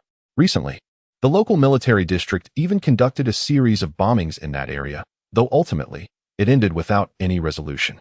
Upon hearing Qinghuan's words, a flicker of doubt and gravity crossed Blood Shadow's face, as if he were contemplating whether to heed Jiang Yuan's guidance. Observing this, Jiang Yuan, although perplexed as to how his underground stronghold had acquired the ominous reputation of the Ghost Fortress and what rumors might swirl among the common folk, feared that Blood Shadow might misunderstand him. He promptly utilized a drone to clarify, "That is our residence. The monsters are drawn there, so we may eliminate them. For various reasons, we are not at liberty to leave that location. The destination I am leading you to is a nearby cave, which will not only facilitate concealment, but also ease the construction of defensive fortifications. Moreover, most of the nearby monsters have been lured away, making it an ideal place for you to rest." Blood Shadow would not readily place trust in Jiang Yuan's words. However, after signaling Kaiyang Luan to deploy several hummingbird drones to investigate the cave mentioned by Jiang Yuan, situated on a somewhat steep hillside, and finding no issues in the surrounding area, Blood Shadow, faced with a lack of better alternatives, ultimately led her team to the cave that Jiang Yuan had described. Although it appeared modest in size, it concealed an expansive interior of approximately 500 to 600 square meters. Jiang Yuan did not find Blood Shadow's caution unwarranted, nor did it tarnish her impression of Blood Shadow and her companions. With the intention of extending her assistance to the utmost, Jiang Yuan prepared a variety of dishes from the food storage cabinet, which had been previously stocked by Xiaoli and Lisa, along with several homemade beverages that everyone deemed delightful. This time, Blood Shadow did not express any skepticism towards Jiang Yuan's goodwill. After a brief moment of contemplation, she simply thanked Jiang Yuan and set aside her half-eaten compressed biscuit. Observing this gesture, the other members of the team followed suit, chuckling as they put down their own compressed rations, which, while nutritious, were rather lacking in flavor. Yet, amidst this display of burgeoning trust, Jiang Yuan discerned two subtle details. Firstly, after the group of women had sampled a few bites at Blood Shadow, they began to use their chopsticks in succession, though most of them only indulged in a limited selection of dishes, refraining from tasting every single one. Secondly, although they no longer consumed the compressed rations in their hands, the remnants of those rations, which they had only nibbled on, were not discarded. Rather, they were collectively chosen to be stored away once more. Thus, in Jiang Yuan's eyes, the night remained enchanting. And this unexpected turn of events did not deter him from preparing materials for Anchi. Instead, it unexpectedly provided him with a wealth of cinematic content for the evening. Chapter 31, A Dream into Gold Bang. Accompanied by another muffled gunshot, a girl, her face contorted with unimaginable malice, hatred, and ferocity, collapsed to the ground in defiance, mere meters away from Qinghuan. In response to this, Qinghuan, who had just orchestrated a massacre, felt not an ounce of remorse. Instead, she tossed a nut chocolate ball infused with meat powder into her mouth, while surveying the lifeless bodies of varying ages sprawled before her. Subsequently, she fired her assault rifle at the hearts and heads of all the corpses present, then hurled a high-explosive fragmentation grenade and an incendiary device into the previously searched room before resolutely turning and striding out into the courtyard, which had already been partially demolished by explosions. With a nonchalant smile gracing one side of her face, she casually remarked, "I am Qinghuan. The situation here has been resolved. We encountered 36 foes, all of whom have been vanquished." Almost as if in response to her declaration, before her words had fully dissipated into the air, the public channel of the team was inundated with reports from her comrades. Yunbing encountered 42 adversaries, all eliminated. Xia faced 67 foes. It seems one managed to escape, or rather, took their own life. Liuhua, number of adversaries unknown. They have all been reduced to mere pulp. Shall someone come to tally the remains? Xuanji. Monitoring indicates no one has departed from the northern side of the village. Yunlan, 3 individuals attempted to flee southward. All have been dispatched. Shuanghua, I have 5 ice sculptures here. As Blood Shadow, having arrived in this village at the very outset, rushed towards the location of the strongest entity in the village. As discerned by Xia, she listened intently to the voices of her team members echoing through her earpiece. After engaging in several skirmishes and leading her subordinates in the systematic extermination of multiple villages, leaving naught but desolation in their wake, where even infants were not spared, Receiving a final shot without a trace of hesitation, there emerged an involuntary hint of a gentle smile upon her otherwise impassive visage. Subsequently, after vanquishing several adversaries whose cultivation levels were at least equal to her own, some even surpassing it, the Blood Shadow exhibited no signs of the battle that had just transpired. Accompanied by the ever-loyal Knight Orchid, who had become her shadow, she made her way towards the predetermined rendezvous point on the western side of the village. Simultaneously, she addressed the team through the public communication channel, stating, "The mission is complete. Let us regroup." Upon hearing Blood Shadow's words, the team members, having executed the operation to eliminate all infected individuals in this village afflicted by the bloodthirsty chain virus, promptly hurried to the agreed meeting place. In a short while, the group reconvened around Blood Shadow. Regarding the previous massacre, it was perhaps inevitable that many would feel a twinge of discomfort and compassion, even though they knew their actions were justified. Witnessing the innocent, including infants, perish by their hands stirred a deep emotional response within them. However, for the members of the Survival Brigade, who had long been accustomed to ending lives to prevent further bloodshed and to save their nation, those who were infected with the bloodthirsty chain virus, individuals who inflicted unspeakable torment on others, capable of spreading their affliction through their own blood and the palpable fear of those around them, were already deemed less than human. Thus, when they engaged in combat, they bore no burdens, nor did they experience any fluctuations in their emotions. Thus, shortly after the successful assembly, the crimson-haired beauty, Liuhua, who had previously stowed away the 9-barreled laser cannon that had ruthlessly targeted the infected, casually popped a piece of beef jerky into her mouth and inquired of Blood Shadow, "Captain, with the satellites having fallen, the final command from headquarters is merely to maintain our position and act as we see fit. What shall we do?" Before Blood Shadow could respond, Yadan, the vice captain responsible for managing the team and serving as Blood Shadow's shadow, smiled and jested with Liuhua and the other members awaiting Blood Shadow's reply. "Haven't you all had a plan in mind for quite some time? Or have the little snacks you procured from Ghost Fortress failed to satisfy you, stirring up other thoughts?" This elicited laughter from those who, under Blood Shadow's leadership, had recently annihilated over 20 villages and slaughtered more than 50,000 victims of the bloodthirsty virus, exhibiting a ferocity that rivaled that of many cultists and marauders. Their mirth starkly contrasted with their previously cold and bloodthirsty demeanor. Then, Yadan continued, addressing the group, with the fall of the communication satellites. "Unless there is a technological breakthrough or an alternative resolution, it seems that for a considerable period, Kanglan Star will be ensnared in a combat mode centered around city-states, akin to isolated islands. Prior to this, a reorganization of our team was undertaken, indeed in preparation for such circumstances. If we were a conventional military force affiliated with the local government, we would undoubtedly garner greater resources and support. However, as mercenaries, we have always adhered to the principle of redeeming our nation through warfare, refraining from engaging in shifts of power or internal conflicts among the populace. Thus, it is perhaps more prudent for us to limit our interactions with those in the city. Have you not recently found a harmonious rapport with the individuals from the Ghost Fortress? They, too, are unlikely to be embroiled in excessive disputes of interest with others, making collaboration with them our most favorable option at present. Though I am not fond of verbose discourse, witnessing Yi Tin elucidate the situation to the women, I, as the captain, Blood Shadow, nodded in tacit agreement with her. Observing the genuine smiles of my comrades, who revel in the bountiful ammunition supplies and delectable meals far superior to the compressed rations they usually carry, I addressed the group. "Do not celebrate prematurely. Although we have temporarily chosen that cave as our base, we might not have ample time to linger there. The recent surprise from those cultists of the dark gods has been significant, and I believe we shall soon find ourselves exceedingly busy. Moreover, given that they dared to unleash such a virus, if we do not impart a bloody lesson, will not their deities consider us petty when they encounter them?" In the most unadorned tone, Blood Shadow uttered a statement imbued with a chilling aura of lethality. None among the assembly of teammates, whose murderous intent surpassed that of any marauder or cultist of dark deities, found anything amiss.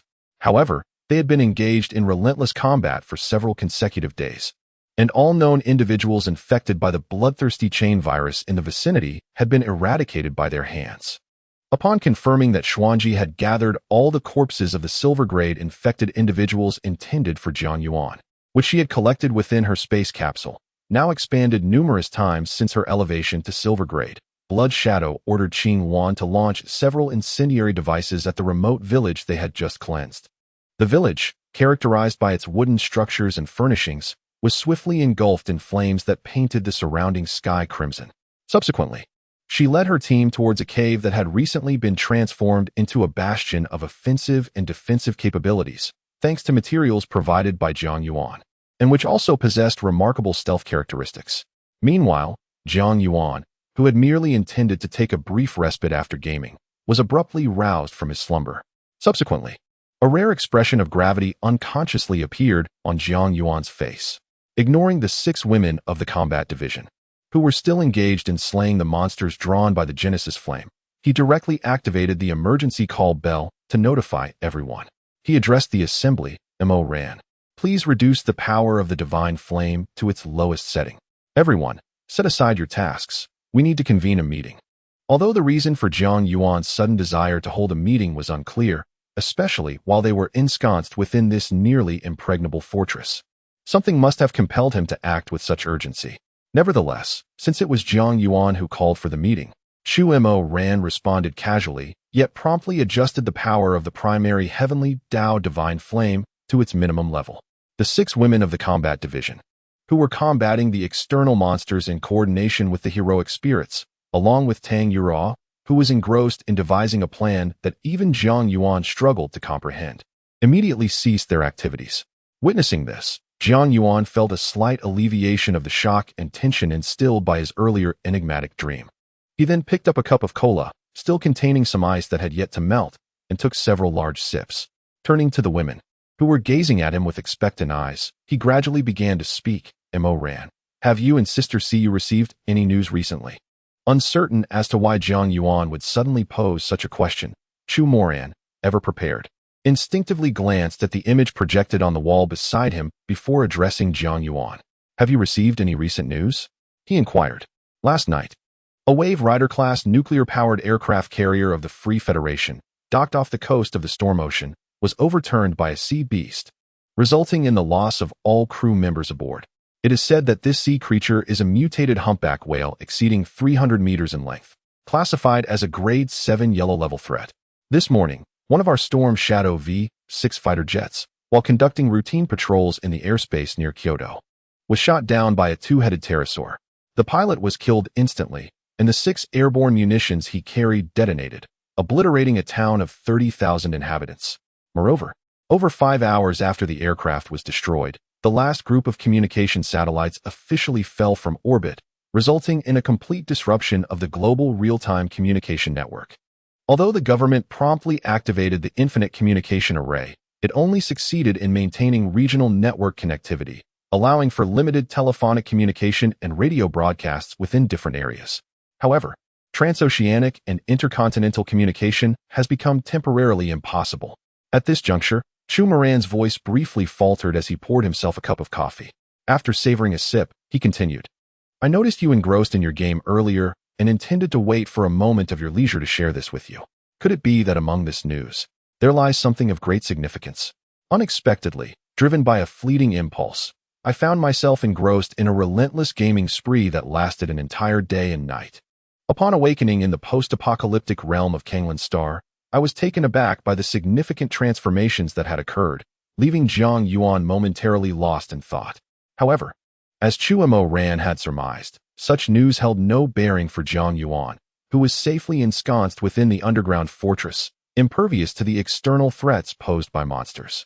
After absorbing Chu Ran's words, Jiang Yuan met the curious gazes of the onlookers and gently shook his head, stating, It's nothing. I merely wish to gather some information from the outside world to regain my composure. With that, he took a hearty sip of ice-cold cola before continuing. The reason I summoned you all here for this meeting is that I had a dream, a nightmare. This explanation elicited an eye roll from the previously anxious Chu Ran. The other women, who had paused their tasks to attend this meeting, couldn't help but feel a sense of absurdity rising within them.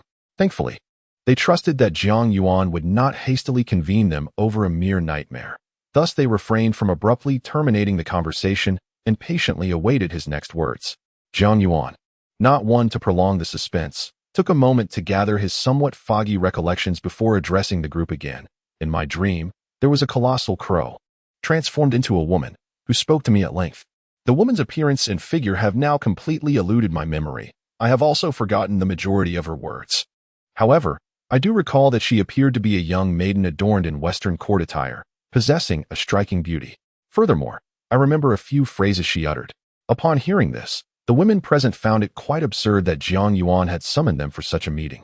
Nevertheless, since they had already begun to listen to Jiang Yuan, they decided to patiently await what he would say next. Observing their reactions, Jiang Yuan paused momentarily before addressing them once more, stating, "She conveyed to me that Goeishu signifies the return of all things to the void, representing ultimate death, slaughter, and decay, where all existence descends into silence. All civilizations on the brink of destruction for various reasons shall be ensnared by the abyss. Within this abyss, the wise beings of these civilizations may perish, yet they shall also be granted a singular opportunity to revive and reconstruct their civilization. The reason we are captured by the abyss is that our civilization inadvertently unlocked the nuclear codes that are beyond our current grasp. Acquiring the capability to annihilate entire civilizations through nuclear weaponry, alongside the potential to initiate a comprehensive nuclear war in the near future."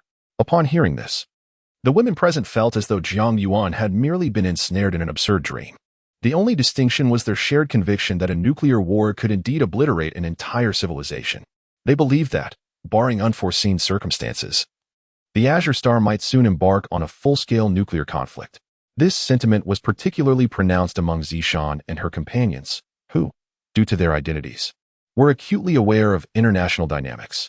They felt that, without this apocalyptic catastrophe, it was quite plausible they might witness the outbreak of nuclear war within their lifetimes. Unbeknownst to Jiang Yuan, the women were reflecting on his recent words, recalling their own experiences in dreams and the fright they felt upon awakening. After a brief pause, Jiang Yuan resumed speaking to the women, mentioning that she had invited him to become her apostle under the aegis of the abyss. He was resolute in his refusal, leading her to propose a wager. If he could steadfastly adhere to his principles, she would bestow upon him a gift. Conversely, should he waver in his resolve, he would owe her the treat of 3 drinks. Finally, she remarked that our underground stronghold had been constructed rather haphazardly. Although its defensive capabilities were passable, it lacked any semblance of aesthetic appeal.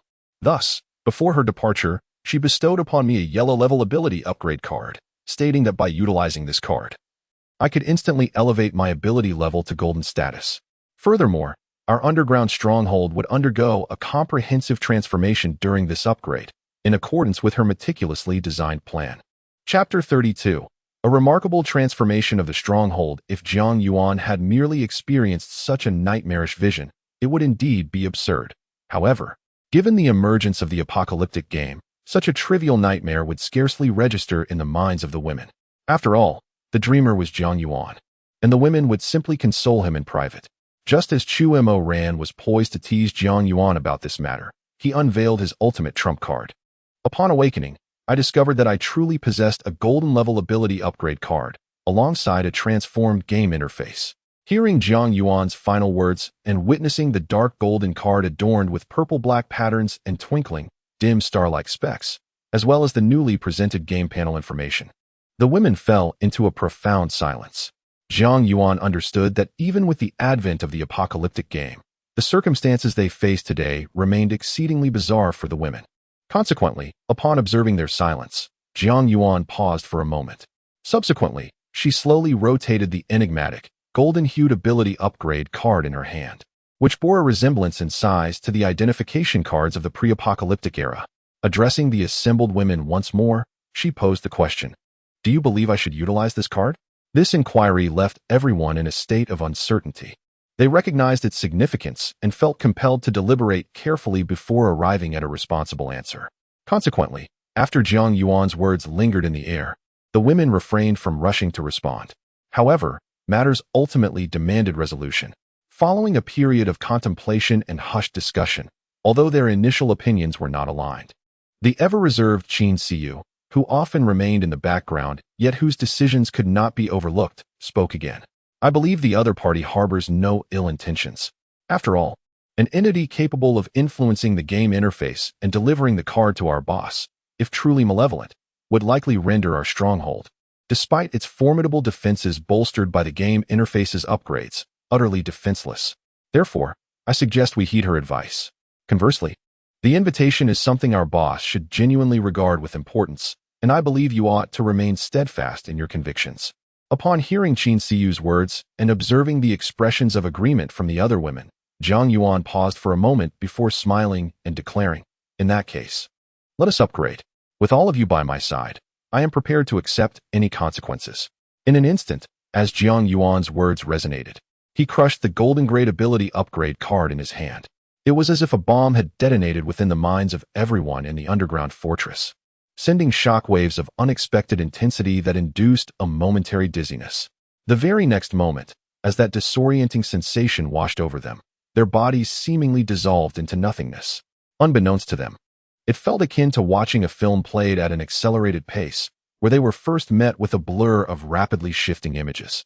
When the chaos finally subsided and their previously ethereal forms returned to their normal state, they distinctly beheld a corporate game panel that they could all access, meticulously detailing their individual abilities and powers. Simultaneously, with this new panel, strikingly different from before and rendering the underground fortress more akin to a legitimate enterprise, each person sensed an inexplicable transformation within themselves. Though they could not pinpoint the exact nature of these changes, they could clearly observe the altered visage of the fortress, which now differed from the previously rectangular base that had been cluttered with various constructions. At this moment, due to Jiang Yuan's extraordinary abilities ascending to the golden level, the main structure has transformed into an underground fortress with the defensive prowess of the blazing sun. The subterranean section has evolved into a hexagonal edifice, buried 60 meters deep, constructed entirely from an enigmatic silver-gray material, only 3 meters thick, yet possessing a notably formidable defensive capability. This 36-story structure exudes an aura of desolation and weightiness.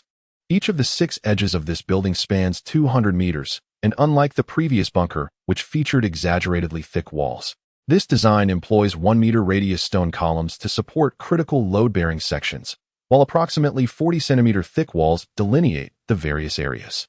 Consequently, the interior of this structure boasts an impressive height of 9 meters per floor, with the usable area expanding from under 50,000 square meters to around 58,000 square meters.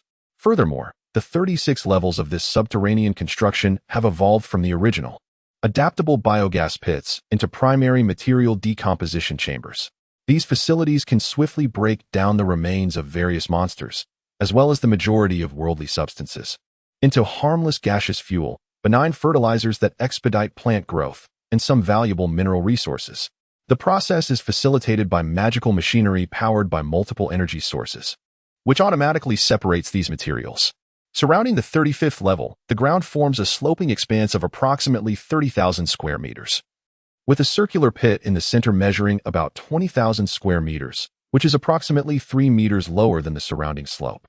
Moreover, on the slope, clusters of vibrant purple wisteria vines take root deep within the expansive subterranean cavities. These tendrils, having absorbed the effluent and cadaveric fluids extracted from the 36 layers of decomposing matter, along with remnants of monstrous corpses, harmful metals, and minerals, undergo rapid growth. In this process, they transmute the deleterious substances into integral components of their being, simultaneously discharging copious amounts of purified water, achieving a quality suitable for secondary consumption, into the central abyss. Within this chasm floats a series of transparent aquifer sanctuaries, each equipped with a porous base and a thick filtration layer composed of activated carbon, pebbles, fine sand, and various specialized materials.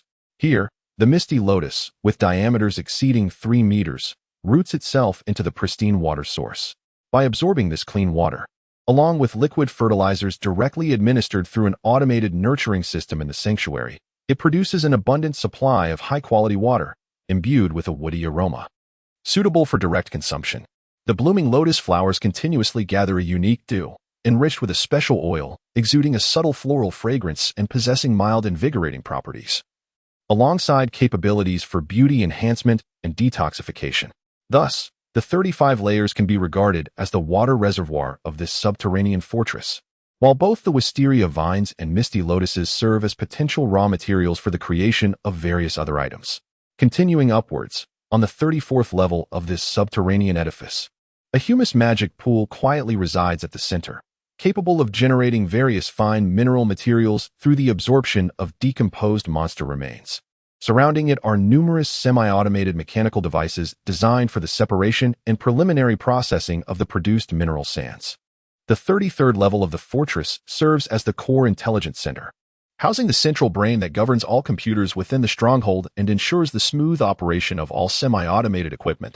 This level is also equipped with over a dozen mechanical operators possessing rudimentary artificial intelligence. Levels 32 to 27 are currently unoccupied, seemingly reserved for potential future upgrades and the changes they may entail. Ascending to the 24th to 26th levels, we find the Mechanical Research Institute, with the 24th level designated as Tang Yurua's private domain, a space she can freely design as she wishes. In addition to herself, 2 domestic service robots with basic artificial intelligence and a complete suite of smart home devices inhabit this level. The 25th level is Tang Yurua's workspace, where all instruments and production lines are located, allowing her to control them via computer from her private area. The 26th level is designated as the Assistant Living Area. It features living quarters of 14,000 square meters each for 3 potential assistants, alongside a small experimental zone exceeding 15,000 square meters. The 22nd and 23rd levels are designated as a Biological Research Institute, currently marked as unavailable, with nothing present within. From the 20th to the 21st floor lies the Construction Engineering Department, which has been opened following this recent advancement. It is indicated that 1 engineer and 3 engineering assistants may reside within, once the relevant personnel occupy the space. The architectural designs they conceive can be realized through the consumption of a certain amount of electrical energy and associated materials, employing a 3D printing method to renovate the personal living environments of all inhabitants within the fortress. The 15th to the 20th floors serve as a warehouse for material reserves, capable of storing various essential supplies and food. All items placed inside will not only be preserved in optimal conditions, but also experience an enhancement of their shelf life to 30 times that of normal standards.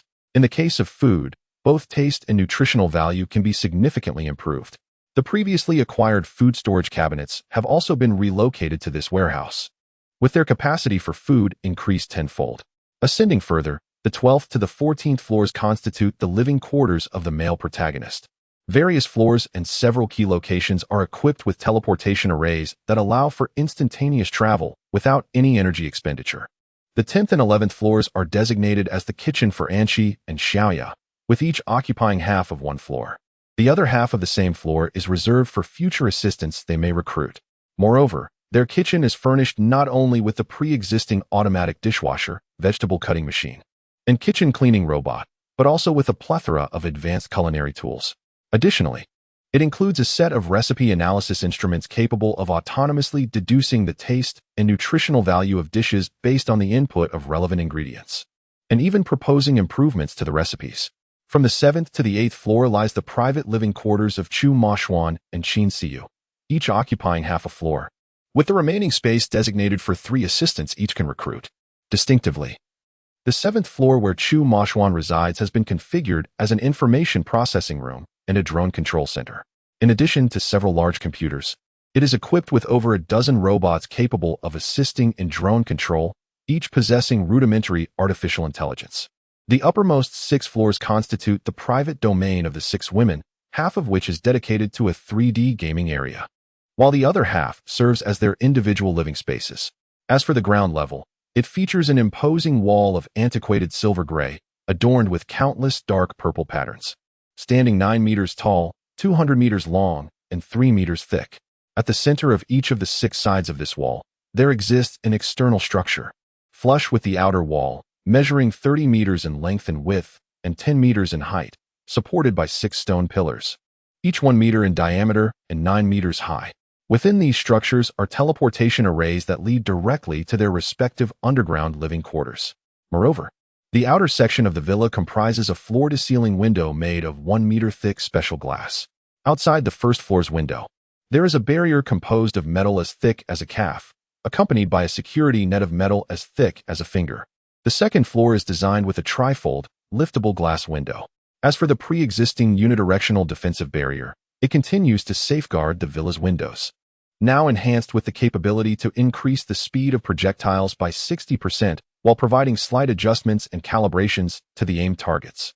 The hexagonal tower, with a base length of 100 meters and a towering height of 480 meters, stands majestically at the center of the fortress courtyard. Bold, dark golden letters, as if chiseled by a blade, descend from the pinnacle of this hexagonal edifice to its midsection, proclaiming the name of the Eternal Defense Survival Company of the Apocalypse. Within this tower, the first floor is adorned with previously planted peach, pear, apple, orange, and coconut trees. The second floor is dedicated to the cultivation of strawberries, grapes, and watermelons through soilless farming techniques. From the third to the sixth floors, alongside various common legumes, wheat, corn, and rice, there flourishes a unique fruit, the breadfruit, which, belonging more to the realm of magic, boasts a texture reminiscent of both wheat and rice, accompanied by a subtle sweetness. The 7th to 10th floors continue to cultivate the previously grown vegetables, now enhanced by soilless hydroponic methods, supported by frameworks and cultivation troughs, promising a significant increase in yield in the near future. The 11th to 18th floors serve as storerooms for equipment, capable of housing devices crafted by the Mechanical Research Laboratory, as well as those from the yet-to-be-unlocked Biological Research Institute, encompassing weapons and various pharmaceuticals. The 19th and 20th floors are designated for defensive measures, featuring crossbows and catapults positioned in 6 directions, operable by the 6 female warriors of the combat unit and their summoned spirits, or set for automated defense through pre-programmed controls. Finally, the 21st and 22nd floors are reserved for the defense weapons entirely under the command of their master, Jiang Yuan. The 23rd level houses the hive-like hangars, the sole location vulnerable to monster incursions. Thus, it has been meticulously designed in a series of honeycomb structures, each small hangar space equipped with independent doors. Additionally, rapid deploy defensive gates are strategically placed outside. Near the main entrance, there exists an array of mechanisms capable of expelling flames, launching crossbow bolts, or discharging electric currents within the confines of the internal space. Ascending to the pinnacle, the 24th level, one would expect to find solar panels. However, they have been replaced by 9 suspended orbs, each with a radius of 3 meters, adorned with intricate golden patterns upon their transparent surfaces. As these crystal spheres rotate slowly, they absorb approximately 1/3 of the sunlight within a 3-kilometer radius of the fortress, converting it into electrical energy with remarkable efficiency. This energy is then stored in vertically positioned magical energy storage crystal cubes that boast superior capacity. Moreover, along the edges of this level, there are 108 laser emitters, capable of automatic angle adjustment and target calibration. These emitters draw energy from the magical energy storage crystal cubes to unleash low-powered laser beams. In addition to these most conspicuous transformations, between the towering hexagonal citadel and its bastion walls stand 12 wind turbine-style energy collectors, each soaring to a height of 30 meters, corresponding with the fortress's defensive capabilities. As they rotate gently, they harness natural wind energy within a 10-kilometer radius, or utilize gas flows that have escaped their owner's control, effectively reducing their intensity by approximately 30%, converting it into electrical reserves for the citadel. The mechanical arrangement platform outside the fortress has not only seen an elevation in its defensive level in tandem with enhancements to its abilities, but has also expanded to a width of 150 meters. Furthermore, at heights ranging from 30 to 80 meters, numerous self-repairing, rapidly rotating spiked stone pillars have been introduced. These, in conjunction with the upgraded electric shock devices and gear-cutting apparatus that still exist outside the fortress walls, are sufficient to effortlessly annihilate any creature of lesser strength than the silver grade, even in the absence of combat from the 6 maidens and their summoned hero spirits. As for the outer defensive eye, it has transformed into a massive anti-gravity protective ring, suspended precariously at a height of 30 meters, with its number of rooms doubled, and the area of each room also enlarged by a factor of 2. Even the courtyard, concealed behind a layer of transparent glass and a finger-width alloy mesh, has been meticulously divided into various flower beds and breeding areas. Within the breeding zones, one can find an array of rabbits, chickens, ducks, and several species of freshwater fish that were previously raised within the fortress. Additionally, following this evolution, there are now yellow mealworms and white worms available as feed for the chickens. The flower beds are adorned with a multitude of wildflowers, primarily cultivated for aesthetic appeal. Yet their most significant function lies in the mechanical systems within the beds, which produce fragrances of varying scents. These aromas are subsequently circulated through the relevant air channels, enhancing the atmosphere within the living quarters of the fortress. Chapter 33. The arrival of Qingluan. The recent transformation of the underground fortress has been nothing short of monumental. Even Jiang Yuan, the proprietor of this subterranean stronghold, found himself momentarily entranced upon viewing the panoramic three-dimensional structural diagram of the fortress, along with its overall outline. He experienced a brief illusion as if his humble, dilapidated cart had been magically transformed into a luxurious recreational vehicle. Subsequently, Jiang Yuan revisited the game panel, which had also undergone substantial modifications during this upgrade. Name: Jiang Yuan. Ability name: Eternal Defense Survival Corporation, formerly known as Fortress Sovereign. Ability details: I. Organizational framework: details can be expanded based on one's position and authority within the company. 1. Permanent president of the corporation, Jiang Yuan, cannot resign, transfer, or have power seized in any form. 2. Distribution of departments and relevant personnel: department heads exist. Unless for major misconduct, they cannot be dismissed, reassigned, or demoted. Minister of Combat Department: Zishan. Minister of Human Resources and Administration: Qin Xiu. Minister of the Secretary Department and Drone Management: Chu Moyan. Minister of Catering: Xiao Li. Director of Mechanical Research Institute: Tang Yura. Director of Medical Research Institute, not yet unlocked. Director of Architectural Engineering Institute, not yet available. 2. Fortress Architectural Facilities: Tower of Ascendance, the upper structure of the fortress. Gloomy Bunker, the underground section of the fortress. Wall of Size, the fortress perimeter. Combat Outpost, a building where 6 women engage in battle. Mechanical Deployment Platform, a combat area where mechanisms can be arranged outside the walls. Details can be expanded for further exploration. 3. Fortress Characteristics: 1. Immutable as a mountain, LV3, permanently sealed, prohibiting internal personnel from exiting. The fortress itself is also permanently stationary, incapable of any form of positional movement, with all areas exhibiting uniform defensive capabilities, devoid of any weak points. 1. The surface flexible defense barrier possesses the capability to deflect 1/8 of physical, energy, and mental attacks, with the repelled assaults exhibiting a rudimentary locking feature. This mechanism activates passively, yet after multiple consecutive activations, a cooldown period ensues. 2. Iron Wall Defense. Level 3. Any form of attack, as long as it does not exceed the company's defensive threshold, will automatically be diminished by 10% upon impact with the company's main structure. Subsequently, 30% of the remaining force will be dispersed throughout the fortress, while 70% will concentrate on the initially targeted location. 3. Accelerated Regeneration. Level 3. When the company sustains damage, it will utilize a violet crystal-grade self-repair capability for swift recovery, consuming a certain amount of energy to enhance the regeneration rate. 4.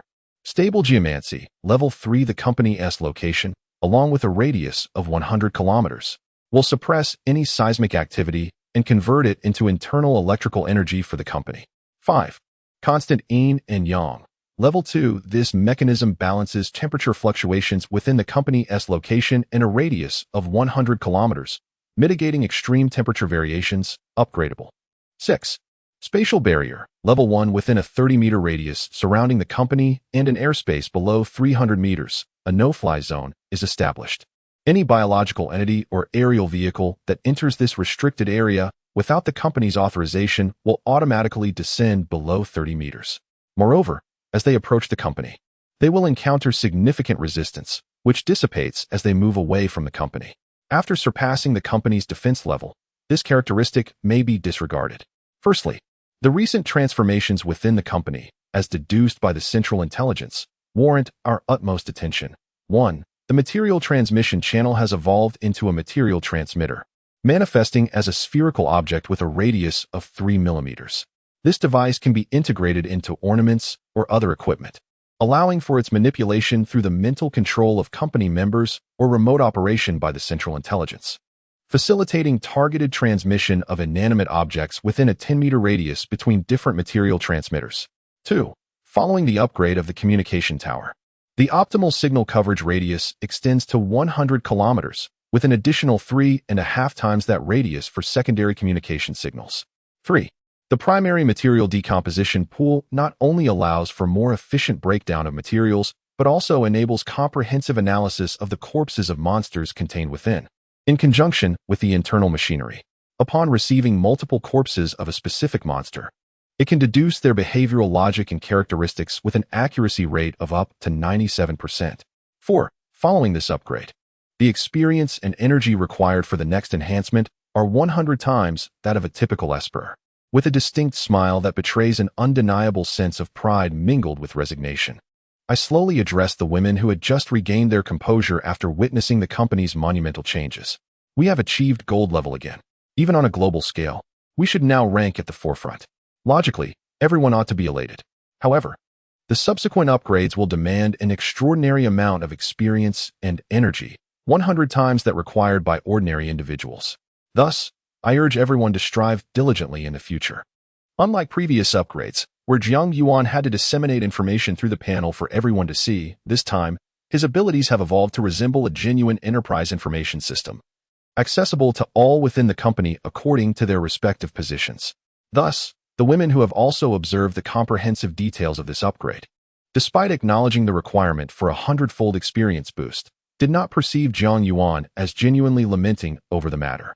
Chu Mo ran, after elegantly sipping her aromatic coffee, merely adjusted her slightly disheveled hair and teasingly remarked to Jiang Yuan, "Do refrain from boasting. It is evident to all that your expression radiates a gloating exuberance surpassing that of a petty individual reveling in success. While it may be said that a 100-fold experience upgrade is necessary, with the assistance of those heroic spirits, the company's path to advancement is only a fraction more arduous than that of ordinary ability users. Furthermore, with the divine fire attracting foes, the company's formidable defenses render the process significantly simpler than for the majority of ability users. You may indulge in your secret delight. For other ability users, the road to upgrading is fraught with peril and demands repeated life and death struggles. If they were afforded such a favorable opportunity, they would likely be ecstatically overwhelmed, even if the challenges were multiplied several times over. Jiang Yuan, caught in the act of savoring his own delight, felt a twinge of embarrassment as he noticed the subtle, teasing smiles gracing the faces of the other women, prompting him to return a sheepish grin. As the weight that had burdened his heart was lifted, Jiang Yuan, who had undergone another evolution of his abilities, casually toyed with a detachable alloy model that meticulously replicated the structure of the underground fortress. With a smile, he addressed the gathered women, proclaiming, "All right, the meeting has concluded. Everyone may return to your tasks. I shall take a moment to assess the current state of our company following this upgrade." He then abruptly severed the video conference, retreating to his bedroom for a well-deserved rest. Witnessing this scene, the 6 women of the combat division pondered briefly before returning to their battleground, eager to swiftly eliminate enough monsters to elevate their levels to Silver Tier 10. This would enable them to utilize the ability evolution platform to ascend to the Golden Tier, thereby summoning the heroic spirits that could only be called forth after their promotion. For Jiang Yuan, the process of ability enhancement seemed to stretch on for an eternity, inundating their minds with a torrent of indistinct and rapidly shifting video imagery. In stark contrast, for Blood Shadow and her companions, who sought to return to the cave Jiang Yuan had discovered for their rest after the battle, the transition occurred in the blink of an eye. Thus, upon witnessing the abrupt emergence of a towering structure that seemed poised to pierce the heavens, alongside a conspicuous line of text that remained vividly legible despite the distance, Qingwan, who was making her way towards the cave that had undergone only minor renovations, could not restrain herself from uttering a soft gasp. "Look," she exclaimed, hearing her exclamation. The others instinctively followed her gaze, and soon, a collective murmur of astonishment escaped their lips. What level had they ascended to? Could a mere upgrade truly yield such an extraordinary entity?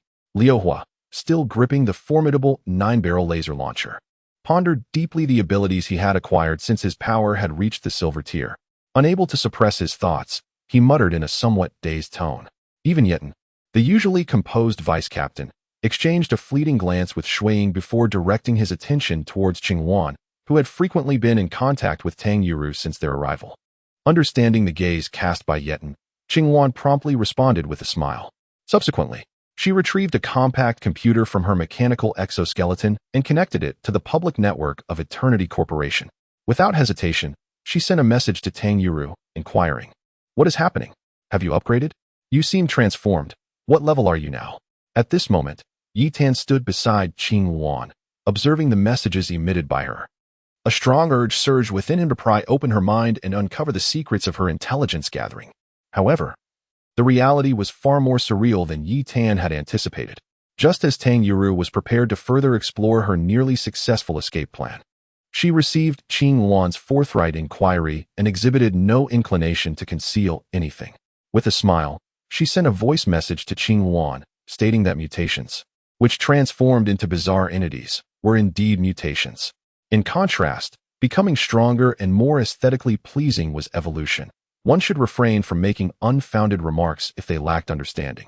Simultaneously, she forwarded a considerable amount of information regarding the company's evolution in the form of a PowerPoint presentation. Then, she playfully teased Qing Luan, inquiring if the company appeared promising and whether there was an interest in joining their ranks. While she could not guarantee the provision of social insurance and housing funds, she assured that accommodation and meals were fully covered. Furthermore, she could offer substantial support in terms of weaponry and ammunition for their team, which was likely in great demand at present. As Tang Yuru shared a significant amount of information about the Eternal Company, Qing Luan chose not to open the PowerPoint presentation immediately. Instead, she responded in writing, akin to conversing with an old friend, saying it would be best to decline the offer. Their team was already small, and her absence would only diminish their numbers further. Additionally, she expressed her discomfort with being confined to one location, feeling trapped. After conducting a virus scan on the received information, it was sent to Yi Tan, who had always been responsible for team management. You can't leave. When did you say that? As long as you are willing to come, I assure you that you can go out and behold the grandeur of our land. It won't interfere with your battles with the team. I have but one request. Assist me in researching some props and weapons. So what do you say? Give me a straightforward answer. We've known each other for a while now. No need for such hesitation. Are you serious? Upon hearing another voice message from Tang Yuru, Qing Luan could no longer maintain her previous composure. She swiftly sent a message back to Tang Yuru. After confirming that Tang Yuru was indeed not jesting, she found herself uncertain about whether to agree. By instinct, she glanced towards Yi Tan, the vice captain of the team. Yi Tan was well aware of the information concerning everyone present. He understood that although Qing Luan had demonstrated remarkable performance in numerous battles and had followed Blood Shadow since before the apocalypse, she was not a combat specialist, but rather a researcher proficient in computer science and mechanical engineering. In fact, her participation in battles prior to the apocalypse was primarily aimed at collecting operational data on the Qing Luan mechanical exoskeleton, which bore her name. After a moment of contemplation, Yi Tan engaged in a conversation with Tang Yuru and, with Blood Shadow's consent and the agreement of the others, he encouraged Qing Luan to accept Tang Yuru's invitation. In response, Tang Yuru appeared quite elated and promptly instructed the head of the Human Resources Department, Qin Siu, to draft a contract for recruiting Qing Luan to join the Mechanical Research Institute as her assistant, meticulously outlining various clauses within. Subsequently, Tang Yuru sent this seemingly innocuous contract, devoid of any intentional textual traps and amicable to both parties, to Qing Luan. With a smile, she addressed Qing Luan, stating that despite the current apocalyptic circumstances, certain protocols must still be observed. She presented the employment contract, encouraging Qing Luan to sign if she found no issues. Tang Yuru assured her that she could leave at any time within 3 days, a detail also inscribed in the contract. Unbeknownst to Qing Luan, the 3-day time frame mentioned by Tang Yuru harbored its own mysteries. Aware that this post-apocalyptic world might harbor unimaginable abilities, Qing Luan diligently scrutinized the contract that Tang Yuru had urged her to sign, even enlisting the help of Yi Tan for further analysis.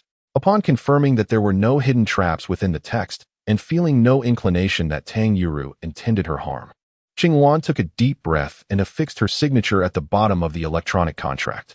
Thus, Qing Luan vanished without a trace, along with the mechanical exoskeleton she was wearing, from the side of Xue Ying and her companions. Fortunately, only a brief moment later, Qing Luan sent a reassuring message reporting her safety, alleviating the slight worries that had begun to rise in the hearts of Xue Ying and her group. However, they could hardly fathom that within the confines of Eternal Company, if not for the unapproachable Tang Yuru, Qing Luan, on the verge of grinding her teeth to dust, harbored an intense desire to strangle this deceiver. Yet, reality seldom mirrors the grandiosity of ideals, and thus, in the end, Qingyuan merely muttered with resentment, "Let us settle this in a duel when we have the chance." Subsequently, she stuffed several strips of sauce-glazed squid into her mouth and proceeded to collaborate with Tang Yuro on her impending research project, which was nearing its conclusion. Chapter 34. The first collective outing after the apocalypse. The sun rose once more, with the Tao divine fire, which had been drawing a multitude of monsters to besiege Eternal Company, once again subdued to its lowest setting by Chu Moden. The bloodthirsty and frenzied beasts gradually regained their lucidity. After a brief moment of hesitation, influenced by the terror wrought from the night's carnage, they began to withdraw, reminiscent of a receding tide, slowly retreating away from Eternal Company. This day, however, was markedly different from the past. Before the vehicles tasked with clearing the scattered corpses and the remnants of shattered mechanisms could commence their work, a spacious cave, having undergone significant modification, emerged from the nearby vicinity. Suddenly, a small golden bell, no larger than a walnut and adorned with intricate hollow patterns, was unceremoniously launched from a catapult atop the towering spire that pierced the heavens. In the next moment, the chime emitted by the small bell had yet to fully dissipate when it transformed into a young woman of striking elegance, adorned with cascading pale blue hair. Her tall and slender figure was clad in a single-shouldered, scale-patterned armor imbued with silver-white motifs, and her brow bore a hint of spirited vigor. Was this truly her emergence? The sensation felt rather pleasing. A sound, akin to a dreamlike whisper, escaped from her delicately parted lips, resonating softly from her throat. Meanwhile, as some creatures stood momentarily entranced by the sudden apparition outside the Eternal Company, Qing Zhu, through Tang Yuro's remote-controlled puppet's escape plan, appeared outside the establishment. With an effortless flick of her fair left hand, she produced an ancient composite bow, measuring a formidable 1.5 meters, adorned with exquisite golden patterns. Following this, she wielded a dozen elongated, bone-piercing arrows in her equally fair right hand, their swift movements leaving a trail of afterimages as she orchestrated them into groups of 4, launching them in a fan-shaped arc towards the bewildered monsters ahead. As the arrows accurately penetrated the skulls of the creatures, they unleashed the corrosive toxins and high-energy sodium-potassium alloy concealed within their hollow tips, flooding into the very cores of their brains. Since the subterranean fortress of Jiangyuan was sealed, Qing Zhu had not ventured beyond its confines, unable to escape the now perpetual stronghold of the Eternal Company. With her long, elegant legs clad in azure and gold alloy combat boots, she adeptly maneuvered her position, swiftly releasing a flurry of bone arrows that felled the monsters who had failed to escape. As she retracted her compound bow with her right hand, she casually summoned a figure beside her clad in crimson armor, a striking resemblance to herself. Tang Yuruo, draped in a dark-hued long gown, languidly perched upon a floating platform approximately 30 centimeters above the ground. Accompanying her were Qing Yuan, similarly adorned in deep black and purple armor, Jiang Yuan, and an unknown colorful bird perched upon Jiang Yuan's shoulder. Unlike the others, Qing Yuan, having been personally deceived by Tang Yuruo into joining the Eternal Company, drew forth an imposing 3-meter-long heavy sniper rifle, its barrel's inner diameter rivaling that of an adult's calf. As soon as she emerged outside the company's domain, without hesitation, she aimed the advanced version of the Grim Reaper sniper rifle, which she had personally developed to effortlessly shatter the bodies of most gold-tier monsters, at Tang Yuruo's temple.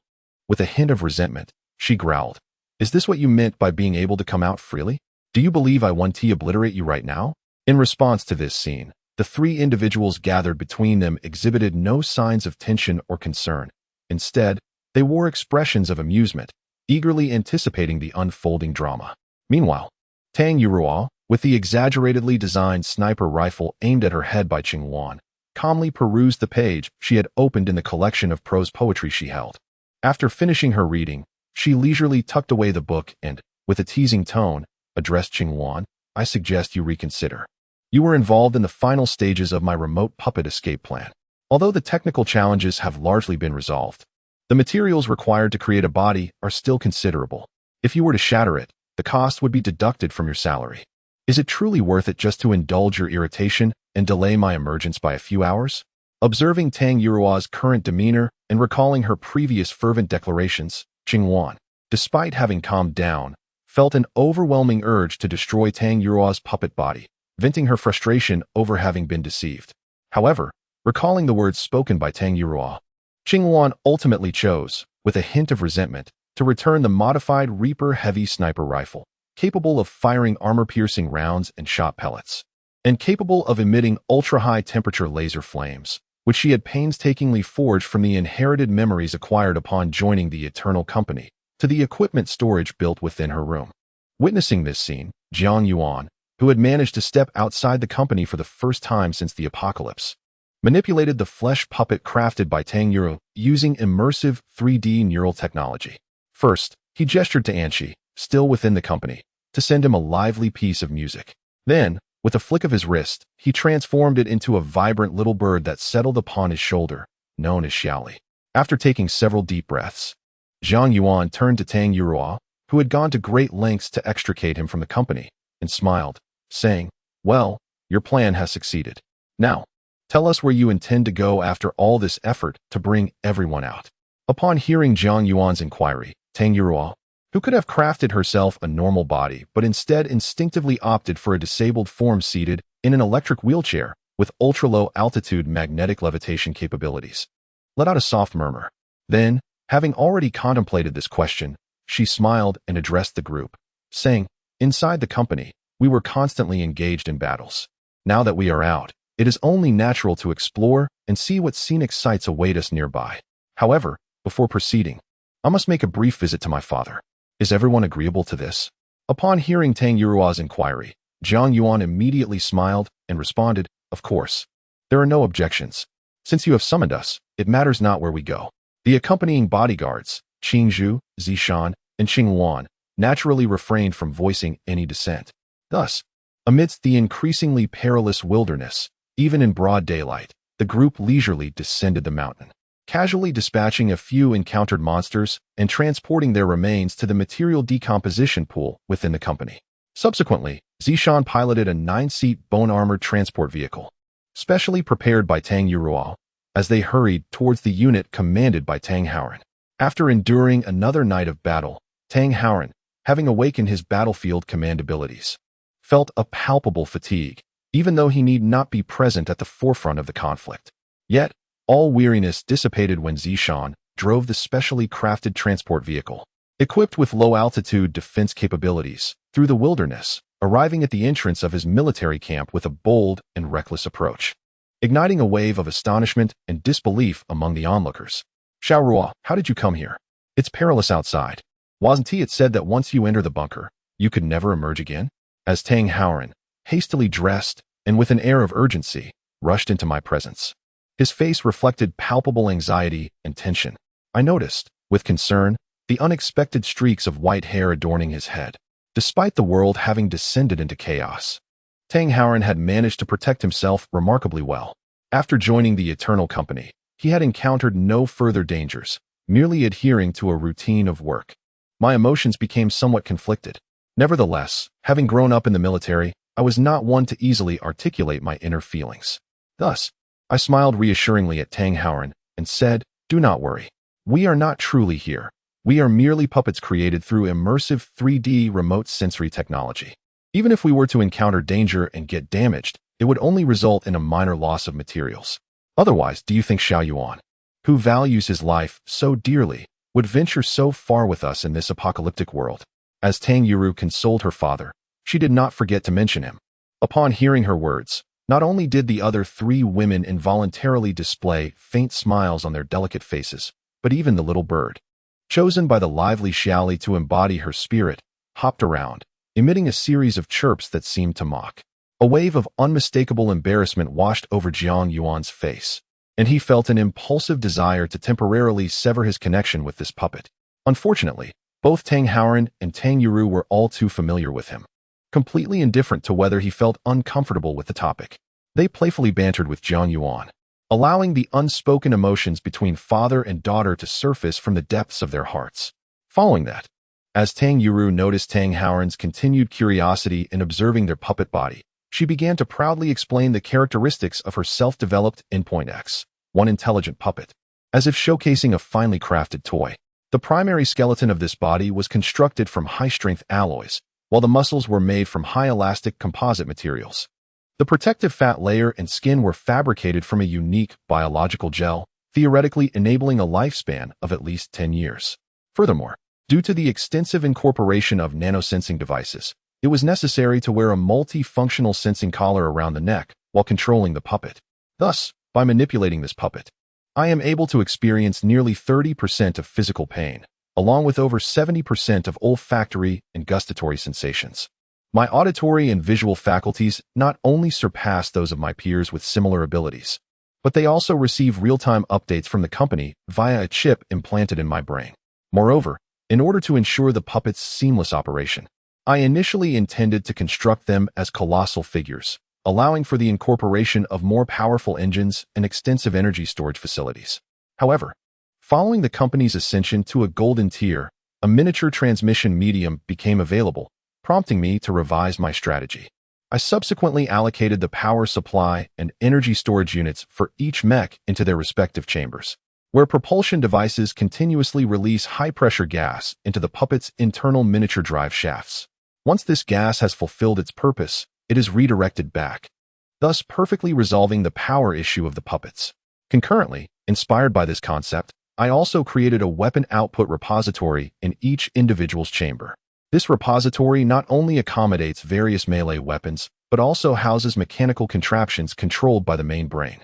In critical moments, one can command the main brain to operate these mechanisms through mere thought, supplemented by corresponding incantations or gestures to confirm the directives, enabling those mechanisms to transmit attacks via the transmission medium carried by the puppet. Upon reaching this point, Tang Yuru was uncertain whether it was fear that Tang Howren would not comprehend or a desire to showcase her prowess. With a casual press of a button on the right side of her wheelchair, a 5-meter-long bone spear, impossible to conceal within the confines of the wheelchair, swiftly shot up from the front of the armrest, launching itself skyward, accompanied by a piercing shriek. A mutated avian creature with an 8-meter wingspan was unexpectedly brought down from thousands of meters above. Witnessing this extraordinary spectacle, Tang Yuru, seated in her wheelchair, first directed a triumphant smile, one that she could not conceal, towards her astonished and incredulous father, Tang Howren. Subsequently, she feigned modesty and spoke again to Tang Howren, stating that, thanks to this puppet, aside from having slightly inferior neural reflexes compared to certain gold-tier abilities, her daughter surpassed gold-tier abilities in terms of speed, defense, attack, and endurance. However, there remained one limitation. Her daughter was currently unable to extend beyond the company's optimal signal range of 50 kilometers. The secondary signal reached merely 100 kilometers, and the puppet's linking mode was entirely reliant on the company's communication tower's signal. Any signals relayed through other towers could not facilitate precise operations without delay. Thus, even with a signal enhancer integrated into the puppet, it remained impossible for her to venture beyond 150 kilometers from the company.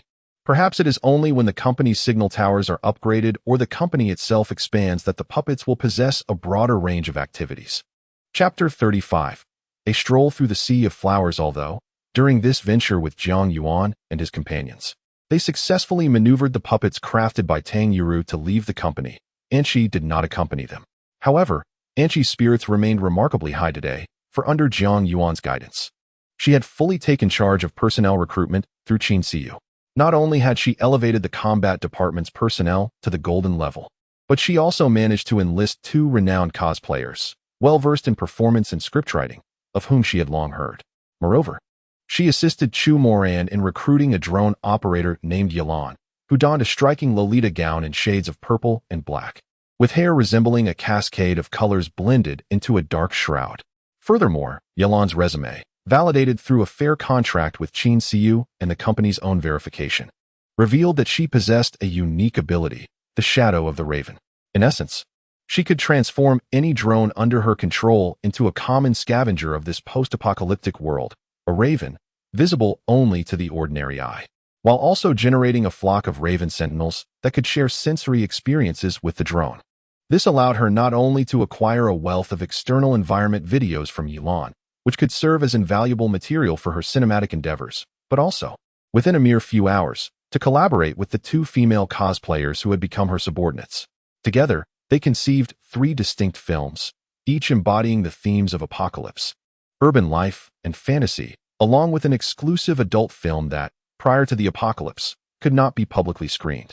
In a moment of reflection, she envisioned the astonished expressions that would grace the faces of the audience upon the successful completion of these films. Additionally, she considered the delight that would illuminate Jiang Yuan's face upon the unveiling of the adult film, crafted specifically to cater to his personal tastes. Inspired by the treasured sketches of a renowned cosplayer, Anchi simply shared her meticulously organized sets of male and female character templates, along with a plethora of dialogues, character backgrounds, and settings, with the two popular cosplayers, encouraging them to pursue their creative visions, provided they completed the project within a week. Subsequently, she took the somewhat bashful and conflicted Xiaoya to delve into the film dedicated to Jiang Yuan. Meanwhile, after exchanging pleasantries, Tang Yuru swiftly broached another purpose for her visit with her father, Tang Haoran. She remarked, as the apocalypse looms, cities are gradually transforming into isolated city-states. While your ammunition supply may currently be sufficient, I suspect it will soon dwindle without the substantial resources from a munitions factory. I have a suggestion, and I wonder if you would be open to hearing it. Clearly taken aback by his daughter's unexpected words, Tang Haoran, who originally intended to send her to Jiang Yuan for refuge, momentarily froze in surprise. Subsequently, he turned to the now business-minded Tang Yuru, who seemed poised to engage in a transaction, and smiled as he inquired, "Oh, do share your suggestions. If they are truly feasible, I would certainly not decline." "Well, it's not an exceptionally brilliant suggestion, but it can certainly alleviate your pressing concerns," Tang Yuru replied, feigning humility in response to Tang Haoran's inquiry. Unlike her previous sensitive and self-doubting demeanor, she now confidently glanced at Jiang Yuan, who stood nearby, before presenting the proposal she had discussed with him prior to her arrival. It is as follows. I have brought you 10 teleportation orbs, of which 8 have been fashioned into tactical wristwatches, and 2 into circular metal teleportation platforms. You can place the 2 metal platforms in separate warehouses. I will arrange for the company to supply you with ample vegetables and grains, as well as several firearms and corresponding ammunition that I have personally developed, along with various types of explosives. This should adequately address the majority of your logistical needs. Certainly, I cannot perform these tasks without purpose. Otherwise, I would inevitably face criticism from my colleagues. Therefore, I require you, Father, to bestow those 8 tactical watches upon 8 commanding officers who possess a degree of autonomous decision-making and are capable of engaging in combat on the front lines. This way, as long as they remain within our company's signal range, they can receive supplies from your end at any moment. Simultaneously, they can transmit the remains of the monstrous creatures that are unsuitable for consumption, as well as any metals and minerals they encounter that are inconvenient for them to handle, back to us as a form of recompense. Tang Yurua's plan was inherently beneficial to Tang Haoran, especially considering she is his biological daughter. After the passing of their parents, Tang Haoran, having witnessed relatives and friends resorting to various means to seize the inheritance, ultimately leading to Jiang Yuan developing a persecution complex, felt that she was not much different from his own son in his heart. Thus, Tang Haoran merely inquired about the quantity of supplies Tang Yurua could provide and whether this arrangement would affect Jiang Yuan and the growth and safety of her company. Subsequently, he nodded in agreement to Tang Yurua's proposal and, following her guidance, allocated the 2 circular teleportation devices and the 8 intelligent watches to her. As the objective of this journey has been accomplished and time has been somewhat squandered, Tang Yurua, who originally planned to spend only a single day assessing the performance of her puppet body and identifying areas for optimization, found herself wishing to converse a bit longer with her father. However, considering the abundance of opportunities that lay ahead, she decided to prioritize her mission. To ensure her puppet possessed sufficient combat prowess, she had meticulously designated a space of 1,000 square meters within her nearly 60,000 square meter living area to serve as the power and weapon chamber for her puppet. In a stroke of self-interest, she also provided Tang Haoran, who currently lacked direct combat capabilities, with a puppet endowed with combat strength surpassing that of ordinary golden-level monsters, as well as an 8-meter-tall defensive mechanical armor that she initially intended to research, designed for mental control. Furthermore, she allocated an additional 20,000 square meters of her private space to construct the power and weapon storage for these creations. Subsequently, she turned to Tang Haoran and inquired, "Now that we possess a puppet body and the material transfer pearl, as long as you are within the coverage of the company's signal, our meetings shall not pose a challenge. Why don't you enlighten us about any interesting or perilous locations nearby?" Since we have ventured out, it is only fitting that we explore. Tang Howren chuckled in response to Tang Yurua's inquiry and said, as for dangerous locations, once identified, we typically execute a barrage of firepower before dispatching soldiers for cleanup, so I must admit, I am quite unaware. Subsequently, amidst Tang Yurua's somewhat disappointed gaze, he addressed her, saying, however, the mountainous area to the west of the city remains unexamined due to a shortage of personnel on my end. Given the current circumstances, it also falls within the territories covered by your company. Perhaps you could venture there and assist me in gathering some intelligence. What do you think? Father, your knack for utilizing people is truly remarkable. You've managed to enlist help even in this situation. Tang Yurua replied with a playful tone, half serious and half teasing. Upon hearing Tang Howren's words, nevertheless, seated in her wheelchair, she did not hesitate. She swiftly accessed the approximate terrain map that Tang Howren had obtained through drone reconnaissance, confirming the specific location he mentioned. After whispering briefly with Jiang Yuan, she once again boarded the armored transport vehicle driven by Zisha. It must be noted that although the skeletal structure of the vehicle was predominantly crafted from bone, it was enveloped in a layer of high-grade elastic latex material. Under the meticulous craftsmanship of Tang Yurua, who had inherited the art of magical engineering, it possessed formidable defensive capabilities. Even when subjected to multiple assaults from ordinary golden tier monsters, it would not be utterly destroyed. Furthermore, its maximum speed reached an astonishing 900 kilometers per hour, and its low-altitude hovering capability allowed it to traverse most uneven terrains without difficulty. As Zisha drove the skeletal armored personnel carrier away from the military camp, where Tang Howren was stationed, and beyond the confines of Dongling City, merely 10 minutes had passed when they arrived at a hillside adorned with a myriad of vividly blooming flowers. How beautiful! Perhaps it was the absence of imminent danger that dulled their vigilance, despite the evident peculiarity of this floral expanse. Tang Yurua couldn't help but exclaim in wonder as she stepped down from the recently halted skeletal vehicle. With a graceful gesture, she pointed towards the vibrant blooms ahead and turned to Jiang Yuan, who had instinctively rested his hands upon the armrests of her hovering mechanical wheelchair. Xiao Yuan, I wish to explore that area. Could you push me over there? Of course. It was a rare sight to witness the radiant smile of Tang Yurua, who had faced adversity with resilience. Jiang Yuan couldn't resist leaning closer to whisper his agreement. Subsequently, he began to gently propel the wheelchair, which required no effort from him, towards the most resplendent section of the floral hillside that Tang Yurua had indicated. Meanwhile, upon noticing the scattered remnants of skeletal remains amidst the sea of flowers at their feet, Zisha instinctively retrieved an instrument crafted by Tang Yurua, intending to measure any potential toxic gases in the air. However, upon reviewing the data displayed on the device, his expression unwittingly shifted to one of grave concern. Subsequently, Zisha crouched down once again, retrieving additional detection instruments, and began to examine the soil at her feet. Observing this scene, Qin Shu, who had been closely following Zisha, could not restrain her curiosity and inquired, "What is the matter? Is there an issue with the soil here?" "Indeed, there is a significant problem," Zisha responded gravely, her gaze fixed on the readings displayed by the measuring devices. Then, addressing the still perplexed Qin Shu, she continued, "Initially, upon seeing the scattered bones, I suspected that the flowers might be toxic, prompting me to assess whether the surrounding air contained any harmful substances. However, I found no toxins. Instead, the environmental readings revealed an alarming level of radiation. An ordinary person exposed to this area for merely an hour would experience noticeable dizziness, and prolonged exposure could lead to various radiation-related illnesses. As for the evolved beings, or those with special abilities, the effects remain uncertain due to the lack of specific comparative data. Nonetheless, this is not the primary concern.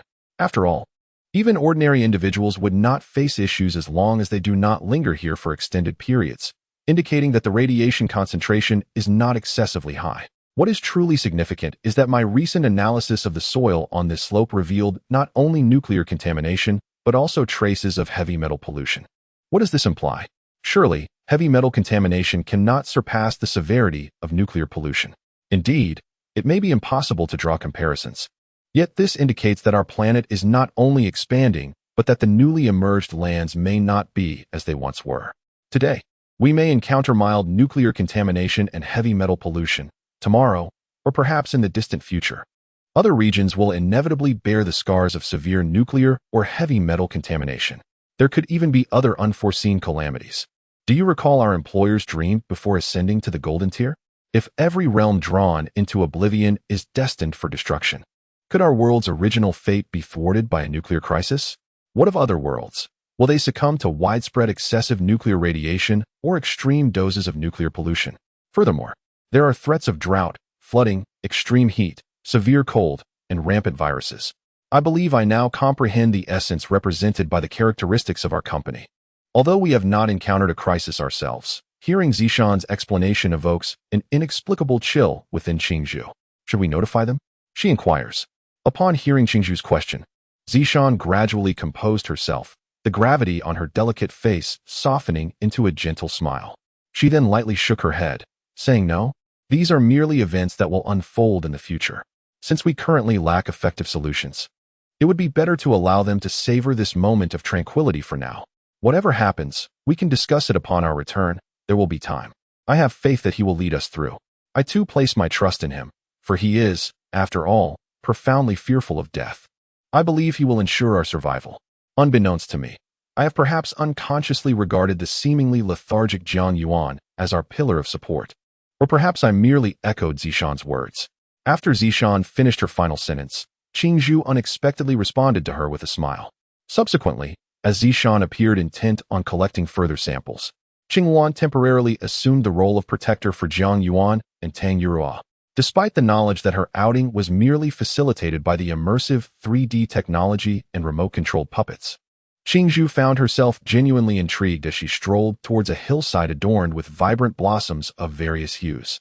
As for those flowers, which evidently exuded a toxic essence capable of contaminating the spirit of living beings, it was noteworthy that, given the lack of mental energy in the puppets being utilized, the instruments were utterly incapable of detecting the toxins associated with spiritual pollution. Remarkably, no one had sensed anything amiss throughout the entire ordeal. Chapter 36. The sudden attack of monsters. It remains uncertain whether Jiang Yuan and Tang Yurua's ambiguous demeanor was simply too oblivious to their surroundings. Even the myriad of mutated plants, entirely innocent to matters of affection, found it intolerable. After approximately 20 minutes had elapsed, Jiang Yuan, having cleared a significant expanse of ground, began wielding a slender alloy knife to sever the exquisite blossoms, attempting to create a grand floral wreath to encircle Tang Yurua. Beneath the dense canopy of blooming flowers, a mutated venomous snake, having stealthily approached them, suddenly lunged towards Jiang Yuan, driven by the neurotoxins released by the surrounding blossoms. Caught off guard, Jiang Yuan, who was enthusiastically crafting a flower crown for Tang Yurua, found himself ensnared by a 10-meter-long, dark green triangular-headed serpent. Moreover, a 2-foot-long, vibrantly colored snake, unmistakably possessing potent venom, emerged from the floral expanse and bit Zhang Xiaofan on his outstretched right hand. Had anyone else been present, this perfectly coordinated assault would likely have proven lethal, even to a golden tier ability wielder. However, they were confronted with Jiang Yuan, a remote-controlled puppet capable of withstanding most toxic harm. Thus, upon realizing he was under attack, Jiang Yuan, leisurely reclining in a premium latex lounge chair within a 3D gaming chamber, initially froze in surprise. Subsequently, as an overwhelming sense of pressure and constraint washed over him, he instinctively commanded his remote puppet to teleport back to the fortress via a material transfer bead left behind at the original location, effortlessly dissolving the serpent's entanglement and lethal assault. Subsequently, Jiang Yuan did not wait for the two venomous serpents to mount any effective response. Without hesitation, he crushed the serpent capable of delivering lethal poison to a gold-tier ability user with his left hand, while his right hand swung forcefully, propelling a spiked wolf-tooth mace adorned with a herringbone pattern towards the triangular head of the colossal snake. A dull, resounding crack echoed in the air, almost instantly reaching the ears of Jiang Yuan and Tang Yurua. The mesmerizing serpent, ensnared by the hallucinogenic miasma emitted by the enchanting flowers surrounding them, met its demise at Jiang Yuan's hands. In the meantime, Qingluan, who had gradually let down her guard due to the absence of danger, witnessed Jiang Yuan being attacked before her very eyes. Although she was aware that he would not truly fall into peril, a rare flush of embarrassment and indignation crossed her face, recalling that she had previously been responsible for his protection. You seek death, a low growl, imbued with palpable rage, erupted from the mouth of the puppet she controlled. Thereupon, Qing Yuan stepped forward, utilizing the material transmission orb embedded within her puppet, retrieved a 9-barreled laser machine gun from her arsenal, and, after soaring about 10 meters into the air, unleashed a relentless barrage upon the sea of flowers surrounding them. Meanwhile, upon sensing the unusual presence of Zhe, a half-human height beast suddenly leaped from the thicket towards her. In a swift motion, she pivoted her waist, delivering a powerful strike with her right leg, which housed a robust alloy skeleton encased in a layer of coarse, white bone armor. This forceful blow landed squarely on the head of the unexpected mutated creature, resembling a blend of wolf and tiger, its body covered in scales. The creature's grotesque head exploded like a watermelon.